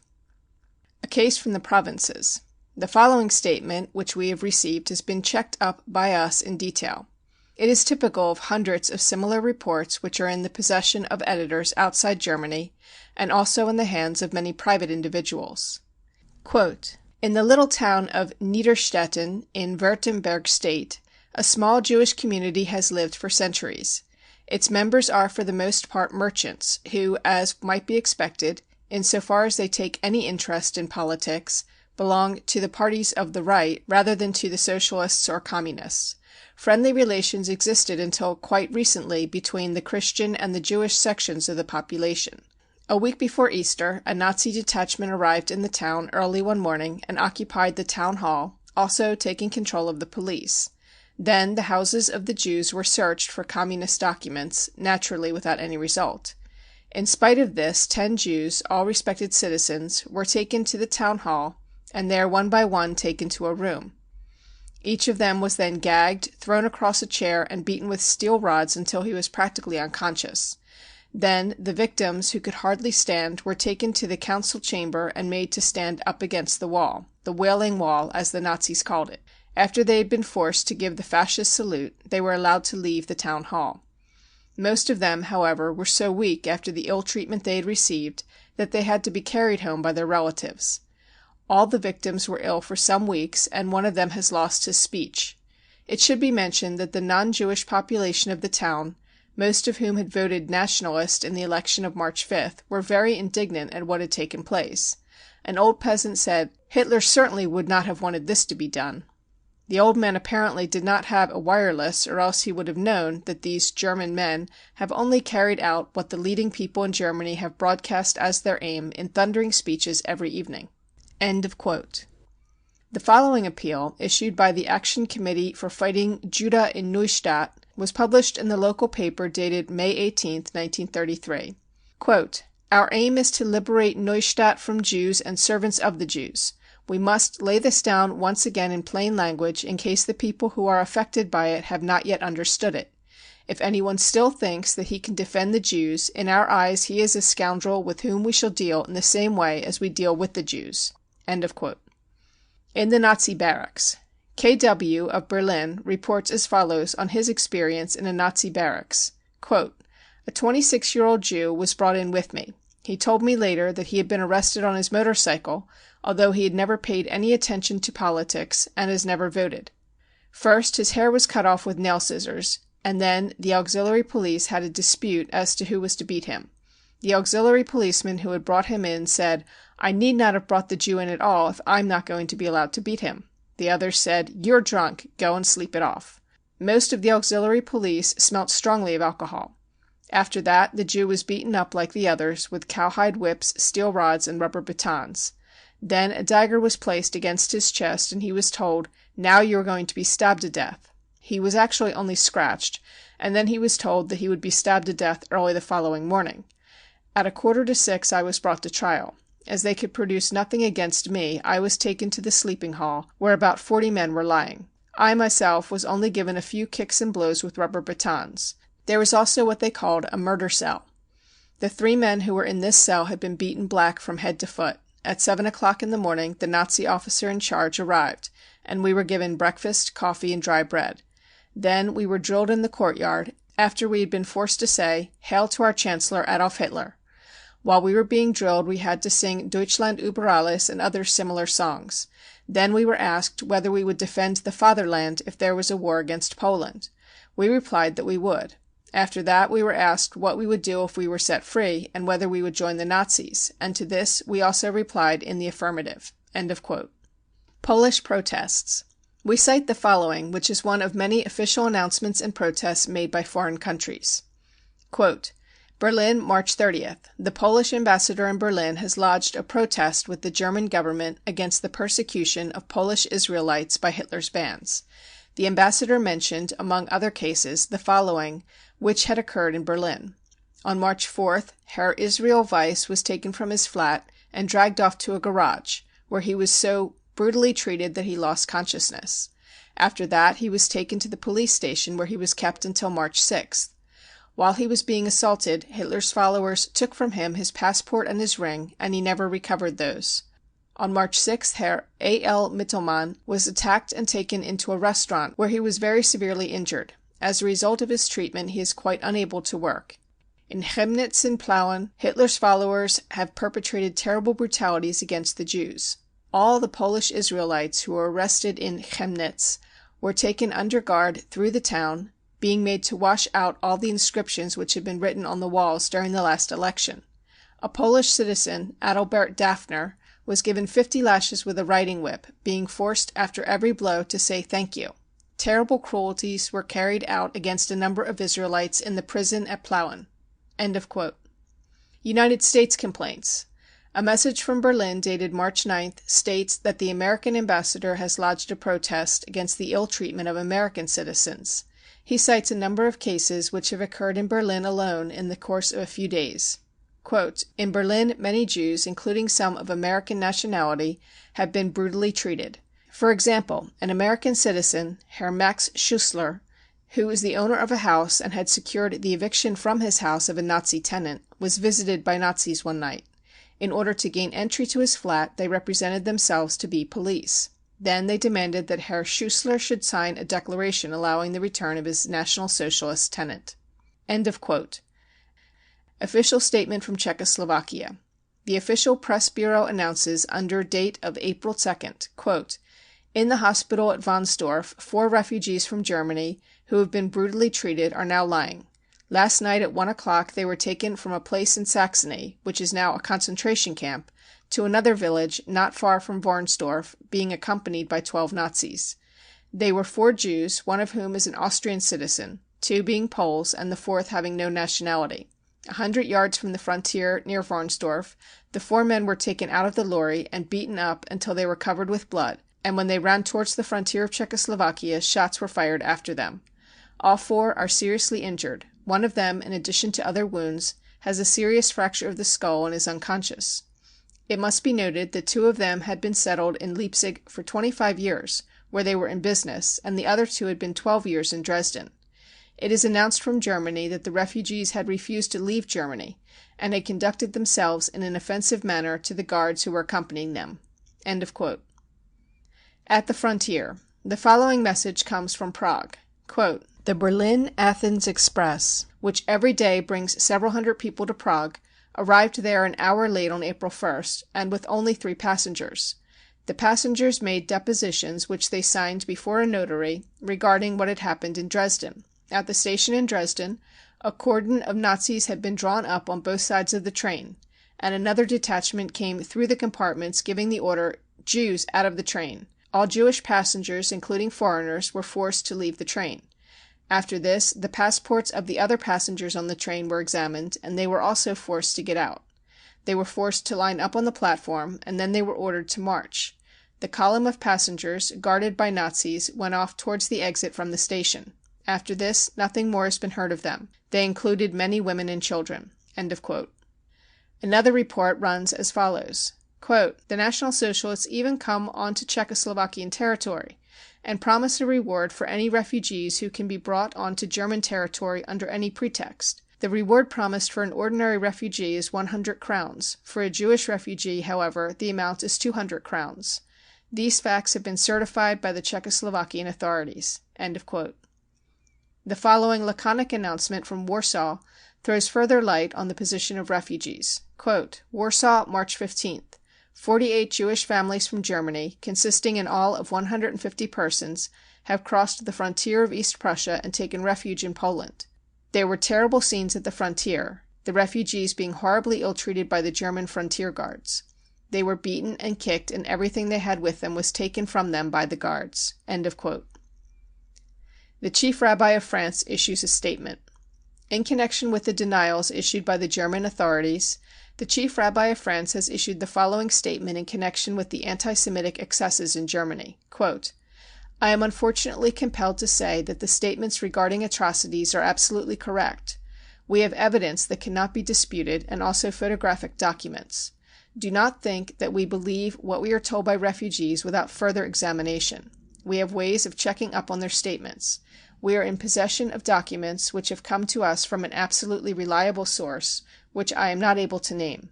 I can, however, say that some of these documents have an official character and have been prepared by foreign governments. The incidents in question are not cases of simple abuse, but cruel persecutions which have created victims and martyrs. If we are compelled to publish these documents, we shall do so. The conscience of the world," the Chief Rabbi continues, "is deeply troubled and is horrified at the revival of barbarism which the anti-Semitism of the Nazis represents. In the name of humanity and civilization, the whole world protests with us. It fears that the restoration of world peace will be endangered through these new attacks of brutal force against right." End of quote. The correspondent of the English Manchester Guardian has made an extremely detailed and objective report published April 8, 1933, which is certainly not colored either by love or by hatred of National Socialism, but only by a human horror of brutality. Quote, "The samples of outrages committed by brown shirts since the elections make it more evident than ever that the terror has been much worse than was at first believed. The British, French, and American press, so far from exaggerating it, as the German press complains, has understated the truth, although this is natural enough, seeing that only a small fraction of the truth is accessible.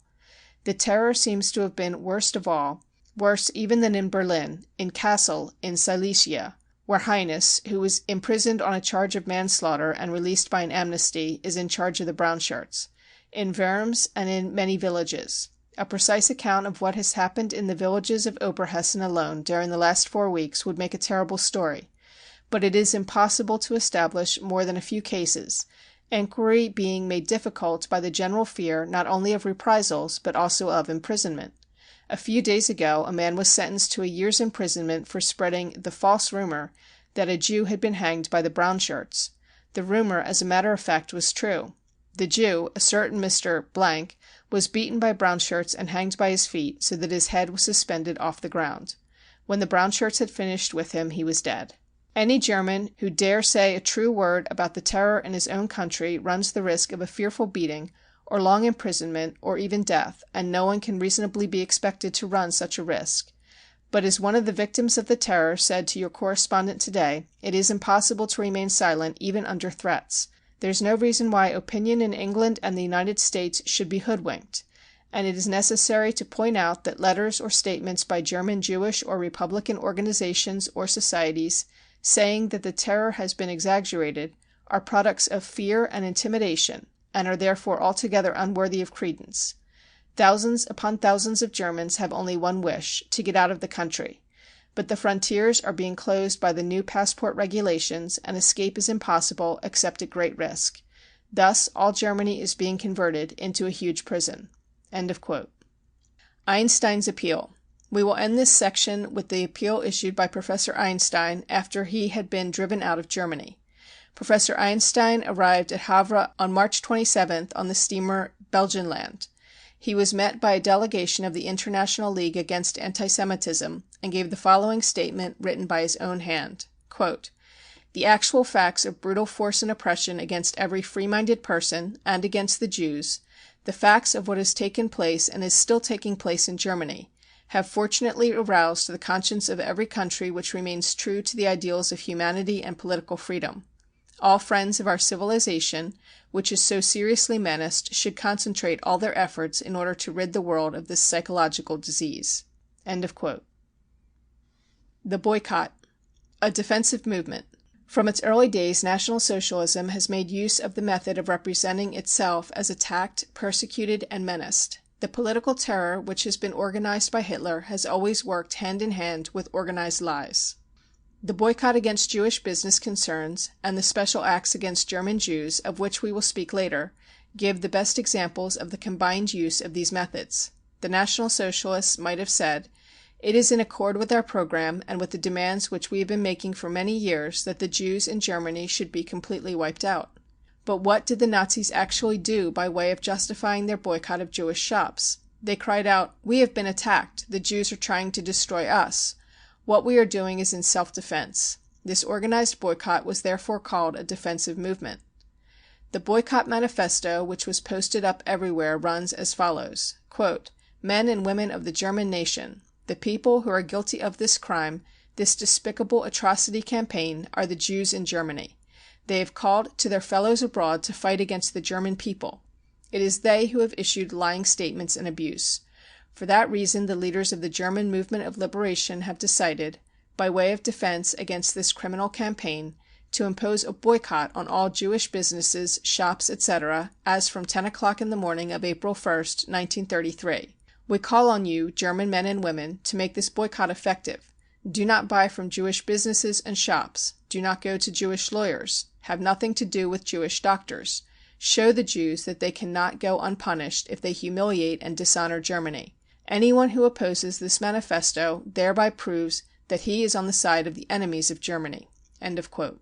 On March 28th, the national leaders of the National Socialist Party published a manifesto to all party organizations in which the German Jews are accused of having started the atrocity campaign against the national government of Germany.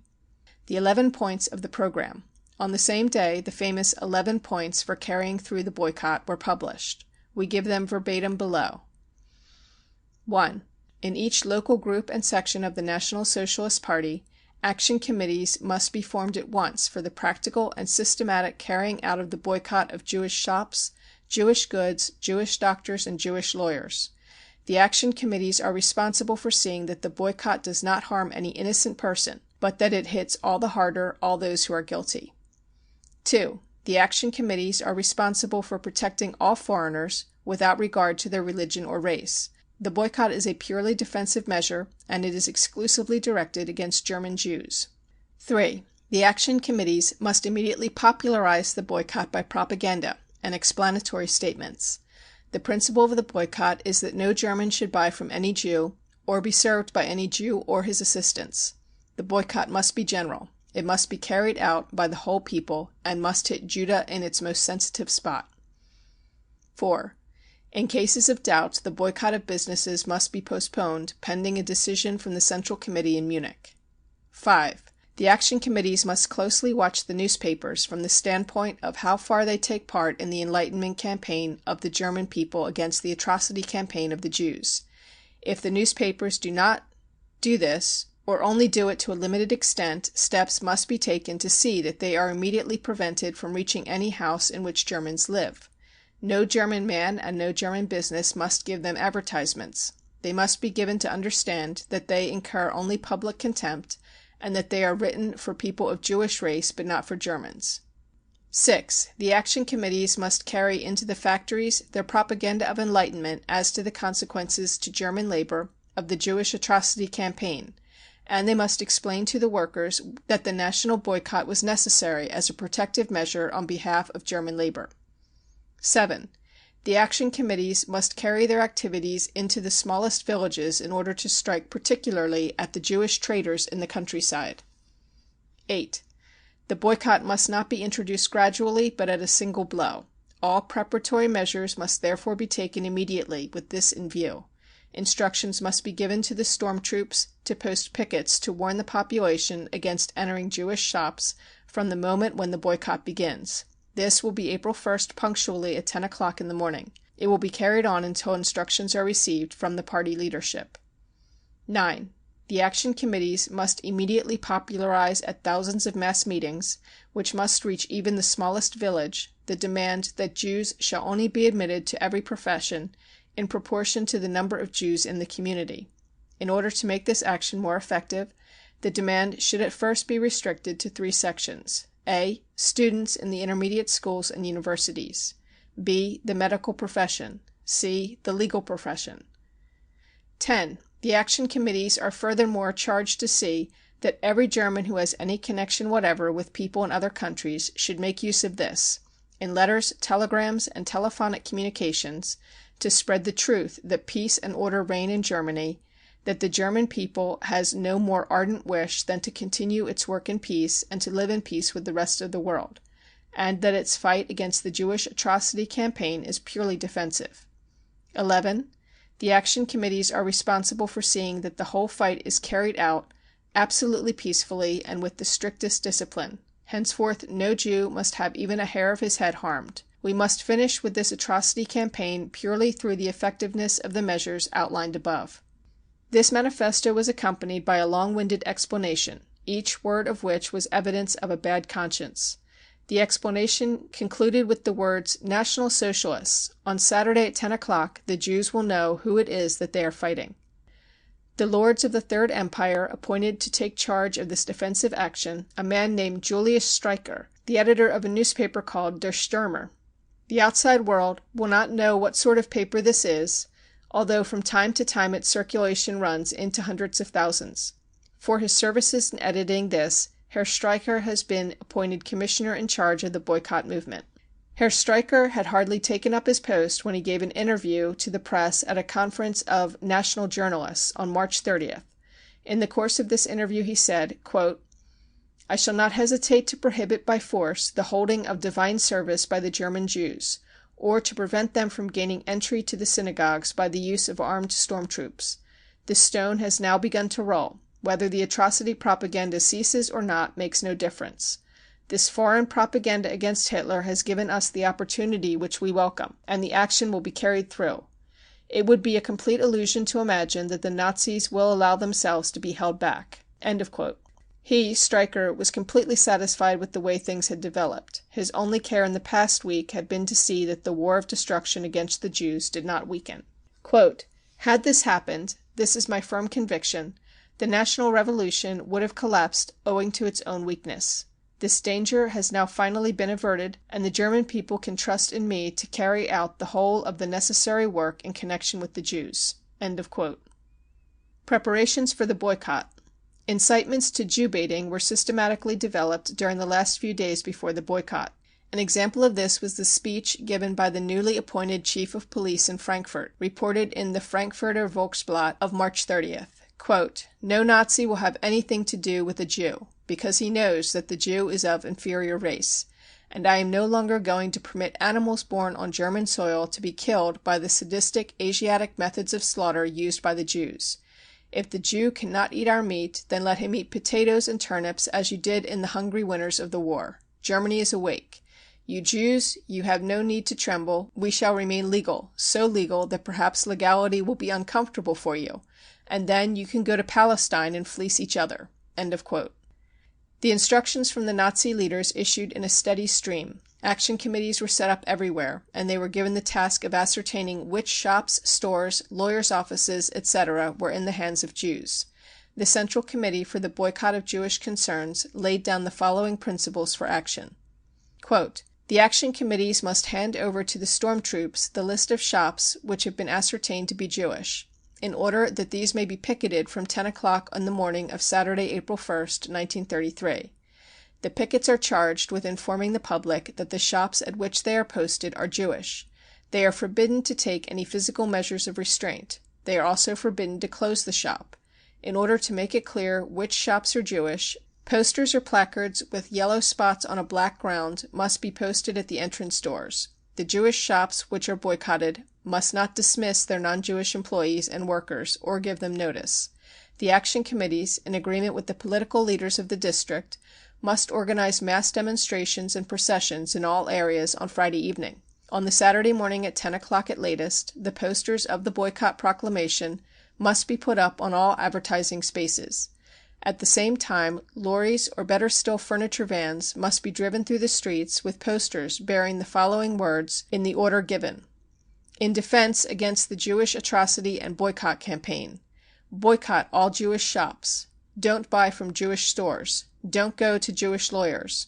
Avoid Jewish doctors. The Jews are our bane. The committees must organize collections in the German shops to finance this movement of defense." End of quote. During the days preceding April 1st, the following announcement was posted on all advertisement spaces throughout Germany. Quote, "The Jews have time to reflect until Saturday morning at 10 o'clock. Then the fight begins. The Jews of the whole world are trying to destroy Germany. German people, defend yourselves. Don't buy from the Jews." End of quote. Several of the government departments also issued instructions as to the measures which were to be taken in connection with the boycott. All sections of the Nazi organization also issued detailed instructions. There was no party official who failed to take the opportunity to make himself important by issuing an instruction of some kind. Treatment of judges. An eyewitness has given us the following report. Quote, "On Friday, March 31st, an extraordinary scene took place in front of the High Court in Cologne. Nazi lads forced their way into the court buildings and dragged out the Jewish lawyers and judges. Then these were put into a refuse cart and made the laughing stock of the crowd. Many of the lawyers and judges were still wearing their robes. The police looked on without interfering. The cart was then taken to the main police station, which is a considerable distance from the court. The official report, which is an absolute lie, was as follows. In Cologne, members of the Nazi storm troop, in conjunction with the police, arrested a number of Jewish judges and lawyers for their personal safety, as a large crowd had collected in front of the law courts." End of quote. The boycott had a limit, namely at the point when it endangered profit. In effect, all these measures only hurt the Jewish middle class and working class, but not the big Jewish capitalists. And when it was a question of trade with foreigners, all prejudice and race hatred had to fall into the background, and the Jews were not treated as sub-men or world pests, but only as extremely welcome paying guests. Here is a report published in the Frankfurter Zeitung. Quote, "Wiesbaden, May 31st. Up to the present this year, the number of visitors has fallen below expectations. The number of foreign visitors during the first week of May, which is always the height of the season for Wiesbaden, was 1,744, and in the festival week following it rose only to 1,808, falling again to 1,760 in the third week. The total number of visitors up to the middle of May has only been 27,000. It is therefore in the interests of this health resort that the local magistrates, the directors of the Kurhaus, and the national district leaders should make it known to everyone concerned, both in the country and abroad, that the mineral springs of Wiesbaden are as before available without hindrance to all visitors from all countries, and that peace and order have never been disturbed in this town. The authorities of Wiesbaden should feel their responsibility both to the population and also to foreign visitors, and should guarantee to all who are either permanently in Wiesbaden or make a temporary stay there, without regard to their religion or political outlook, a secure and pleasant visit." End of quote. End of Chapter 8, Part 2. Brown Book of the Hitler Terror by Lord Marley. Chapter 8, Part 3. Laws of Exception. The open boycott ended on April 1st, although the National Socialist press, the official leaders of the party, as well as their spokesman, had assured the whole organization that this historic Saturday must be regarded as merely a test preparatory to a whole series of other measures, which would be carried out unless the opinion of the world, which at the moment was hostile, underwent a complete change. Opinion in other countries certainly changed radically, but in a direction unfavorable to the Third Empire. The government in Germany was quick to notice this. In fact, they noted it even before the boycott, and they realized that this open demonstration against the Jews was bad business. The National Socialists have principles, but they have always been prepared to sell them. The retreat. In the course of the week before the boycott, even Herr Streicher, evidently under instructions from the government, stated that it would not be necessary to resume the boycott, and the Minister for Propaganda and National Enlightenment told the representatives of the foreign press on March 31st, quote, that the government had decided provisionally to restrict the boycott against the Jews to Saturday, April 1st, when it would operate from 10 o'clock in the morning till 8 in the evening. After that, no further action would be taken until Wednesday. If the international press had by then stopped its agitation against Germany, no further action would be taken. But if this were not the case, a boycott would be started at 10 o'clock on Wednesday morning, and this boycott would drive the Jews of Germany into absolute ruin. The instructions that 2 months' wages and salaries of employees of Jewish firms must be paid in advance from April 1st is cancelled. End of quote. The last sentence of this announcement shows that under the pressure of events the National Socialists had been forced to repeal their own decrees. It had originally been decided that all owners of Jewish shops must pay all their Christian employees 2 months' salary in advance. The consequence of this was a run on the banks which might have led to a catastrophe if this decree had not been withdrawn at the earliest possible moment. The silent boycott. The public boycott was a demonstration, and as a demonstration it failed and was not resumed. On the other hand, the silent boycott was continued, a boycott which cost nothing and hit not so much the rich and powerful Jewish firms as the tens of thousands of Jewish employees, doctors, lawyers, teachers, officials, university professors, etc. Hundreds of thousands of Jews have been deprived of their living, but this has given hundreds of thousands of places for Nazi hangers-on. Jewish lawyers not allowed to practice. In Berlin, at first out of 1,200 Jewish lawyers, only 35 were permitted to practice, and the number allowed to continue their practice in Cologne was only 4. All Jewish judges have been given leave of absence. The commissioner of the Prussian Ministry of Justice issued the following instructions on March 31st. Quote, the irritation of the people at the presumptuous attitude of Jewish lawyers and doctors has reached such a height that it is necessary to take into account the possibility that the people may take the law into their own hands, especially during the period of the defense campaign of the German people against the Jewish atrocity propaganda. This would endanger the authority of the administration of justice. I therefore request you to suggest to all Jewish judges now in office that they should at once apply for leave of absence, and this should immediately be granted to them. Please arrange with the Lawyers Association or other local organizations of the legal profession that from 10 o'clock tomorrow morning the number of Jewish lawyers permitted to practice is fixed in a proportion which is the same as that of the Jewish population to the rest of the population. It is unnecessary to point out that Jewish lawyers should not be employed as junior counsel, nor should they be allowed to take doc briefs or be appointed receivers in bankruptcy or trustees. All engagements of Jewish lawyers in connection with official cases must immediately be withdrawn. The executives of associations of lawyers must be induced to resign. If the provincial and local leaders of the National Socialists express the desire to supervise the maintenance of security and order within the court building by sending armed pickets to these places, their wishes should be complied with. End of quote. Similar instructions were issued against Jewish doctors. In the first place, they were excluded from health insurance practice, which, of course, covered the great majority of all cases. The teachers and lecturers in Prussian educational institutions were required by the Minister of Culture, Rust, to fill out a questionnaire as to their racial origin. The civil service. As for government officials, the following decree was published in the beginning of April. Quote, anyone of non-Aryan descent, particularly if their parents or grandparents were Jewish, is to be regarded as non-Aryan. One parent or one grandparent who is non-Aryan is sufficient. This is particularly to be assumed when one parent or grandparent has been a member of the Jewish religious community.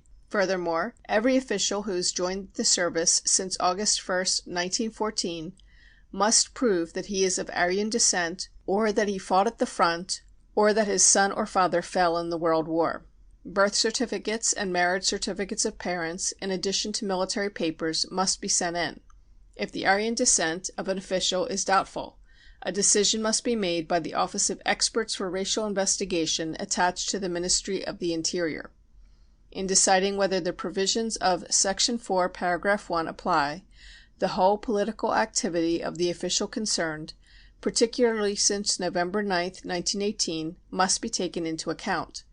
Every official is under an obligation to inform his superior authorities to what political party he has hitherto belonged and what his political activities have been. The Reichsbanner, the Republican Richterbund, and the League for the Rights of Man are to be considered political parties within the meaning of this paragraph. This decree finally and definitely puts an end to the scandal of the November system, which aims at the destruction of the honest professional government servant by the introduction of party officials and office seekers. The consequences of this criminal policy have been the innumerable scandals of corruption, in which the people concerned were always representatives of the parties which, in November 1918, by treason and cowardice had put themselves at the head of a clean and untarnished state.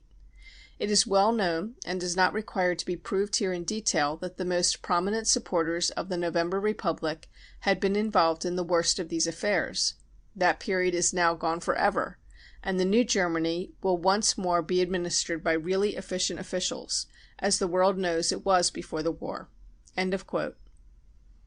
The special importance of this decree is that subsequently almost all categories of university-trained people, doctors, lawyers, teachers in high schools, etc., and also bank officials and commercial employees were put through a sieve in accordance with the principles laid down in this decree.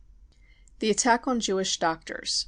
The following manifesto was published in the Medical Journal of Greater Berlin, dated May 20, 1933. The writer, "A certain Dr. Rupin is not just a nobody. He is commissioner of the Provincial Medical Association of the provinces of Brandenburg and Grenzmark." The article is headed, "Away with Jewish Doctors." The text is as follows, quote, "The complete removal of Jews from all academic professions is necessary. Members of the free academic professions, particularly doctors, come into personal contact with very wide circles of the population, and occupy a position of confidence in relation to their patients, which gives them influence over the outlook of the people with whom they are in contact. The provincial executive of the doctors of Brandenburg therefore considers it unthinkable that in our national state a Jew should have the possibility of spreading the poison of Jewish thought in this way. Undoubtedly, the earlier ideal conception of professional duty has given way in wide circles of the profession to the Jewish commercial outlook, and this is due to the overloading of the profession with Jews. This commercial attitude must be driven out of the medical profession, and we must make its reintroduction impossible. In so far as corruption has penetrated the profession, it must be rooted out by the most decisive measures. We, German doctors, therefore demand the exclusion of all Jews from the possibility of giving medical treatment to our German people, because the Jew is the incarnation of lies and deceit. Furthermore, we demand legislation to punish with imprisonment and immediate removal from the profession the offenses and crimes which are associated with the positions of confidence filled by the profession. We doctors ask all national professional organizations in Germany to support our demand." End of quote. By way of supplement to the above, we give the following decree of Commissioner Dr. Wagner, who is in control of the German medical associations. Quote, "In pursuance of the boycott against the Jews, the Berlin Health Department, by agreement with the mayor, instructed its sections not to meet any claims from its members where Jewish doctors have been called in to treat cases on or after April 1st. Where a Jewish doctor had previously been called in, it is suggested that members should consider whether to continue to make use of him. The Health Insurance Institute hopes that a sense of national duty will prevent the members from making use of Jewish chemists, dispensaries, opticians, or dentists." End of quote. Dismissal of Jewish teachers. We can give only a few examples of the many similar instructions which have been issued in connection with the various professions. The future position of Jewish teachers in Germany is indicated by a letter issued by one of the most prominent of the Nazi leaders, Dr. Loppelmann, a member of the Prussian Diet. Quote, "We call your attention to the fact that it is intolerable that Jewish teachers should still fill posts in Prussian educational institutions, while German soldiers who fought at the front have to wander around as unpaid auxiliary teachers in their own fatherland. Furthermore, we consider it an impossible situation that any regard should be paid to the exaggerated claims of male and female Jewish scholars. On behalf of the National Socialist Parliamentary Fraction in Prussia, we expect you to take the following measures. 1. All Jewish teachers, that is, teachers of Jewish descent, must immediately be dismissed or sent on leave from all Prussian educational institutions. 2. In the case of male and female scholars who are Jews, the proportionate clause must be applied so that the percentage of pupils of Jewish origin in any institution must correspond with the proportion of Jews to the whole German population, that is to say, only 1% of the students at any institution may be Jews or of Jewish descent." End of quote. In accordance with this circular, almost all Jewish teachers employed in the public educational system were immediately granted leave. An instruction issued by the chief official of Brandenburg and Berlin extended these measures also to Jewish private teachers. A cabinet meeting on April 25th passed an act, quote, "against the excessive number of students of foreign race in German schools and universities." End of quote. The same principles were applied to the staffs of universities. In an earlier chapter, some of the best-known Jewish lecturers who have been dismissed are mentioned. Removal of Jewish editors and journalists.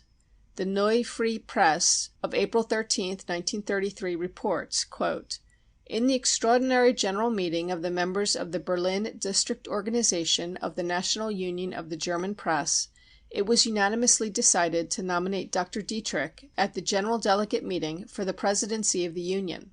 After the general meeting of the Berlin organization, the new committee met and adopted unanimously a motion that in future no Jewish or Marxist editors were to be admitted to membership. A further motion for the General Delegate Meeting was also adopted unanimously, demanding that Jewish and Marxist editors not be permitted to enter or belong to the National Union of the German Press." End of quote. Almost all Jewish editors of German papers have been dismissed, and contributions from independent journalists of Jewish faith or Jewish origin are not accepted. It must be noted that in this connection even Jewish newspaper proprietors have achieved inglorious distinction. For example, Gutermann, the Jewish proprietor of the Neue Badische Landeszeitung in Mannheim, dismissed all his Jewish editorial staff and employees as early as March 1st. Debarred from lists of assessors and juries. The silent boycott of the Jews continues in every sphere. They are being banished from all public life. The Neue Freie Presse of April 12th reports the exclusion of Jews from the lists of assessors, jurymen, and arbitrators. Quote, "The government has decided to shorten the current period of office of all assessors and jurymen to June 30th, at which date the period of office of commercial arbitrators will also be brought to a close. The new lists of assessors and jurymen will be differently constituted in the future.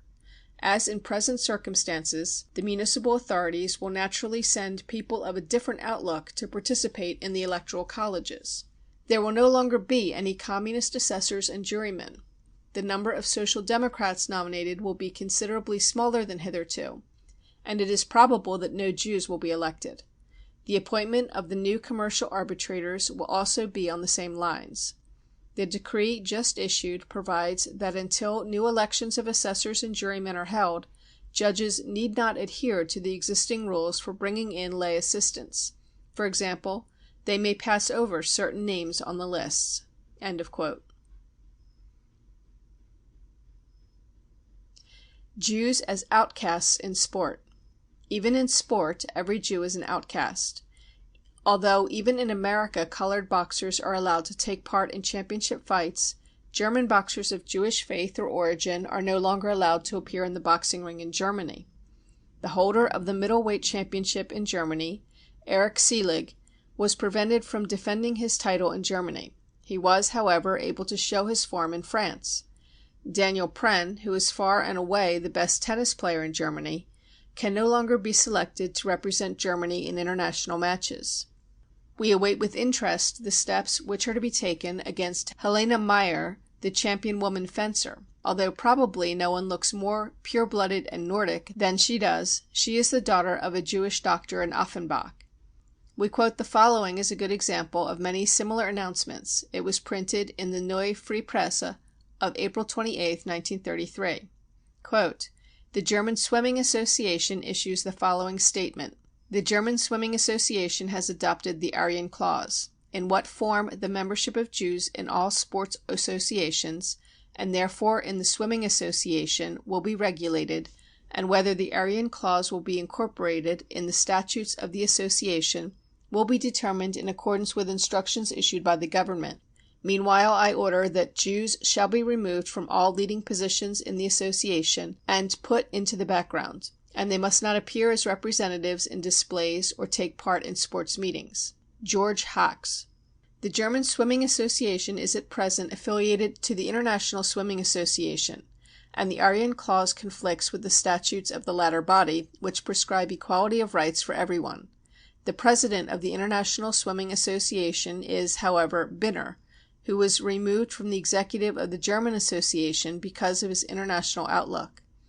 Pending the final decision of the Government Commissioner of Sport, the regulations relating to official posts will be applied to Jewish members of the DSB Union. This means that only those Jews, by race, not religion, who enjoy protection under the civil service law will be allowed to take part in sports meetings." End of quote. Malicious rumors. But when business questions come in this connection also loyalty to principle takes second place. The government-controlled 12 Uhr Mittagsblatt of April 19, 1933, under the heading Malicious Rumors, gives an assurance that the race question will not be raised at the 11th Olympiad, which is to take place in Berlin in 1936.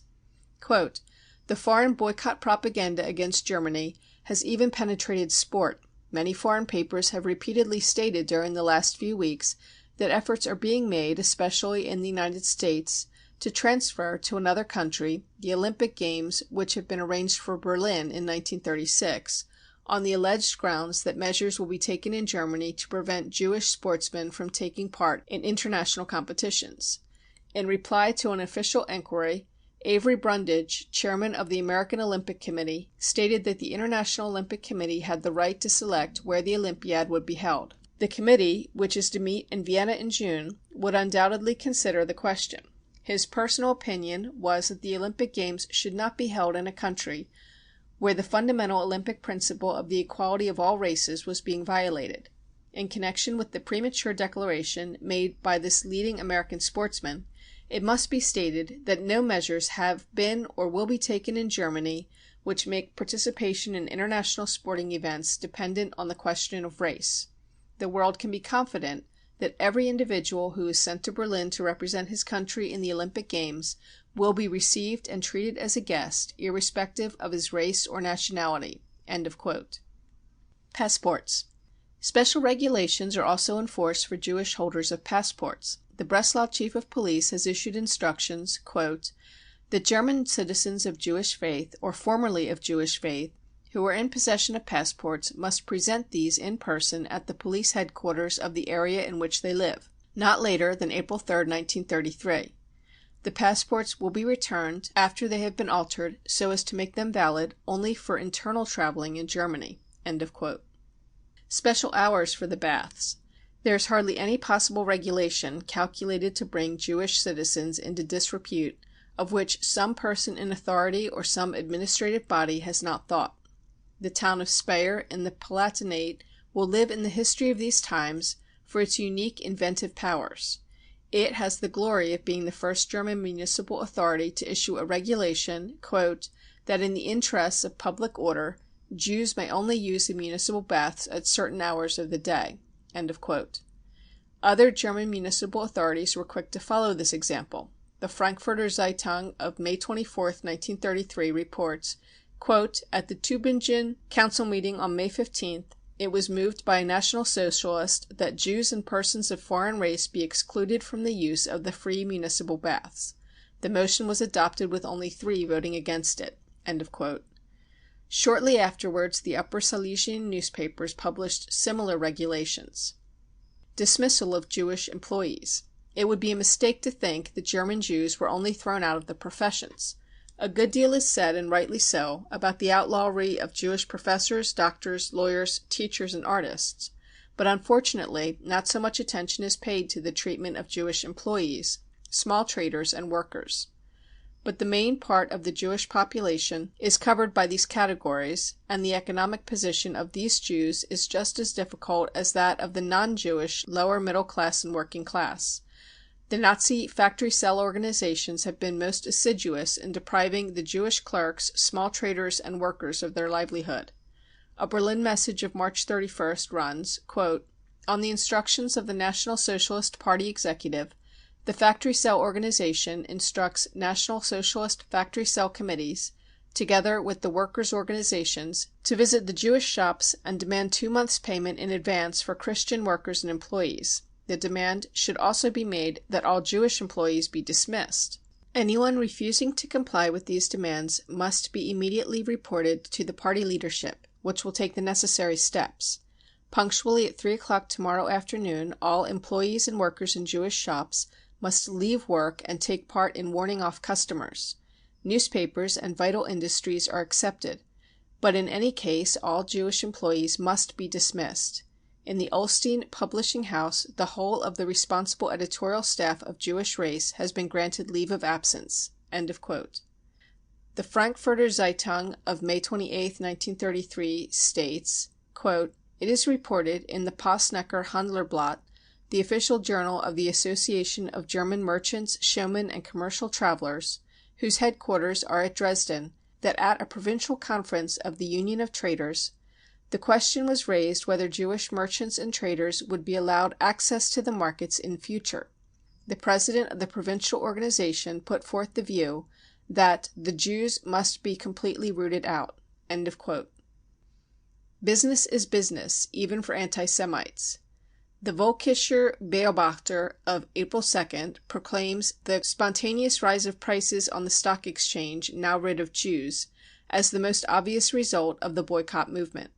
We know why such a point is made of this. It is to show that the fight is not against the existing system, not against capitalism, and not even against the excesses of capitalism, but that it is a competitive fight of the national profiteers against the Jewish profiteers. The members of the stock exchange can do business even on a stock exchange now rid of Jews. The fight is not against capitalism, not against private property, but against the small man, against the Aryan workers and middle class who are being hoaxed, against the Jewish employees and small traders who are being ruined, to the delight of the capitalists of Aryan and Jewish blood. The Aryan principles are regulated everywhere by the size of a man's purse. In a statement printed in the Berliner Tageblatt of March 31, 1933, Herr Oskar Wassermann, a director of the Deutsche Bank und Diskonto-Gesellschaft, correctly stated that he had not suffered the least inconvenience, and that the change of things had not made any noticeable difference so far as he was concerned, even from a social standpoint. The other Jewish capitalists may equally congratulate themselves. The National Socialist government is doing its utmost for their material well-being. It has issued reproofs to those in its lower organizations who thought that the basis of anti-Semitism was the National Socialist hostility to capitalism. It protects, if not the Jews, at least Jewish capital, business first. Capitalism, whether Aryan or represented by Jews, is not to fall a victim to the spiritual revival which the national revolution has brought to boiling point. The Frankfurter Zeitung and the Völkischer Beobachter of March 27th published the following letter addressed by the Commissioner for Trade, Dr. Wagner, to the President of the National Socialist Party Office for Municipal Politics, Mayor Fehler of Munich. Quote, I have recently received from a number of business firms copies of circulars issued by various local authorities to a large number of manufacturers and other business concerns, with a view to ascertaining whether the concerns can be regarded as German undertakings. The questions put in the circulars are intended to discover to what extent the capital of the firm concerned is German, to what extent non-Aryan and non-German principles are connected with it, and so forth. While I am of course completely in agreement with the view that the municipalities particularly should only obtain their requirements from German firms, I nevertheless consider it necessary that a stop should be put to the measures which have been taken. The whole complex of questions raised in these circulars is not so simple that decisions can be made by a mere yes or no or on the basis of figures. It is rather the government's task to see that every undertaking in Germany, no matter where its capital comes from or who controls it, finds its place in the German economic system, and that the management of each undertaking is in future conducted exclusively from a German economic standpoint. In carrying through this necessary task, the government can, however, only be hindered if, through the action of certain authorities, a situation is created which reacts unfavorably on economic life. Our aim cannot be to ruin existing economic undertakings in Germany, even if they are worked with foreign capital and have hitherto been directed to some extent by foreign individuals, but rather to compel them to act in a German way and in conformity with the great principle laid down by our leader, the common good before private interests. I must therefore request you to use your influence as the leader of the Department of Municipal Politics to prevent further circulars of this type being issued in future, and to explain that such measures will cause a dislocation in the whole of the country's economic life which, with the best will in the world, we do not want at the present time." With the best will in the world. They do not want any capitalist to suffer loss in this national revolution. We knew this long ago. The people who still swear by the socialist Adolf Hitler and expect him to perform the miracle of securing for the peasants higher prices and at the same time lower prices for the consumer, higher wages for the workers, and at the same time greater profits for the employers, higher salaries for civil servants together with economies to the state. These misled and incited miracle believers will before long be roused from their hypnotized state by the undeniable and inexorable fact that in the Third Empire no one gains anything but the capitalists, whether they are of Jewish or non-Jewish faith. They will learn, from what they still have to experience in the Third Empire, that the whole campaign against the Jews has only served to distract them from the struggle against the people who are really responsible for their conditions. The Aryan Clause and Race Officials. We have seen that the anti-Semitism of the New Germany has a biological basis, that it is racial anti-Semitism. This biological anti-Semitism dates back to the anti-Semitic campaign led by the court chaplain Stocker, which derived its ideology, that is, its pseudo-scientific justification, from Eugen Düring's The Jewish Question as a Question of Racial Character. Race science, which used to be a hobby horse of freak writers and was never taken seriously, has now in the New Germany been declared as an official science, which means that it is now a lucrative profession. The Jews as a race. It is true that in spite of all its efforts, this science has not yet succeeded in proving that the Germans are a race. On the contrary, it is evident that the Germans are a mixed people and are very far from having any right to call themselves Nordic. But these curious research workers have not yet even succeeded in proving that the Jews are really a race. We will come to their aid. There is something in the talk of a Jewish race. But in this case, too, it is necessary to stand things on their head in order to examine the matter, which is extremely complex. That is to say, we must treat race not as an original factor, but as an artificial product, not as the beginning, but as the result of a process of evolution. To attempt to trace back the Jews of the present day to the original Jews of the Bible would be a hazardous and absurd undertaking. In the course of Jewish history, there was a constant mingling of races which it is not easy to disentangle. But from about A.D. 1000, at the end of the period of proselytism, that is, the entry of people of other faiths into the Jewish religious community, the religion and laws of the Jews themselves, and the social relations in which they lived maintained an inbreeding which in duration and degree has no parallel in European history. The anthropological characteristics of race originated during this period, which in the course of more than 800 years produced a new type of human being, namely the Jew. But what is to be gained even by proving the existence of Jewish racial characteristics is quite another matter. The special characteristics of the Jews against which the anti-Semites pretend they are fighting are not in any way the product of race, but of the social conditions in which they live. The fact that they are a caste whose conditions of existence are prescribed by the world around them. When these imposed conditions no longer exist, then the characteristics disappear immediately. That is to say, at least in the second generation which has not had to live in these conditions. But such theoretical discussions take us a long way from the actual practice of National Socialism. In this sphere everything is much simpler and more straightforward. There is not a single question in which National Socialism has acted in accordance with its own arguments. On the contrary, it has always post factum found venal persons to justify its own barbarities as acts of culture. And if in Germany today racial research sets itself up as science, the real purpose is only to provide a new cloak for the bestialities of the existing regime. Race officials. The Frankfurter Zeitung of May 5, 1933 reports, quote, Dortmund, May 4th, TU. The government commissioner of Dortmund has issued instructions for the immediate organization of a race department in Dortmund. The assistant commissioner for health, Dr. Braus, who is to take charge of the department, has made an important statement to the press on the question of racial hygiene. He indicated that medical material relating to the 80,000 schoolchildren in Dortmund, which provided partial material for statistics of race hygiene, was already available. Thus, the department would first deal with the young persons who would constitute the next generation.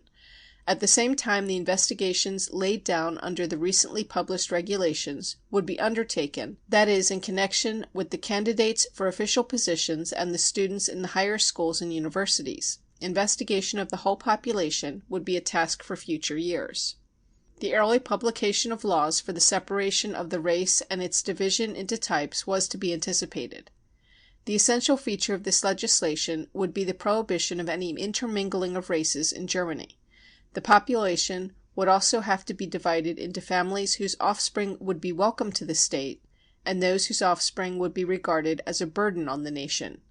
The logical consequence would be the demand for the compulsory sterilization of criminals and other antisocial elements.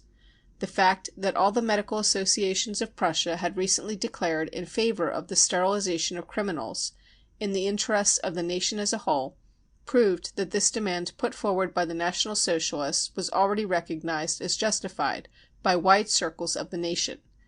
The fundamental aim of the organization of racial hygiene could only be reached after some generations, but a government which was conscious of its responsibility was obliged to think in terms of generations." End of quote. Dr. Achim Gerke, a pushing young man, got himself appointed ministerial advisor and expert for racial research at the Ministry of the Interior. Men and submen. All of this seems relatively harmless. It is primarily directed to bring about the economic destruction of the Jewish population, but not to threaten life and limb. The following leaflet is not so harmless. It was distributed in thousands in all restaurants, and in particular was given to every German girl who was seen in company with a Jew. This document threatens every girl who is suspected of the terrible crime of being friendly with a Jew, that her face will be branded with the initials J.H., Judenhor, Jewish prostitute. The assurance is given that this is no mere empty threat, but that in any circumstances it will be carried out if the girl is seen again in company with a Jew. In this we have a clearer example of the National Socialist distinction between men and submen, submen being everyone who does not think and feel as the National Socialists do. The National Socialists divide the men and the submen into different groups. In Group 1 are the pure representatives of the Nordic race. In Group 2, according to Ziel und Weg, the journal of the National Socialist doctors, are, along with, quote, inebriates, drug takers, habitual criminals, and prostitutes, all persons of foreign race, particularly Jews. End of quote. The National Socialist race theoretician, Professor Stammler, proposed on behalf of the National Socialist doctors the following law for the division of the race. Quote, 1. Every person who is of foreign racial blood to the extent of 1/2, that is, one of whose parents or two of whose grandparents were of foreign race, irrespective of their religion, is regarded as of foreign race. Foreign race means all colored races, near Asiatic and Oriental races, including the Jew. 2. In conformity with this, every adult German citizen must declare on oath at the registration office for his area to what race he belongs. In the case of persons under age, the declaration must be made by their legal representatives. False declarations will be punished with imprisonment and confiscation of property. 3.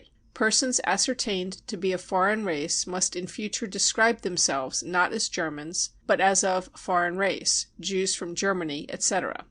4. Persons born after the Day of Grace are to rank as Germans only when both parents are German. Younger brothers or sisters, however, rank as of the same nationality as their elder brothers or sisters whose nationality has been established by declaration." End of quote. Breeding farms. Professor Stammler, whose name has already been mentioned, writes that, quote, "The aim of breeding is a physically, morally, and mentally sound person of Nordic race." End of quote. To help towards the achievement of this aim, breeding farms are to be provided. The outpourings of a certain Professor Ernst Bergmann indicate what kind of breeding farms they have in mind. Quote, "There are quite enough willing and industrious men and youths to provide mates for the available women and girls, and fortunately one lively lad suffices for 10 to 20 girls who have not yet killed their desire for a child, were it not for the civilized nonsense, so contrary to nature, of monogamous and permanent marriage." End of quote. Professor Ernst Bergmann in Erkenntnisgeist und Muttergeist. We conclude these examples with yet another Bill for the Preservation of Race Purity, which contains the following. Quote, 1. Marriages between Germans and persons of foreign races are prohibited. Those which have already been contracted remain valid, but new marriages must not be entered into and will not be recognized. 2. Extramatrimonial sexual intercourse between Germans and persons of foreign race will be punished with penal servitude for the person of foreign race and imprisonment for the German party. Prostitutes do not come under this law. 3. The entry into Germany of persons of foreign race is only allowed in special circumstances. The settlement in Germany of persons of foreign race is prohibited. 4. Changes of name, which in most cases are for the sole purpose of concealing the race of the person concerned, are prohibited until further notice. Changes of name made since 1914 are cancelled. End of quote. It may be objected that this kind of nonsense has no real connection with the mass movement, that these race hygienists are only on the edge of the movement, which cannot be regarded as responsible for them. This suggestion is not well founded. A man like Professor Stammler is the official advisor on these questions. The bills drafted by him were introduced by the National Socialist fraction in the Reichstag.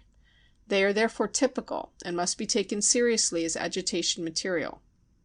Liquidation of the Jewish question. We have given a small number of examples out of the massive incidents in the war of extermination which is being waged against 600,000 German Jews. These documents and facts are typical of the artificially nurtured hatred of the Jews, who have once more in Europe's history been given the role of scapegoats.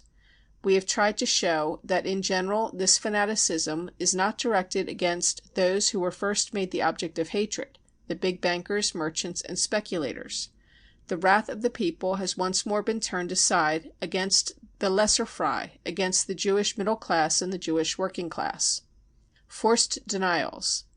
What action did the Jews in Germany take? They protested against the foreign atrocity propaganda. Under the pressure of the stormtroopers, they sent out into the world documents which were the product of mortal fear. Often their fear has made them go further than is necessary. No one can blame them. Not every man is a born hero.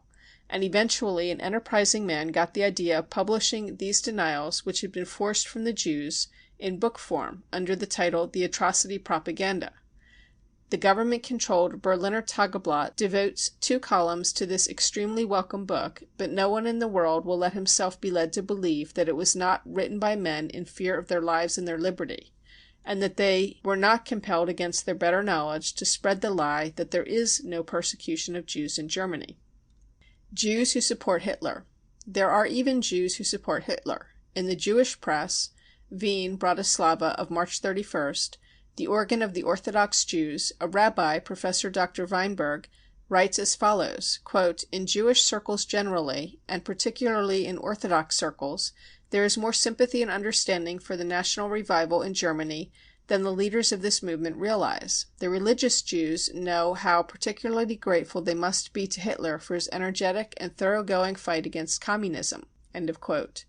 The central organ of German Zionists, the Jüdische Rundschau, adopts the same attitude. Quote, "Jewish history will understand even Hitler. It will cite him as evidence of the fact that history is made up of the imponderables of human endeavor towards an ideal, no matter what this may be." End of quote.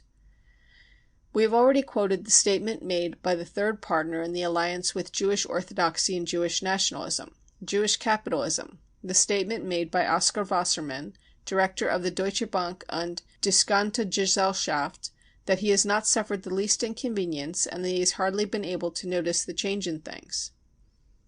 Lenin on anti-Semitism. We have not hushed up these statements. On the contrary, they seem to us convincing proof that in the last analysis the Jewish question too is not a question of race but a class question. The similar experience in Russia under the Tsardom is summarized by Lenin as follows. Quote, "The propagation of hostility against the Jews is described as anti-Semitism. When the accursed Tsarist monarchy was at its last gasp, it tried to incite the ignorant workers and peasants against the Jews. The Tsar's police, in league with the landlords and the capitalists, organized pogroms. They tried to deflect the hatred of the workers and peasants, crushed down by want, from the landlords and exploiters and turn it against the Jews. It has often been the same in other countries too. The capitalists have roused up hostility against the Jews in order to throw dust in the eyes of the workers and distract them from the real enemy of the toiling peoples, capital. It is not the Jews who are the enemy of the toiling people. The enemies of the workers are the capitalists of every country. There are workers, toilers among the Jews. These form the majority. They are our brothers, our comrades in the fight for socialism, because they are oppressed by capital. There are kulaks, exploiters, capitalists among the Jews, as among all other peoples. The capitalists strive to arouse hostility between the workers of different religious beliefs, of different nations and races. The rich Jews, like the rich Russians and the rich people of all countries, all in league with each other, trample on, oppress, and contaminate the workers. Shame and contempt upon the accursed Tsarism which tortured and persecuted the Jews. Shame and contempt upon those who sow hostility against the Jews and hatred against other nations." End of quote. End of chapter 8. Brown Book of the Hitler Terror by Lord Marley. Chapter 9. The Concentration Camps. Part 1. On the basis of statements published in the press, the total number of political prisoners in Hitler's Germany at the beginning of June 1933 must be put at about 60 to 70,000. Of this total, between 35 and 40,000 men and women have been taken to concentration camps. It goes without saying that there is no legal justification for the establishment of concentration camps. There are no laws or regulations determining the rights of prisoners in concentration camps, nor is there any law or regulation governing the length of their detention in the camps. Till our leader takes pity on them. The Neue Zürcher Zeitung, in an article on the concentration camps in Germany published on May 8, 1933, states that the prisoners will be divided into two groups, those whom it is easy and those whom it is difficult to train as citizens, and that the former will be kept in the camps 1 year, the latter 3 years. But this is merely the personal opinion of the reporter, not an official statement. Banishment to the concentration camps, and also the length of the period of detention, are entirely determined by the arbitrary will of the fascist chiefs, central and local. Lieutenant Kaufmann, one of the Nazi controllers of the concentration camp at Heuberg in Baden, put the position very clearly in an interview which he gave at the end of April to a reporter of the Danish paper Politiken. In reply to the question, "How long will you keep the prisoners here?" the lieutenant replied, quote, "Till our leader takes pity on them." End quote. The Deutsche Allgemeine Zeitung of April 30th, 1933, confirms this statement by Lieutenant Kaufmann insofar as it says, quote, "It will be a long while before many of the prisoners get their freedom, for the will of the prisoners is not easy to break." End quote. If I even knew why I am here. The men and women who have been interned in the concentration camps are completely innocent, even within the meaning of the principle of the fascist state. All socialist and communist workers and leaders who, in the government's view, have done anything against the laws of the fascist regime are not put into the concentration camps, but are locked up in prisons and penal settlements and brought before special courts and sentenced. The people who are interned in the concentration camps are only men and women whose political views are regarded by the fascists as suspect, though even the fascist prosecutors cannot find any pretext for a criminal prosecution against them. Most of them were arrested immediately after the burning of the Reichstag and the elections on March 5th, so that they could not conceivably have carried on any activity hostile to the fascist regime. Towards the end of April, the Politiken published some letters from prisoners in concentration camps. One young worker writes, "If I only knew why I am here." A doctor writes, "Only anonymous and personal revenge can be the reason for my imprisonment." Another man writes, "I have nothing to reproach myself with. I have no idea why I was arrested." The trivial things which suffice to bring people into the concentration camps are well illustrated by the case of the Jewish religious teacher Karl Krebs, who is a citizen of Czechoslovakia and has been in Germany since he was a year old. The following order was issued for his arrest. Quote, "The Jewish teacher of religion, Karl Krebs, of Dinkelsbühl, a Czechoslovakian subject, is to be arrested. On March 29, 1933, Krebs killed some hens, creating great dissatisfaction among the population.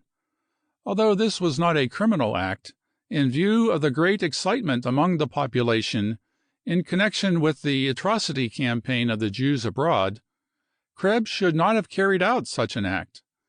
The excitement among the population is so great that Krebs must be put under arrest in order to protect him from attacks.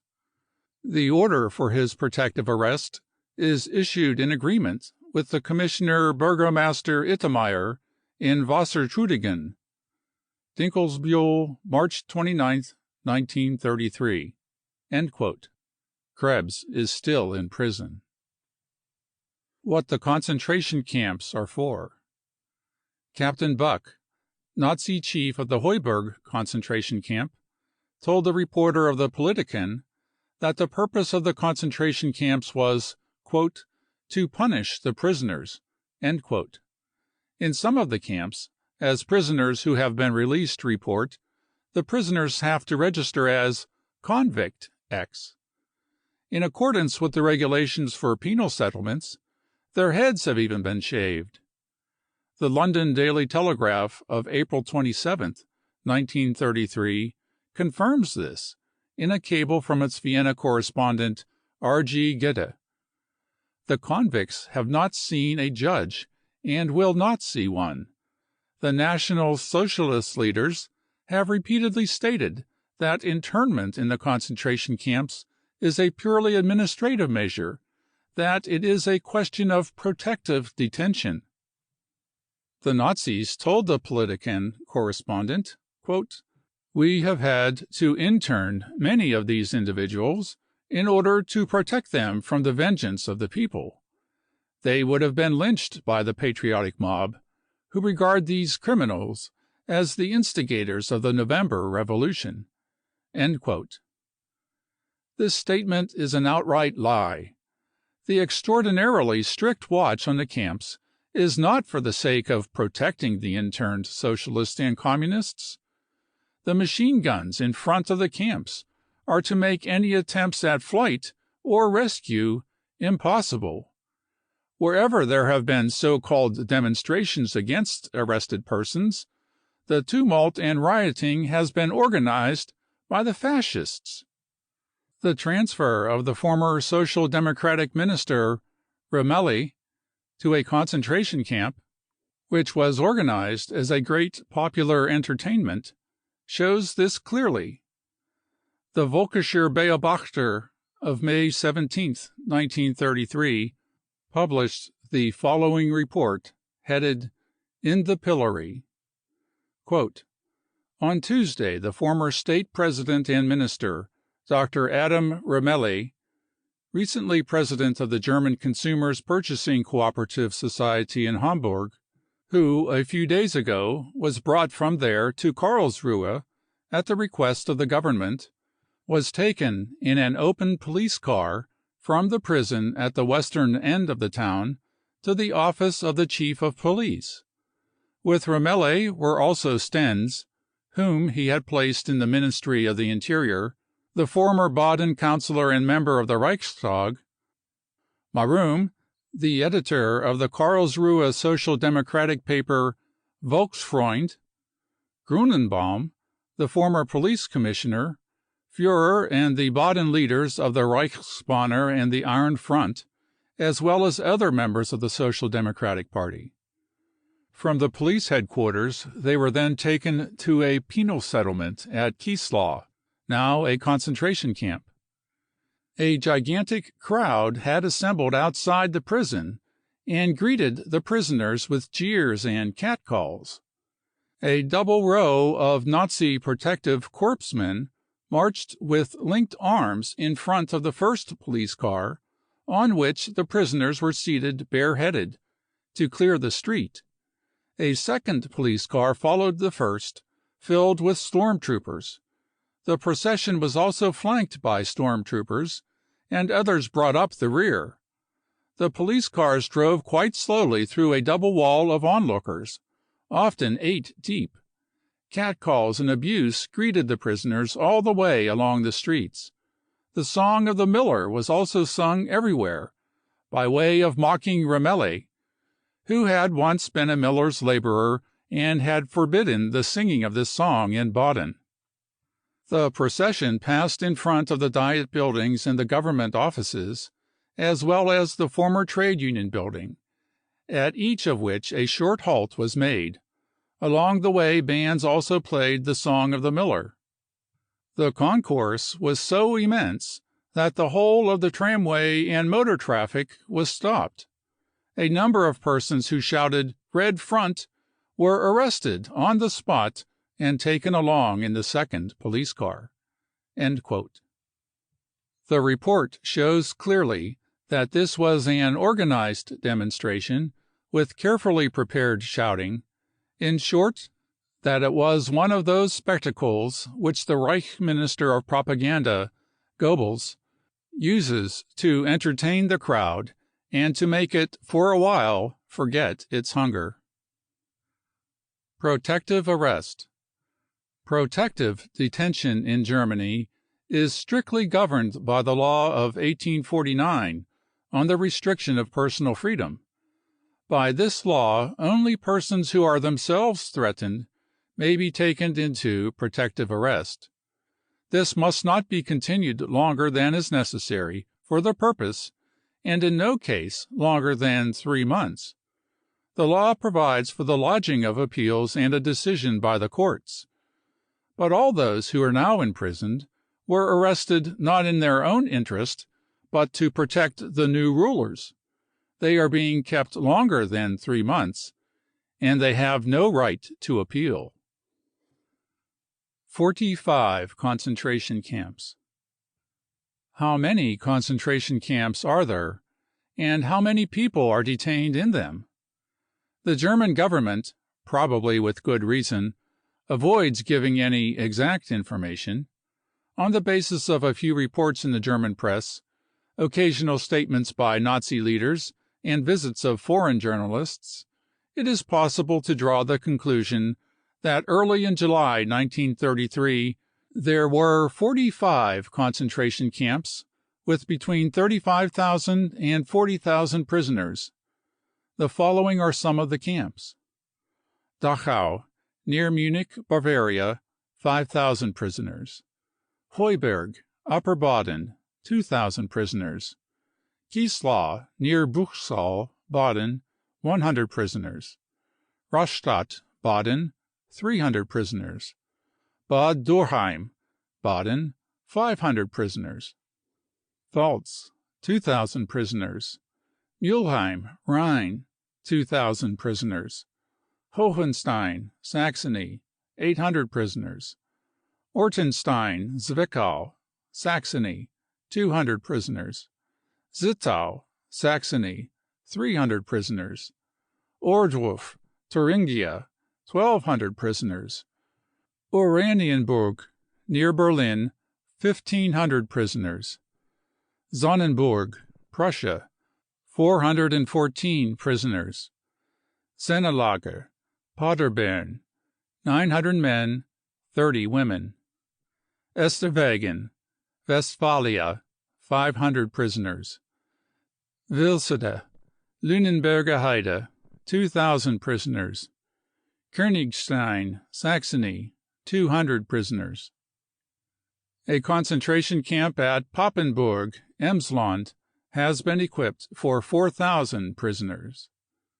Other camps are at Ginsheim and Rodelheim, near Frankfurt, Langen and Osthofen in Hessen, Kassel, Fuhlsbüttel and Wittmoor near Hamburg, Bremen, Braunschweig, Gründahl near Königsberg, and another in East Prussia, Schleswig, Pomerania, Breslau. There are 6 camps in Brandenburg province, 5 in the Ruhr area, and a number in central Germany. The number of prisoners in these camps is not known. In the middle of May, the government decided to open 10 new concentration camps.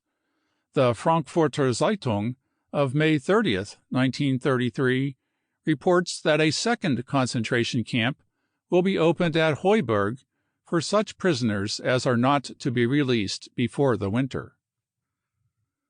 Women and intellectuals in the camps. There are hundreds of women among the prisoners in the concentration camps. The communist women members of the Reichstag and of the state diets, insofar as they were found, were first taken to the women's prison in the Barnumstrasse in Berlin, before they were taken to the concentration camp. This prison has been organized as a collecting and transit station for arrested women. Early in June, a special concentration camp for women was organized in South Germany. An official announcement dated June 8, 1933, states, quote, "A detention camp for women has been organized at Gotzel, near Gmund in Württemberg." End quote. A second concentration camp for women was opened in Saxony a few days later. All reports agree that the women in the prisons and concentration camps are being subjected to exceptionally bad treatment and persecution. All kinds of views and professions and ages are represented among the prisoners in the concentration camps. Communists, anarchists, social democrats, adherents of the Center Party, pacifists, Jews, young and old people, workers, intellectuals, artists, students, members of parliamentary bodies, lawyers, doctors, writers, tradesmen, well-known names and unknown names. Martin Buber, the gray-haired Zionist poet, Karl von Ossietzky, the revolutionary pacifist editor of the Weltbühne, the anarchist Erich Mühsam, the Bavarian member of parliament, Auer, the Democratic member of the Reichstag, Fischer, the Social Democrat members of the Reichstag, Rossmann and Pfluger, the barrister Hans Litten, the doctors Schminke and Bernheim, and many others of similar standing. The truth breaks through. The Hitler government has done its best to conceal the conditions in the concentration camps.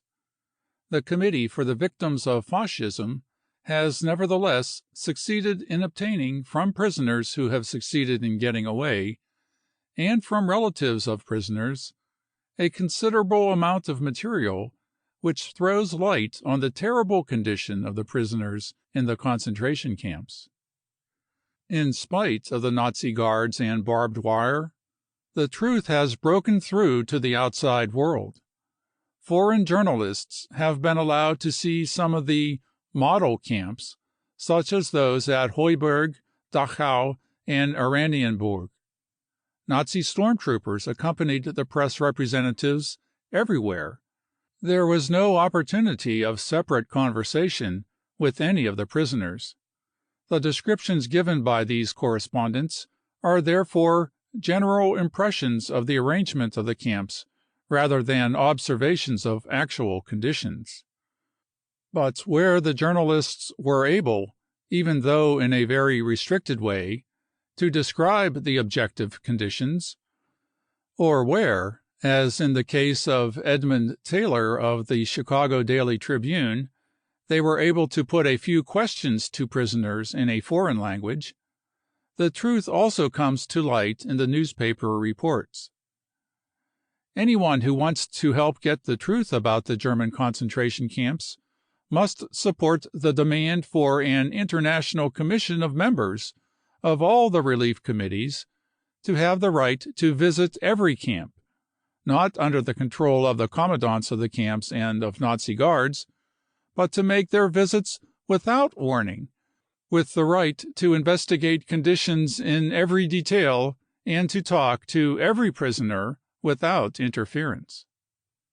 The convict prisons of Sonnenburg and Fuhlsbüttel were closed down some years ago because they were buildings belonging to the Middle Ages and were absolutely unhygienic from a modern standpoint. Even habitual criminals were no longer sent there. In Fuhlsbüttel, there are no closets and no drains. Detention in this prison is acute torture, particularly in the hot part of the year. But these are the prisons which the Hitler government has now established as concentration camps. Among the prisoners at Sonnenburg are Litten, Kasper, Ossietzky, and Mühsam. The concentration camp at Zittau was formerly a bookshop, so that the comforts of this camp can be imagined. The concentration camp at Dachau, according to a report in the Daily Telegraph of April 25, 1933, consists of old half-decayed huts. Oranienburg is the model camp which has been shown to a number of foreign journalists and of which the Nazis have broadcast photographs. An abandoned factory, formerly a brewery. The works have fallen into ruin. The windows are simply broken glass. The yard is covered with grass and weeds. This is how the Deutsche Allgemeine Zeitung of April 30, 1933, describes Oranienburg. We are in possession of a confidential report from a German woman journalist who accompanied a foreign correspondent as interpreter when he visited the camp at Oranienburg. Quote, "Only one single pump in the courtyard. The prisoners, of whom there are between 100 and 200, have to wash in 5 old wash basins which stand in the courtyard. The rooms where they sleep are old workshops, which are in ruins.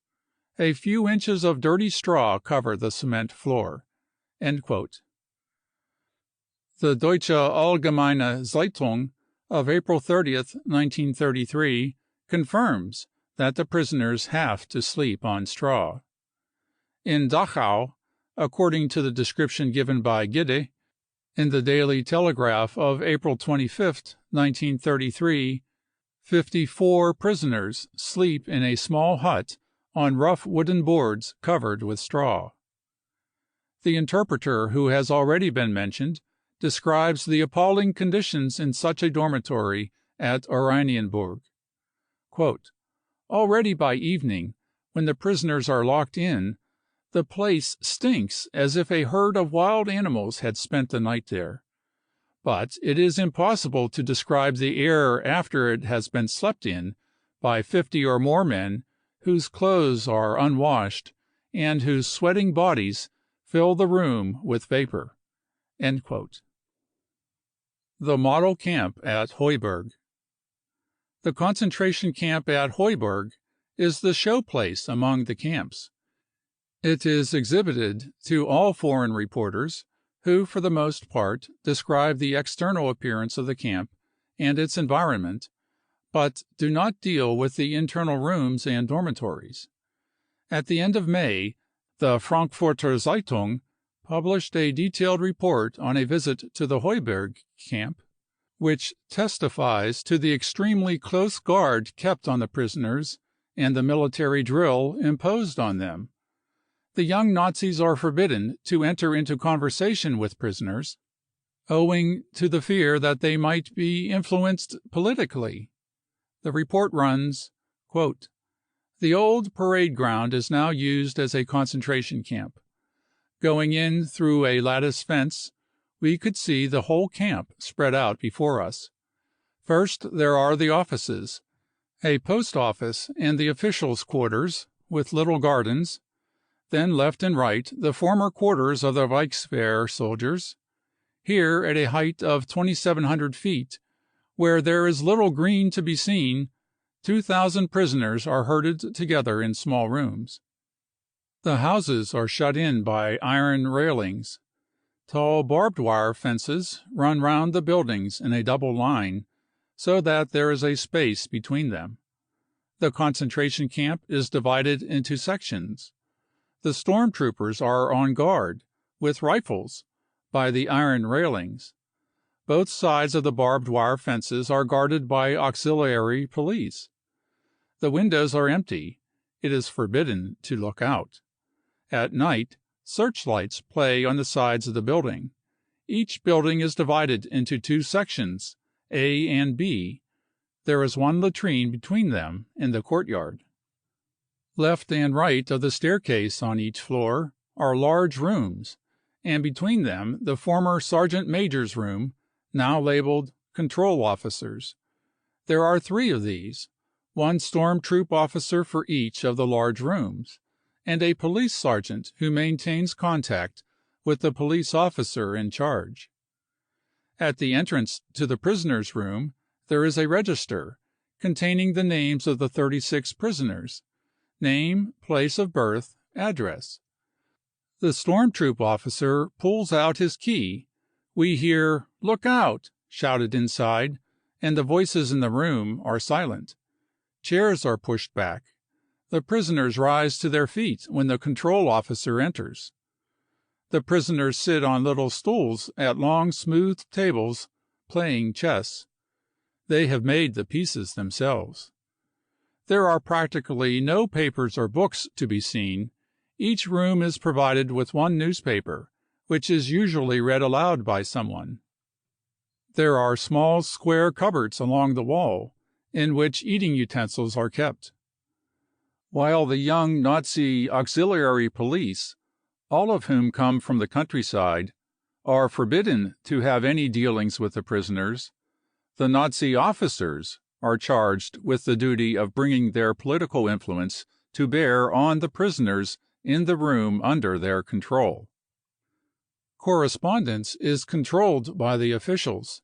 Each prisoner can write a letter or card once a fortnight. The officer in charge has to determine from these letters the general conduct of the prisoners and official and private conversations with them, which of the prisoners show any prospect of changing their political views, End quote. We can supplement this report with information given us in a letter from the Heuberg camp. The writer's name cannot be disclosed for the reason that he is still in the camp. Quote, "There are 2,000 comrades in Heuberg, most of them communists. They are kept in 7 or 8 two-story buildings. Each double block and single block are separated off by barbed wire fences 2 meters high. In rooms 12 meters by 8, 30 men are housed. In the top rooms, 4 to 12 men according to the size of the rooms. The beds, in 2 tiers, consist of a straw sack and 2 blankets. There are no baths. The reporter of De Telegraaf, the Amsterdam paper, says in a report of April 5th that the prisoners get a bath once a month. Evidently, this does not apply to all prisoners. The editors. Soap is not provided. Anyone who wants it must buy it. Linen is not provided, and there is no washing. Towels are in short supply, one between 2 prisoners. Open razors are forbidden. Shaving is difficult, so beards are becoming the latest achievement of the German awakening." End quote. Captain Buck, who is in control of the camp, told the Politiken reporter that Heuberg is not a sanatorium, either in comfort or in hygiene. He is right. These camps are breeding grounds of disease, and but few will leave them sound. The guards round the camp. The prisoners in the camps are kept under extraordinarily strict control. Nazi stormtroopers are patrolling everywhere, armed with rubber truncheons, rifles, and revolvers. Many of the patrols are accompanied by police dogs. The official photographs show this. It is confirmed by the Politiken, the Telegraph, and the Daily Telegraph, and by every prisoner's letters. In the Daily Telegraph of April 27, 1933, Gedde reports that the concentration camp at Dachau is surrounded by a high wire fence, which is charged with high-voltage electricity. Machine guns are kept ready at the main posts. The correspondents of the Telegraph and Politiken were struck by the mass of barbed wire and railings from which escape was impossible. At night, the camp is lighted up by gigantic searchlights. The light prevents the prisoners from sleeping. The Telegraph of April 5, 1933 says, quote, "If anyone opens a window to get a breath of air, he is shot at." End quote. The camp at Oranienburg has low factory walls on one side, and on the other, where the prisoners take exercise, quite low shrubbery. Do none of the prisoners try to get away? The journalist who visited the camp with a foreign correspondent put this question. The reply, quote, "There is no danger of flight here. The guards are armed and have strict instructions to shoot at once if any of the prisoners cross the boundary marked by the bushes. Besides, why should they try to get away? Things are all right for them here. Even when they are allowed to go, they don't want to." End quote. The questioner, quote, "But that is impossible." Unquote. The reply, quote, "The day before yesterday we received instructions to set one man free. He would not go and had to be taken to the station by force. Ask the others whether this is so or not." End quote. The journalist continues her report. Quote, "It is a fact that there have been cases of prisoners not wanting their liberty. But why? The orders for release come, as a rule, at night or at a very early hour of the morning. At that time it is easier to shoot a prisoner on the way. And then the following day the papers report, 'Marxist shot when trying to escape.'" End quote. In fact, these low bushes are meant to tempt prisoners to flight. But flight means death. Grouping of prisoners. The arbitrary decisions which have brought the concentration camps into being have also divided the prisoners into 3 categories: A. Easily reformable, German nationals, Bavarian guards, and political followers; B. Not easily reformable; C. Unreformable. Communist leaders and officials and intellectuals of left views are put in the last category, and the worst treatment is meted out to them. In the report on the Heuberg camp, which has already been quoted, this fact is confirmed. Quote, prisoners who, on the basis of documents and reports, are classified as unreformable are put into the old building, numbers 19 and 23. There everything is much stricter. The controlling officer does not have any conversation with them. The time allowed for exercise is restricted to 10 minutes. Permission to smoke and talk is given less frequently, and they are not allowed to work, which with the other prisoners gives the opportunity for a few hours of physical activity and entitles them to extra food." End quote. The commandants of the camps compete with each other in inventing more and more ingenious punishments. Prisoners have their free time shortened. Permission to write letters is granted less often or taken away altogether. They are not permitted to have visitors for a long period.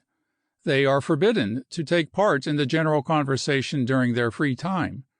They are isolated and particularly sharply controlled. They are forbidden to smoke. They are given long periods of arrest with only 10 minutes exercise, or are confined in a dark room. Disciplinary punishments which are frequently used are additional exercise, continued for several hours, drilling, longer work hours, and particularly unaccustomed and irritating work. In some of the concentration camps, prisoners against whom the Nazis have a particular grudge have even been kept in chains. According to the Daily Telegraph report of April 27, 1933, refractory prisoners, for example at Dachau, are not allowed out of the tiny huts and may not go into the open air. The report of the woman journalist already referred to describes a cell in the Oranienburg camp in which, quote, not easily reformable, unquote, prisoners are kept. Quote, a hole in the wall, shut in by an iron door, and without any other ventilation but the door. We were shown one of these rooms empty, but this was an hour after we had begun to inspect the camp, so that evidently the prisoners had first been taken out. Then of the 120 prisoners in the camp, 30 were missing. Were they perhaps behind that iron door, which we were not allowed to examine more closely? End quote. At Heuberg, an elderly lawyer complained of the bad food. For making this complaint, he was condemned to sleep 15 nights on the roof of the barracks without any shelter. Captain Buck, however, assured the Telegraph reporter, April 5, 1933, that there were no detention cells in the Heuberg camp. Manhandled and beaten. All reports are unanimous on the fact that the unimprovable prisoners are being treated in such a way that their physical ruin is inevitable. The aim is the physical extermination of the organizers of the German working class. Captain Buck assured the representative of the Politiken that no one was mishandled in the concentration camps. Quote, no blows, no punishments, end quote, he asserted. But the government's press itself indicates that this is not true. The Angriff of April 1st writes, quote, a Reichsbanner man was interrogated. He gave an insolent reply.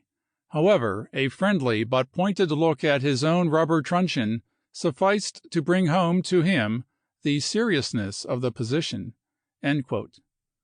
The maltreatment that must go on in this camp if a glance at a rubber truncheon is enough to bring home to a prisoner the seriousness of the position is confirmed by the Deutsche Allgemeine Zeitung of April 30th, 1933, For it was only by laying hold of them and carrying through the interrogation with merciless severity that we have succeeded in discovering the underground terror almost to its full extent, but the resistance of individual prisoners has still to be broken." This report confirms that torture is used in the interrogations. We have a report of the correspondent of the Chicago Daily Tribune, Edmund Taylor. He managed to speak in English and French with some of the prisoners in the Heuberg camp, so that the storm troopers accompanying him did not know what was said. Many of the prisoners expressly stated that in that camp severe mishandling was a frequent occurrence. Similar reports come from the Schloss Ortenstein camp near Zwickau. Visitors to this camp have declared on oath that they saw bleeding wheals and green and blue patches on the arms and hands of prisoners. There can be no doubt whatever that these are the result of maltreatment. The mishandling was particularly severe when the storm troopers were in charge of the prisoners. When they were replaced by police, the position became more bearable, but the storm troopers have been put into the Ortenstein camp again since the beginning of May. End of Chapter 9, Part 1. Chapter 9, The Concentration Camps, Part 2. The Hell of Sonnenburg. The concentration camp at Sonnenburg must be dealt with separately. Letters and reports from prisoners, and even official statements, show beyond doubt that Sonnenburg is a real torture chamber. Working-class leaders and intellectuals are subjected to the most disgraceful maltreatment. Throughout Germany, the camp is known as the Sonnenburg Hell. A letter from a worker who escaped from Sonnenburg gives a terrible description of the conditions there. Quote, "The first batches of prisoners were met at Sonnenburg Station by storm troop detachments and police. They were compelled to sing and were literally beaten to the camp. The inhabitants of Sonnenburg can testify to this. When they arrived at the camp, the prisoners were compelled to stand in the courtyard in streaming rain. Then the first ones were taken to the rooms. Each had to fetch straw for himself from another floor. Storm troopers were standing on the stairs, and they beat the prisoners mercilessly with their rubber truncheons. Some were made to empty the closet pails of the Nazis, in the course of which they were again brutally mishandled. One storm trooper held a prisoner's head between his legs, while another storm trooper beat him. The comrades were compelled to count the blows in a loud voice. Some of the prisoners received as many as 185 blows. In addition, they were kicked and otherwise manhandled. Those treated worst were comrades Litten, Wiener, Bernstein, Kasper, Schneller, and the Jewish prisoners. Our old friend Musem suffered terribly. Now things are a little different, but instead we have extremely severe military drill, worse than when I was a recruit. Most of the time we have to be exercising outside, marching and singing. The first 3 weeks were the worst. In the single cells we were attacked in the night and terribly beaten. The backs of many comrades were quite black. I don't know whether Litten will get through with his life. The wives of several of the Sonnenburg prisoners raised such sharp protests that Mittelbach, of the Public Prosecutor's Department, was sent to Sonnenburg to investigate. Litten begged him to have him shot, as he could no longer bear the brutal mishandling that was being inflicted on him." End quote. The Sonnenburger Anzeiger of April 7, 1933, reported, quote, "The prisoners had to march from the station to the former convict prison singing the national hymns. The rubber truncheons of the Berlin Auxiliary Police often helping them along." This account by one of the Sonnenburg prisoners is confirmed by letters from Frau Mühsam and Frau Kasper, who visited their husbands in Sonnenburg. Frau Mühsam writes, quote, "They have beaten our husbands to the point of death. Erich, I saw him, and I did not recognize him, Teresa. I did not recognize him among the others. How they have been beaten! They have cut off his beard and knocked out his teeth. They made him carry his trunk. He fell down on the road. Then the beasts beat him terribly as he lay on the road and could not get up. When I reached Sonnenburg, there he was sitting, completely broken, and he was horrified that I had come. His first words were, 'How can you have come to this hell? You won't get out alive. They will kill you, because you have seen us and how we have been mishandled.' When I saw Kasper, I had to keep control of myself not to faint. It was all the more ghastly as I had seen him 3 days before. He was standing, leaning against the wall, his face white and absolutely mutilated.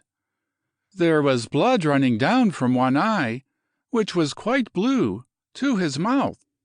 His mouth was black and swollen as if someone had stamped on his face. He could hardly speak or move, with the pains he had all over his body." End quote. The wives of the political prisoners Bernstein and Geisler succeeded in forcing the control authorities to grant them a permit to visit Sonnenburg.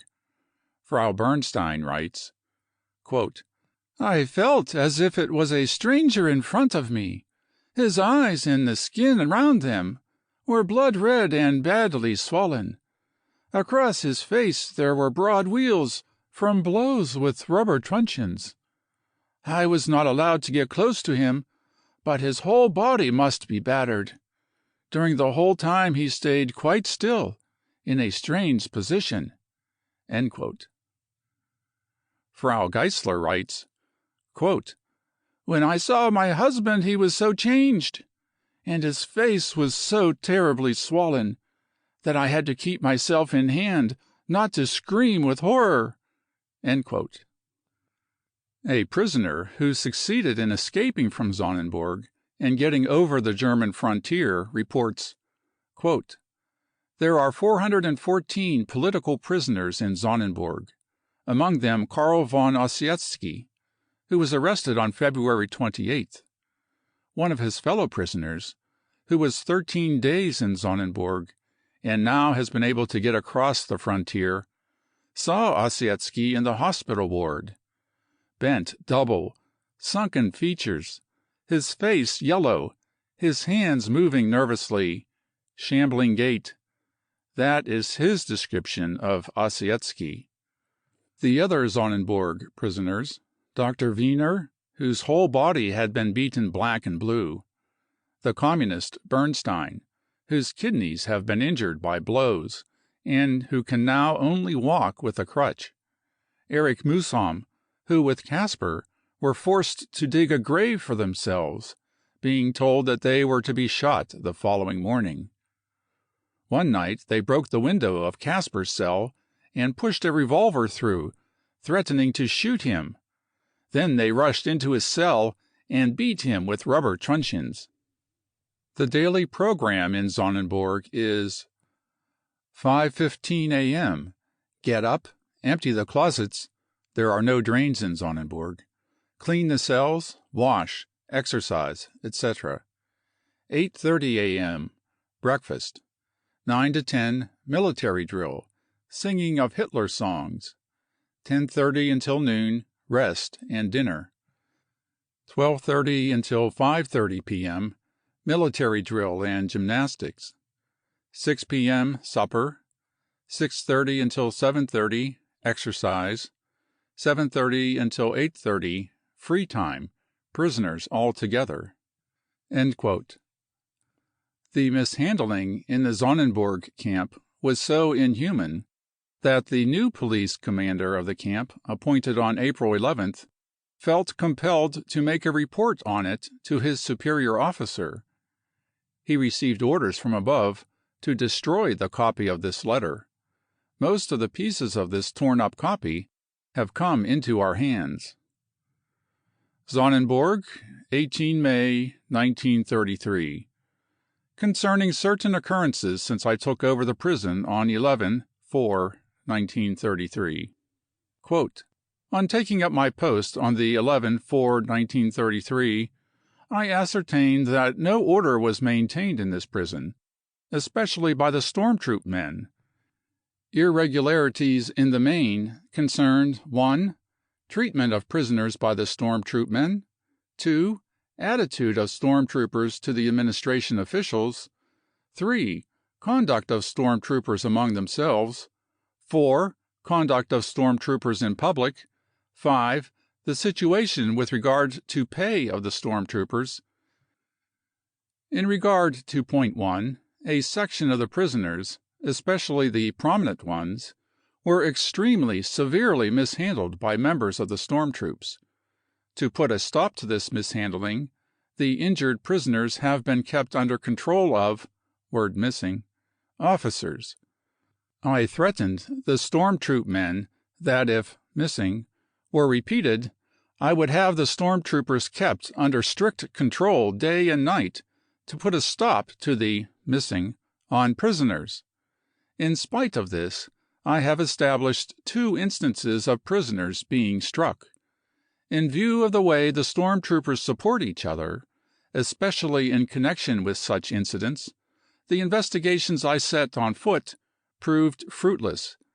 I have therefore threatened the storm troopers that the slightest incident of this sort again will lead to my dismissing the guards on duty at the time, that is, the whole of the storm troop. In regard to point 2, there is continuous conflict between the storm troop men and the administration officials on the question of pay. In spite of reasonable advances against pay, the storm troop men feel that they are being prejudiced, and they hold Police Inspector Pelz to blame. Their attitude toward Police Inspector Pelz was carried so far that only my personal intervention brought them to reason. When the storm troopers were withdrawn on the 24th of April, 1933, I had to place an armed police guard at Pelz's house to prevent any violence. In regard to point 3, there were frequent conflicts among the storm troop men, generally over trivialities. Here the report breaks off. Compulsory labor. The National Socialist minister Frick stated that the prisoners in the concentration camps were to be trained to become useful citizens. In fact, the work that they are forced to do is absolutely useless. A neutral visitor to the Oranienburg camp describes what he saw as follows. Quote, the work, if we can call it work, is the most pointless labor, both for prisoners and warders, that it is possible to imagine. 3 young workers were driving 6 of their fellow unemployed to pull grass out of the ground as quickly as possible. Behind the factory building, water is being splashed about. Some dozens of men are busy trying to clean the old building. It is even worse where the wood is being cleared. The trees have already been removed. The prisoners, under heavy guard, are trying to dig out the gigantic roots with their fingers. Storm troop men drive on workers who are old enough to be their grandfathers. Old sow, red swine, and so forth. Compulsory drill. After the compulsory labor comes the compulsory drill. According to official statements, the time from 1:30 to 5:30 p.m. is allotted to drill. This is severe military drill and military exercises of an extremely exhausting character, which the prisoners are compelled to carry out for hours at a time. And so for days, weeks, and months, the same futile work, the same futile and exhausting drill has to be carried out, on food which is entirely inadequate. Ordinary prisoners can at least count the days to their release, but the prisoners in concentration camps have no idea when they will be set free. The barbarous treatment the prisoners receive, the exhausting work and drill, the low diet, and the hopelessness of their position, has driven many to suicide. The Politiken correspondent who visited the Heuberg camp early in April 1933 reported that, quote, "Captain Buck answered my question quite willingly. He admitted that attempts at suicide are not infrequent at this camp." End quote. But there are also repeated cases which are officially reported as shot while trying to escape. The falsity of such reports is obvious. The camps are most closely guarded, with armed patrols, police dogs, and searchlights at night. The prisoner must realize the hopelessness of any attempt to escape. And for that reason, there are few real attempts to escape from the camps. The murders in the camp, however, are systematically reported as shot while trying to escape. Dachau, the murder camp. 14 cases of murder in the Dachau camp, near Munich, became known in the course of a few weeks. In the middle of April, the official Wolf Telegraph Bureau reported, quote, Munich, April 14, WTB. In the Dachau concentration camp near Munich, communists made an attempt to escape. The stormtroop police found themselves compelled to use their guns. They brought down 4 communists, of whom 3 were killed on the spot, and 1 was mortally wounded. End quote. According to the Daily Telegraph of April 27, 1933, the commandant of the Dachau camp confirmed this report to the English journalist Gede. The names were not stated in the official announcement. The victims were described as communists, but it soon became known that they were not communists, but middle-class Jews. A prisoner who was in the Dachau camp describes the murder as follows. Quote, "A few days ago we were going out as usual to work. All of a sudden the Jewish prisoners, Goldmann, a merchant, Benario, a lawyer from Nuremberg, and the merchants, Artur and Erwin Kahn, were ordered to fall out of the ranks. Without even a word, some stormtroop men shot at them. They had not made any attempt to escape. All were killed on the spot. All had bullet wounds in their foreheads. They were buried secretly, no one being allowed to be present. Then a meeting was called, and a stormtroop leader made a speech in which he told us that it was a good thing these 4 Jewish sows were dead. They had been hostile elements who had no right to live in Germany. They had received their due punishment." End quote. We have particulars of 13 similar murders at Dachau. 2 of the most brutal cases were the murder of the communist members of the Diet, Dressel and Getz.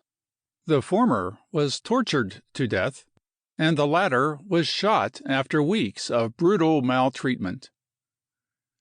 Tens of thousands in prison. The 35,000 to 40,000 prisoners in the concentration camps are not the only political prisoners in Germany.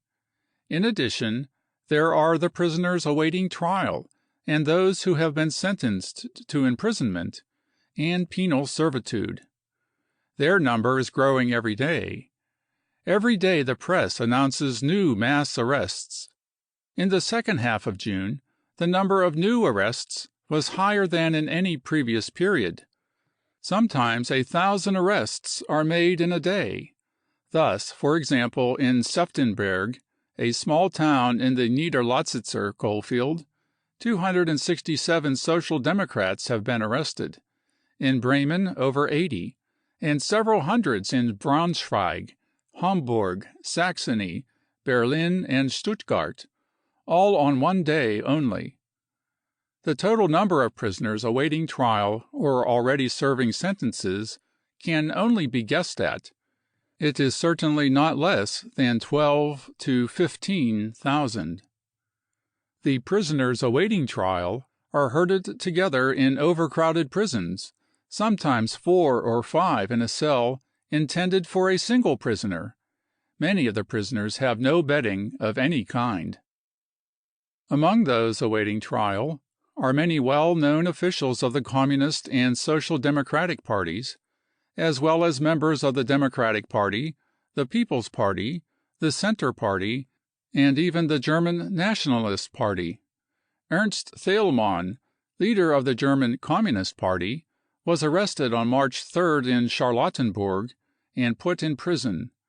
In all the government papers and the press which have been brought into conformity, it was reported that he had been arrested in connection with the Reichstag fire. The arrests. It will be difficult for people in other countries to realize the arbitrary methods used by the police and storm troops in making arrests. One day an illegal leaflet is seen in a street. It is reported by a policeman or an adherent of the Nazis. Police motors immediately rush up. The whole district is cordoned off. All houses are searched from attic to cellar. Books and typewriters are seized, and often completely innocent citizens are carried off. Any obstruction is immediately met with violence and arrest. Every day the papers report such raids and mass arrests. Early in July, the Hitler government began to seize as hostages the relatives of workers who had escaped. The best-known case is the arrest of 5 relatives of Scheidemann, but this is only one case among many. The sentences. The public prosecutors have been busy since February 27th. Special courts have been instituted in practically every German town. Denunciations bring a continuous stream of prisoners, and the charges are as arbitrary as the sentences. Often prisoners are kept for weeks in prison and then set free without even being tried. But even after being set free, they are continuously menaced with further arrest, and in many cases have to report daily to the police. The following are some examples of the nature of the charges and the heavy sentences passed. Quote, the Special Court of Moabit, Berlin, sentenced the unemployed workers Max Ziegler and Richard Schrotter to 15 months and 18 months imprisonment, respectively, because Ziegler, a member of the Communist Party, had distributed in East Berlin illegally produced copies of the Rote Fahne, which he had received from Schrotter. The Darmstadt Special Court sentenced a female member of the Young Communist League to 8 months and a male member to 5 months imprisonment for producing and distributing a leaflet. The prisoners are 16 years of age. End quote. There are innumerable sentences for spreading atrocity stories. Often, the relatives of arrested persons are told that they cannot expect the case to be heard for several weeks, owing to the number of cases awaiting trial. The relatives can seldom find a lawyer prepared to undertake the defense. The position of the prisoners is made worse by the fact that the Hitler government has prohibited the Red Aid organization, which used to help the families of political prisoners, but it still carries on its work with the help of similar organizations in other countries and the committees for the relief of the victims of German fascism, which have been set up on the initiative of the Workers' International Relief Organizations. End of Chapter 9, Part 2. Brown Book of the Hitler Terror by Lord Marley. Chapter 10. Murder. Murder stalks through Germany. Mutilated corpses are carried out of Nazi barracks. the bodies of people disfigured beyond recognition are found in the woods. Corpses drift down the rivers. Unknown dead lie in the mortuaries. During the World War, lists were published of those who were killed.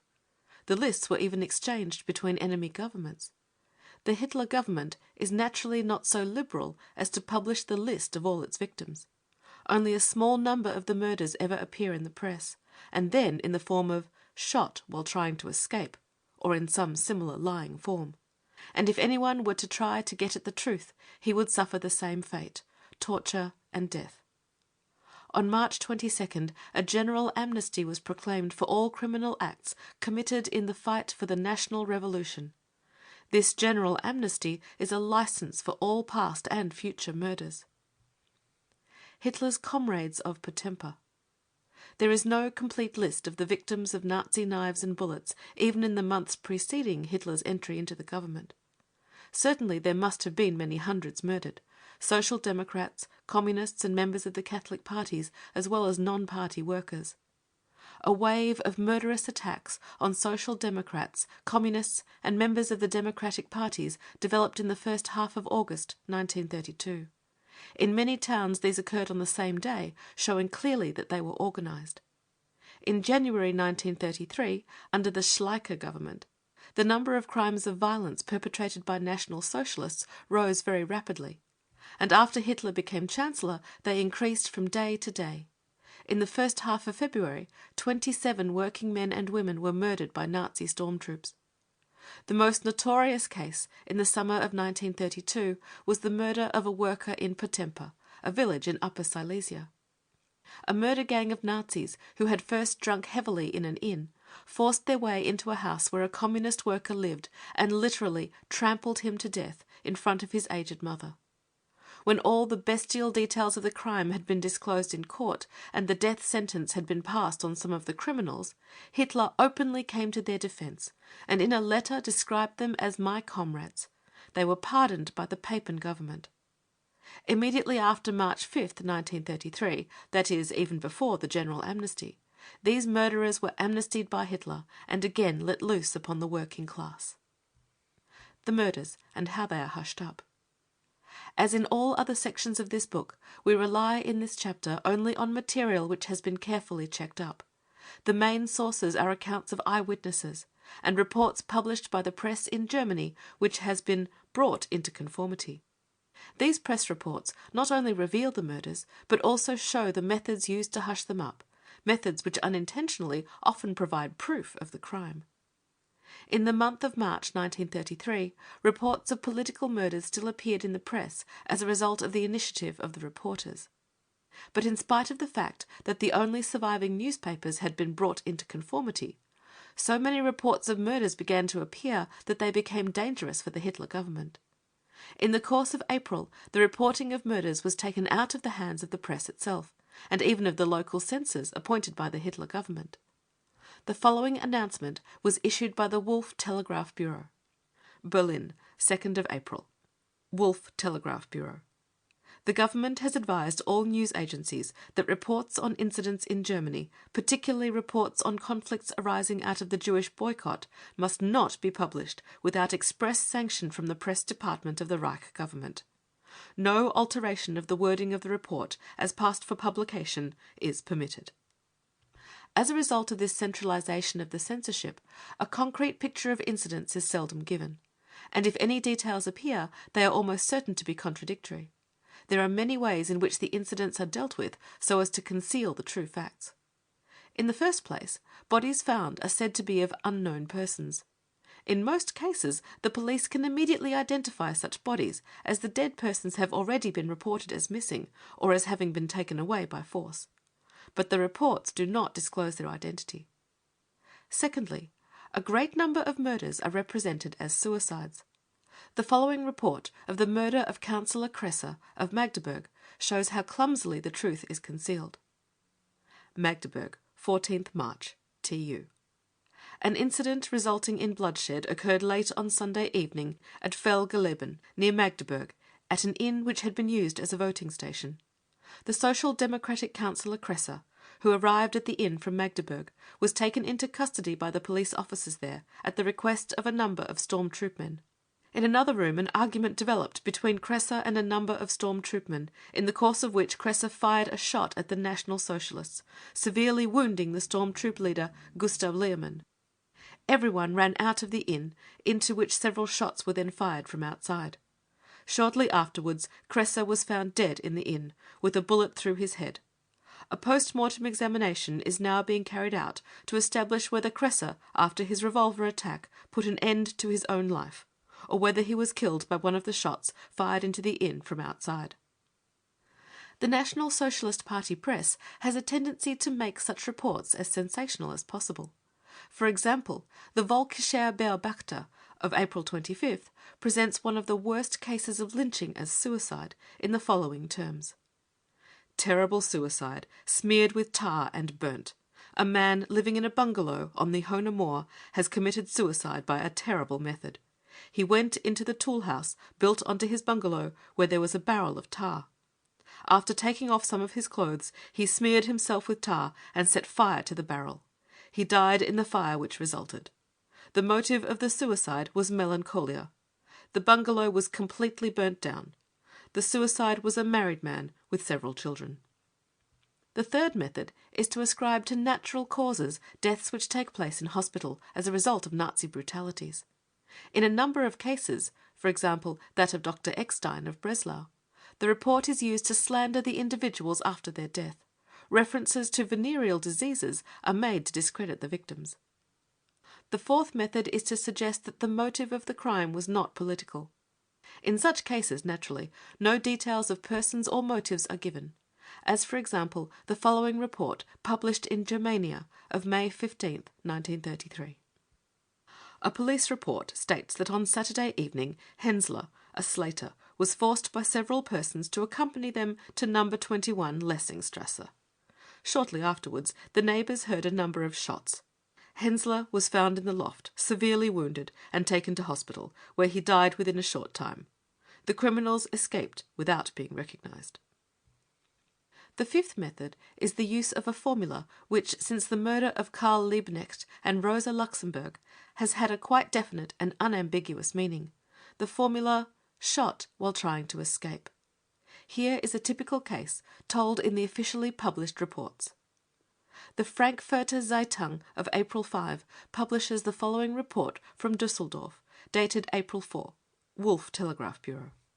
The communist leader Basler, who has evaded arrest for a considerable time, was located this morning by auxiliary police officers. During the search, the arrested man made use of a moment when he was not under observation to attempt an escape. As he would not stop, in spite of repeated warnings, the officers made use of their weapons. Basler was seriously wounded by a bullet and died after being taken to hospital.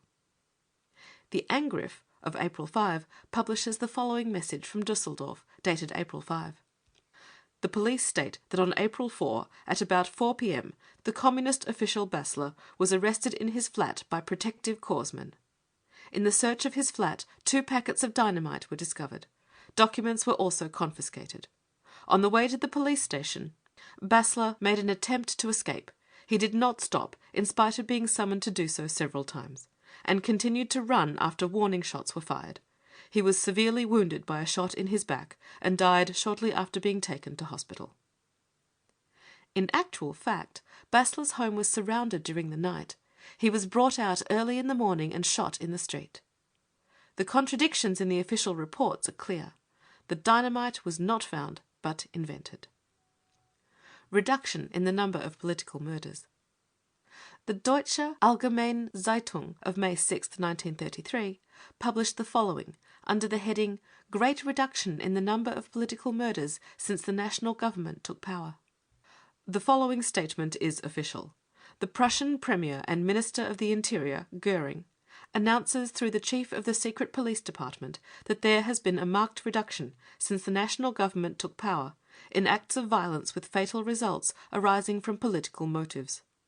Almost simultaneously with the taking of power by the National Government, the effective defence measures taken by the new government, together with the relaxing of political tension as a result of the victory of the national movement, brought about a rapid fall in the number of fatal cases, which had previously been mounting steadily, and has now reached its lowest point for a long time, with only 2 fatal cases in April of this year.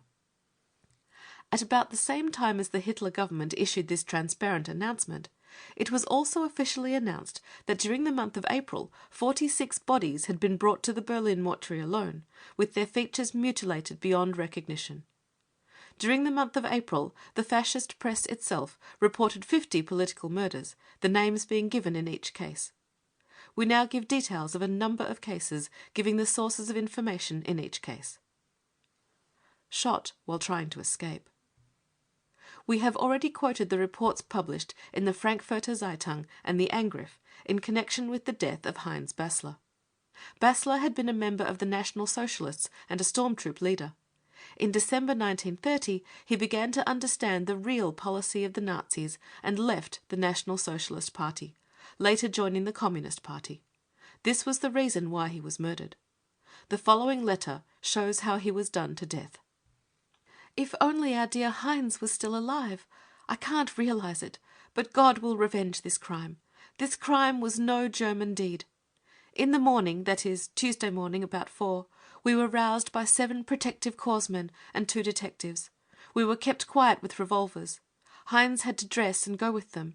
We had to lock the doors and were not allowed to open the windows. Oh God, how roughly they treated our Heinz! They closed off the street as early as 3 o'clock, and at 4 they came up. And then they took him with them, and they shot him in the street. Martial law! Oh, what he must have suffered, the poor lad! I wish I had gone with him. He had 3 shots through his heart, 1 in his arm, 1 in his neck, 1 in his pelvis, and 2 others besides, 8 shots in all. Then they left him lying there, and some peasants found him like a dog. I can't believe it. I went running to Herr M. in the morning, for Heinz told me, go at once to him and tell him, for Weitzel has pledged himself to help me. But what help did he give? Heinz trusted people too much. Frau Lena, if you could have seen Heinz now on the death bier, you would have called God to judge. They had treated him so brutally. I can't forget what he looked like. How can anyone treat a poor, harmless human being so brutally? And then the lies in the newspapers that Heinz had been shot while trying to escape, and that they had found 2 packets of dynamite. Such meanness. And it's not possible to get any justice done. Not even a pistol or a piece of paper of any importance did they find. And then the papers write such a provocation. But I call God in heaven to judge for such a cruel and mean crime.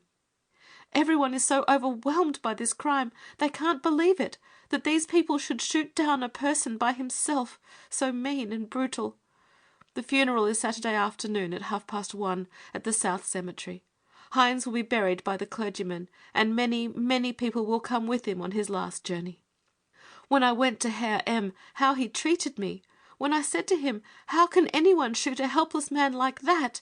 He answered, if you say much more, I'll have you arrested too. I'll shoot you down. About 6 p.m. on March 6th, Greta Messing, a working woman, married and with 2 children, left her home in the Sommermühlenweg in Selb, Bavaria, and went towards the town to do some shopping. About 40 yards from her home, she met a National Socialist of the name of Lager, who lived in the same street. He got in front of her and provoked her by saying Heil Hitler. Frau Messing rejoined, Rot front, and tried to pass him. Lager stopped her and threatened her with his revolver, saying, I'll shoot you down. She answered calmly, Shoot away. Lager put his Browning to the woman's throat and pulled the trigger. Frau Messing was mortally wounded. Her husband carried her back to her home, and there she bled to death. The murderer went to the Nazi inn, drank some liquor, and then handed himself up to the auxiliary police. He was put under arrest. 10 days later he was released. A guard of honour met him at the station in Selb. Lager was not expelled from the storm troops. On the other hand, the husband and 19-year-old son of the murdered woman are in a Bayreuth penitentiary under protective arrest. Police and auxiliary police carried out repeated searches in working-class houses in Selb. They were not looking for a criminal nor for a murderer, but for a photograph which was documentary proof of the murder. This photograph is printed here. 3 bodies in the Machnower forest. On March 11, 1933, the whole press reported the finding in the Macnower forest of 3 bodies of young persons who had been shot, but whose identity was unknown. In spite of the fact that the police had all particulars, these were withheld from the public. The 3 youths were Fritz Nitschmann, upholsterer, born at Oldenburg, March 1, 1909, then living in Berlin. His parents did not belong to any party, nor did he. Hans Balschkukat, a worker, born August 28, 1913, in Berlin, living in Berlin, member of the Red Aid organization. Preuss, 23 years of age, living in Berlin.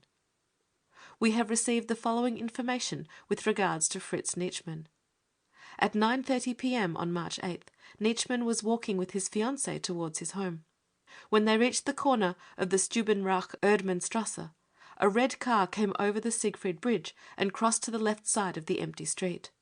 2 men in stormtroop uniform, the chauffeur was in civilian clothes, jumped out of the car and came towards Nitschmann and his fiancée, calling out, "Halt! Stand still! You must come and have your papers examined." Nitschmann said quietly, "You must have made a mistake," to which the Nazis replied, "Shut your mouth and get in." Nitschmann did as he was told, as he felt that he had nothing to worry about. His fiancée, who also belongs to no party, wanted to get into the car with him, but was pushed roughly away by the Nazis, who told her that Nitschmann was only being taken to be identified, and that nothing would happen to him. His fiancée, who was crying after being pushed away, did not note either the number of the car or the number on the collar of the Nazis. The car drove through the Stubenrachstrasse and turned into the Hauptstrasse. Immediately after his arrest, Nitschmann's fiancée went to his mother and told her what had happened. From there, she went to the police station in the Kriemhildestrasse and stated the facts. There she was told, "Nothing will happen to him. He will be back soon. Come again tomorrow." At 8 a.m. on March 9th, his mother went to the same police station and was told the same thing. She was, however, told that during the night inquiries had been made at all police stations and that Nitschmann had not been brought into any. She was to come again at noon. At noon, his father went to the police station and reported him as missing. Up to March 11th, Nitschmann's parents heard nothing from the police. At 9 a.m. on that date, police officers arrived with the information that the Berlin Morgenpost had reported that 3 bodies had been found in the Machnauer forest. From the description given, Nitschmann's father thought that one of these must be his son, and he went to the police station where, however, he could not yet get any further information. At noon, the father went to the police headquarters and spoke to the inspector who was dealing with the case.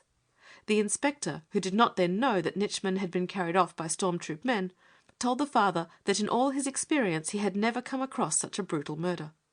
After the father had given all details, the inspector stated that he and his officers would do everything they could to discover the criminals.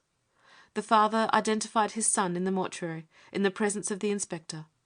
The body showed 10 bullet wounds, 8 in the back, 1 in the neck, and 1 in the jaw. Permission to take a photograph of the body was refused. Cremation also was not allowed, in view of the possibility of expert examination being necessary. Up to March 15th, the Criminal Department had not yet authorized the handing over of the bodies to their families. 2 persons independently approached Nitschmann's father and gave the number of the car in which Nitschmann had been carried off as IA 78087. Both also stated that it was a red car. With regard to Hans Balschkukat, the following information is in our possession. On March 8th, Balschkukat was arrested at the entrance of Gottenstrasse 14 in Schonenberg by 3 National Socialists with drawn revolvers, who carried him off in a dark car. On March 10th, his father received a postcard with the following: "I have today found a purse with contents. Please come for the purse on Saturday, March 11th at 6 p.m. Hans Schmidt, Bornstedt bei Potsdam, Victoria Strasse 26." When the card arrived, Balschkukat's father was not at home, and his mother took it to the police, who told her that she should not in any circumstances go to Bornstedt. At the same time, they telephoned to Bornstedt and to the detectives who were then investigating the crime in the Machnauer forest. The purse was taken charge of by the Criminal Department.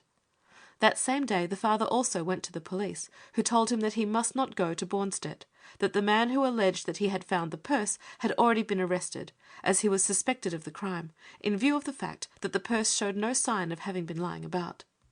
On March 11th, the father saw his son's body. He could not identify him at first, as the body was terribly disfigured. The lips were swollen and blue, the chin battered in, and there were blue patches on the neck and larynx and chest, apparently caused by violent kicks. The arms and chest had a number of swollen patches, which were evidently the result of the lad having been tied up. From the father's superficial examination, he was not allowed to examine the body carefully, the murdered lad had had 6 or 7 bullets through him, 2 at the back of his head, 1 through his temple, 2 or 3 in his right arm, and a shot through his chest. No details can be secured with regard to the murder of Preuss, as his father refuses to give any information. Steel rods and spirits of salt. Grotohenne, a telegraph fitter, was a member of the Reichsbanner, but held no political office of any kind. On Monday, March 27th, he was visited by storm troop men, who insisted on his coming with them to the storm troop quarters. When he did not come home after some considerable time, Frau Grotohenne went to the storm troop quarters, and just as she was asking one of the Nazis to release her husband, Grotohenne was brought out into the street, little more than a bleeding lump of flesh. Several men brought him home. He complained of internal pains as well as external injuries. Grotohenne was able to tell what had been done to him. His clothes had been taken off, and he had been beaten with steel rods for 3 hours, from time to time being made to wipe the blood from the floor with his own clothes. When he was lying almost unconscious, the Nazis tried to pour spirits of salt between his clenched teeth. As they did not succeed in doing this, they then forced his teeth apart, tearing away a part of his upper lip in doing this. Grotohenne died on April 29th after terrible suffering. An official post-mortem was held, and the cause of his death was certified as apoplexy and internal burns. The case was referred to the criminal department, but up to the present none of the criminals have been followed up. Beaten, stabbed and trampled on. On March 28th, the communist Edom of Robertstrasse 6, Königsberg, was carried away from his home at midnight. As it was known that he was a friend of the Communist Reichstag deputy Schutz, he was beaten for 2 hours in such a brutal way that he lost control of himself and told the Nazis where Schutz was living. At 2:30 a.m. Schutz was brought to the same Nazi barracks and there beaten, stabbed and trampled on for 12 hours. On the evening of March 29th, Schutz died in hospital, the cause of death being given as heart failure. On April 3rd, Schutz's body was put into the ground like a dog's. His death was not reported in any German paper. The doctors and nurses who had attended him were forced by threats to say nothing. In the meanwhile, Frau Schutz had been arrested.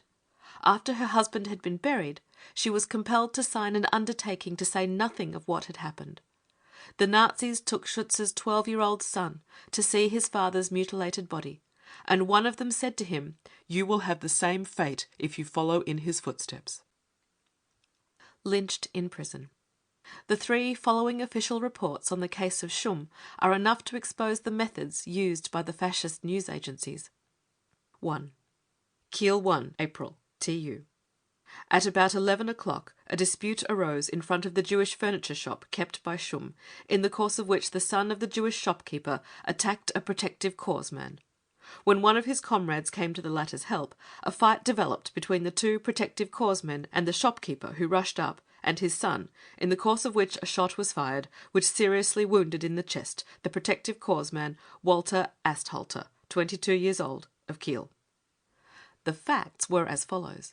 In the course of the boycott of Jewish shops, a storm troop gang occupied the furniture shop kept by Schum. The shopkeeper was molested by the Nazis, and his son, a lawyer, tried to protect him. A dispute arose and then a tussle, in the course of which a shot was fired by one of the Nazis, which seriously wounded another of the storm troop men. 2. Kiel, 1 April, WTB.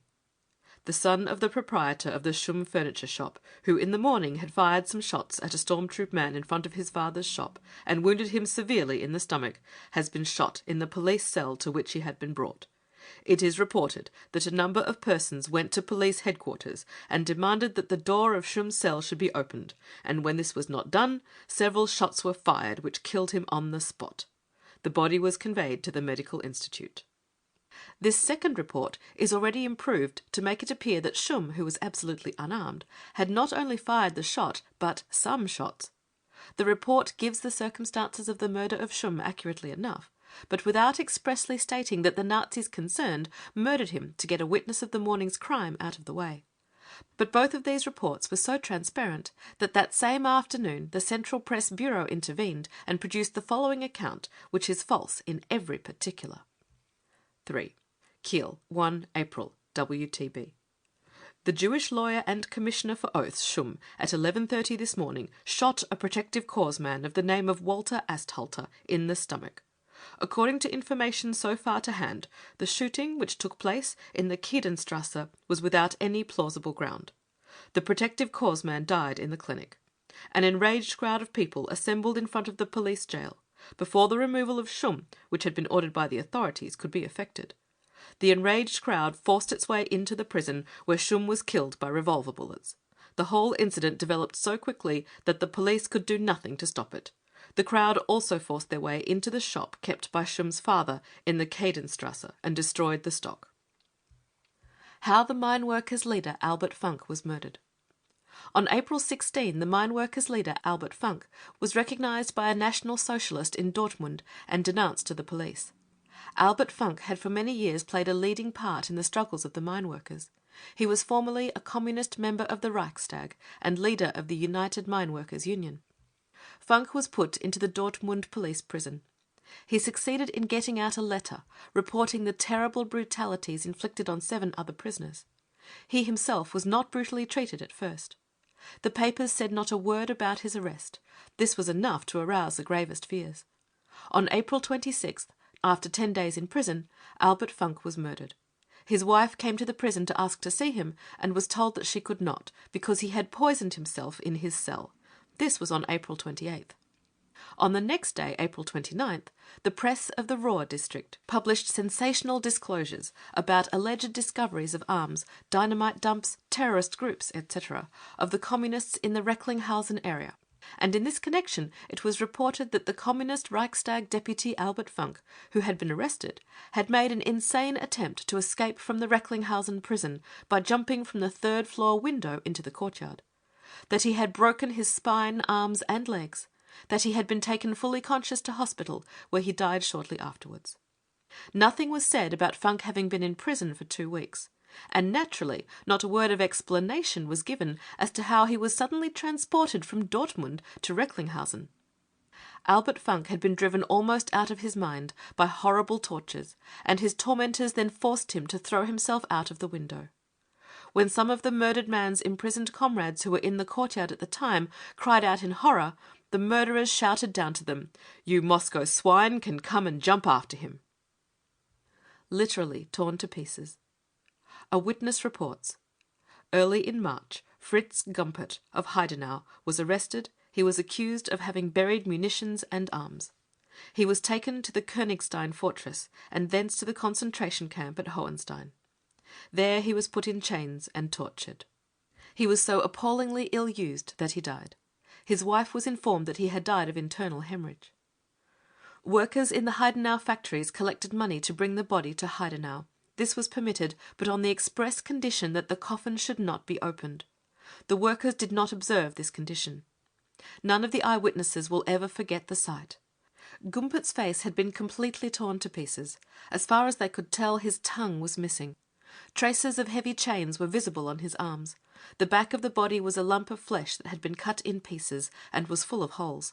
The spine was broken, the sexual organs were lacerated. The right thigh was torn open. The pit of the stomach had been kicked in so that the intestines were protruding.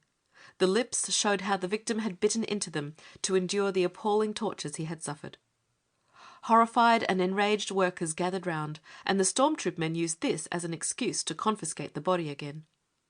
A number of police and doctors came up, and a raid was conducted on the working-class houses in order to confiscate photographic apparatus and films. All witnesses were threatened with the severest penalties if they spoke of the case. Those who were known to have seen the body were warned to keep their mouths shut.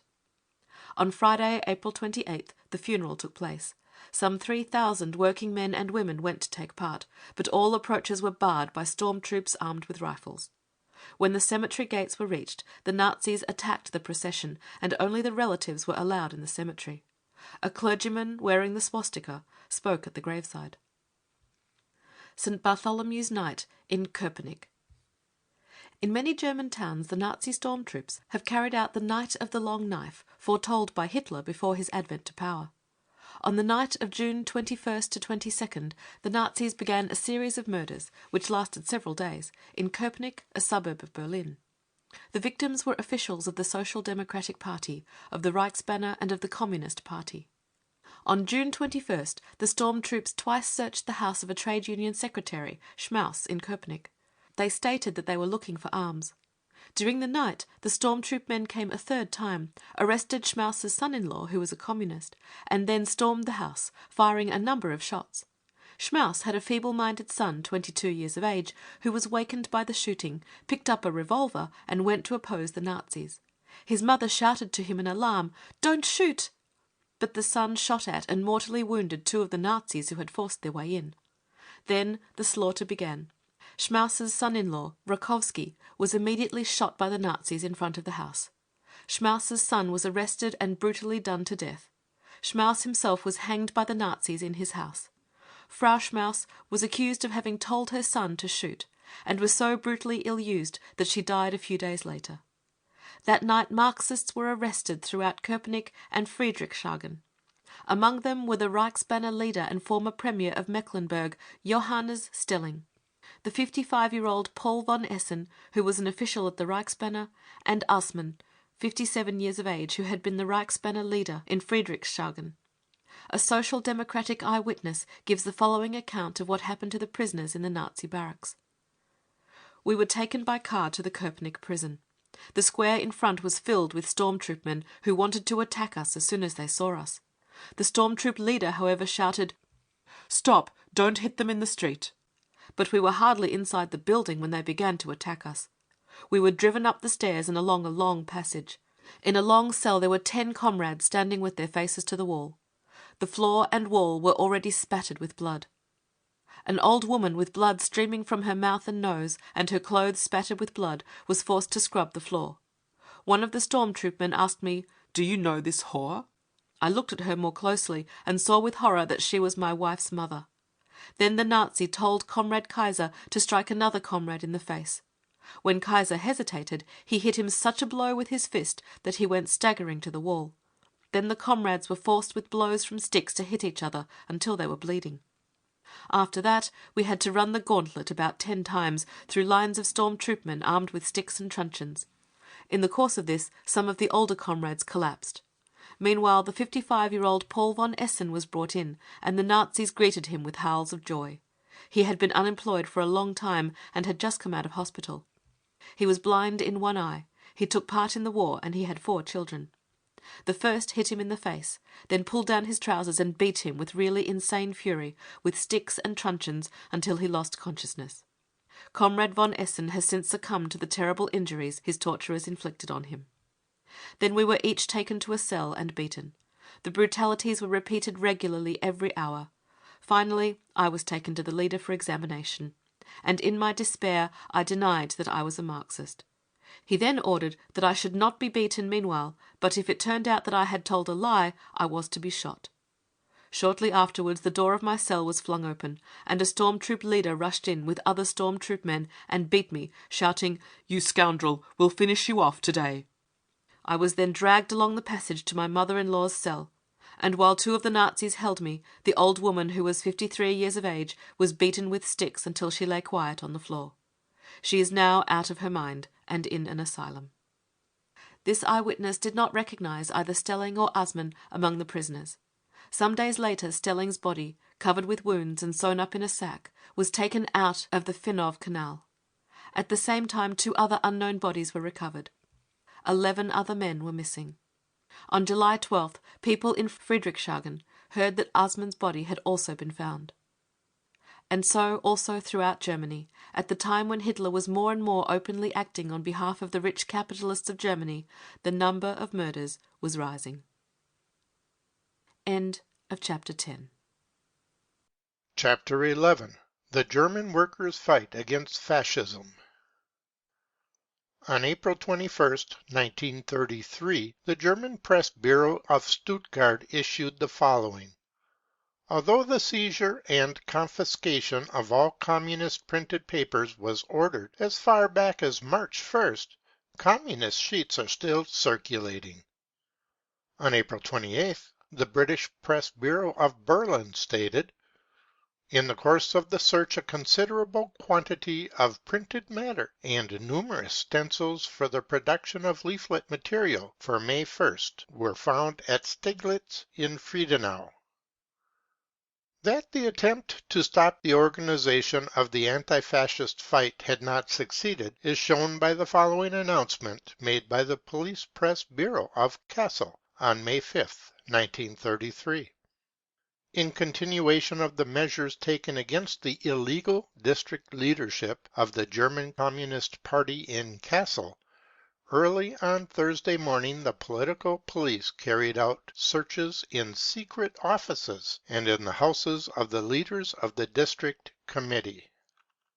On May 26, 1933, the Bremen police announced that, in spite of the police warning issued a few days ago in connection with the distribution of illegal communist sheets and the reference to the severe penalties attached on Thursday evening, the illegal Arbeiterzeitung, 6 pages in size, was circulated by the communists. Hitler aimed at carrying out the destruction of all political parties. But there is one party that he cannot destroy, the German Communist Party, which is carrying on the fight against fascism illegally. The statements issued by the Hitler government are every day proving that the party's active opposition cannot be broken. Reports are coming in from every part of Germany showing that groups of workers belonging to the Social Democratic Party and to the Reichsbanner, the League of Socialist Youth, and the Christian organizations are joining with the communists in the fight. In the days following the burning of the Reichstag, anti-fascist sheets issued by the communists were already circulating among the workers. Workers' homes and the cellars and roofs of blocks of flats were transformed into secret printing works. Although hundreds of active agitators were arrested, thousands of newly trained and determined workers took their place. In spite of the extension of torture and ill treatment, the fight for freedom against fascism continued even more vigorously and with increasing effect. Each line of the illegal papers issued by the communists is literally written in blood. New horrible acts of torture were perpetuated wherever each issue of these papers appeared. Before the end of March, an illegally printed pamphlet on the burning of the Reichstag was produced, and was distributed in every part of Germany. Its external appearance is that of the advertisement of the film, in the sign of the cross. Göring, the organizer of the Reichstag fire, was compelled to pay a glowing tribute to the disintegrating work carried out by the communists when, at the end of June 1933, he dissolved the organization of young German nationalists on the official ground that it had been completely permeated by communists. Early in July, the threatening statements issued by Hitler and Frick against a second revolution showed that the work of unmasking the Hitler government was achieving success, even among large numbers of the storm troops and of the National Socialist factory cells. The following pages give only a brief and partial statement of the underground work which is being carried on in Germany. The illegal Rote Fahne. One of the most vital sections of the fight against fascism is the production and distribution of illegal newspapers. The Rote Fahne, the central organ of the German Communist Party, has been appearing regularly since the burning of the Reichstag. Police activities, raids, the allocation of thousands of spies, nightly patrols of storm troop men through printing works have been unable to prevent the production of this paper. It continues to appear as a 2 or 4 page paper, and to find its way into the blocks of flats in Wedding, into the AEG and Siemens factories, and into the railway stations. Though the technical production of the paper may be worse than before, it is certain that none of its former issues have ever been read by so many people as the present issues. The Christian Socialist paper Reichspost, issued in Vienna on May 27th, printed the following interesting story. At first, the Rote Fahne appeared in an illegally printed edition of 300,000 copies, and this was followed by a number of duplicated editions. Secret presses, previously prepared for such purposes, duplicating machines and typewriters, began their work. Soon the greater part of the local, cell and industrial papers, though most of them only duplicated, were again in circulation, and hundreds of thousands of leaflets were being passed from hand to hand in the factories and at the labor exchanges. In 20 different areas in Greater Berlin, in addition to the printed Rote Fahne, duplicated papers produced from wax or metal sheets are regularly distributed weekly. Experienced long before the Hitler dictatorship was and sometimes twice weekly.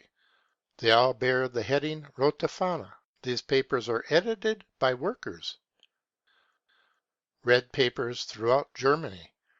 Early in May, the Hamburg police announced that, in spite of the strongest countermeasures taken by the authorities, again and again treasonable publications of the Communist Party of Germany, and particularly papers such as the prohibited Hamburger Volkszeitung and other Marxist productions, are being produced and sold on the streets. In the Ruhr district, the Ruhr Echo has appeared several times in large editions. The May 1st number was even printed in 2 colors. In Essen, although whole districts of the town have been searched through by storm troops and police, and although courageous distributors of the papers have been most horribly tortured, duplicated editions of the Ruhr Echo continue to appear. A letter received from a Munich worker reports that every week a hectographed newspaper is issued in an edition of 3,000 copies. Immediately after its production, it is distributed to the separate anti-fascist groups, and brought by them to the workers in a number of different ways. 6 Reichsbanner groups are helping in the distribution. The Bremen police refer to the illegal 6-page paper, the Arbeiter Zeitung. In Stuttgart, the South German Arbeiter Zeitung appears in printed form, and illegal papers are also distributed in Leipzig and Frankfurt am Main. During April and May, several numbers of the Düsseldorf journal Freiheit were distributed. In Mannheim, several issues of the Rote Fahne Badens have been published. In Erfurt, the Thüringer Volksblatt appears in duplicated form. In the factories. The only party which had made preparations for carrying on underground activities in the factories was the Communist Party. Its members were already established in the secret production and distribution of factory papers, and because of this experience it had been possible for numbers of such papers to be distributed in the factories during the period of the Hitler dictatorship. For example, a worker in the AEG works in Berlin reports as follows in the Anti-Fascistische Front of July 2nd, 1933. Our last leaflet appeared in a format 10 by 20 centimeters. We produced it in the following way. We first worked out the slogans and cut them in linoleum. Then we put the strips of linoleum over an inked blotter and printed off copies one by one. During the night we posted a great number of these copies on various gates of the factory, and we scattered the remainder in the streets round. Our fellow workers, who are really starving for material of this kind, picked up the leaflets as they came back to work in the morning, and showed great enthusiasm, each single leaflet passing through dozens of hands. The illegal papers, Hofentelegramme, Funkspruch, and Der Sturm, are being published in the port of Hamburg. From one Hamburg office it is reported that the rolls of paper in the closets contained small leaflets or cuttings from illegal papers. In the Siemens works of Spandau, Berlin anti-fascist youth workers have up to now succeeded in producing their paper regularly. In the Bielefeld works, the Rote Wacht is being produced and distributed by a joint group of Communist, Social Democrats, and Reichsbanner workers. Lightning demonstrations. During the months of March, April, and May, there were large and small anti-fascist demonstrations in hundreds of places. Most of them took the form of so-called lightning demonstrations. In such demonstrations, the workers assemble at an agreed point at a given signal, carry out a demonstration lasting only a few minutes, shouting slogans against the Hitler dictatorship and singing anti-fascist songs. These demonstrations, as a rule, succeed in dispersing again before the police or storm troops are able to intervene. These mobile methods are adopted to prevent a large number of arrests. During April, such demonstrations were held in addition to very many others of which we have no reports, in Remscheid, Cleve, Krefeld, Siegen, Stettin, Worms, Osterode, Düsseldorf, and Linden, near Hanover. A report from Hamburg states that early in May, the Young Communist League distributed 10,000 printed leaflets, posted up 80 posters prepared by hand, and painted anti-fascist slogans on walls and pillars in every part of the town.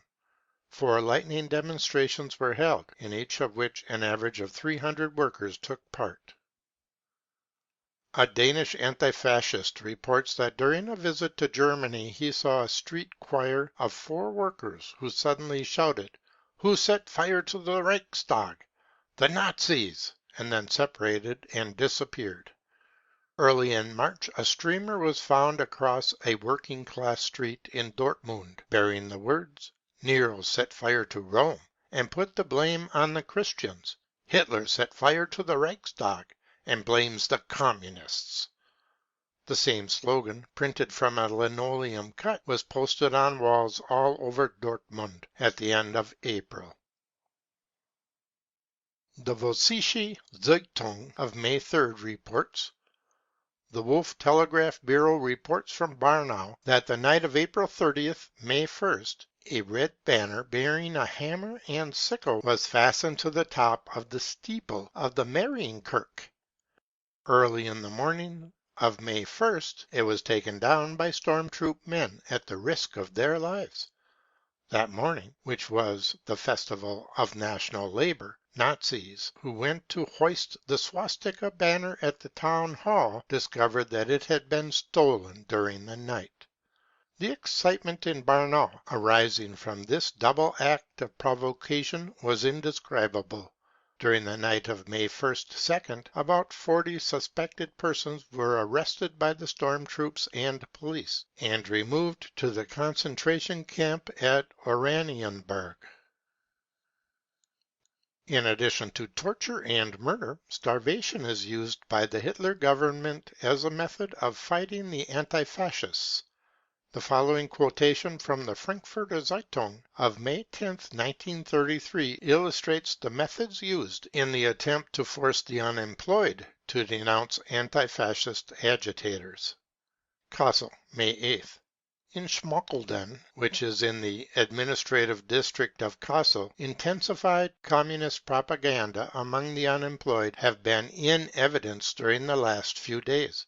Several communist leaflets have been distributed, and their producers and distributors have not yet been discovered. The mayor of Schmalkalden has therefore ordered that relief is to be withheld from all recipients who are of the left tendencies until the criminals have been caught. Anti-fascists who are charged before the courts are not allowed witnesses or any other opportunities of defense. Before the charge is heard, the penalty has already been decided on. But in spite of everything, many of the accused have made a heroic stand in court against the fascist dictatorship. A report from Altona, dated June 2, 1933, for example, states that during the trial of 20 anti-fascist workers, the communist worker Lütgens, against whom the government attorney demanded the death penalty, stated that he regarded this demand put forward by the prosecution as an honor, as there could be no higher honor for a revolutionary worker than to be sentenced to the death penalty by a capitalist class court, and prison clothes were robes of honor. In the middle of May, a typist, Fräulein Jur, was sentenced to imprisonment for 18 months for having passed on leaflets. The Berlin journal Der Tag reported that the accused stated in court that she still remained loyal to communist ideas, to which prosecuting counsel replied, "Attention must be called to the audacity and shamelessness displayed by communists who dare to proclaim their views even here, in front of the special tribunals." Similar cases are reported from all parts of Germany. Only a very small percentage of the sentences passed on anti-fascist agitators is ever reported in the press. But the increasing severity of the sentences has done nothing to stop the anti-fascist work, which is being carried on unceasingly. It has only been possible, within the limits of this book, to give a few examples of this work: the organization of political and economic strikes, the hundreds of separate movements within the factories, and the results in the compulsory labor camps must be left to the second volume of the Brown Book. The story of the heroic stand made by anti-fascists in the struggle for German freedom has still to be written. The story of fighters who stood their ground in spite of the menace of murder. The story of prisoners who met the death sentence with a proud declaration of their loyalty to Socialism. The story of tortured victims who sang the International in spite of steel rods and truncheons. The story of heroes like the teacher Wilhelm Hamann in Hessen, who was ordered to raise the swastika banner and shout, "Long live the leader of the German people, Adolf Hitler," but who hurled the banner to the ground, and amid the blows of the storm troop men shouted, "Long live the revolution and Comrade Thalmann." Tens of thousands of nameless heroes are fighting to free Germany and the world from the shameful barbarism of the brown shirts. They are facing courts martial and the gallows, torture and concentration camps. Their loyalty and courage cannot be broken, and their ceaseless activity is fanning the spark which will burst forth into the flame of socialist freedom. End of section 20. Chapter 11. Brown Book of the Hitler Terror by Lord Marley. Appendix. List of murders. The following is an extract from our list of murdered workers and intellectuals. We have definite information relating to over 500 murders carried out by the Nazis since March 3rd, and below we give the detailed particulars of 250. Our sources of information are official German announcements, press reports which have not been denied, and authenticated reports of witnesses. It must be borne in mind that the list is only a small selection of the total number of murders, most of which are concealed by the rigorous censorship and the threats made by the Nazis to relatives and friends and witnesses. 1933, March 3rd, Goethes, Communist member of the Diet, Oldenburg, shot in the street. Wolf Telegraph Bureau. Unknown Communist, Hamburg, killed by a revolver shot. WTB. Wolf Telegraph Bureau. Unknown Reichsbanner man, Bremen, shot in the street. WTB. Unknown worker, Bernburg, shot by National Socialists. WTB. Gustav Segenbrecht, Berlin, shot in the Stephan Inn. Lebenswaldstrasse 41. Report from witness.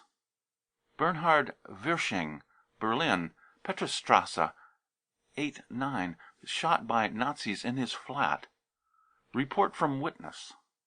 Ebeling, a Magdeburg worker, killed in the Breckenstrasse by a shot through his stomach. Witness. Weiss, caretaker of the Social Democratic People's House, Worms, shot. Witness. Unnamed girl, Worms, killed in the raid on the People's House. Witness. Fabian, a communist worker, Kellingshusen, shot at and died in hospital. WTB. Wolf Telegraph Bureau. March 4. 2 unnamed workers, Cologne, severely wounded by shots and subsequently died. WTB. Unnamed member of the Iron Front, Thallischweiler, shot in the street. WTB. Friedrich Marquardt, Dusseldorf, Behrenstrasse, 14. No party, killed by blows. Witness. March 5th. Klassen and de Longueville, Oberhausen, Rhine Province, killed in the school courtyard while attempting to escape. Both had bullet wounds in the front of their bodies. Witness. Warnecke, Quickborn, near Pinneberg, shot. WTB. Unnamed Reichsbanner man, Central Germany, stabbed to death. WTB. 2 brothers Bassi, Bankau, Upper Silesia, murdered by stormtroopers. Witness. Karl Tarnow, Berlin, beaten to death in Nessebeckstrasse. Neukölln. Witness. March 6th. Grete Messing, working woman, Selb, shot in the street. WTB. Hans Bauer, worker, no party, never returned from the Nazi barracks in the Hedemannstrasse, Berlin. Witness. Friedlander, a baker's apprentice, 19 years old, murdered in the Nazi barracks in the Hedemannstrasse, Berliner Tageblatt. March 7th. Bernhard Krause, communist worker, Wiesenau, near Frankfurt on the Oder, shot by stormtroopers. WTB. 2 unnamed workers, Hamburg, killed in Nazi raid. WTB. Unnamed worker, Dusseldorf, killed in the Levitzwau-Strasse, Telegraphen-Union. March 8th.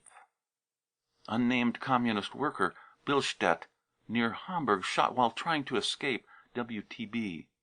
Philipp, caretaker at Trade Union House, Breslau, shot when Nazis occupied the building. WTB. Heinrich Sparlich, building worker, Breslau, killed by a bullet and a knife stab in the back. Deutsche Allgemeine Zeitung. Balschukat, Nischmann, and Preuss, Schöneberg, Berlin. Bodies found in Machnower Forest. Vossische Zeitung. Unnamed communist worker, Volkum, found shot in the street. TU. Unnamed worker, Volkum, shot in his flat by 6 unknown men. TU. Bless, member of the Reichsbanner, Offenbach, mortally wounded in a Nazi attack, since died. Witness. March 9th. Unnamed member of the Reichsbanner, Munich, mutilated corpse found in the Munich Trade Union House, which had been occupied by Nazis on March 1st. Witness. Landgraf, director of publishing house Chemnitz, shot when the Volksstimme building was occupied. TU. Helpuch, communist worker, Duisburg, found shot. March 10th. Frau Bix, 70 years of age, Berlin, mortally wounded by stormtroopers who fired through her door. WTB. Hermann, a watchmaker, Dresden, member of International Workers' Relief, beaten to death in his house. Witness. Hans Seile, circulation manager, shot when the Volksfreund offices in Braunschweig were occupied. Witness. Ulrich, leader of the Hessen Social Democrats, beaten to death. Berliner Tageblatt. 2 unnamed workers, Schopau, shot by stormtroopers. Berlin Local Anzeiger. Alfred Petzlaff, communist worker, Schöneberg, Berlin, taken by Nazis from his home. Body found mutilated at Priesterweg station. Witness. Schönflügel, a worker, Bernau, Chemnitz, killed by a chance bullet. Berlin Local Anzeiger. March 11th. Erich Meyer, a young worker, Spandau, beaten to death. Frankfurter Zeitung. Robert Dittmar, a worker, Karlshorst, near Berlin, found shot. Berlin Local Anzeiger. Unnamed worker, Breslau, stabbed to death. TU. Forster and Tandler, communist workers, Limbach, near Chemnitz, shot when trying to escape. Witness. Paul Krantz, a young worker, Limbach, near Chemnitz, shot when trying to escape. WTB. Unnamed man, no party, Opeln, shot on the steps of the town hall. Berlin Local Anzeiger. March 12th. Councillor Kresse, Social Democrat, Magdeburg, shot at election station in Felgeleben. TU. Eichholz and Rather, workers, Tolkermith, shot while trying to escape. TU. Spiegel, Social Democratic lawyer, Kiel, attacked at his home and killed. WTB. March 13th. Unknown worker, Elbing, found shot. TU. Heinz Vescha and Erna Knopf, communist councillors, Chemnitz, the first shot in the prison courtyard, the second beaten to death in his cell. Witness. March 14th. Krug, Schweinfurth, shot in self-defense by a Nazi.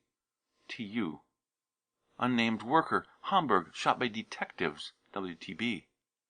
March 16th. Dr. Ascher, Berlin, Schweinmund der Straße, beaten to death. Witness. Leo Krell, editor, Berlin, beaten to death. Witness. March 17th. Two unknown persons, Elben, shot when trying to escape. Nachtausgabe. March 18th. Walter Schulz, communist worker, Wittstock, murdered in prison. Witness. Hans Sachs, manufacturer, Chemnitz, shot. WTB. Siegbert Kindermann, Charlottenburg, Berlin, taken to the Hedemannstrasse, beaten to death and thrown from the window. Berliner Tageblatt. Unnamed worker, Wedding, Berlin, beaten to death at Nazi quarters. Witness. March 19th.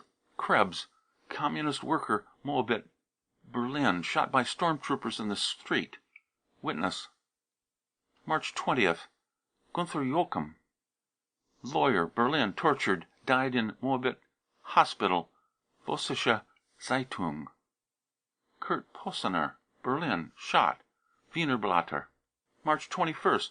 Otto Seltz, Straubing, shot. Witness. March 22nd. Walter Boga, Ebersbach, shot while trying to escape. Vossische Zeitung. Wilhelm Wenzel, communist worker, Essen, shot in the street. WTB. Dresche, Dresden, found murdered. Witness.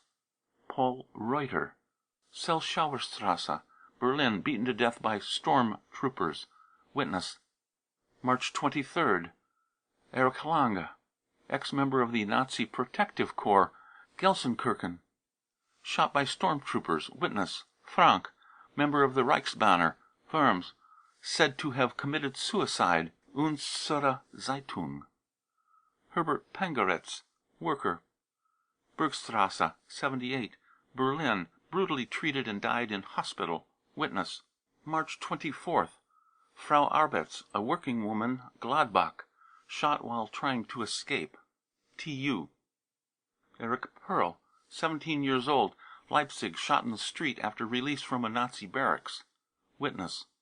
House, retired Social Democratic councillor, found shot in Eichlinghofen. Frankfurter Zeitung. March 25th. Socialist, Wedding, Berlin, maltreated and died in hospital. Witness.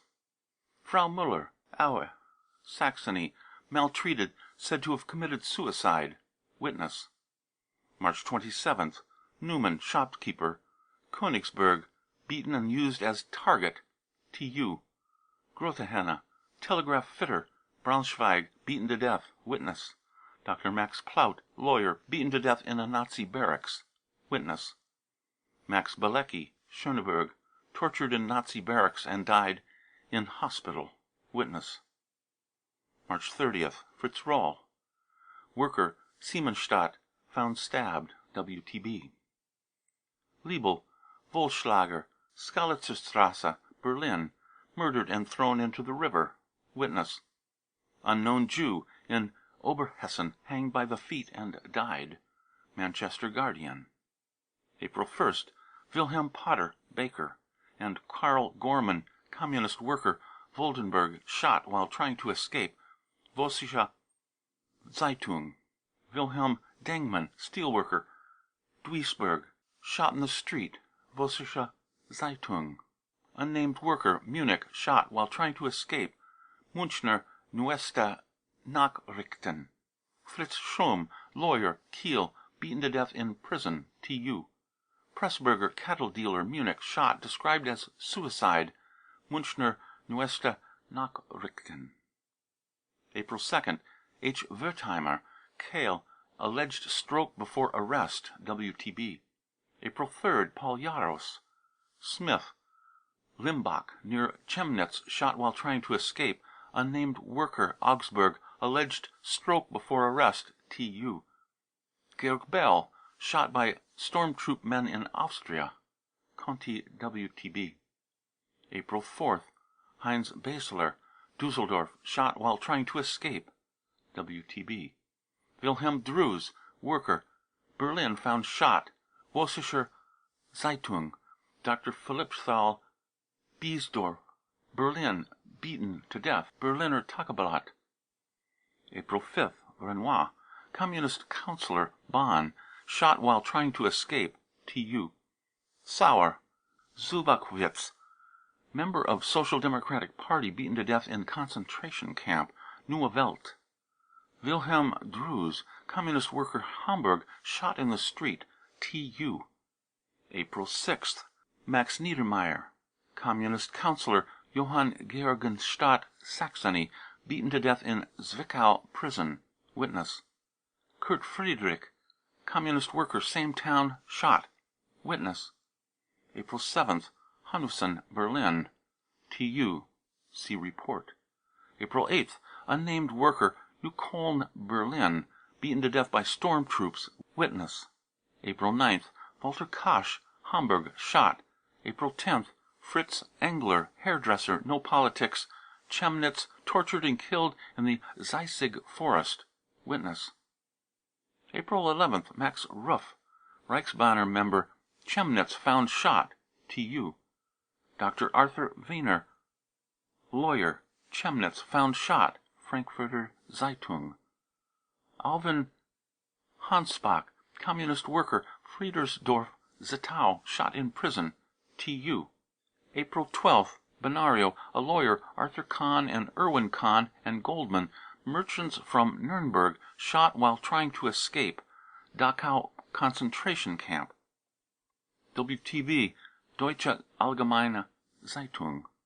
Fritz Kolische, Charlottenburg, tortured in Nazi barracks, died in hospital. Witness. April 13th. Albert Janka, communist member of the Reichstag, alleged suicide. WTB. Gustav Schönherr, worker, Hamburg, tortured to death. Saarbrück Arbeiter Zeitung. April 15th. Spiro, a Jew, aged 17, Berlin, murdered in Nazi barracks in the Hedemannstrasse. Witness. April 16th. Brett Schneider, Sigmar, Saxony, found shot. WTB. April 18th. Bayer, Krefeld, found shot. Vossische Zeitung. Richard Tollet, communist worker, Königsberg, shot while trying to escape. Frankfurter Zeitung. Unknown communist worker, Königsberg, shot while trying to escape. TU. April 19th. Unknown railwayman, Munich, stabbed in the back, described as suicide. Münchner Neueste Nachrichten. Alfred Elker, a Christian, beaten to death by stormtroopers because of his Jewish appearance. Witness.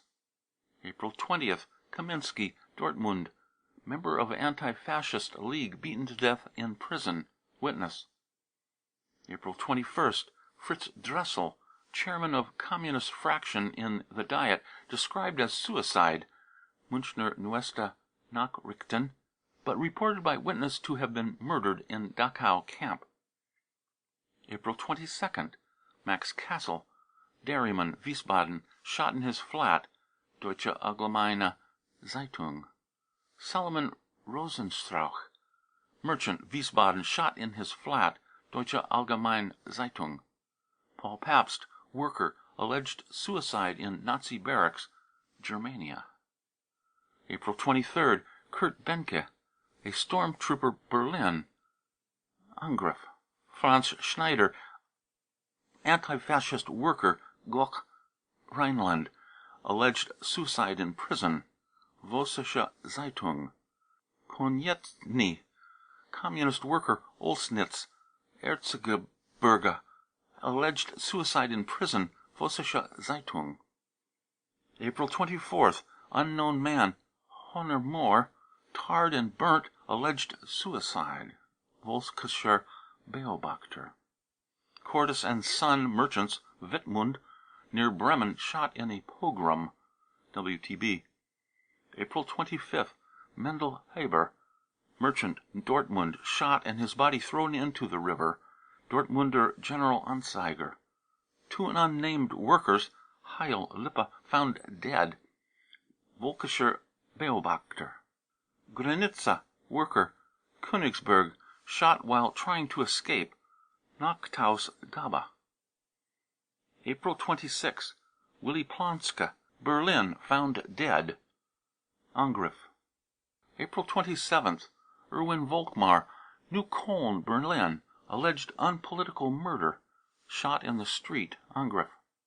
April 28th. Unnamed man, Wollenberg, Oberbarnum, shot and burnt. Frankfurter Zeitung. Funk, communist member of the Reichstag, Dortmund, murdered in prison, alleged suicide. Angriff. Fritz Gumbert, communist worker, Heidenau, beaten to death after weeks of torture. April 29th. Unknown man found murdered near Verneuchen in the Mark. WTB. April 30th. Hackstein, communist worker, Gravenbruch, shot while trying to escape. Konische Zeitung. Andres von Flotow, German nationalist landowner, arrested by Nazis and shot while trying to escape. Kati. And April.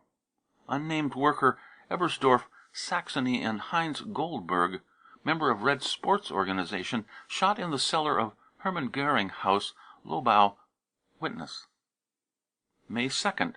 Rodenstock, Social Democratic Secretary of the Municipal Workers' Union, and 2 unknown trade union officials tortured and beaten to death in Nazi barracks in Duisburg. Witness. Danziger, Jewish merchant, Duisburg, attacked by Nazis and so brutally treated that he died. Witness.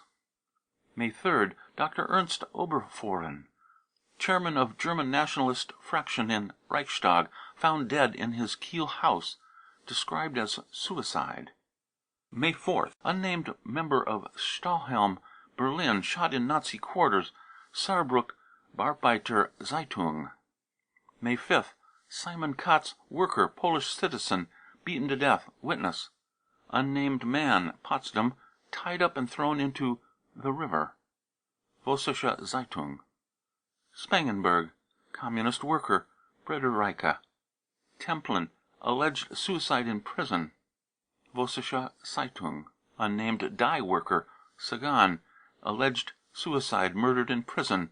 WTB. May 6th. Unnamed girl, Grossen, found dead. Angriff. May 8th. Dr. Eckstein, leader of Socialist Labor Party, Breslau, tortured to death. WTB. May 9th. Dr. Meyer, Jewish dentist, Wuppertal, mutilated by Nazis and drowned. Witness. Galanowski, worker, Allenstein, shot while trying to escape. WTB. May 10th. Unnamed young worker, member of Red Sports Organization, Wedding, Berlin, murdered in Nazi barracks in the Hedemannstrasse. Witness. May 11th. Biedermann, Social Democratic, member of the Reichstag, Hamburg, described as suicide. Frankfurter Zeitung. Gluckow, communist worker, Berlin, tortured, died in hospital. Witness. May 12th. Sepp Goetz, Communist member of the Diet, maltreated and murdered in Dachau concentration camp. Witness. May 13th. Unnamed Nazi auxiliary policeman, Kiel, found shot. He had asked when the government was going to carry out its promises. Frankfurter Zeitung. Henseler, communist worker, Dusseldorf, shot. Germania. May 15th. Dr. Alfred Strauss, Munich, a lawyer, aged 30, German Jew, beaten to death. Witness. Unnamed member, Stahlheim, Berlin, attacked by Nazis and stabbed to death. Witness. Paletti, Schönberg, Berlin, tortured to death. Witness. May 17th. Hermann Riedel, Gladbeck, alleged suicide. Der Tag. Johannes and Wilhelm Barth, Duisburg, beaten to death. Der Tag. May 18th. Unknown man, Berlin, alleged suicide. Vossische Zeitung. Holstein, Grevenbroich, shot while trying to escape. WTB. May 19th. Leonard Hausmann, communist official, shot while trying to escape. In Dachau concentration camp. WTB. May 20th. Arthur Müller, a worker, member of Reichsbanner, beaten to death in Nazi barracks. General Papestrasse, Berlin. Witness. May 25th. Schloss, a merchant, Nuremberg, shot. Witness. May 26th. Groman, an artist, Duisburg, shot by protective corps men in Kalkumer Wood. Witness. May 27th. Franz Lehrberger, Nuremberg, shot while trying to escape in the Dachau concentration camp. Frankfurt Courier. May 29th. Wilhelm Aron of Bamberg, member of Reichsbanner, shot in Dachau while trying to escape. Bamberger Zeitung. End of May. 2 communist workers shot in Siegburg concentration camp. Witness. June 8th. Stormtrooper, Dusseldorf, shot for distributing opposition leaflets. Dortmund. General Anzeiger. June 10th. Karl Lottes, communist worker, shot while trying to escape. WTB. Fritz Kokorenz, a stormtrooper in opposition, found shot in his home, Berlin. Witness. Walter Ernst, found half buried in Hennigsdorf Cemetery, Berlin. WTB. June 12th. Unnamed worker, Essen, shot while trying to escape. TU. June 20th. Walter Kersing, worker, member of German Nationalist Youth Organization, Frankfurt on Oder, shot by Nazis in a dispute. WTB. June 21st. Paul Urban, worker, Brandenburg, alleged suicide in prison. Nachtausgabe. 3 unknown men found dead in a pool with their arms and legs bound at Neustadt near Zwickau. 12 Uhr Mittagsblatt. June 22nd. Altenburg, communist worker, Arnswalde, Neumark, shot while trying to escape. Deutsche Allgemeine Zeitung. Schmaus family, father, mother and son, murdered by stormtroopers. Rakowski, worker, Kopenik, shot by stormtroopers. Johannes Stelling, former premier of Mecklenburg, murdered. Paul von Essen, member of Reichsbanner, Kopenik, beaten to death. June 24th. Arthur May, communist official, Aachen, shot while trying to escape. Police report Aachen. June 26th. Unknown communist worker, Braunschweig, murdered in prison, alleged suicide. WTB. June 29th. Dr. Rosenfelder, lawyer, Nuremberg, murdered in Dachau concentration camp. Witness. End of June. Glasper, local leader of Red Aid organization Elberfeld. Gottschalk, town councillor Otto Datum, communist councillor, Elberfeld, murdered shortly after release from concentration camp. Body thrown into a river. Erwin Dahler, a young worker, found dead, mutilated. Gorsmeyer, Elberfeld, shot by Nazis after arrest and thrown into a pool. Unnamed worker. Elberfeld, found shot in the Bernerstrasse. Unnamed worker, Elberfeld, found shot. All of these Elberfeld murders are authenticated in reports from witnesses. Hunglinger, police officer, Munich. Sebastian Nefsger, Munich. Michael Sigmund, Social Democrat, murdered in Dachau concentration camp. Reports from witnesses. July 1st. Max Margoliner, merchant, Breslau, maltreated in the Brown House during April, died in hospital 2 months later. Witness. July 10th. Joseph Nies, journalist, member of Free Thinkers League, Erfurt. Alfred Noll, communist official, Jena, unnamed communist worker, Erfurt. All three shot by stormtroopers when the illegal printing press for the Thüringer Volksblatt was discovered. Witness. July 12th. Assmann, member of Reichsbanner, Köpenick, killed in the Köpenick St. Bartholomew's night. Van Tende, communist worker, Essen, political prisoner since October 31, shot while trying to escape. Kati, WTB. Schultz, communist member of Diet, Berlin, died in hospital after maltreatment. Tamps. Fritz Lange, communist worker, Königsberg, lynched. Angriff. Joseph Messinger, communist worker, Bonn, murdered in prison, alleged suicide. Havas Agency. July 14th. Franz Braun, editor of Volkswacht, Stettin, murdered in his cell the day after he was arrested. Conti, WTB. 3 unknown communists, Schwerin, shot while trying to escape on their way to Sonnenberg concentration camp. Vossische Zeitung, unknown communist worker, Stettin, shot. Conti, WTB. Unnamed communist official, Bochum, shot while trying to escape. Vossische Zeitung. July 15th. Speer, a tailor, Berlin, found with his throat cut. Witness. Clara Wagner, typist, Treptow, Berlin, shot. Witness. July 17th. Dr. Wilhelm Schaefer, Frankfurt, ex-Nazi, found shot. Frankfurter Zeitung. July 20th. Unnamed worker, Berlin, found dead at Hirschgarten. Witness. Man, 50 years of age, found dead near Berlin. Witness. Hugo Feddersen, communist worker, Hamburg, murdered in prison, alleged suicide. WTB. Stormtrooper, Obermenzig, near Munich, found shot. He had adopted an opposition standpoint. Conti, WTB. July 24. Erich and Gustav Rudolph, Düringshof, shot while trying to escape. Frankfurter Zeitung. 3 stormtroopers of opposition tendency found shot. Grunwald, Berlin. Witness. Jaskowiak, Nazi of opposition tendency, Leverkusen, shot by a protective corps man in self-defense. Dortmund General Anzeiger. July 29th. Solecki, communist worker, Iserlohn, shot by auxiliary police in self-defense. WTB.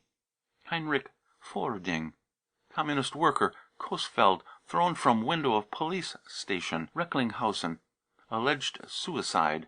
WTB. August 1st.